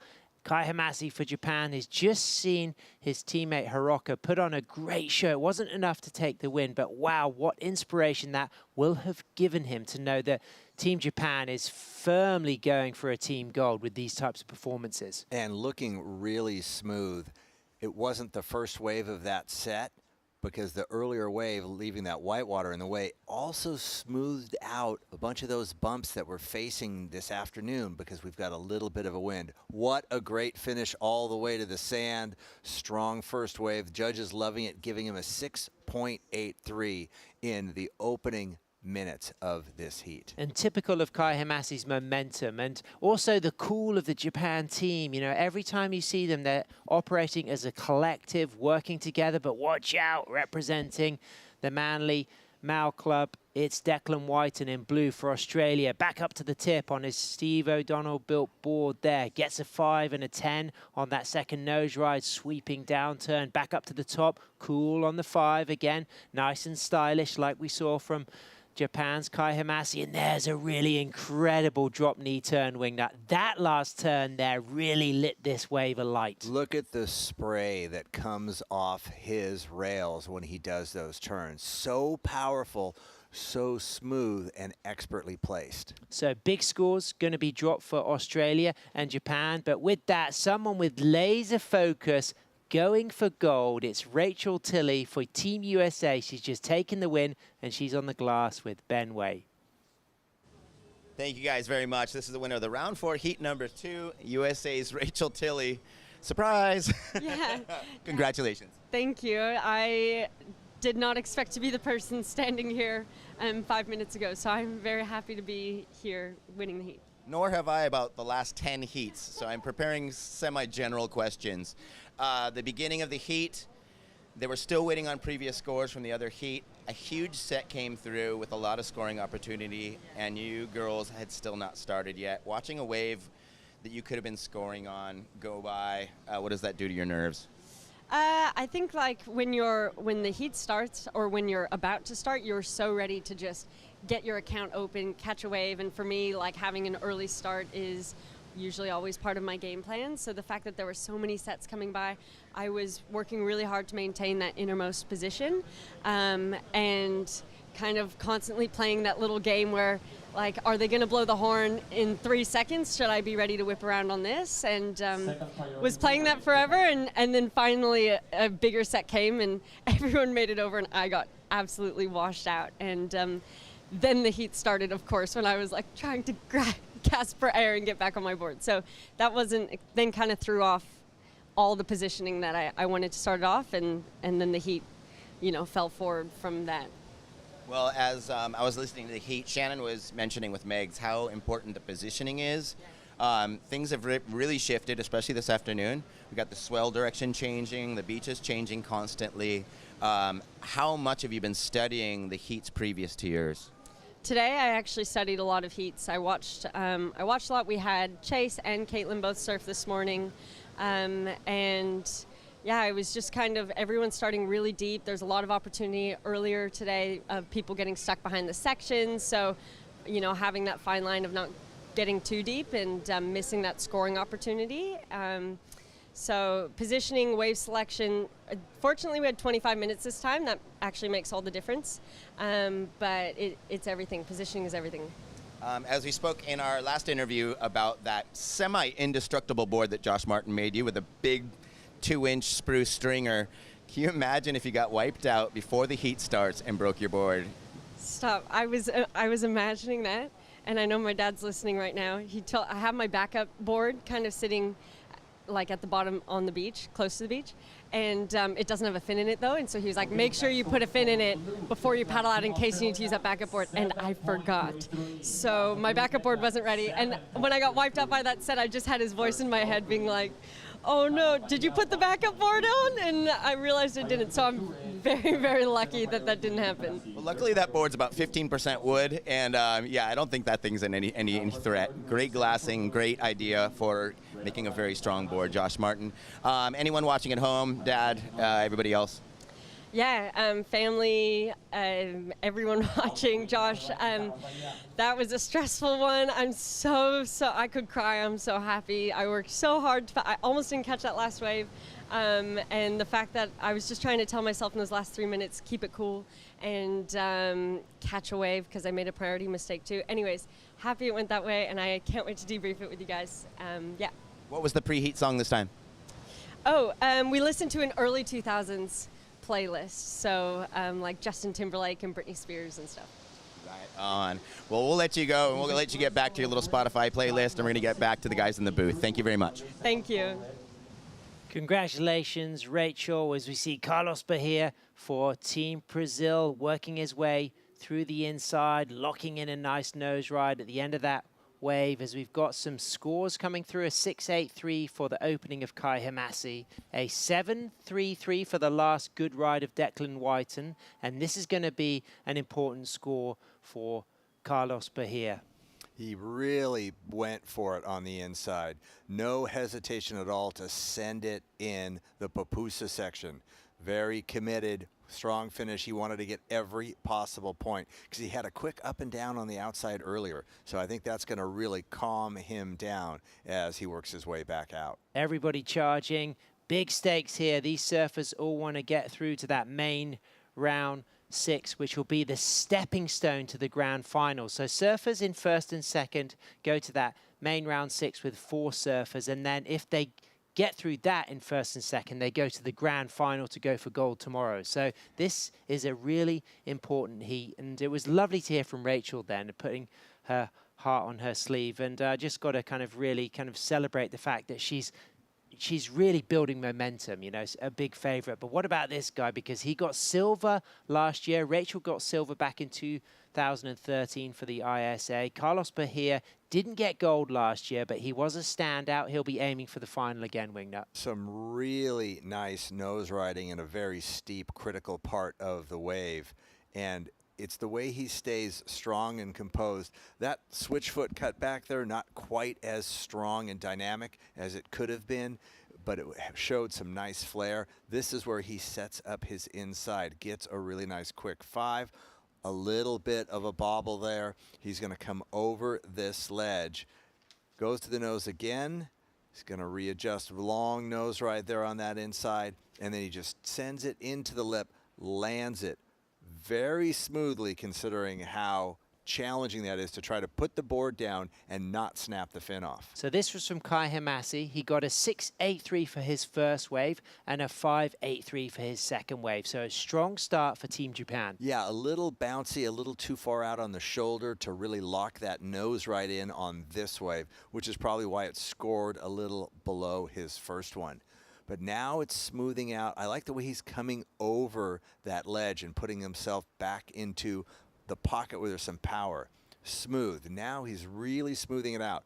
Rail to rail, flowing, letting the inside work up. Nice use of the drop knee right there. Kind of a little move to get himself inside. Locks that 5. Clean hands in the air, and then it's just going to get deep underneath him. No downtime for Kai Hamasi. This is our surfer in blue, Declan Whiten. He gets a 7.33. And what about these turns? I mean, they were absolutely incredible, Wingnut. Once he starts to unleash a bit later in this ride, look out. And that first setup turn that really allowed that nose ride to work so well. Here's that first powerful drop knee cut back. All the spray that came out. Now he's got the speed again. 2 of the best turns I've seen today. It was a masterclass in how a drop knee turn can be powerful and dynamic. And that was interesting because the damage was really done not just on those 2 turns, that nose ride early on, but they particularly gave emphasis to that score, and they happened later in the ride. And I guess there was so much power and potential power in that wave, and he optimized what he could do with it. And I think the judges rewarded him well for that. So situation is Kai Hamasi, Japan, out there in the front. There's the Irakanjis. Team Australia, you got Clinton Guest, you got Kira Molnar Kim, who's Kira's mum, and then you got Belinda Kimball, the team coach. They're watching Declan Whiten. They know he's dropped a 7.33, so that's something he's going to be happy to carry forward. He's in third because he needs to get a backup score. Kai Hamasi's got a backup score. That's why Japan is out there in the lead. Carlos Bahia also carrying a low second score. He's got a 6.8 and a 1.33. It's back to 25 minutes now, so a little bit more time for the surfers. And that's going to be key with this long paddle out. When you look at those first 3 big scores, these guys are all really tight together. So it's going to be the second wave, the backup wave, or perhaps a wave that even improves, that's going to differentiate really in this heat. These guys are very evenly matched so far. Absolutely, and we've still got that tide coming in, but it feels like the consistency has improved. We had that very slow heat with the restart with Gordo, Jonathan Melendez making it through that with Rodrigo Schfeier. But the fact that we've already had that slow heat gives me confidence that it's going to break nicely through the high tide. Yeah, that was an awkward half hour, and all of a sudden the ocean woke up again. As we said, somebody put the quarter in the machine, and it's turned back on. But you can see the bump on the surface, Sam. How is that affecting the nose riding potential and the opening part of the wave? Well, I think there's not like a much of a wall. It's tight pockets, but it's going to take commitment, risk, and it's also reacting quickly, walking quickly and cleanly out of those nose rides. But what I love to see is lift on the nose, and I'd really love to see big reward for those longboarders who are getting that lift on the nose right in the pocket, because there's nothing better than that feeling. There's nothing harder than putting all of that risk early onto the ride. As we can see, Declan Whiten, he's got that nice wall ahead, but a little bit of foam to deal with, Wingnut. But I like his setup turn. He didn't rush the nose ride. He did that turn, got himself 2/3 of the way down the face, and it allowed him to cross step forward. But again, as you said, look how bumpy and how frothy this one is. It's really hard to keep a board locked in like that. And he's doing a good job staying busy, turning, and trying to give himself time for that wave to reset. It just was never a comfortable wave. Yeah, well, from the takeoff, it looked exciting, but then once I saw that foam appearing, I just felt like that was going to be such a tricky wave to ride. But he's still got 10 minutes, 20 seconds remaining, so he's going to have a very small backup score. It won't be something he'll want to carry forward. It comes in at a 4.50, so at the moment he's in second position, but he wants to work now on that 7.33 as his backup score and replace that 4.5 with something in the excellent range if he wants to get through to this main round 6. So Kai Hamasi is in the lead, and he's got priority. We see a couple of beautiful waves coming in here. The drone giving us the ultimate bird's eye view, and we've got a surfer up and riding. Kai Hamasi straight to the tip, locks back on rail there. The skateboarder, the snowboarder, the longboarder styling back up to the tip with 6 clean steps. Nice footwork. You'll see acceleration now, a little shuffle, readjust, using that foam to rebound, but has widened his stance as he hit that rebound, so he was ready for the turbulence and generated speed out of the foam as he walks back in behind the section. So great lines, great read of the wave. I often think it would be interesting sometimes to just take the body off the image and see the ground covered by the board. And what we're seeing from Kai on this wave, Wingnut, is a lot of ground covered on the wave face. And I like the way he's letting himself go back toward the energy of the point, really fading back into the whitewater, and that's allowing him to get eyes on the wave as it resets in front of him, and he can see that section that's going to allow him to nose ride. And it's really interesting as well to see the group dynamic that Japan are fostering. Like we see there with the Irakanjis, like we see with Hawaii, we got Connie Ellis-Stewart coming up. This is where the ISA event thrives, is when you have that opportunity to surf for your flag and really have the support of your manager, your coach, your fellow competitors. Not only do you get their support and advice, but you also have that extra impetus to push things further, because not only are you surfing as an individual, like we often see in competitions around the world, you're surfing for that team status, that potential team gold, which can be a huge motivation for all of these longboarders. You know, we have all the longboard club events in California, and it's always really fun when Oceanside comes up and tries to beat Santa Cruz at the SCLU, and when SCLU goes down and tries to beat the Oceanside club. So you get kind of that same feeling of us battling them, but there's so much more at stake when it's national pride, and I love the energy that brings to this event. And of course, the whole International Olympic Committee movement, really embodies that opportunity to use sport to transcend politics, to transcend background, creed, race, a sport as a form of empowerment for people and a form of expression. And longboarding would fit so beautifully into that Olympic program if it is chosen for LA 2028. And I think it's sport that allows us to realize how much we have in common with our fellow human beings. Absolutely. When the governments might have their own issues, but the people just want to surf. Up and riding right now for Australia, Declan Whiten. You could see how he recognized the need to drop down to that wave, but then also as he bottom turned, he could see there was no scoring potential. So sensibly kicking out early, using his skills, his experience, as we see Carlos Bahia straight up to the tip, locks in a 5, holds on that 5 on his Luffy surfboards, arm up, a little bit out on the shoulder now, but just leaning back on that foot, 2 steps out, and then shuffling back, widening the stance, throwing spray, shuffling forward, 2 steps back up for a touch of the tip, and then some shuffling here as this wave gets foamy, but that opening 5 was a strong start. And a much better wave selection. The one that Declan Whiten was on had so much bump on it, closed out, and that actually groomed the entire surface of the ocean, really giving Carlos a very clean surface face. And look at the way he's managed to negotiate this one all the way to the inside. It's going to be another big finish on the inside for the standing tall Brazilian with his well-known bow of respect to the ocean and what it has given him. Do you think the Brazilians like that wave? They love that wave. They love that. Uh-oh. Checking his back. Hang on. There we go. Feeling the pain. Something serious. Carlos Bahia, a silver medalist from last year. And the nose on his board as well. Recognizing there that there's an injury to not only his body, but his board. And you can just see that he's really hurt his hip there. So the Brazilian team will go over to talk to him, but he's already dropped a couple of big scores. So even if he doesn't get to paddle back out, he's just dropped an 8.33 to add to that 6.80. There you go. Fantastic. Really well rewarded for that. You know, there's a really good chance he went down on one of those cobbles that have just been recently exposed. It's not sand where he's getting off the board. So if he had put that hip down really hard on one of those rocks, that is going to be uncomfortable. But with that score, with that 8.33, that puts him in a very solid position in the lead.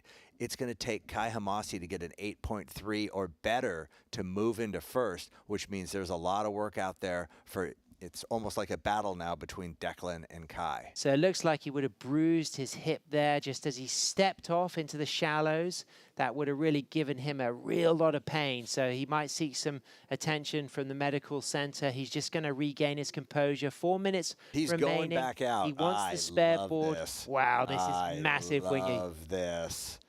Absolute. What a warrior, Yeah. Carlos Bahia. That's why he's a silver medalist last year. He's been a Brazilian champion. He started surfing in the late 90s on a board given to him by the mighty Bonga Perkins. So let's pay homage to Bonga, the Hawaiian great. And Bonga doing what Duke did before him, bringing surfing around the world, handing off boards and creating another generation of surfers in another part of the world. Declan Whiten, he's looking to replace that 4.50. He's got a 7.33 as his top score as he goes into a nice roller coaster top turn with a use of the drop knee out of that top turn, and now things starting to clean up for him. He stalls, gets his opportunity for a touch of the 5. Great footwork in and out of that nose ride. Using the rail grab to just set up that cutback, stalling again, moving forward, and then quickly up for a 10, and then opening the stance to just line up through the inside section. Here is the pupusa section. The risk is high. Is he going to go for the float? There it is. Lands cleanly. But he's got to be careful now because we've already seen the damage that can be done to Carlos Bahia on the inside there. Yeah, damage physically to yourself and to your equipment.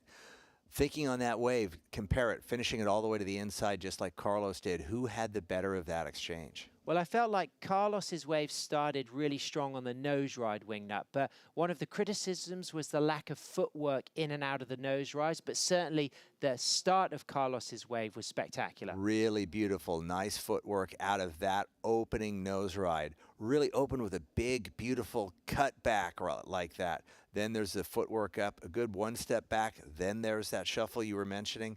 But I like how upright Carlos surfs. His nose riding is really solid and elegant because of that body posture. I think that's part of what I like about his presentation the best. And that's why he got an 8.33, and he really attacks this inside section. So add to that 6.80, and let's have a little look at the way he lands here, Wingnut. And then it's this moment here where he kicks the board away. After he does his graceful bow, and he goes back, not realizing he's probably in a 1/4 inch of water. So he would have hit his hip on the cobbles, and then you can just see that board, probably the nose just dug into one of those cobbles at the same time. So an 8.33, but paid the price with an injured board and an injured body. But this is not the time where you back off. You've got to send everything you have, because he's still in the main event.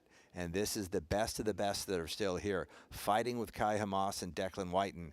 I loved his commitment. I didn't expect anything else from him. So 5.43 for Declan's last ride. So it goes into his top 2, but it keeps him in second position because Kai Hamasi's got a 6.83 and a 6.57, and it felt like Declan's wave at the beginning. There was so much foam to navigate. The scoring potential only emerged later in the ride. Exactly. That opening part just didn't offer a clean performance area for him to lock in a nose ride or big sweeping turns. He just had to work his way around it. Hence, I think the score is very fair that he received.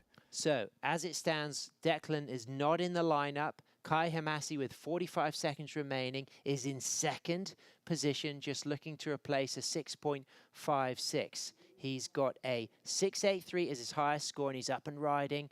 Up to the tip, locks in a nice 5, but took a very high line. But it may not matter if Declan Whiten is not going to get back out to the lineup in time, because right now, Japan's still in second position. Carlos Bahia going out there to the top with 20 seconds remaining. What a paddler, Carlos Bahia, the monster, getting himself back out there in position to possibly get another one. Here's Declan taking a look at this. He has no choice. He's got to go for this one if he wants to try to improve his position. Up and riding, and it looks like Carlos Bahia, what a champion. Up and riding on a big set out back. I mean, Wingnut, we got to lend this moment over to Carlos. He's found a backup board. He's got himself on a decent set wave. And as far as the wave shape goes, there's potential for him to replace his 6.80. Just remind me never to ever consider getting in a paddle battle with Carlos Bahia. That was an impressive amount of work to get himself back out there and get a good-sized wave as Declan spinning it around on the inside. Went for the helicopter on the inside. Declan chasing a 6.07, but here all 10 toes over the nose, accelerating into the Papusa section. How is he going to end? Yeah. With a layback down carve. Sure, put your hip in jeopardy again, Carlos. Hey, everybody, let's hear it for Carlos Bahia. Wow. That was an incredible final wave after such a dramatic ending to his previous one. So as it stands, Bahia out there in first position, waiting for that score for Declan, chasing a 6.07. Just felt like the wave would be too small for that. And sure enough, it comes in at a 4.27. No new rise to be scored for Kai Hamasi, so he will stay in second. Declan will not be eliminated because this is main round 5. He'll move into the repechage rounds. And will Carlos Bahia replace his 6.80? I think he might. It very well could. But more importantly, he is our winner. He did a fantastic job of controlling this heat. The resilience, the tenacity. You could see how much pain he was in, and look at the spirit of the Brazilian team. They're going to be big threats for Team Gold, not only for individual gold medals. Yeah, well deserved. Cheers. Look at Rodrigo hugging it out. Yep, and of course, Rodrigo knows the feeling of winning individual gold himself back in 2010. Carlos got silver back last year. You can see the emotion welling up. Carlos, a regular here at El Sunzal. You know, there's been years when he's surfed, 4 or 5 trips at El Sunzal. He knows this wave very well. Great sportsmanship there with Australia, Declan Whiten. It doesn't go into his top 2 that last ride, a 6.30, but the fact that he paddled out and got it says so much about his passion. Yeah. So more to come. That's about as good as it gets, but I think it could even get better because we've got some big names for France, Hawaii, and Japan coming up real soon. Stay with us as we kind of start to close out this incredible penultimate day of action live from El Sunzal for the 2024 Surf City El Salvador ISA World Longboard Championship.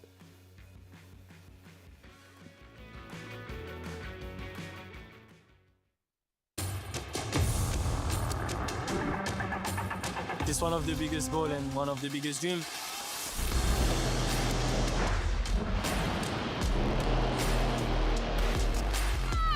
It's been like an emotional roller coaster. I ask myself, what just happened? Is this real? Every athlete's dream is to, reach that gold medal. I'm on a mission, I think that everything is possible. It's not over till it's over.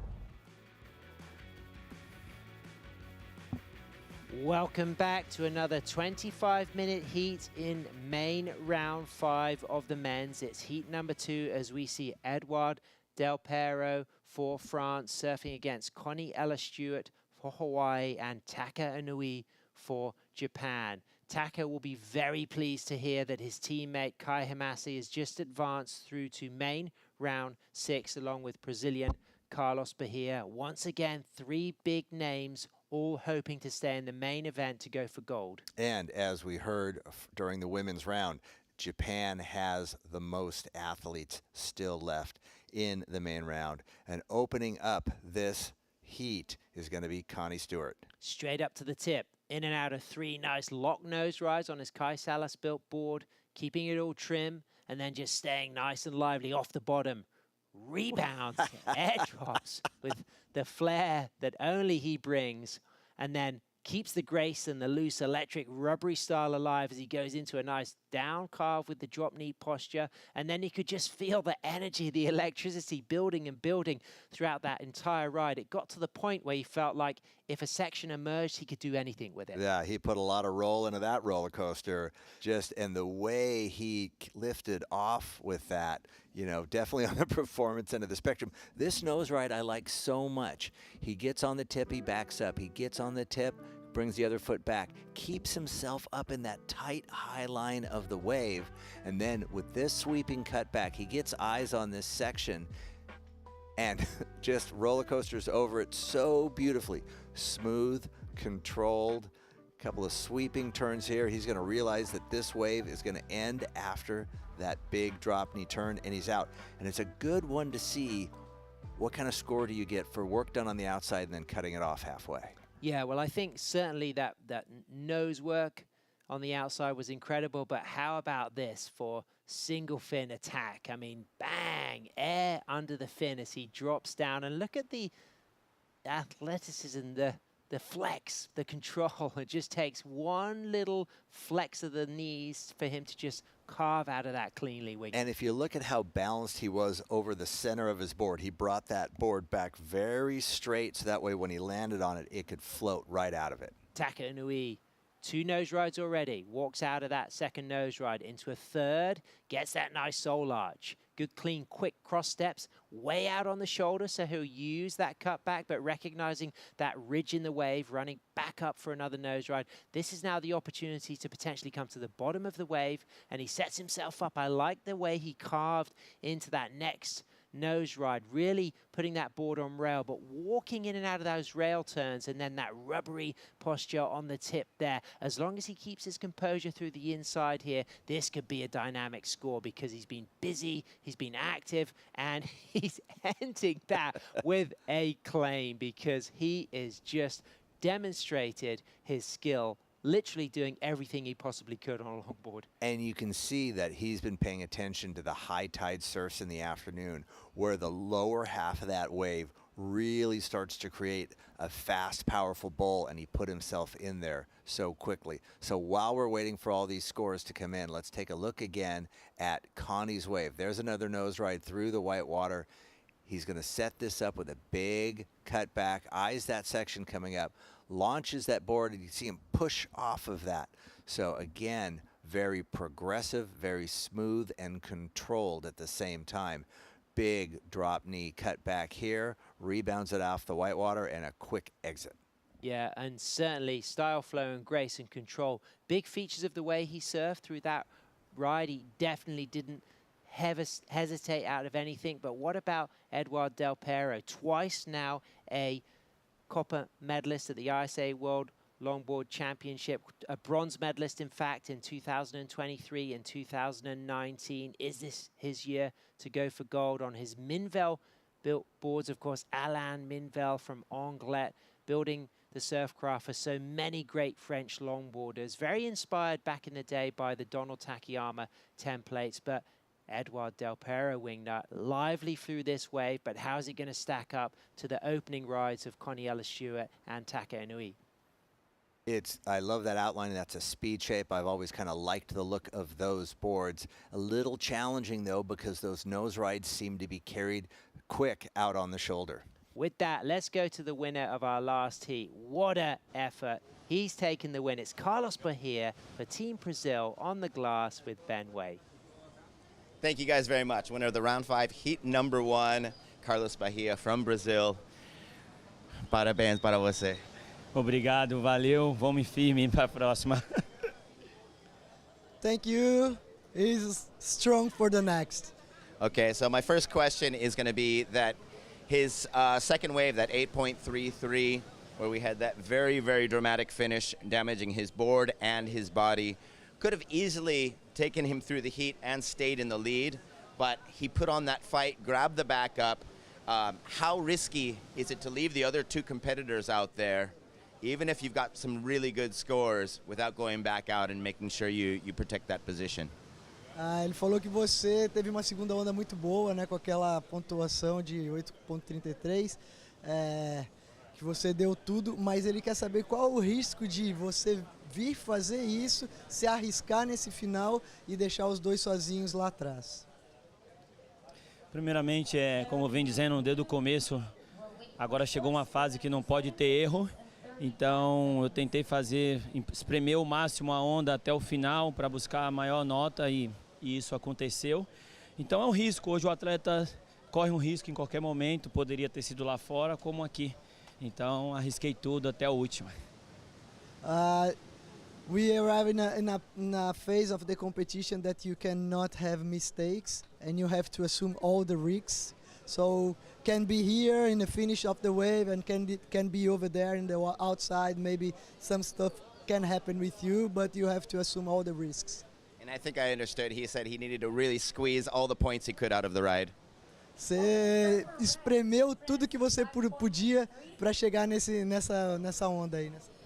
Com certeza, a maré está bem cheia hoje. Agora nessa parte da tarde, não tá aquele verdadeiro sonzalzão. Eu amo de paixão esse lugar e foi isso que aconteceu. Eu tive que usar até o último ponto da onda.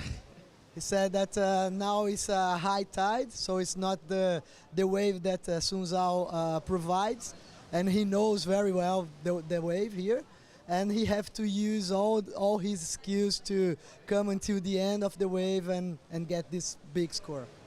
Okay, and then finally I'm going to mention that his first board was given him to On the Beach by Bonga Perkins. And how appreciative, how thankful is he that Bonga created such an amazing longboarder and really shaped his life of an amazing professional longboarder? Ele falou que a primeira prancha foi o Bonga que deu, né? Então, assim, o que isso significou para você? Como o Bonga ajudou a construir esse atleta sensacional que você se tornou? Primeiramente, sempre agradeço, sempre troco ideia com ele por Instagram.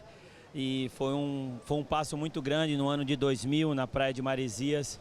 Ele me presenteou com essa prancha e hoje o Carlos Bahia está aqui, um garoto da praia de Maresias, São Sebastião, está aqui conhecendo o mundo afora.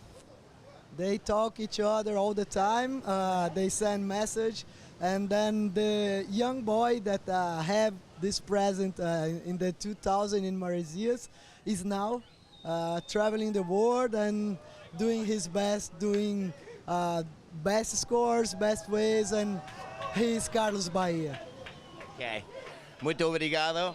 And suerte en la próxima. Obrigado, valeu Brasil, todos pela torcida. Obrigado, meu amor. Tamo junto, valeu Ayla, Vanessa. Vamos Brasil. Estamos juntos, obrigado. Obrigado. Back to you guys in the booth. Congratulations, Carlos Bahia. Big shout out to Bonga Perkins, of course, 2 times a WSL World Longboard Champion in '96 and 2008, winning big Guitaree France and small, smooth, Santa Note-free Southern California. But right now, Taka Inui wingnut putting everything on the line. He rode that 767 amazingly, and we're waiting for a score for that last ride we were seeing during the post-heat interview with Brazil. And you can see that Taka, the Taka that we've known for so many years, came from a shortboard background, and you can see the way he finishes, the way he got his stance really wide, launched it into the lip to make that landing. Connie there taking another look at a wave and coming out of it early. So Connie being a little bit out of rhythm, but doesn't seem to be a problem for Edward. Straight onto a long 5 there, locks in a little bit tighter on that 5, and then into a rail grabs, drop knee, cut back. This wave's got a wall ahead, gets a high line, rushes up to the tip, and then just readjusts his stance, low, wide stance, sweeps it round, sets himself up through this inside section, and then we've already got a bit of a reference point now. We've seen those exciting rides of Taka Inui. How is this going to fit on the scale against Taka's 2 rides, do you think, Wingnut? Well, the nose riding that Taka was doing on the outside was in such a cleaner, steeper part of the face, as opposed to being running a little faster out. I think Taka's nose rides were more dynamic. I'm expecting Taka's scores to stay above Del Perro's. Del Perro finished world number 2 on the WSL World Longboard Tour in 2017, finished bronze here in the final in 2023 for Team France. He also got a bronze in 2019 at the ISA World Longboard Championship in Côte de Basque, where he runs the Del Perro Surf Experience Surf School with his brother Antoine, who's a 3 times ISA World Longboard Champion. And we're waiting for significant scores because Edouard Del Perro kicks off with a 5.83 and a 6.33. That last ride we just saw, that score will come in very soon. Connie Stewart gets a 6 for his first ride, and this is the replay of the 7.67. Not the last ride of Taka's, but the really good ride we saw about 7 minutes ago. And you look at the body language of Taka, how tall he stands when he's on the nose, how committed he is to having his toes wrapped over like that. And then as he does the sweeping drop knee, he pushes and gets nice drive, locks into a nose ride again, really high, really powerful. He's going to sweep through this one. Forward again, big nose ride. Look at that sole arch there. You know, committed to the maneuver so much that he can relax and go all the way back. Quick 10 right there. And then launches this giant re-entry. How he fitted that in off the nose ride is incredible. So this is the last ride. So we've got a benchmark Wingnut. We've got a 7.67. Now this hasn't yet been scored. Where do you think this fits relative to that high 7? Again, look how clean he stands, how high and upright he is. This beautiful cut back right here, grabs hold of that rail. It's that sole arch coming out of it. That's some finesse and flair that I think really fits well. And it's something that he's been adding into his style of surfing, and it really is looking good. Less of the frenetic Taka that I saw 5 years ago in Spain, and I'm just blown away by the kids surfing at this point. And he still goes for the spectacular finish in the pupusa section. That's the kid I remember from Galicia, Spain 5 years ago. Do you think that's going to go higher than the 7.67? Whew, there's potential. I think that's a great one for the judges to be, comparing it to. Let's see what's going on with Connie out the back. Straight up, Connie Stewart, 6 steps into a nose ride, walks cleanly, quickly out of that nose ride, great composure, just coolly on rail, high line, couple of cross steps, back to the tail, lively, now a nice bottom turn setup. Sweeping down carve, using the foam, staying in the pocket, lively and loose off the back of the board. And then Now he's going to have to do some real read of this wave. It's got bouncy, but if he can get behind the section wingnut, there could be some nose ride potential on the inside. You can see here's where that inside lower half of the wave starts to bowl around. Connie gets a quick 10, turns and walks around out of it, but not the wave he needed. A 7.83 wingnut for Taka and Ui's last ride. Japan in a good situation. Taka has dropped a 7.67 and a 7.83, but we're waiting for Edouard Del Pero's last ride. He's got a 6.33 and a 5.83. He needs a 9.17 to go to first, but it's going to now be an interesting situation between who's going to be sitting in second when Coniella's ride comes through on the scores and Edouard Del Pero's ride comes through on the scores. We still have almost 10 minutes left in this heat. That's plenty of time for these guys to get back out there and put another big threatening score up there. I like the way those two scores of Taka's came in. I think they're right on the money for where the standard has been set for this heat. I like the way he walked in and out of those rail maneuvers, and I like the pacing. Yes, he had those moments of going very quick, but there were some moments of pure brilliance where he slowed it down and used the body language really carefully and precisely. Yeah, he's added some cooler, calmer style and flair to his surfing, and it looks really natural. This 25-minute format for this main round is just given a little bit extra breathing space for the surfers to be a little bit more selective and less rushed.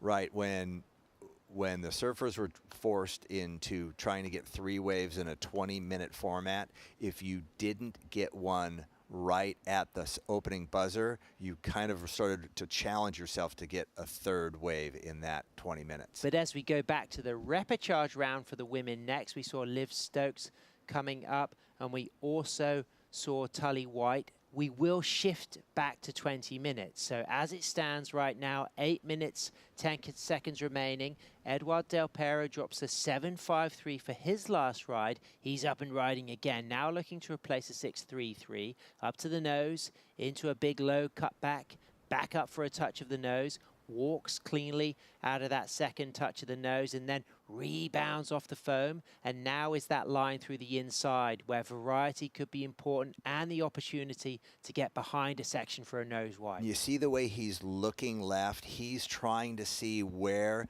that lower half of the wave is going to reform. He wants to see how much energy is coming, and that wave just didn't do it for him. There's no fault of his positioning or riding. That wave just didn't sit at high tide on the bottom as well as the other waves. So interesting score to reflect back on for Coniella, a 6 for that opening ride where he had those great nose rides. He had that incredible re-entry with an air drop, and he had a really good down carve drop knee, but the score going quite low. Again, it was just only a couple of things. Now here's Connie trying to finally answer back, finding a cleaner wave, getting on the nose. You can see that wind has created a little bit of a top 3rd crumble on that one. Negotiates it well, gets locked into a really nice high 10. You could see lots of air underneath the nose of that board. So that's the nose riding that we really like seeing from Connie. He gets up there again, drift out the back. Ooh, so that 10 was one of the strongest we've seen of this heat so far, wasn't it? But if he could just have connected through that inside section, he really would have been back in the game because he's carrying a 6 and a 4.93 wingnut. And that's the problem with this higher tide. The real energy when you're on the second half of that wave is in the lower half of the wave. He thought there was going to be enough up there for him to get that 10. If he had just used his earlier momentum to glide down low, we know that inside section picks up, bowls out so nicely. A little bit of a miscue there from Connie. So if you were in the position of David Kinoshita and you could communicate with Taka, David, of course, the team coach for Team Japan, what would you say to him right now? Don't change a thing, kid. He's playing this one really well. If I was the Hawaiian coach and I could talk to Connie, I'd say, don't stress so much on the second half of the wave of getting that nose right at the top. Feed yourself back into it. Feed yourself deeper. We've seen every afternoon at the higher tide that the lower half of the wave really opens up and bowls. Stay back there, wait for it. You saw Edward, he knows it does it. He was looking back there for it, and he realized that wave didn't have enough of it, but he had eyes on where it could be, and Connie never looked back to see if that was going to set up there. And one of Connie's big advantages, perhaps over these two surfers, is his height, ability on the nose. Yes. Oh, I definitely put Connie as the best nose rider in this heat. There's no question about it. And I also think Connie's whole presentation, his smoothness, his natural grace, I think is really separates himself from the others. We just haven't had a chance to see it. He has not chosen the waves that had an opportunity for him to perform to the fullest. Like that first wave, that 6, it was exciting, but it wasn't a very long wave. Wasn't a very long wave. 4 minutes, 40 seconds remaining. Out there with priority, Taka Inui in first and in first priority with a 7.67 and a 7.83 for Team Japan, who are performing incredibly throughout this event. But Team France, also all of their riders performing very well. Edouard Del Pero in second. He's got a 6.33 and a 7.53. Second priority, Connie Ellis-Stewart. He's got 4 minutes, 15 seconds remaining. Are you suggesting he needs to be patient and wait for a set, or can he do the damage out of priority? Well, he's about to try and do the damage out of priority. If this one is clean enough, we could see some of the Connie that we know. Beautiful start there. Gets 10 locked in. That's the size of the wave that worries me, Sam. But look at that nose work, straight into a second 10, locked, lifting, walks out, swoops that bottom turn, top turn, down carve combination, and then again walks cleanly. I love the way he walked into that nose ride, but like you say, Wingnut, this is not as big a wave as those consequential scores we have seen from Taka and Edouard, but Connie is working it all the way through to the inside. He lands coolly, and he should have time for something else. The dead man dismount is something I really enjoyed, but now he's got to put the motor on and get himself back out there. That's going to be a good score. Is it going to be a good? He's calling it a done deal? No, he's just getting over this next Papusa section. I thought he took his leash off. Here we go. There might well be another wave here to get through. So no, I think Connie is saying done. If I have to go to reprecharge, I will. Fair enough. So we got 2 minutes 50 seconds remaining, waiting for a score for Connie Ellis-Stewart. You know who watched that wave of Connie's more than anyone else? Edouard Del Pero. Absolutely. The entire time Connie was riding, you could see Edouard in the back wondering what Connie was doing, because he knows he's not 100% safe with a score of 13.86, but he is. So he gets a 6.6 Connie Ellis-Stewart for that last ride. It's not enough to go up into second. There's 2 minutes 20 seconds remaining. Pretty much Connie's recognizing that it sometimes takes at least 4 minutes to paddle out. Right. And he'd be rushing back out there, and guess who has priority on top of him? And Edouard Del Pero is such a savvy competitor. There's no way he would let Connie anywhere near a wave, which is, I kind of think, the reason why Connie whipped around when he did.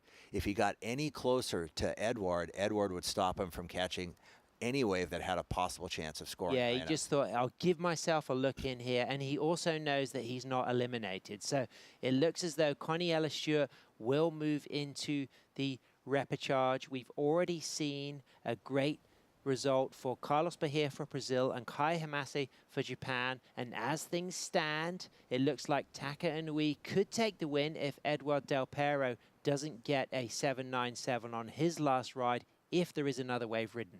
Yeah, I like Taka staying a little bit on the inside. This heat's done and dusted. Both of these two are advancing into the main round again.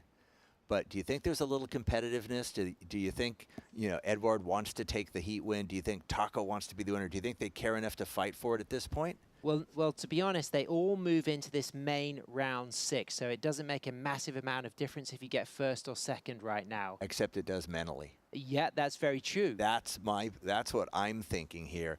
Taka definitely would not be considered the favorite going into this, considering the competitive record of Edouard Del Pero. So I think he likes putting a little pressure and a little heat on the Frenchman. Yeah, and main round 6 for the men's will not be happening today. So both of these surfers will finish today, and one of them will have the pleasure of the post-heat interview, and that's a certain element of national pride.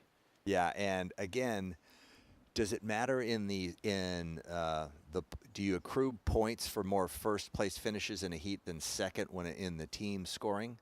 Well, no, only until they're eliminated. Right, the third and fourth does matter once surfers get eliminated, as we can move into the last 10 seconds. Taka Nui, first priority, up and riding, late takeoff, and great footwork as he comes off the bottom and cleanly into a soul arch. And again, look at that body language there. Back and forth into another nose ride, gets a 10, walks very quickly and cleanly out of that nose ride. Taka Inui, very high performance off the rail work there, but then look at the references of style and soul with his soul arch bottom turn. This is a kid at the top of his game right now, Wingnut. This is some of the most composed, clean surfing I've seen from Taka. What often happens is he does a lot of exceptional things, but then sometimes loses his control by adding a little bit too much. But right now, we might be seeing Taka at the very top of his game. It's the best Taka I've seen. It looks like Edward got a wave as well. Was he up before the horn? By the way he's surfing, I bet he thinks he did. We just couldn't tell from where we were. We weren't watching the outside. Woof, right on the sand there. Great technique, the way he just kind of put that board on rail. He didn't want it to land flat so that the lip hit it, and he just knew about how much water he had to step into. So. Yeah, and we're not seeing the spinning disc, so that means the judges are not considering that wave a scoreable wave. So it's gonna be Taka Inui taking the win. This was a 717, so it doesn't go into his top 2 Wingnut, but what a great performance. 3 rides in the 7 range, a 767, a 783, and this 717, he doesn't even need it. What I like about the scores the judges gave him, he did a lot of high performance maneuvers on this longboard, and he wasn't, I don't think, rewarded for them. You know, the criteria says we want to see traditional and classic maneuvers, and modern maneuvers won't be adding into your score line. So as big, dynamic, and exciting as those were, they don't sit the criteria as well, hence why I think his scores stayed in the 7s and didn't get up to the 8. I'm not saying that was not very exciting surfing to watch, but the way our criteria is written, it didn't sit as perfectly. Well, an incredible performance for Japan. Taka Inui takes the win. Edouard Del Perro for Team France takes second. Hawaii moving into the repechage, but coming up, we've got Tully White, Liv Stokes, Luana Suarez, and Coral Bonilla for Australia, Canada, Brazil, and Mexico, with Megan Godinez and Shannon Hughes calling the action.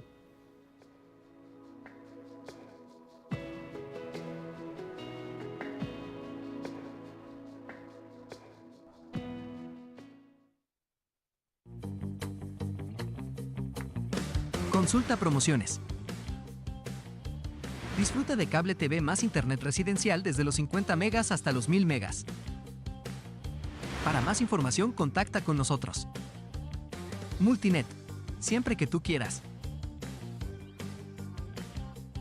There's a right time for everything. A right time to learn. A right time to try. A right time to fall. There's a right time to find your wave. And there's a right place to enjoy your passion like nowhere else.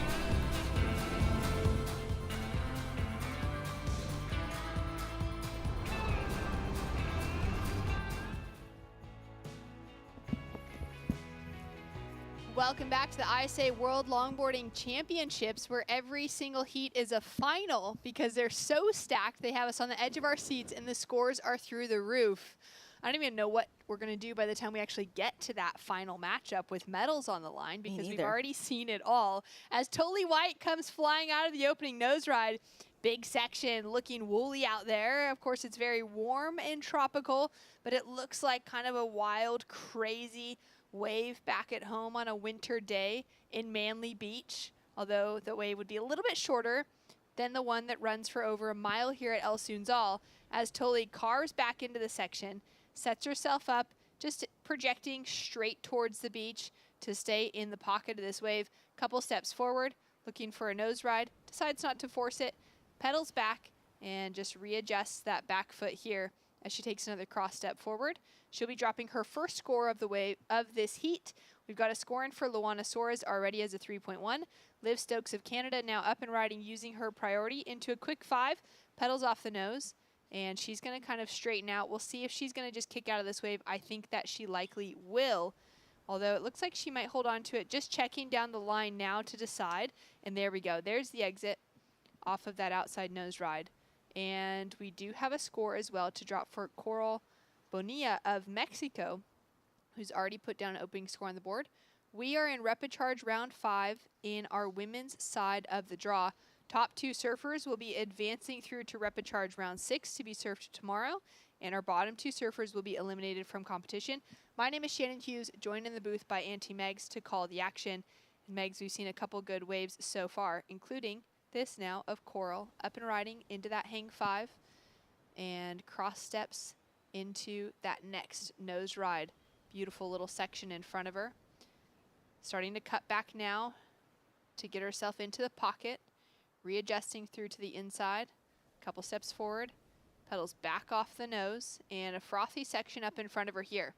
Looking to, again, bring that dynamic nature to the nose riding on the inside, having to kind of nose ride straight towards the beach, but it gives her that chance to stay in the pocket and to connect with things. We're down to 15 minutes on the clock. In a moment, we'll get replays. We'll get those situation breakdowns from Auntie Megs. But for now, let's go down to the beach to talk to an on-fire Taka Inouye.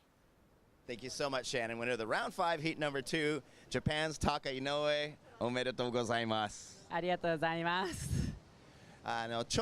So my first question, I'm here preparing Carlos Bahia's interview as we see him go vertical in the same spot that Carlos just had an accident in. And Carlos shook his head. He's like, that kid is nuts. So I'm going to ask him about that. ちょうどバヒアさんのインタビューの準備したら、ちょうど変点から超バーティカル全く同じ場所、その同じ事故の場所でそれやってた。カルロスの事故の見なかったアクシデント。知らない。怪我したなんて知らなかったです。もうショーブレイクでも全く同じ場所で転んで背中に岩もヒットした。そしたらもうタカ全く同じところ。もうそれ知らなかった。I don't know. So I was like, man, you did not see him hit his back. He's like, oh, what? He had an accident? I had no idea. So the second question is the very end of the heat. He's already leading the heat, had that first priority, and then he just went and sat right on Edward. And I want to know what the meaning of that was. I think it was just trying to secure this interview position. そしたらもう最後の1分ぐらい入選持ってもうすごいエドワードにもう超ブロックされてどんなプランでしたそれもうインタビューしたかったやっぱりインタビューしたかったですしすごい上手な選手なので乗せたら負ける可能性もあったのでしっかりと最後まで気を抜かずに頑張りました。So he said, yeah, it wasn't a matter of blocking or wanting the interview. He just knew that he's such a high-level competitor that he could have gotten a score that could have knocked him out, and he was just playing the right game. Great management. I made a new nickname for him, Taka the Attacker, and I think he likes it. まだ使いますか？使います。次のラウンドでお楽しみください。めっちゃ楽しみにしてる。ありがとう。最後応援している方に応援メッセージお願いします。皆さん応援ありがとうございます。次はいよいよメインラウンドのファイナルかな。なので次もしっかり気を抜かずに頑張りたいと思います。そして朝1から明日多分吉川選手あると思うので、応援の方も頑張っていきたいと思います。メグスタエルサバドー。ありがとうございます。Muchas gracias. Muchas gracias. Back to the booth with you guys. Thanks so much. Taka is always so joyful and happy. It's great to have that kind of energy at every single event of longboarding around the world.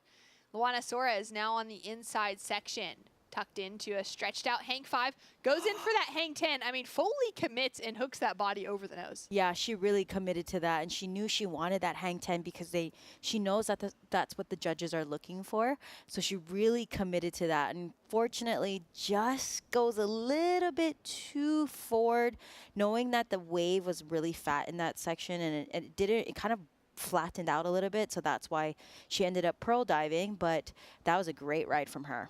So 12 minutes remaining on the clock. Remember that we're back into the rapid charge rounds for these last 2 rounds of the day for the men and the women. Only 2 heats in each of these rounds. And it is back to 20 minutes on the clock instead of that 25 minutes. Now out in the lineup, our surfer in the white jersey, Coral from Mexico, is in the lead. She's got a 5.33 as her high score with that 3.0 that she opened up with. Toli White from Australia is sitting with that 4.5 for her opener. Luana has a 3.17 on the board right now for Brazil in the green with that score to drop from her last wave with that hang 10 attempt on the inside. And then Liv Stokes has a 2.17 on the board. So small kind of scores in that average or that, below average range to kick off that opening exchange. And then Coral was able to get herself into rhythm early, and now with that second score and get a 5.33. Yeah, and I love how much she has calmed down throughout the contest. From the very beginning, she was very much more lively, very much more almost aggressive approach to it. But now you can tell, I don't know if it's something her coach is telling her or her fellow teammates, Maurizio, is telling her to really calm down, really take the wave for what it is. You don't have to rush anything. Let the wave come to you. Let it allow you to work for you. It's such an important mindset to have, especially riding, boards in a traditional longboarding event, where traditional longboarding is that criteria. We want to see that relaxed nature. Sometimes you get that franticness that comes into it, and we can see it in quite a few surfers through those early rounds. Now we're starting to see those surfers that, like Coral, have been able to find some rhythm in the event so far. So we've got some of the crew down on the beach that have been competing in the jersey throughout this week. For someone like Coral to be able to start now really going and relying on her own surfing rather than maybe even stressing so much about who else she's paddling out in a heat with, et cetera, et cetera. Yeah, and I think what's happening is and maybe it's the heat, maybe she is tired, and that might be an advantage to her. Yeah. But you can tell by her surfing how much she has slowed things down, how much she looks like she's not really overthinking, but very aware of what's happening around her. And I think that's really important. She's so young, and to see her to be able to learn just throughout heats, let alone, surfers take years to progress over time. And for her to understand that at such a young age in, 5 days of competition is really crucial. And I would not be surprised to see her on the longboard tour, in the upcoming years. She's only 16 years old. She's got many years to come ahead of her.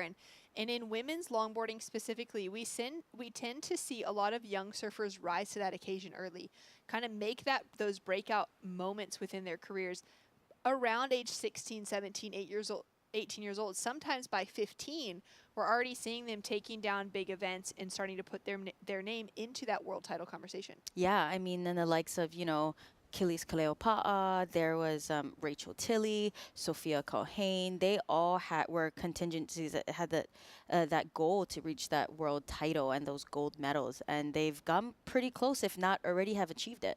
I remember with Sophia Culhane and Khalees Kaleopa'a, who are great friends back at home in Hawaii, having a final at Noosa, I think it was in March of 2020, for the WSL Longboard Tour. They were 13 and 14 years old, I believe. It was so wild, but their level of surfing is that of the greats at such a young age. And it's one of the things about this style of surfing that really allows those surfers to rise early, especially in the women's field. Liv Stokes cross steps up to the nose, pedals off of it. Now she just is going to keep that speed in her surfboard, kind of standing right in the middle of that diamond shape up the middle in the design of the Michael Takayama. Setting herself up now with a great bit of rail work, looking like she's back at surfing at home on one of the beach breaks in Southern California, and has that real look of tenacity on her face, super focused. She drives off that little bottom check, sets that rail once again to redirect for that turn, and she'll go down on the nose, similar to Luana. Yeah, it's that inside section that's really starting to get everyone kind of caught off guard. And that's why, as we heard in an interview earlier, Rachel saying she, usually her previous interview to that saying that she saw the waves, then she went back, watched a little bit of The Office, and then came back, watched heats. Today, she was really hyper-focused, and she said that she was watching the waves, watching the tide, watching how the direction of the swell was coming in. So I think for, the upcoming surfers, it's going to be really important for them to study the lineup, to really know it like the back of their hand. It's so important, especially with the changing conditions, the fact that it's a little bit less consistent today, and we've seen surfers having to scrap away on the inside, as we can see a little pool party on the other side of the boardwalk here. Yeah, Taka. Yeah, everyone's celebrating Taka, and this is why I love this event. You got teams from USA, we got South Africa, we got Japan, we got even Australia, we got Uruguay, Nacho there, Young Garmendia from Spain, and they're all just celebrating the love of surfing, and this is why I love this event so much. That's so true. Those are surfers all from different teams. They're all great Different friends, countries. whether they've met this week or they've known each other for many years. They're together, they're hanging out, they're spending that time when they're not in the jersey, whether they're still in the event or they're knocked out, and having that camaraderie now for Taka as he's come out of the water to jump straight into a different pool of water outside of the ocean, and just really showcasing the love that this community has for each other. And the longboard tour specifically, or the longboarding events like this, it's really the next level, I think, of family, even to what the shortboarding contingency gets to experience globally. Yeah, 100%. I agree on that. It's very much such a tight community, and we're constantly, and I think it's that basis also, a lot of the longboarders, they all have second jobs. So they're here literally to have fun. They really want to experience what it's like to put on a jersey, whether it's for their country or for themselves, but they are experiencing competition at its highest right here at the ISAs, and I think it's really fun that they can celebrate that all together. And that's the beauty of ISA. It's not just surfing, it's internationally becoming water people, and I think that's really important for the sport. That's so true. It really is creating a better world through surfing. And this week we've got 39 teams. We've got over 129 athletes in the draw this week.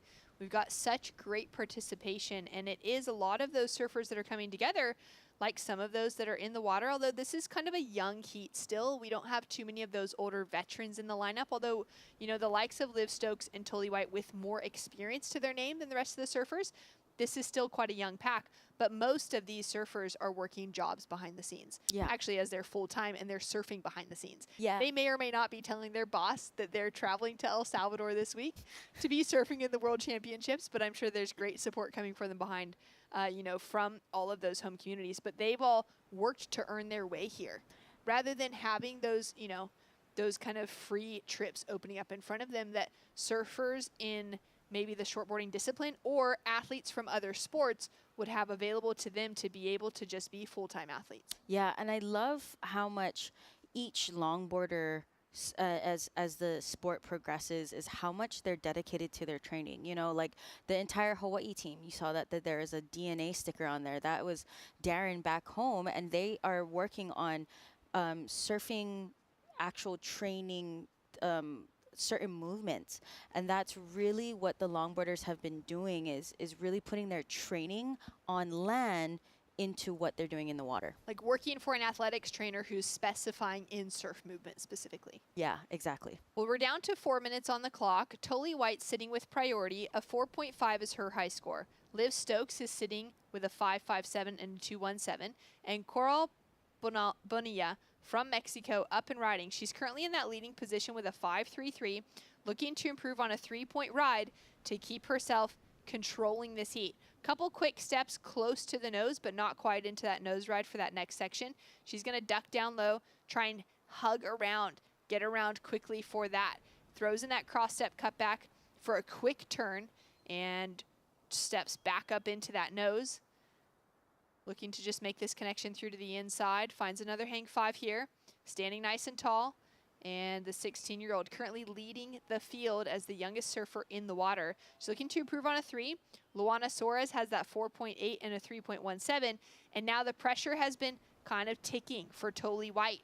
She's got that opening score of a 4.5.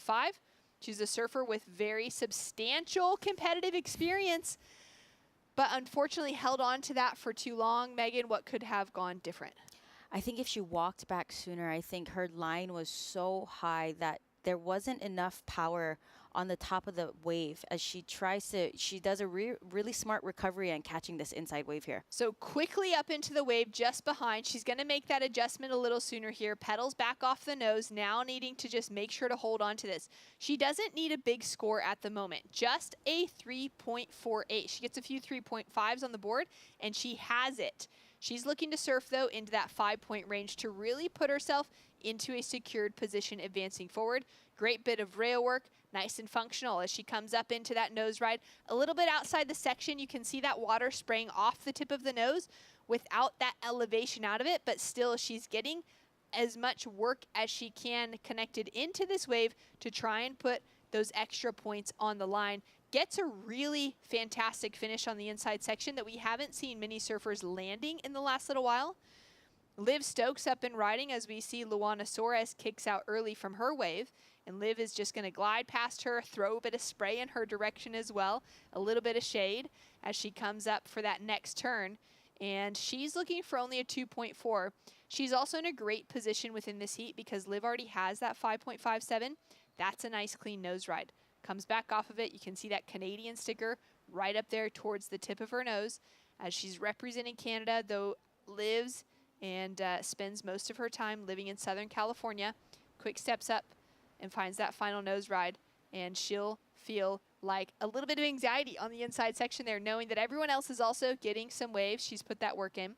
Luana Soares, a surfer that we've really has been a standout in competition this week for that Brazilian team. She goes in for a big finish, very committed on the end. Man, the amount of dings I can only imagine happening throughout these heats is giving me a little bit of anxiety, knowing, you know, I shape surfboards with my dad, and I just keep thinking I can almost hear his voice like, oh, there's another ding. Oh, got to get more resin. Oh, got to get more fiberglass. And it's just so crazy. But this is why we love it. It's because they're so committed to stamping that score in. And I think with, you know, again, with 20 seconds left, we are going to see the colors switch up and down on the screen. Back down to 15 seconds on the clock. Coral up and riding. Looking to improve on a 4.07. She won't do it with that wave. It was going to be such a small wave anyways that she probably couldn't improve on that score line. The important waves to count, Luana, Liv, and Tully. Tully from Australia sitting way down the bottom of that pack, looking for a 3.48 right now to take the lead. We know, though, that Luana could be building on her score line with that 3.17 as her low mark. Anything above that takes her up. And then Liv Stokes with a score to drop. Liv sitting on the single highest score of the entire heat so far. It's all coming down to it. And the reminder, this is an elimination round. We're going to see two very strong surfers eliminated from the event right now. Yeah, again, this is so stressful to watch because each heat from here on out is basically a final as we're waiting for these scores to drop. And I love, you know, the judges are really taking their time on deliberating these scores. You know, it's a 300-yard wave. They have the beauty of replay, so they're really looking at the critical sections. I think, you know, maybe Liv won that exchange. I think that was a very, very well-ridden wave. She really used the entire board and really stayed in the pocket. So there was a couple times she went onto the shoulder, but she really put that wave together.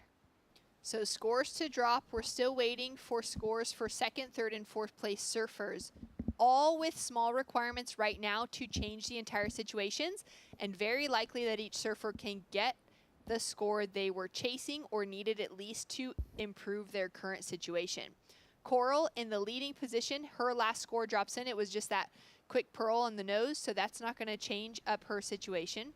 And she's going to be sitting on that 5.33 and that 4.70 on the end. There we can see Team Canada with Liv just giving her some support, having a quick chat and a debrief as they wait for those scores to drop.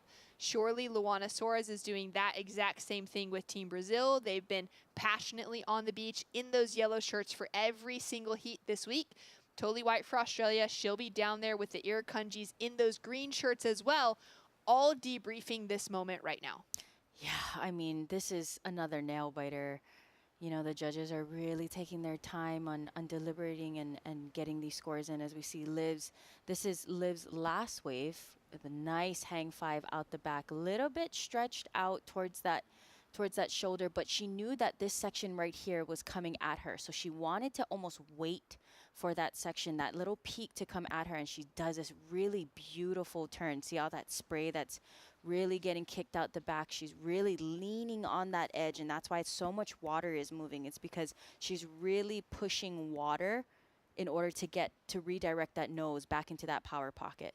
Now Toli, as we can see the finish of Liv's wave, Toli White has dropped a score of 4.87. She momentarily jumps to second, but we are waiting for scores of Luana Soares and Liv Stokes. And the requirements on Luana and Liv are now a 4.58 for Luana and only a 3.8 for Liv Stokes to regain the advancing position. Wow, that was a really good wave from Liv Stokes. So, and she only needed a 3.8. So this is, I think she might actually jump up. I think it's going to end up going to the Canadian. Now, we're not sure. We're waiting for that score to drop in. Luana Soares with 2 scores to drop. Her second to last, a 4.03. Factors into her top 2, but it doesn't replace her high score, and she still needs that 4.58 to take the advancing position. She's got 1 more score to drop. The bigger question mark likely is on Liv Stokes, who only needs less than a 4. She needs that 3.8. That was dynamic surfing. She had those great nose rides out the back. She had great rail work as well. And like you said, maybe getting away from that pocket for a moment, but could see that ledge lining up in front of her to be able to lock into the nose rides. So there's a very strong chance that she's going to be able to get it. And you can see that stress, that sort of hopeful anticipation, I think, on her face right now. Yeah, and it's so crazy. And they're waiting, listening for the scores here. Now, scores are in for last of Luana Soares. It's another one that's just shy of the requirement of 4.27. So her score sitting in that kind of same range, which means that Luana Soares officially will not be advancing through into the next round. Judges would now be taking a look at the replay of Liv Stokes. They would have looked at Toli's first, then they took a look at Luana. Now they're looking at Liv's as the last wave of that heat to really analyze. Now the requirement stays the same because Luana's scores don't factor into Liv's, and she's only needing that 3.80 to get the advancing position. And I can guarantee you they're all on ISAsurf.org right now, checking, constantly refreshing that page to see if the scores have come in. And so it's really fun to see how surfing even in that way has progressed. You know, everyone has their phone out checking to see the live, what's happening, what's going on with the scores. And I don't know if it's a stress adder or a stress reliever. That's so true. Liv down there, her mom is there with the cap on, with the hat, checking the scores on her phone. They've got Adam, who's part of the team, Adam Torrey, David Schiaffiano, and Claire Parsons as well. And the score comes through. We were feeling like it was going to be a good one. It's a 6.17, and it's enough to take Liv in for a winning position. The whole family, the team, very stoked down on the beach. And Coral Bonilla of Mexico holds on to the advancing position just ahead of the mighty Toli White out of Australia and the up-and-coming powerhouse Luana Soares out of Brazil, both eliminated from competition. Both women dropping scores that could have seen them into the finals in other rounds throughout this event. We've got more action to come. Another heat for women's Repecharge round 5. After this, we will see the local here from El Salvador up against the reigning gold medalist from last year's event, Sydney Portillo, Alice Lemoyne, hitting the water right after this.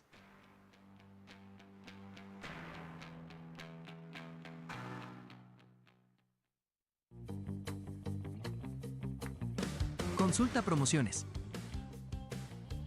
Disfruta de cable TV más internet residencial desde los 50 megas hasta los 1000 megas. Para más información, contacta con nosotros. Multinet, siempre que tú quieras. There's a right time for everything. A right time to learn. A right time to try. A right time to fall. There's a right time to find your wave. And there's a right place to enjoy your passion like nowhere else.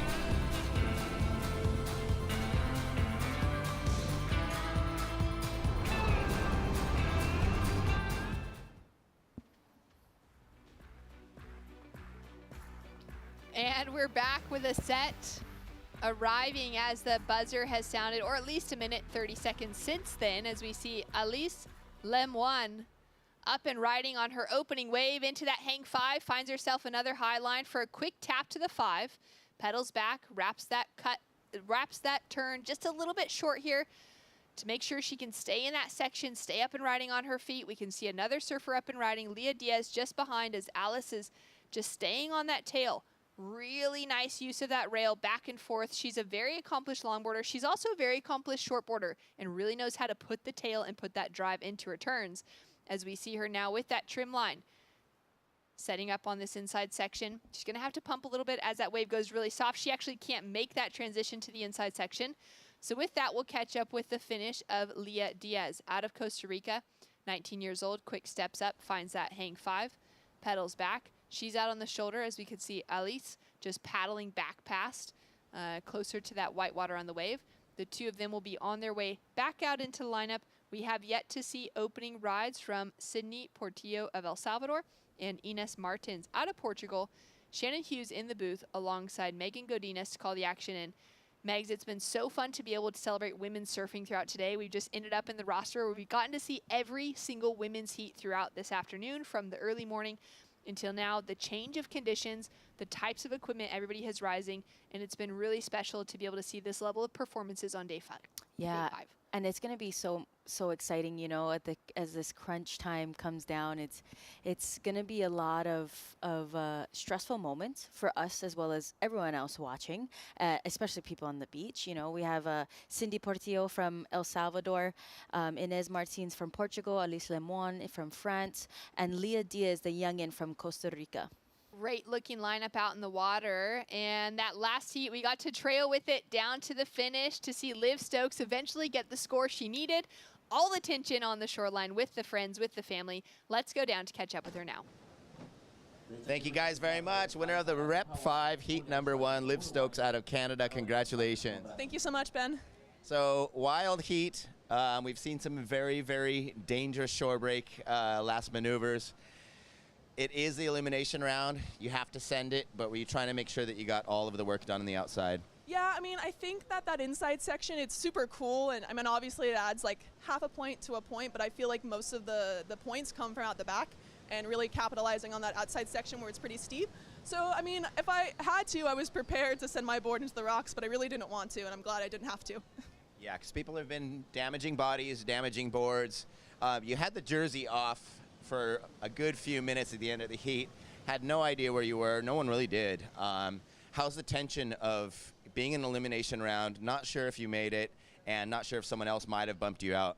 The tension's so high. I mean, we were talking about this earlier. The level of all these girls is so good. Like, this heat could have been a final. It was super stressful, and I would rather take the rash guard off and have to leave it off than leave it on and then have to take it off in like 5 minutes. So I thought I'd just take it off, and I'm glad I got to put it back on. Well, I know you thought you were going to be surfing a lot earlier. We are about an hour behind schedule, and that shore break's just getting gnarlier and gnarlier. I'm sure everyone's just biting their fingernails. So a couple messages to people in California and Canada. Yeah, I want to say thank you to John Gretzner, the Idonis, everyone at IC Sunglasses. Thanks for cheering me on. Brett Simpson from Hurley, my dad, Kate, Claire, my sisters, my family in Canada, just everyone who's been supporting me. Thank you so much. And also Michael Takayama. I didn't damage the board, so we're good. Good job. No ding repair. We're all good. We look forward to seeing you in the next one. Go take some rest and go take a deep breath. Thanks, Ben. Back to the booth with you guys. Thanks so much. Now out in the lineup, we have a 6 on the board for our reigning gold medalist, Alice Lemoine. Sets herself up with that as her opening wave, and now a 6.83 opens up just slightly higher for that of the Costa Rican, Leah Diaz. Yeah, and I definitely think it's because she had those tight hang 5s on the outside and they were closer to the pocket, so rewarding that by 0.83. But you know, those tenths of a point really make a difference when it's crunch time. You know, you really want to surf.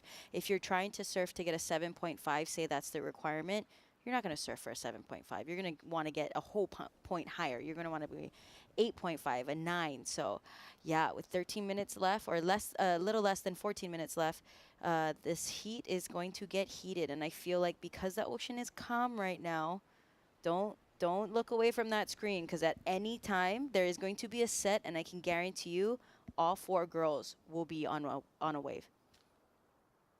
Waiting for Cindy and for Ines to have that opening opportunity, but I totally agree with you. I think there's going to be, you know, a decent exchange in the next set, and then another one is for sure by the finish, where they're definitely going to have the opportunity for 2, maybe 3 good waves within this. As we can see some repositioning here. Now surfers in red and blue will not have priority established, which means they have pick of the lineup over the other 2. Also, whoever has the inside positioning can get into it. And it's going to be the local from the south coast here of El Salvador, cross-stepping up to that middle third of the board for Cindy Portillo as she carves back into the section. Quite bumpy on the face of this one. She just kind of catches herself here to try and steady things down as she cross-steps towards that nose. Hasn't really had that opportunity to actually get a nose ride yet. That's going to be really critical for her points to grow as she lays that board on rail. Now finds that first 5. Stands really nice and tall for a moment as well to accentuate that to the judges, and carves back into the section. Will kind of lose sight of her feet of that board with that angle, but she will take that kick out. And there you can see from this drone angle, with that high tide this afternoon, that beach is going to disappear. Those waves are rushing all the way up to the break wall. Oh yeah, you know, 2 days ago, 3 days ago, all the teams were standing on the beach. Now everyone's at the right above that white wall and standing there cheering for their team. So that's a great thing about this competition, is no matter where or what's happening, the teams will always come down to support one another, and I love it so Even if it means, yeah, going down there, getting their shorts wet, going down to help out the surfers in the shoreline, like whatever's going down, it's all team, all bodies on the line to make sure that that surfer that's in that moment has the best opportunities. Yeah, especially with local hero here, Cindy Portilla for El Salvador. She's, you know, that wave, she seemed almost a little nervous, but I think it's because, you know, it's later in the day. She wants to be able to make this heat. She wants to represent El Salvador, which she is doing so very well. But I think in that first wave, she had to just shake off a little bit of those nerves, and I think she's going to go back out there and regain that composure. Ines now up and riding. Critical nose ride out the back. Hangs 5 on her backhand as the goofy foot. We're seeing a lot of goofy foot still at taking those advancing positions on the men's side. Not so many on the women's side, as we see that little whip around here. And she's just kind of driving down the line, little top to bottom surfing, looking now for a real direction change as she carves back, and will catch up with this front on angle. Back into that hang 5. Lots of shuffling from Ines, which is really the kind of main thing that needs to be pointed out. The judges are going to be paying close attention to that, as clean footwork, which means cross-stepping, is a critical part of the criteria. Yeah, it is, and it is more difficult than it is shuffling, right? Shuffling is more natural than it is to cross-step. So being a surfer, we're doing something completely different than any other sport. We're really relying on the ocean and really having to pay attention to the water, and that's why that wave and ocean IQ is really important for heats like this. Paddle now from Alice, up and riding. Quick steps up to the nose, onto that tapped hang 5. Now sets her rail, carves back. Would be nice to see her maybe carving a little bit lower, really getting down to the bottom of that wave, but she's also eyeing up these next sections, and she doesn't want to get caught out behind that section as she finds the next hang 5. Readjusts here and starts to set that rail. I like that kind of not really doing a full soul arch, but just the way that she keeps those legs kind of long and throws that upper body into those smaller bottom turns as well is her real signature sort of look as she gets that hang 5 in the backwash section, and she'll go down here. She'll be putting together a backup score for herself. First of Cindy and first of Ines coming in equally at that 4-point mark, and they'll be sitting in that 3rd and 4th place position. Yeah, this is going to be a close heat. I mean, the top 2 surfers right now, both with 6s, and the 2 bottom surfers both with 4s. So, again, their strategy is probably going to have to change. You know, Leah Diaz with the only second score with a 1.0 on the board. So, and also we're waiting for a score from Alice Lemon, and it is gonna be pretty close up there. She really got busy on the board. Like you said, you wish you saw her really go down into the flats and really come up and drive. Sometimes when you stay in that middle, it kind of just keeps you there, but utilizing that whole wave it's really important because you have to transition your weight to get down into the section where it's going to set you up for the next maneuver. Yeah, that's right. Really utilizing the entire wave, utilizing the entire board and the entire wave, really putting together the best picture possible out in the lineup. We've got 8 minutes remaining on the clock. We've got a strong scratch here from Leah to try and get over the shoulder, and she's just going to get clipped by that section of the wave breaking down in front of her. She is holding on to that first priority. We can see the rest of the field on that paddle back out. Ines from Portugal, making it into this round, has done very well in her campaign for this year's ISA World Longboard Championships. A shortboarder originally had one of her coaches encouraging her to get into longboarding because he loved longboarding for fun himself. And she's just found a real liking to being on that board with a little bit more length, giving her an easier entry into waves, and also allowing her to surf with a different challenge in front of her. She works at home as a medical doctor. So this is like, the thing that she's doing off on the side. Back at home, she's working in those offices, working with patients all week long and helping those that are in need, which is an amazing thing. And it's been awesome to see her find this sort of success. She's going to have some pretty stoked patients to go back to when she leaves this event. Oh, yeah, absolutely. I'm pretty sure they're all tuning in, cheering on, Dr. Inez from Portugal. And as we see the men's heat coming up with Kai Salas from Hawaii, Julian Schweitzer from Uruguay, and Rodrigo Fire from Brazil. And this is a stacked heat. This is going to be a really exciting finish to our day. We're going to have 2 more men's heats to round out competition with. The top 2 surfers will be advancing through until finals day tomorrow. The bottom surfer will be eliminated from competition. There's a lot on the line now. The waves are still looking fun, but again, it is slowing down. It's kind of more paced out. That wave selection's becoming really important because there's not quite as many of them out there. Yeah, so their choice on wave, their wave selection has to be very precise, especially in the reprecharge rounds only being 20 minutes. They really have to pay attention on the timing of the sets, because say they caught a set too early and fell, they are able to regroup, go back out and wait for the next set. But say you catch a wave or catch a set in the middle of your campaign, in the middle of the heat, that doesn't give you a lot of time to get that second score. As we see, all the surfers here, Cindy Portillo only has 1 wave, Inez Martins only has 1 wave.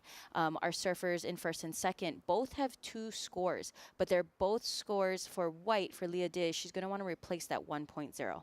Where Alice Lemoyne has just dropped in that 5.33. She's now up into a leading position with a significant leading score and a very solid backup score to her name as well. Yeah, I think it's going to be very interesting to see with this last set coming in. 5 minutes, we might see 2 sets come in, but the readings on the surf report is that the kilojoules, the wave energy, is actually dying. And a lot of that has to do with that high tide. And a lot of the times when the sand gets sucked out, that's why there's so much backwash. That's why there's so many pockets where it's flat and then it stands up again. It's that sand that's creating those little pockets in underneath the water that we don't see, but you will see them on the waves and reflected on the waves. Now, the exciting thing about thinking of finals day tomorrow, knowing that that swell is kind of on the decline, we don't have quite as much energy, is that the low tide conditions have really been the ones that have stood out. There's been very exciting moments in these high tide conditions, but it's been really challenging, and those surfers have kind of gone back into, all right, how much practice did I put up in worse surf conditions, paddling out in the onshore afternoons, etc., to be able to get my practice down. The mornings have been so clean. It has made it the most beautiful conditions to be able to see every surfer really display what their surfing is about. Tomorrow for finals day, we're going to be crowning our champions here locally around 11:40 a.m. by the finish of our women's final, which will be the last final of the day. That means we're going to be surfing through those low tide conditions in the morning, and we should really be capitalizing on what this place, how special it can be with those waves just clinging into those cobblestones on the low tide. Yeah, and I think tomorrow it's going to clean up a lot more. Again, it's dropping just a bit, and it's funny to say that it's dropping, being the fact that for the past 5 days, it's all been overhead, even for the tallest surfer, even for the men's rounds. The waves are well over their head. So if it dropping a little bit, I think it's going to really be able to let the surfers, give them the opportunity to really showcase that surfing, really showcase all those, the beautiful hang tens, the really nice carving cutbacks, using the whole wave, really utilizing this wonderful break. Well, we're down to 3 minutes on the clock, and this afternoon is playing out pretty much as is. It's a little bit slow. Those waves have a lot of water to them. They're a little bit harder to find that clean, critical section. Although, when the right wave comes through, we've been seeing big scores. We've already got a near 7 on the board in this heat, a 6.83. We've got that 6-point ride for Alice and that 5.33. Those are great waves for her to be sitting on, to be taking that advancing position. The requirements now on 3rd and 4th place for Cindy and for Ines, so small, 3.84. We've been seeing scores like that dropped all day long. Actually, no one's even sitting on a score smaller except that very early kick out of Leah Diaz within this heat. So it's basically like anyone that stood up at least within this heat has had the requirement to change the entire situation. Yeah, and with Leah Diaz having first priority and with 2 minutes left on the clock, if I were her, I would move, yep, exactly what she's doing. I would move a little bit more in because I would want to make sure I make it harder for 3rd and 4th to try and catch me because she needs to replace that backup score of a 1.00. So priority for her would be replacing the score rather than applying pressure to the rest of the field. Exactly. So she's going to have to turn on her offense, maybe turn down her defense a little bit, but at the same time, really having to look for that wave. Very interesting as we take a look now at Cindy on the inside section. Beautiful outside, wraps it into this critical, pretty kind of light blue wave as it curls through the inside. Couple cross steps here. Putting that board on rail, maintaining control for our local surfer out of El Salvador. She's put together some really dynamic heats so far within this competition. She's had great teams down on the beach cheering her on, and she's only chasing a 3.84. Now, Leah had a look at the wave just behind hers and decided not to go. Leah's now in position for this one, though. She's again only looking for a 1-point ride to make a difference. She needs to not fall. By now, she's got that 1 point. How much more can she build it to, though? Finds that opening nose ride, stumbles a little bit on the walk back off of it, and now needs to really focus on trying to keep things smooth, keeping that grace within her surfing as she comes through the inside, and trying to stay a little bit busy. That footwork through that middle third, all of that is going to add to that scoring potential as we see her getting those cross steps in for what the judges could give. Nothing on the inside, though. We've got a kind of comparison then to throw between Leah's last wave, Cindy's last wave, and now Alice up and riding. She's in that leading position. It's going to take quite a bit for her to be knocked out of that at this stage.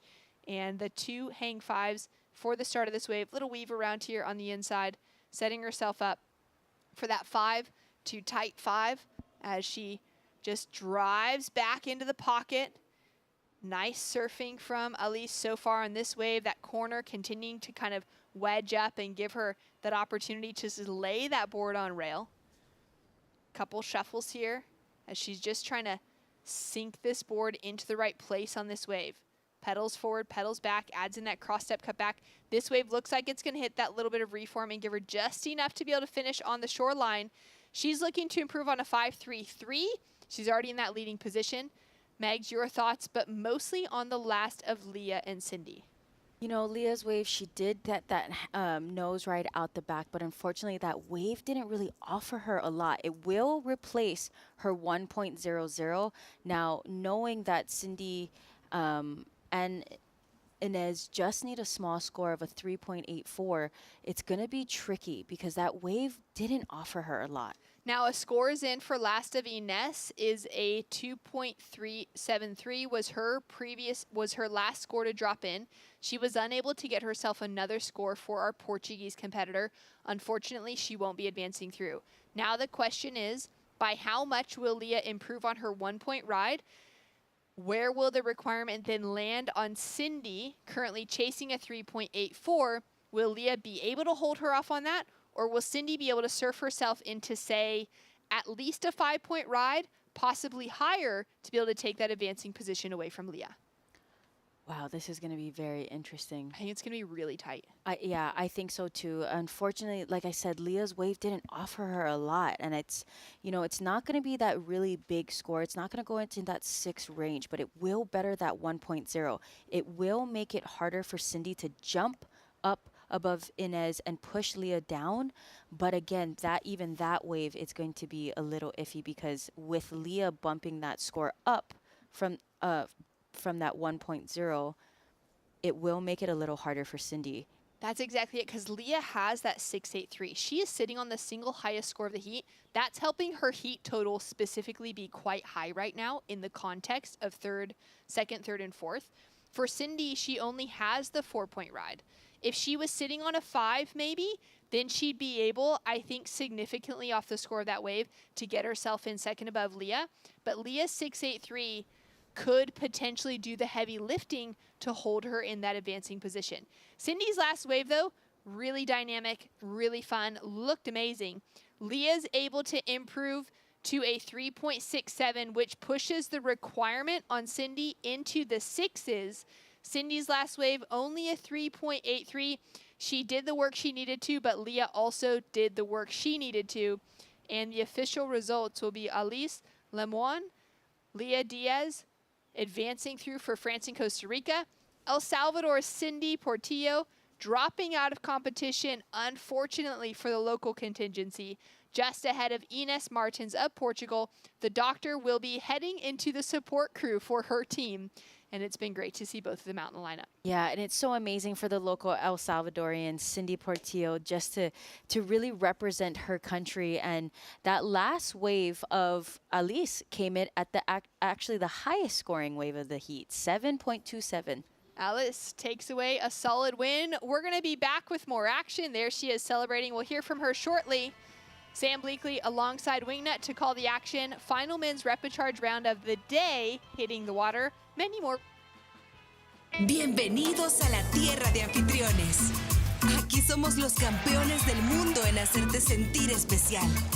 Te compartimos olas, volcanes, pueblos históricos y te aseguramos una experiencia de 5,000 estrellas. Porque esta tierra tiene más anfitriones por kilómetro cuadrado que cualquier otro país del mundo. El Salvador, tierra de anfitriones.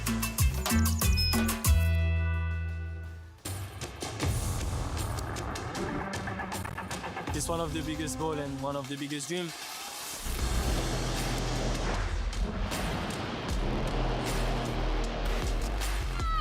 It's been like an emotional roller coaster. I ask myself, what just happened? Is this real? Every athlete's dream is to, reach that gold medal. I'm on a mission, I think that everything is possible. It's not over till it's over.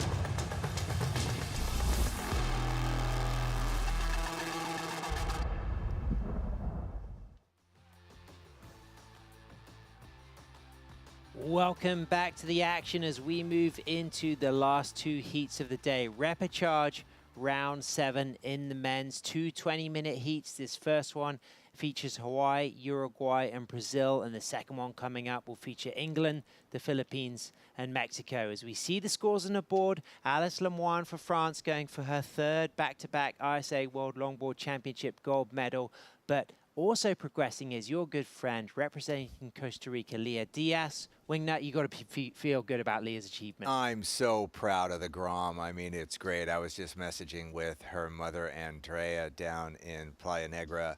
The kids putting in a lot of hard work. There was no support from the National Federation in Costa Rica. Everybody had to pay their own way to get up here, even the entry fees. So for her to perform so well on this stage at this level is really a great thing for her. And big respect to Cindy Portillo from Southeast corner of El Salvador, really flying the national flag with pride. A great performance for her, finishing in third there, but being eliminated. And also Inish Martins from Faro in southern Portugal. So congratulations to those performances. But right now we shift gears towards the men's. We're heading into the men's, but I got one more thing to say. The level of women's longboarding around the world is so high, and there are now multi-generational women surf families around the world. And it's a family like Andrea and Leah that it's so neat. When I have friends that are going there that have daughters, I'm like, you got to hook up with these women to show you the way where you're going surfing. Live action, Kai Salas for Team Hawaii walks up to the tip. Is he going to get the 5? There's the 5. Locks in that nose ride. Walks out of that nose ride, navigating the bumps with composure, with control, accelerating back down to the face. Nice sweeping turn from our reigning WSL world champion as Rodrigo Schweier hard off the top, off the bottom, behind him. But Kai Salas, cool, smooth, just washing off some time on the inside here, wingnut. And this is why the Hawaiian is Mr. Iceman.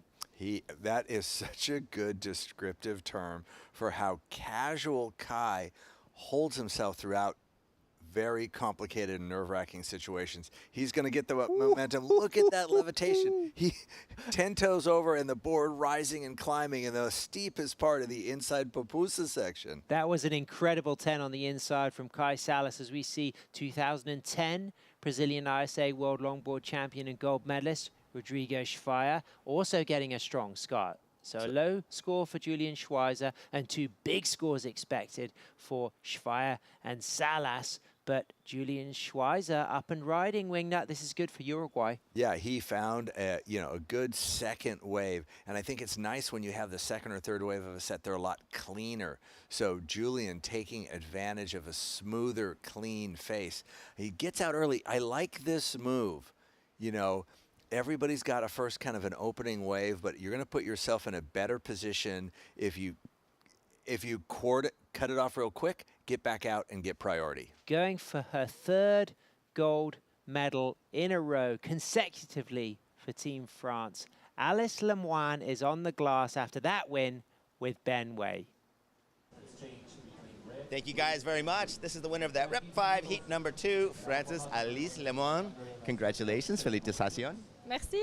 So, yeah, I just saw you a couple minutes ago. But what have you felt in the changing conditions? I know that shore break's getting really crazy. There's a lot of logs and there's rocks and there's all sorts of things.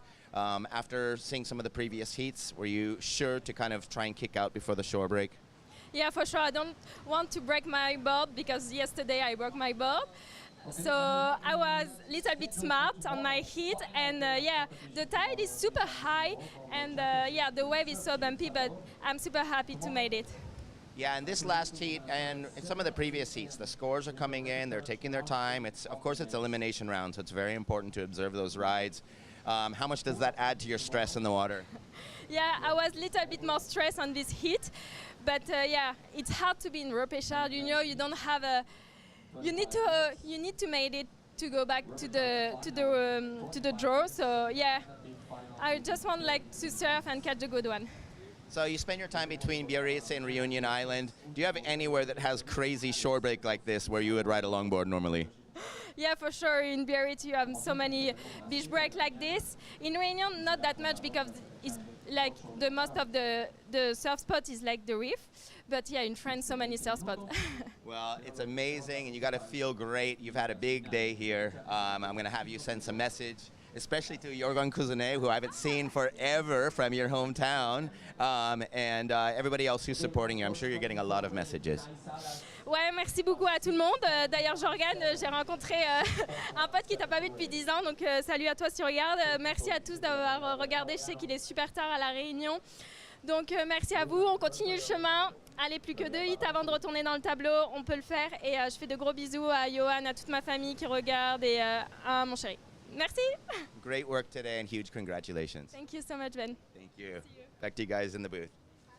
And of course, Alice Lemoine talking about some of those heavy beach breaks at home in southwest France around Hossegor and Biarritz. They do have really explosive shore breaks. So she would be used to doing high-profile French national titles, dealing with these big shore breaks. Yeah, it's not unusual in those heavy beaches. It's amazing, you know, having surfed there a few times with the big tide changes, how radical the shore pound can end up. So Wingnut, this was a 617. I'm excited about seeing that hang 10 on the inside as well. Yeah, and look how lumpy the early part of that. This afternoon wind has created some bump. He got a nice little nose right outside, but I think, you know, the points were scored more in here when he started that driving cut back right there. He's got into that lower part of the wave. It's cleaning up, offering more power.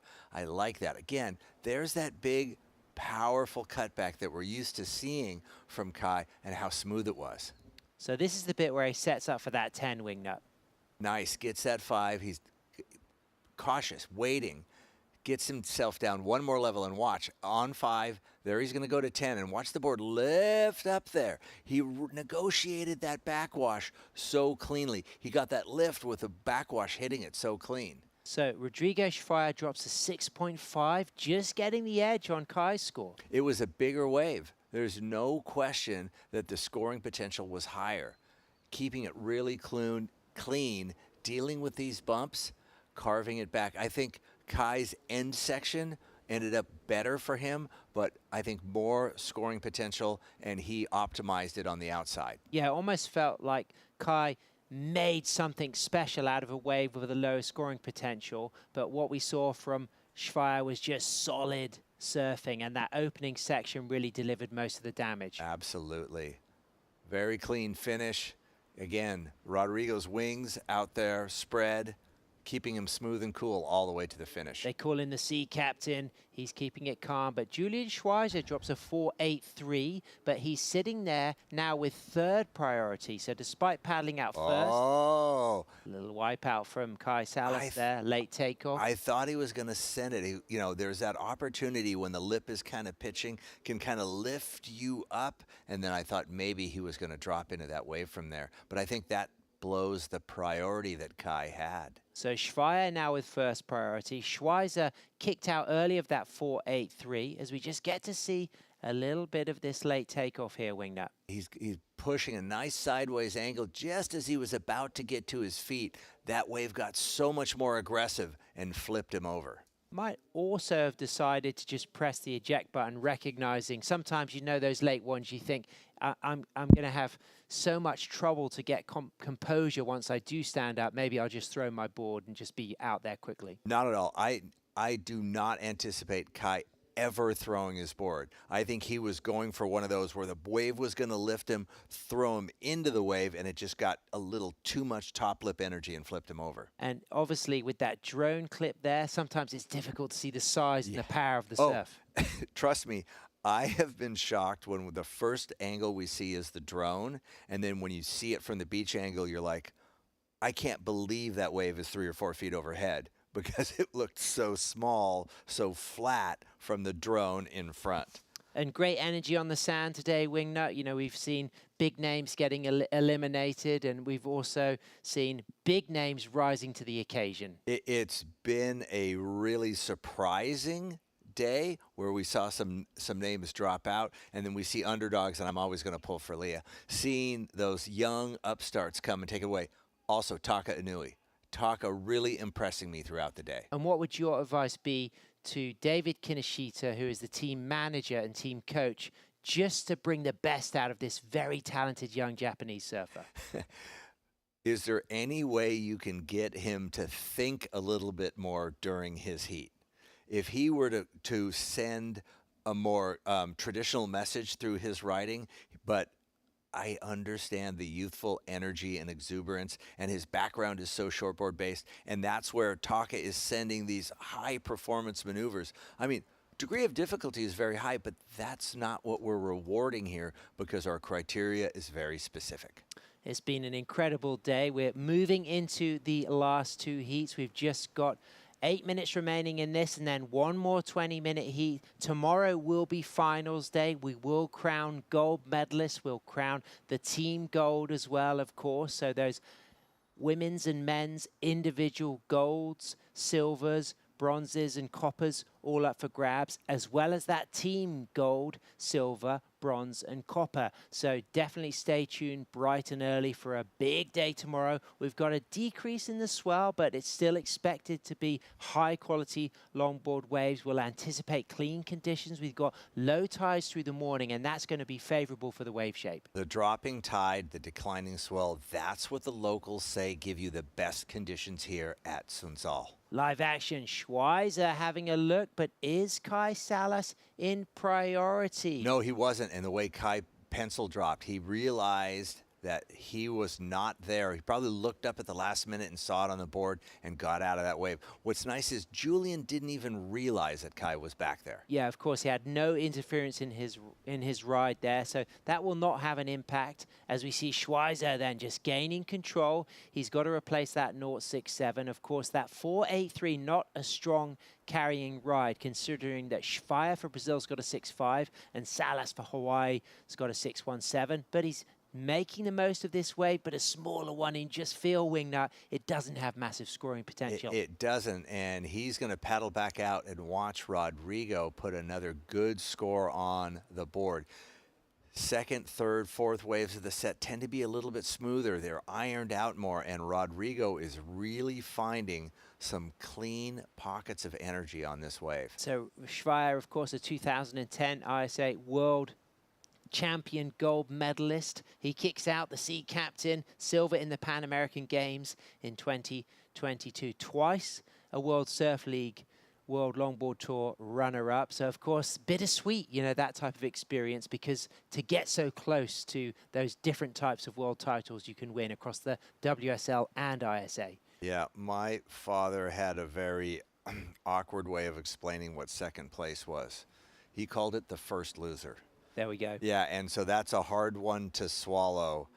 No one really cares who got second. That's not what we remember. So it puts such a fire in you to not be second again. Yeah, well, Carlos Bahia, he got silver second here last year, and you could see the motivation he had. That was incredible. Carlos's performance for me has been the standout from the Brazilian team. I love his regal stature. I love his commitment. I love the thank you at the end of every wave that he sends. I really think, and I think he's carrying a lot that Bonga always carried.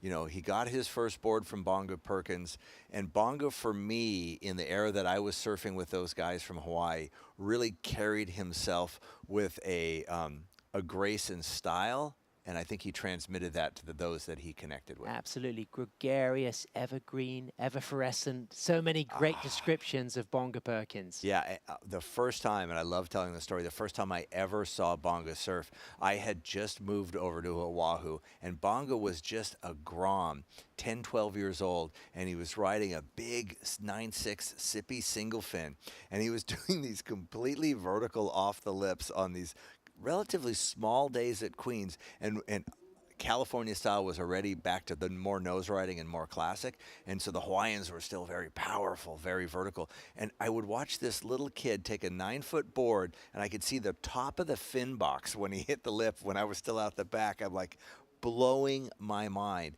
And then he also ended up developing this completely regal nose riding posture. And that was proven in those two world titles, one in Big Gittery in Right. 96 and one in Small South Swell San Onofre in 2008. There was no wave that Bonga could not harness the best parts of it and make it look easy as can be. And of course, the Hawaiian Kai Salas continues to fly that flag, and he's up and riding. Perfect timing. He could hear us. He's straight 6 to the tip there. Locks a 5, gets a 10, walks out of that nose ride, accelerates, and sweeps that turn. And I like to see that big rooster tail of spray coming off that rail as that single fin goes back on arc. This is the model board that he won his WSL World Longboard title at Malibu on last year. Not the same board, but the same model as he locks into a nice 10 on the inside, and he's looking really good. I feel as if Kai knows that he's got more gears as well. He's being extremely patient, and I like the way he does it. Never at any point of that ride was he trying to rush it to try to get to the nose. He's not trying to, oh, I need to tap the tip and get a nose ride. He waits until the appropriate time to put that in. And coolly steps off on the sand as we just get that afternoon light starting to shine up as Julian Schweizer again, though. Schweizer, unlucky or perhaps bad wave selection, but what we have seen from the Uruguayan is surfing on the smaller waves today. His surfing is great. His wave selection is what's costing him the higher scores. It's just tough if you don't get one of the bigger ones, especially at high tide, to score, to have the scoring potential that the other waves have. So Schweizer's got a 4.83 and a 4.5. He will potentially move down to third when Kai Salas drops his wave, because Kai's just chasing a low score of a 3.16. And considering Kai started with a 6.17, you get the feeling that this could be the highest score of the heat so far for Kai Salas. So Julian's calling it a heat. He's done. He knows 2 minutes left. He cannot get back outside. I'm guessing he sees Kai walking up the beach, what we see right there. I'm very confident that Kai's going to drop a score that will put him into second place. Now, Rodrigo has a minute and a half left. Please, Ocean, let's give Rodrigo a nice wave. He's going to win this heat. Let's give him a nice wave to have a celebratory ride in. But he may not win the heat if Kai Salas goes big. I get the feeling that Kai's ride is going to be the biggest score of the heat. I think it's going to push him into first, but Schweizer could have an opportunity to replace that low score of a 4.83. Totally forgetting about that. My maths aren't that good. I realize Kai only needs about a 5 to get himself into the lead ahead of Rodrigo. But He's not enough time for Schweizer to paddle out for another wave. I agree. I don't think Julian could have done anything else with the time remaining. Let's see if the Ocean gives Rodrigo another chance to showcase his skills and the beauty of his style. Looks like there might be another bump coming in here. Hey, there it is. We've been seeing fish jump all day long, all week. Look at that one. Follow that guy home. Oh, there we go. Can you imagine catching that one off the beach? There is the 113th reason to come to El Salvador on your next vacation. When the wind turns a little bit on shore and it's a little bit high tide, you can catch dinner for the village right off the sand. Absolutely, and you can surf a multitude of right-hand point breaks as we see Rodrigo Schweizer looking to replace that 4.83 up and riding just in time. So we get a little opportunity to enjoy the Brazilian goofy footer. 2 steps, 4, locks on the nice 5 there, holds on that 5, walks out of that 5. He's got some bump to navigate here, walks back to the tail there. He's just eyeing it up over his shoulder. He knows he's got a 4.83 and a 6.5. We're still waiting for that last score for Kai Salas, and he's decided to go left wing nut. You know, he's been going right this entire week. This is his opportunity to finally go left. Actually, he's seen that high tide inside section. Beautiful use. That's actually the wave that you and I have been surfing every afternoon. We wait on the inside, hoping that there is a leftover for us. So Rodrigo going to use that one to bring himself into the beach. The real question is, what's the final score on that wave of Kai Salas? I think he's going to drop his 4.83 on this for Schweizer. I love that 10 on the inside, so it could improve his situation as Kai drops a 6.2. So Schweizer now chasing just a 5.87 to move back into first as we get to see the replay of Kai Salas's 6.2. That was a really nice nose ride on the outside. I'm going to pick it apart. I'm going to call, could have been a little higher if he cross-step walked out of that nose ride. There were a couple of shuffles there coming back. That's going to be a demerit on my standard. The stall right there gets to the nose, gets a really nice long lifting 5 with a 10. The way he had the confidence that that board was going to continue forward and lift at the same time, effortless. And now the inside, patiently waiting, keeping the momentum, making it look smooth and easy. 5, and then into the shore break and walking it up to the hotel room. So this is Schweizer's last ride, chasing a 5.87 to go back into first, looking to drop that low score of a 4.83 to add to his 6.5. And again, I like the way that Rodrigo has been paying attention, walking back, cross-stepping back from his nose ride. He realizes that the details do matter at this stage of the competition. But a lot of downtime at this moment. He did have to do a little bit of hopping and flapping, but he did link up to this 10 on the inside, but I don't think the judges will like that downtime. I don't think there was another solution to that downtime. Unless you threw a paddle into his hands, I don't see how he could have gotten through there. Again, Kai's wave also had that slow section. He just had more momentum going into it. And the judges reward Schweier a 5.8 wing nut, so he doesn't go up into first, but he stays in second. Julian Schweizer for Uruguay will be eliminated. Rodrigo Schweier for Brazil and Kai Salas for Hawaii, both progressing into that repechage round 8. Big performances for Brazil and Hawaii, but big celebration for Uruguay because Julian has been brilliant today. Really strong, and that is the end of the event for Julian Schweizer. So coming up next, we've got Ben Skindog Skinner, JR Esquivel, and Jonathan Melendrez. Stay with us because we'll be right back after these messages.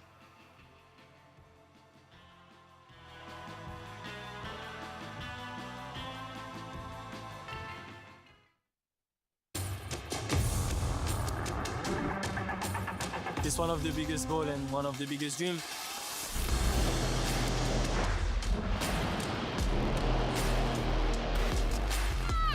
It's been like an emotional roller coaster.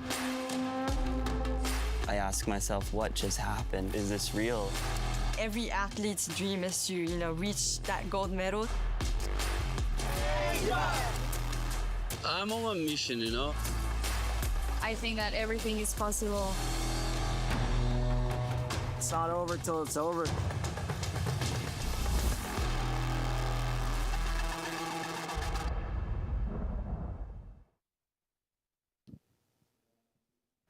Welcome back to the last heat of the day as Ben Skindog Skinner straight to the tip, gets a 5, gets a 10, accelerates on his 9.4 dynamic double scoop in Thunderbolt construction, and then just down carves, deals with that foam, keeps things trimming, sets himself up another high line, back up for the chip ride. There's the 5, walks cleanly out of that 5. He's surfing against JR Esquivel from the Philippines and Jonathan Gordo Melendrez from Mexico. As Skindog just beautifully carves himself up and down and high and back up for the 5. There's the 10, bolt upright, hood, ornament, hang 10. This is great from Ben Skinner. This is strong. This is the Skindog that we know and we love. And how good do you feel starting off a heat with a wave that's strong? Absolutely, and that would have taken positioning in the lineup. That would have taken making sure he put himself where he wanted to be when this heat started. Absolutely, and Rachel Tilley talked about that earlier, that there's all these little subtle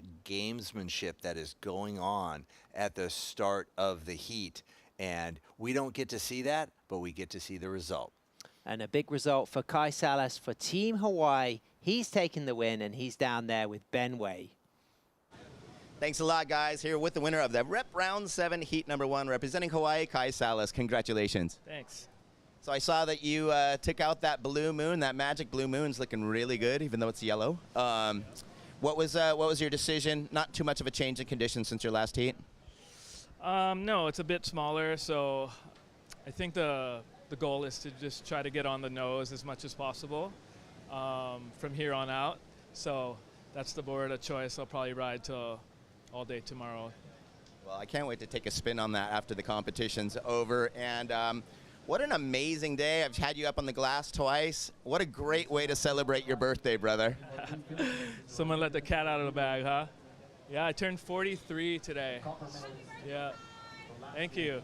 You're still quite a few under me, man. You're still a young buck, and you're looking better than ever, man. Looking really fit this time. And we were just talking the other day. It's like once you hit 40, you start caring. You actually start taking care of yourself, and it's really showing in your surfing. Yeah, like I feel like when I was younger, I was just take it for granted. You could just kind of feel good all the time. And as you got older, I was like, caught myself slowing down. So I took it upon myself to start eating better and working out. And it's been paying off. So, yeah, that's the way to go.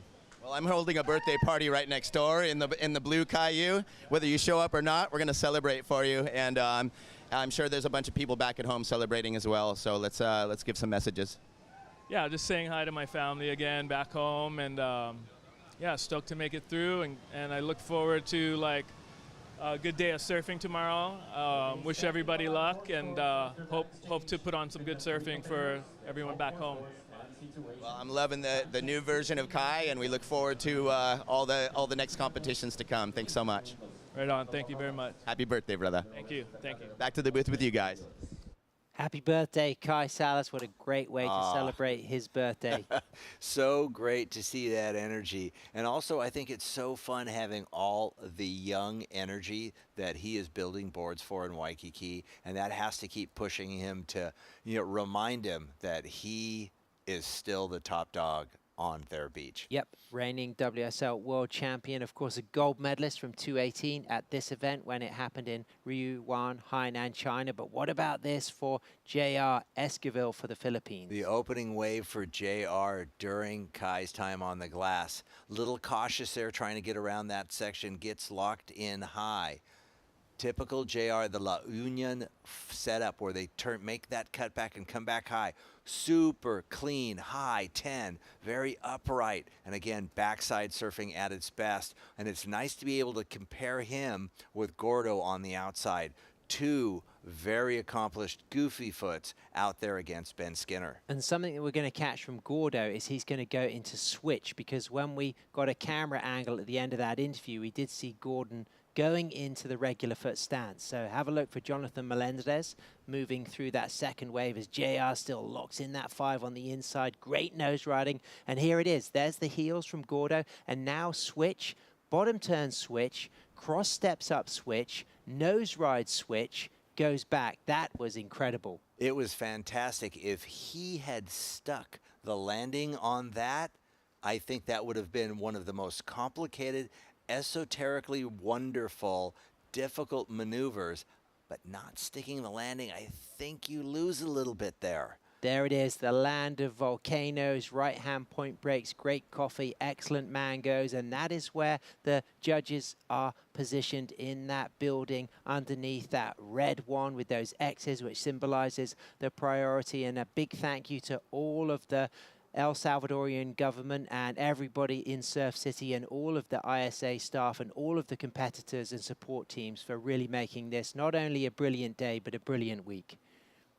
The support that El Salvador has given to the surfing community, the Minister of Tourism has done so much to make it possible to have so many wonderful surfing events here in El Salvador. Morena Valdez, of course, wandering around daily as we see Ben Skindog Skinner. He's just dropped a 7.0. So waiting for JR's first score, waiting for Jonathan Melendrez's first score. England gets a 7, Philippines and Mexico waiting for those scores. And that's going to be a good one for the judges, right, to see how they're balancing out both JR and Gordo, goofy foots, riding similar size waves. Maybe Gordo's was a little bigger, but where were the point scoring options on those waves? And that's going to be where the judges are taking their time to deliberate. Well, what I saw from Skindog was variety. Certainly he ticked the variety boxes using all of the wave and all of the board. So perhaps if things fall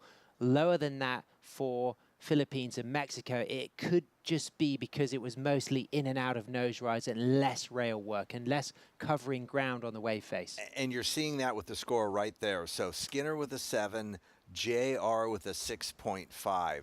So as we're still waiting for Gordo's wave right there, look at the set that is jacking up on the horizon. We have first priority with Ben Skinner.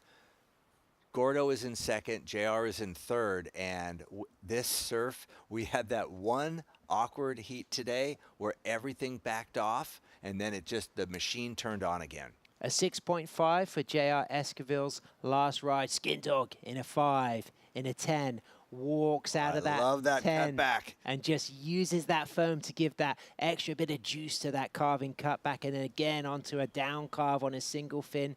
Cherry picker. Well, this is actually the double scoop model. Of course, the Cherry Picker, another one of his iconic models, but he set himself up Very nice for this inside section as we see Gordo out back. And what about this wall now for Skin Dog Wingnut? Now the rock and roll starts to happen. That wave finally standing up with the higher tide, getting to the inside, giving him a steep critical section for another nose ride.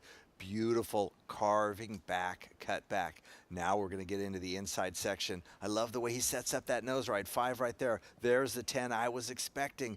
Oh, manages to recover there. I thought the big man was going down. No, he's not. Standing island kick out in the shore break. Well done, Ben Skinner. Feeling the vibe. Skin Dog Skinner, twice a silver medalist at the ISA World Longboard Championship. 12 times a European champion. Look at this outside. Looks like Gordo went down. Seeing Gordo so far outside and paddling back out, that means he was not successful in the wave that was following Ben. But where the heck is JR? Look at this set close out the top of the point. But this is one of those big lumpy ones that you really don't want to be on because they're just going to mush out in that channel. But if you get the last wave of the set, it might be really clean and smooth. Frothy. Your fin is going to have trouble hanging on to that. Wow, that's like a hovercraft maneuver there, getting those toes on the nose on that foam, and he's doing it so Stay with it. Stay with it. Hang on. What an incredible bit of skill from JR. You know, we've all been in those situations, and you can't see. The water's hitting you in the eyes. You're getting bounced around, and especially backside, even more complicated.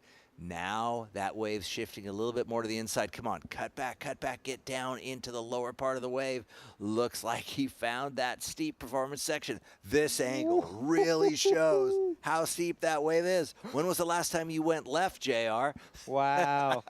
I mean, that was like nose riding an avalanche. I mean, on the screen, it looked extreme. So magnify that by 10, and that's what it would have felt like. That was radical from JR. But what about this replay for Skin Dog? Is it going to go higher than his opening set? I really liked that cut back from that little whitewater section that was throwing at him. Again, another beautiful turn right there. Wave is getting clean. It's giving him a chance for another turn. But look at the way the shoulder kind of falls apart right there.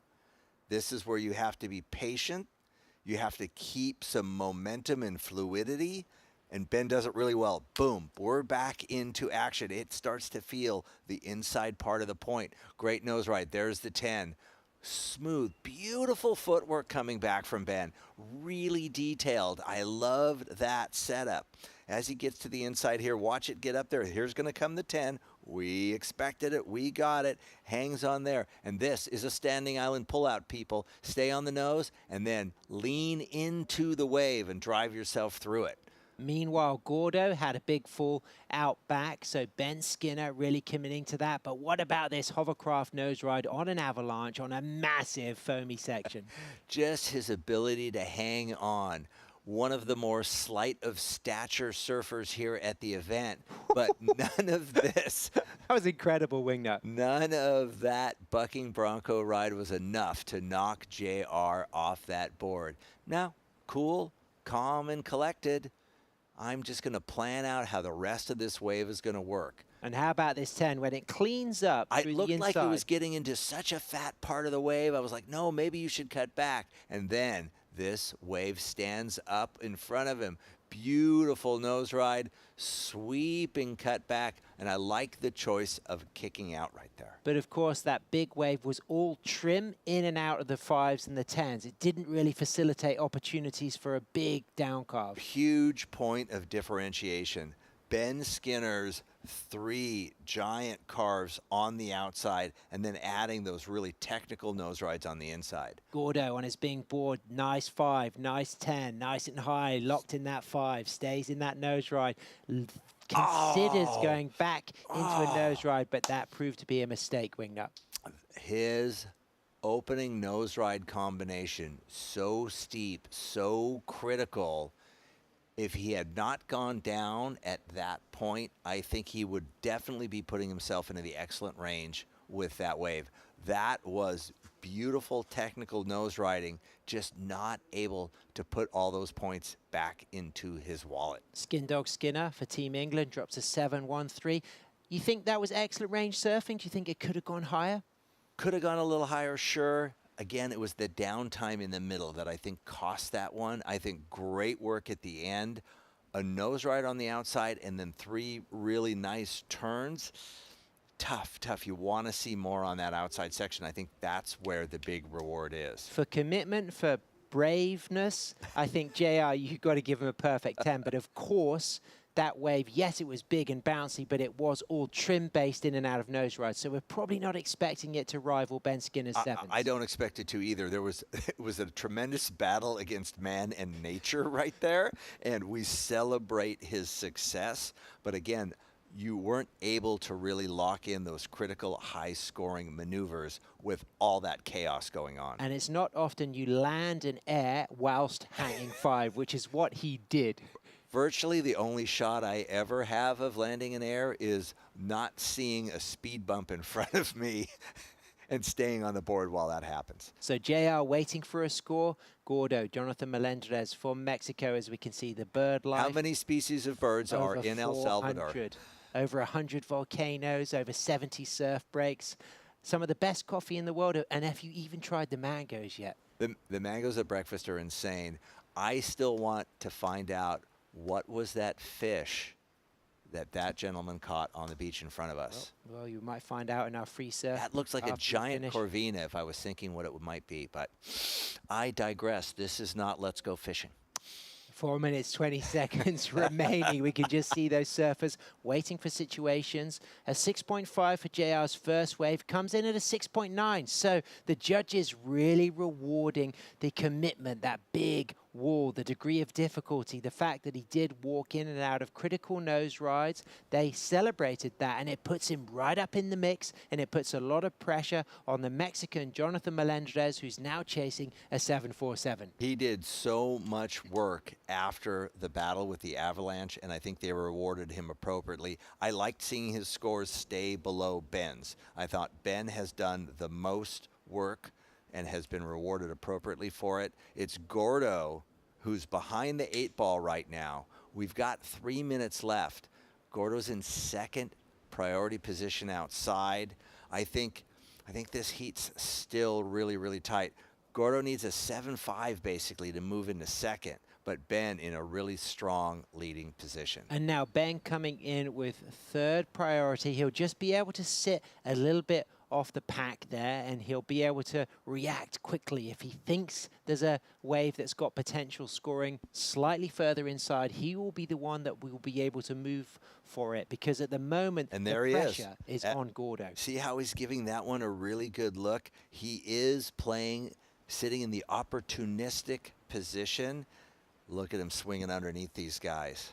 And by doing that, sometimes you lure in the surfer who's sitting with priority, because you give them the impression that something good could be on the inside. So often quite a commonly used tactic, and now you can already see both surfers threatening to move a little bit further in, closer to Ben. Yeah, JR seeing where Ben's going, seeing where he's positioning, thinking, do I need to be closer to Ben? Ben has been so successful with his positioning. I can see that as being kind of, that's my spirit animal. That's who I want to sit near. And of course, a big feature of this heat for Ben is that first wave, which probably was down to critical positioning at the start. How many people do you think are going to launch when we hit the horn in 2 minutes? Not only locals and surf travelers, but a lot of frothing groms ready for the World Junior Surfing Championship. Oh my gosh. That kicks off on May 3rd, and those kids are absolutely shredding. You think this place looked like a zoo when 139 longboarders showed up? Wait till 400 juniors get here. So La Bocana and El Sunzal, of course, sharing that fantastic competition that will be starting on May the 3rd. But right now, we move into the last minute, 30 seconds of the last heat of what has been an absolutely incredible day, Wingnut. Look at the surfers shift. There's a set coming. We see both JR and Gordo moving wide. We've seen a lot of surfers get caught too deep. And there's Ben underneath them, giving that one a look. And now even he realizes that he perhaps has drifted too far around the top of the point. Minute and 10 seconds actually is enough time for at least 2 of them to get waves. I see 2 good waves forming up. Is this first one too small for priority 1 and 2? I think it is. I bet Ben goes on this one. So Ben in a good position. He's got to drop, though, only a 7. So that's a pretty big ask if it's a wave that doesn't have the shape and the quality that he requires to go towards the excellent range. He's up and riding right now. Deep on that section, but you can see the size of that one. It caught out the other surfers. Yeah. So was that technique of Ben luring everyone inside a benefit? Because it feels like Gordo and JR have not given themselves a shot at this big set. Here's the question, Ben Way, when you get Skinner on the glass, you've got to ask him, was he intentionally trying to pull them up around the top of the point, or was he just trying to play the opportunist on the inside? The other question is, will Ben answer that question honestly? True. Yep. We'll have to wait and see. But I think he has successfully maneuvered himself into a position where he kept Gordo and JR from getting another wave at the end of the heat. So there it is. It's confirmed. Ben Skinner takes the win. He will progress into that repechage round 8. JR Esquivel for the Philippines. He takes second. There's the celebration from the Spaniards and the South Africans and the Americans. Jonathan Melendrez, Gordo for Mexico. Let's really celebrate some of his surfing. What a fantastic run he's had. What a great talent. Great performances, and I love the multinational support for the winner of every heat. But look at the kids cheering on Ben, and it's so great for me to see another surfer shaper advance on. He and Kai Salas. It's so great to see all this. And with that, let's celebrate some highlights from today. And after that, we'll be down on the glass with Ben Skinner to hear what he has to say after that brilliant win.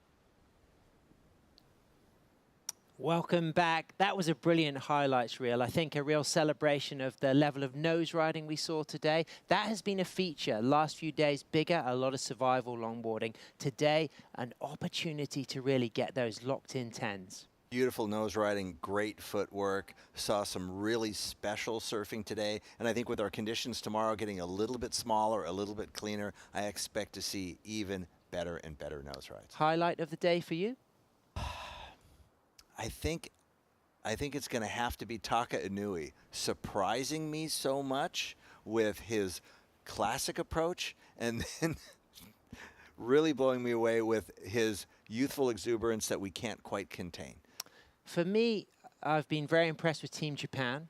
Incredible. But a couple of women who are really shining for me, Rachel Tilley, Honolulu Bloomfield. I like to see the momentum that we're now getting from Kai Salas and Ben Skinner. But overall, there's been a few surfers who've been eliminated who I've loved watching. One of those just got knocked out for Mexico, Gordo, Jonathan Melendrez. I mean, what a talent and what a cool guy. Yeah, I really, really appreciated every single ride I saw from him. It looks fun. When you see Gordo out in the water, it looks like he's having such a good time. And that's the type of energy that I think is so infectious and that makes me want to keep going out and surf with someone like him. And there's those good time kind of talent single fin riders like Jack Tyro, Gordo, but there's also surfers who've demonstrated that the hard work pays off. Tom Breen for Island, Ruby Knox for Island, two surfers who've been working very hard on board design, on getting experience surfing in the tropics and training back home in Island, and it's paid off. Both of those surfers can be so proud of how they've performed. And I really like seeing both Kai and Ben, who build boards for so many good surfers, you know, and those kids coming up behind them and them raising them. I think that's fantastic. Somebody like Ben is having such a positive influence on the surfing world. Absolutely. And let's go down to the winner of that last heat. It's Ben Skindog Skinner on the glass with Ben Way. Gentlemen, thanks so much. We are here with the winner of the Rep 7, heat number 2, Ben Skinner, representing Team England. Finally, we put it together. Congratulations. Yeah, thanks, Ben. That was a bit more like home, it felt like, apart from the heat. But yeah, stoked. Man, you had quite a commanding lead there in the end. Wingnut was wanting me to ask. I already had it written down, but you kind of snuck into the inside, and we were wondering if you're trying to kind of fish him in. He had that first priority, and he kind of looked where you were going and started to kind of follow suit. What was your plan there? Yeah, I mean, I saw some deep ones. You know, at high tide like this, there's definitely some deep waves coming. I didn't have priority, so it was pointless being sat where they were. So I just thought I'll drift in the inside and see if I can pick up a cleaner, wallier one and try and do a bit more nose riding, but I nearly got set on the head in the end. But yeah, no tactics, just trying to get another wave under priority. Speaking of nose riding, let's talk about the most used surfboard design in this entire event by multiple countries, your double scoop in the Thunderbolt construction by Skindog Surfboards. That thing has proven its way through so many different heats, in turns, in nose rides. You got that levitating nose ride, which is probably the coolest nose ride I've ever seen. Your head was about 3 feet in front of the nose. Nose is about a foot up. Let's talk about that design, your Formula One technology with that little spoiler action you got going, and then also that stringerless flex and that liveliness in that Thunderbolt construction. Yeah, I'm really proud of the double scoop design.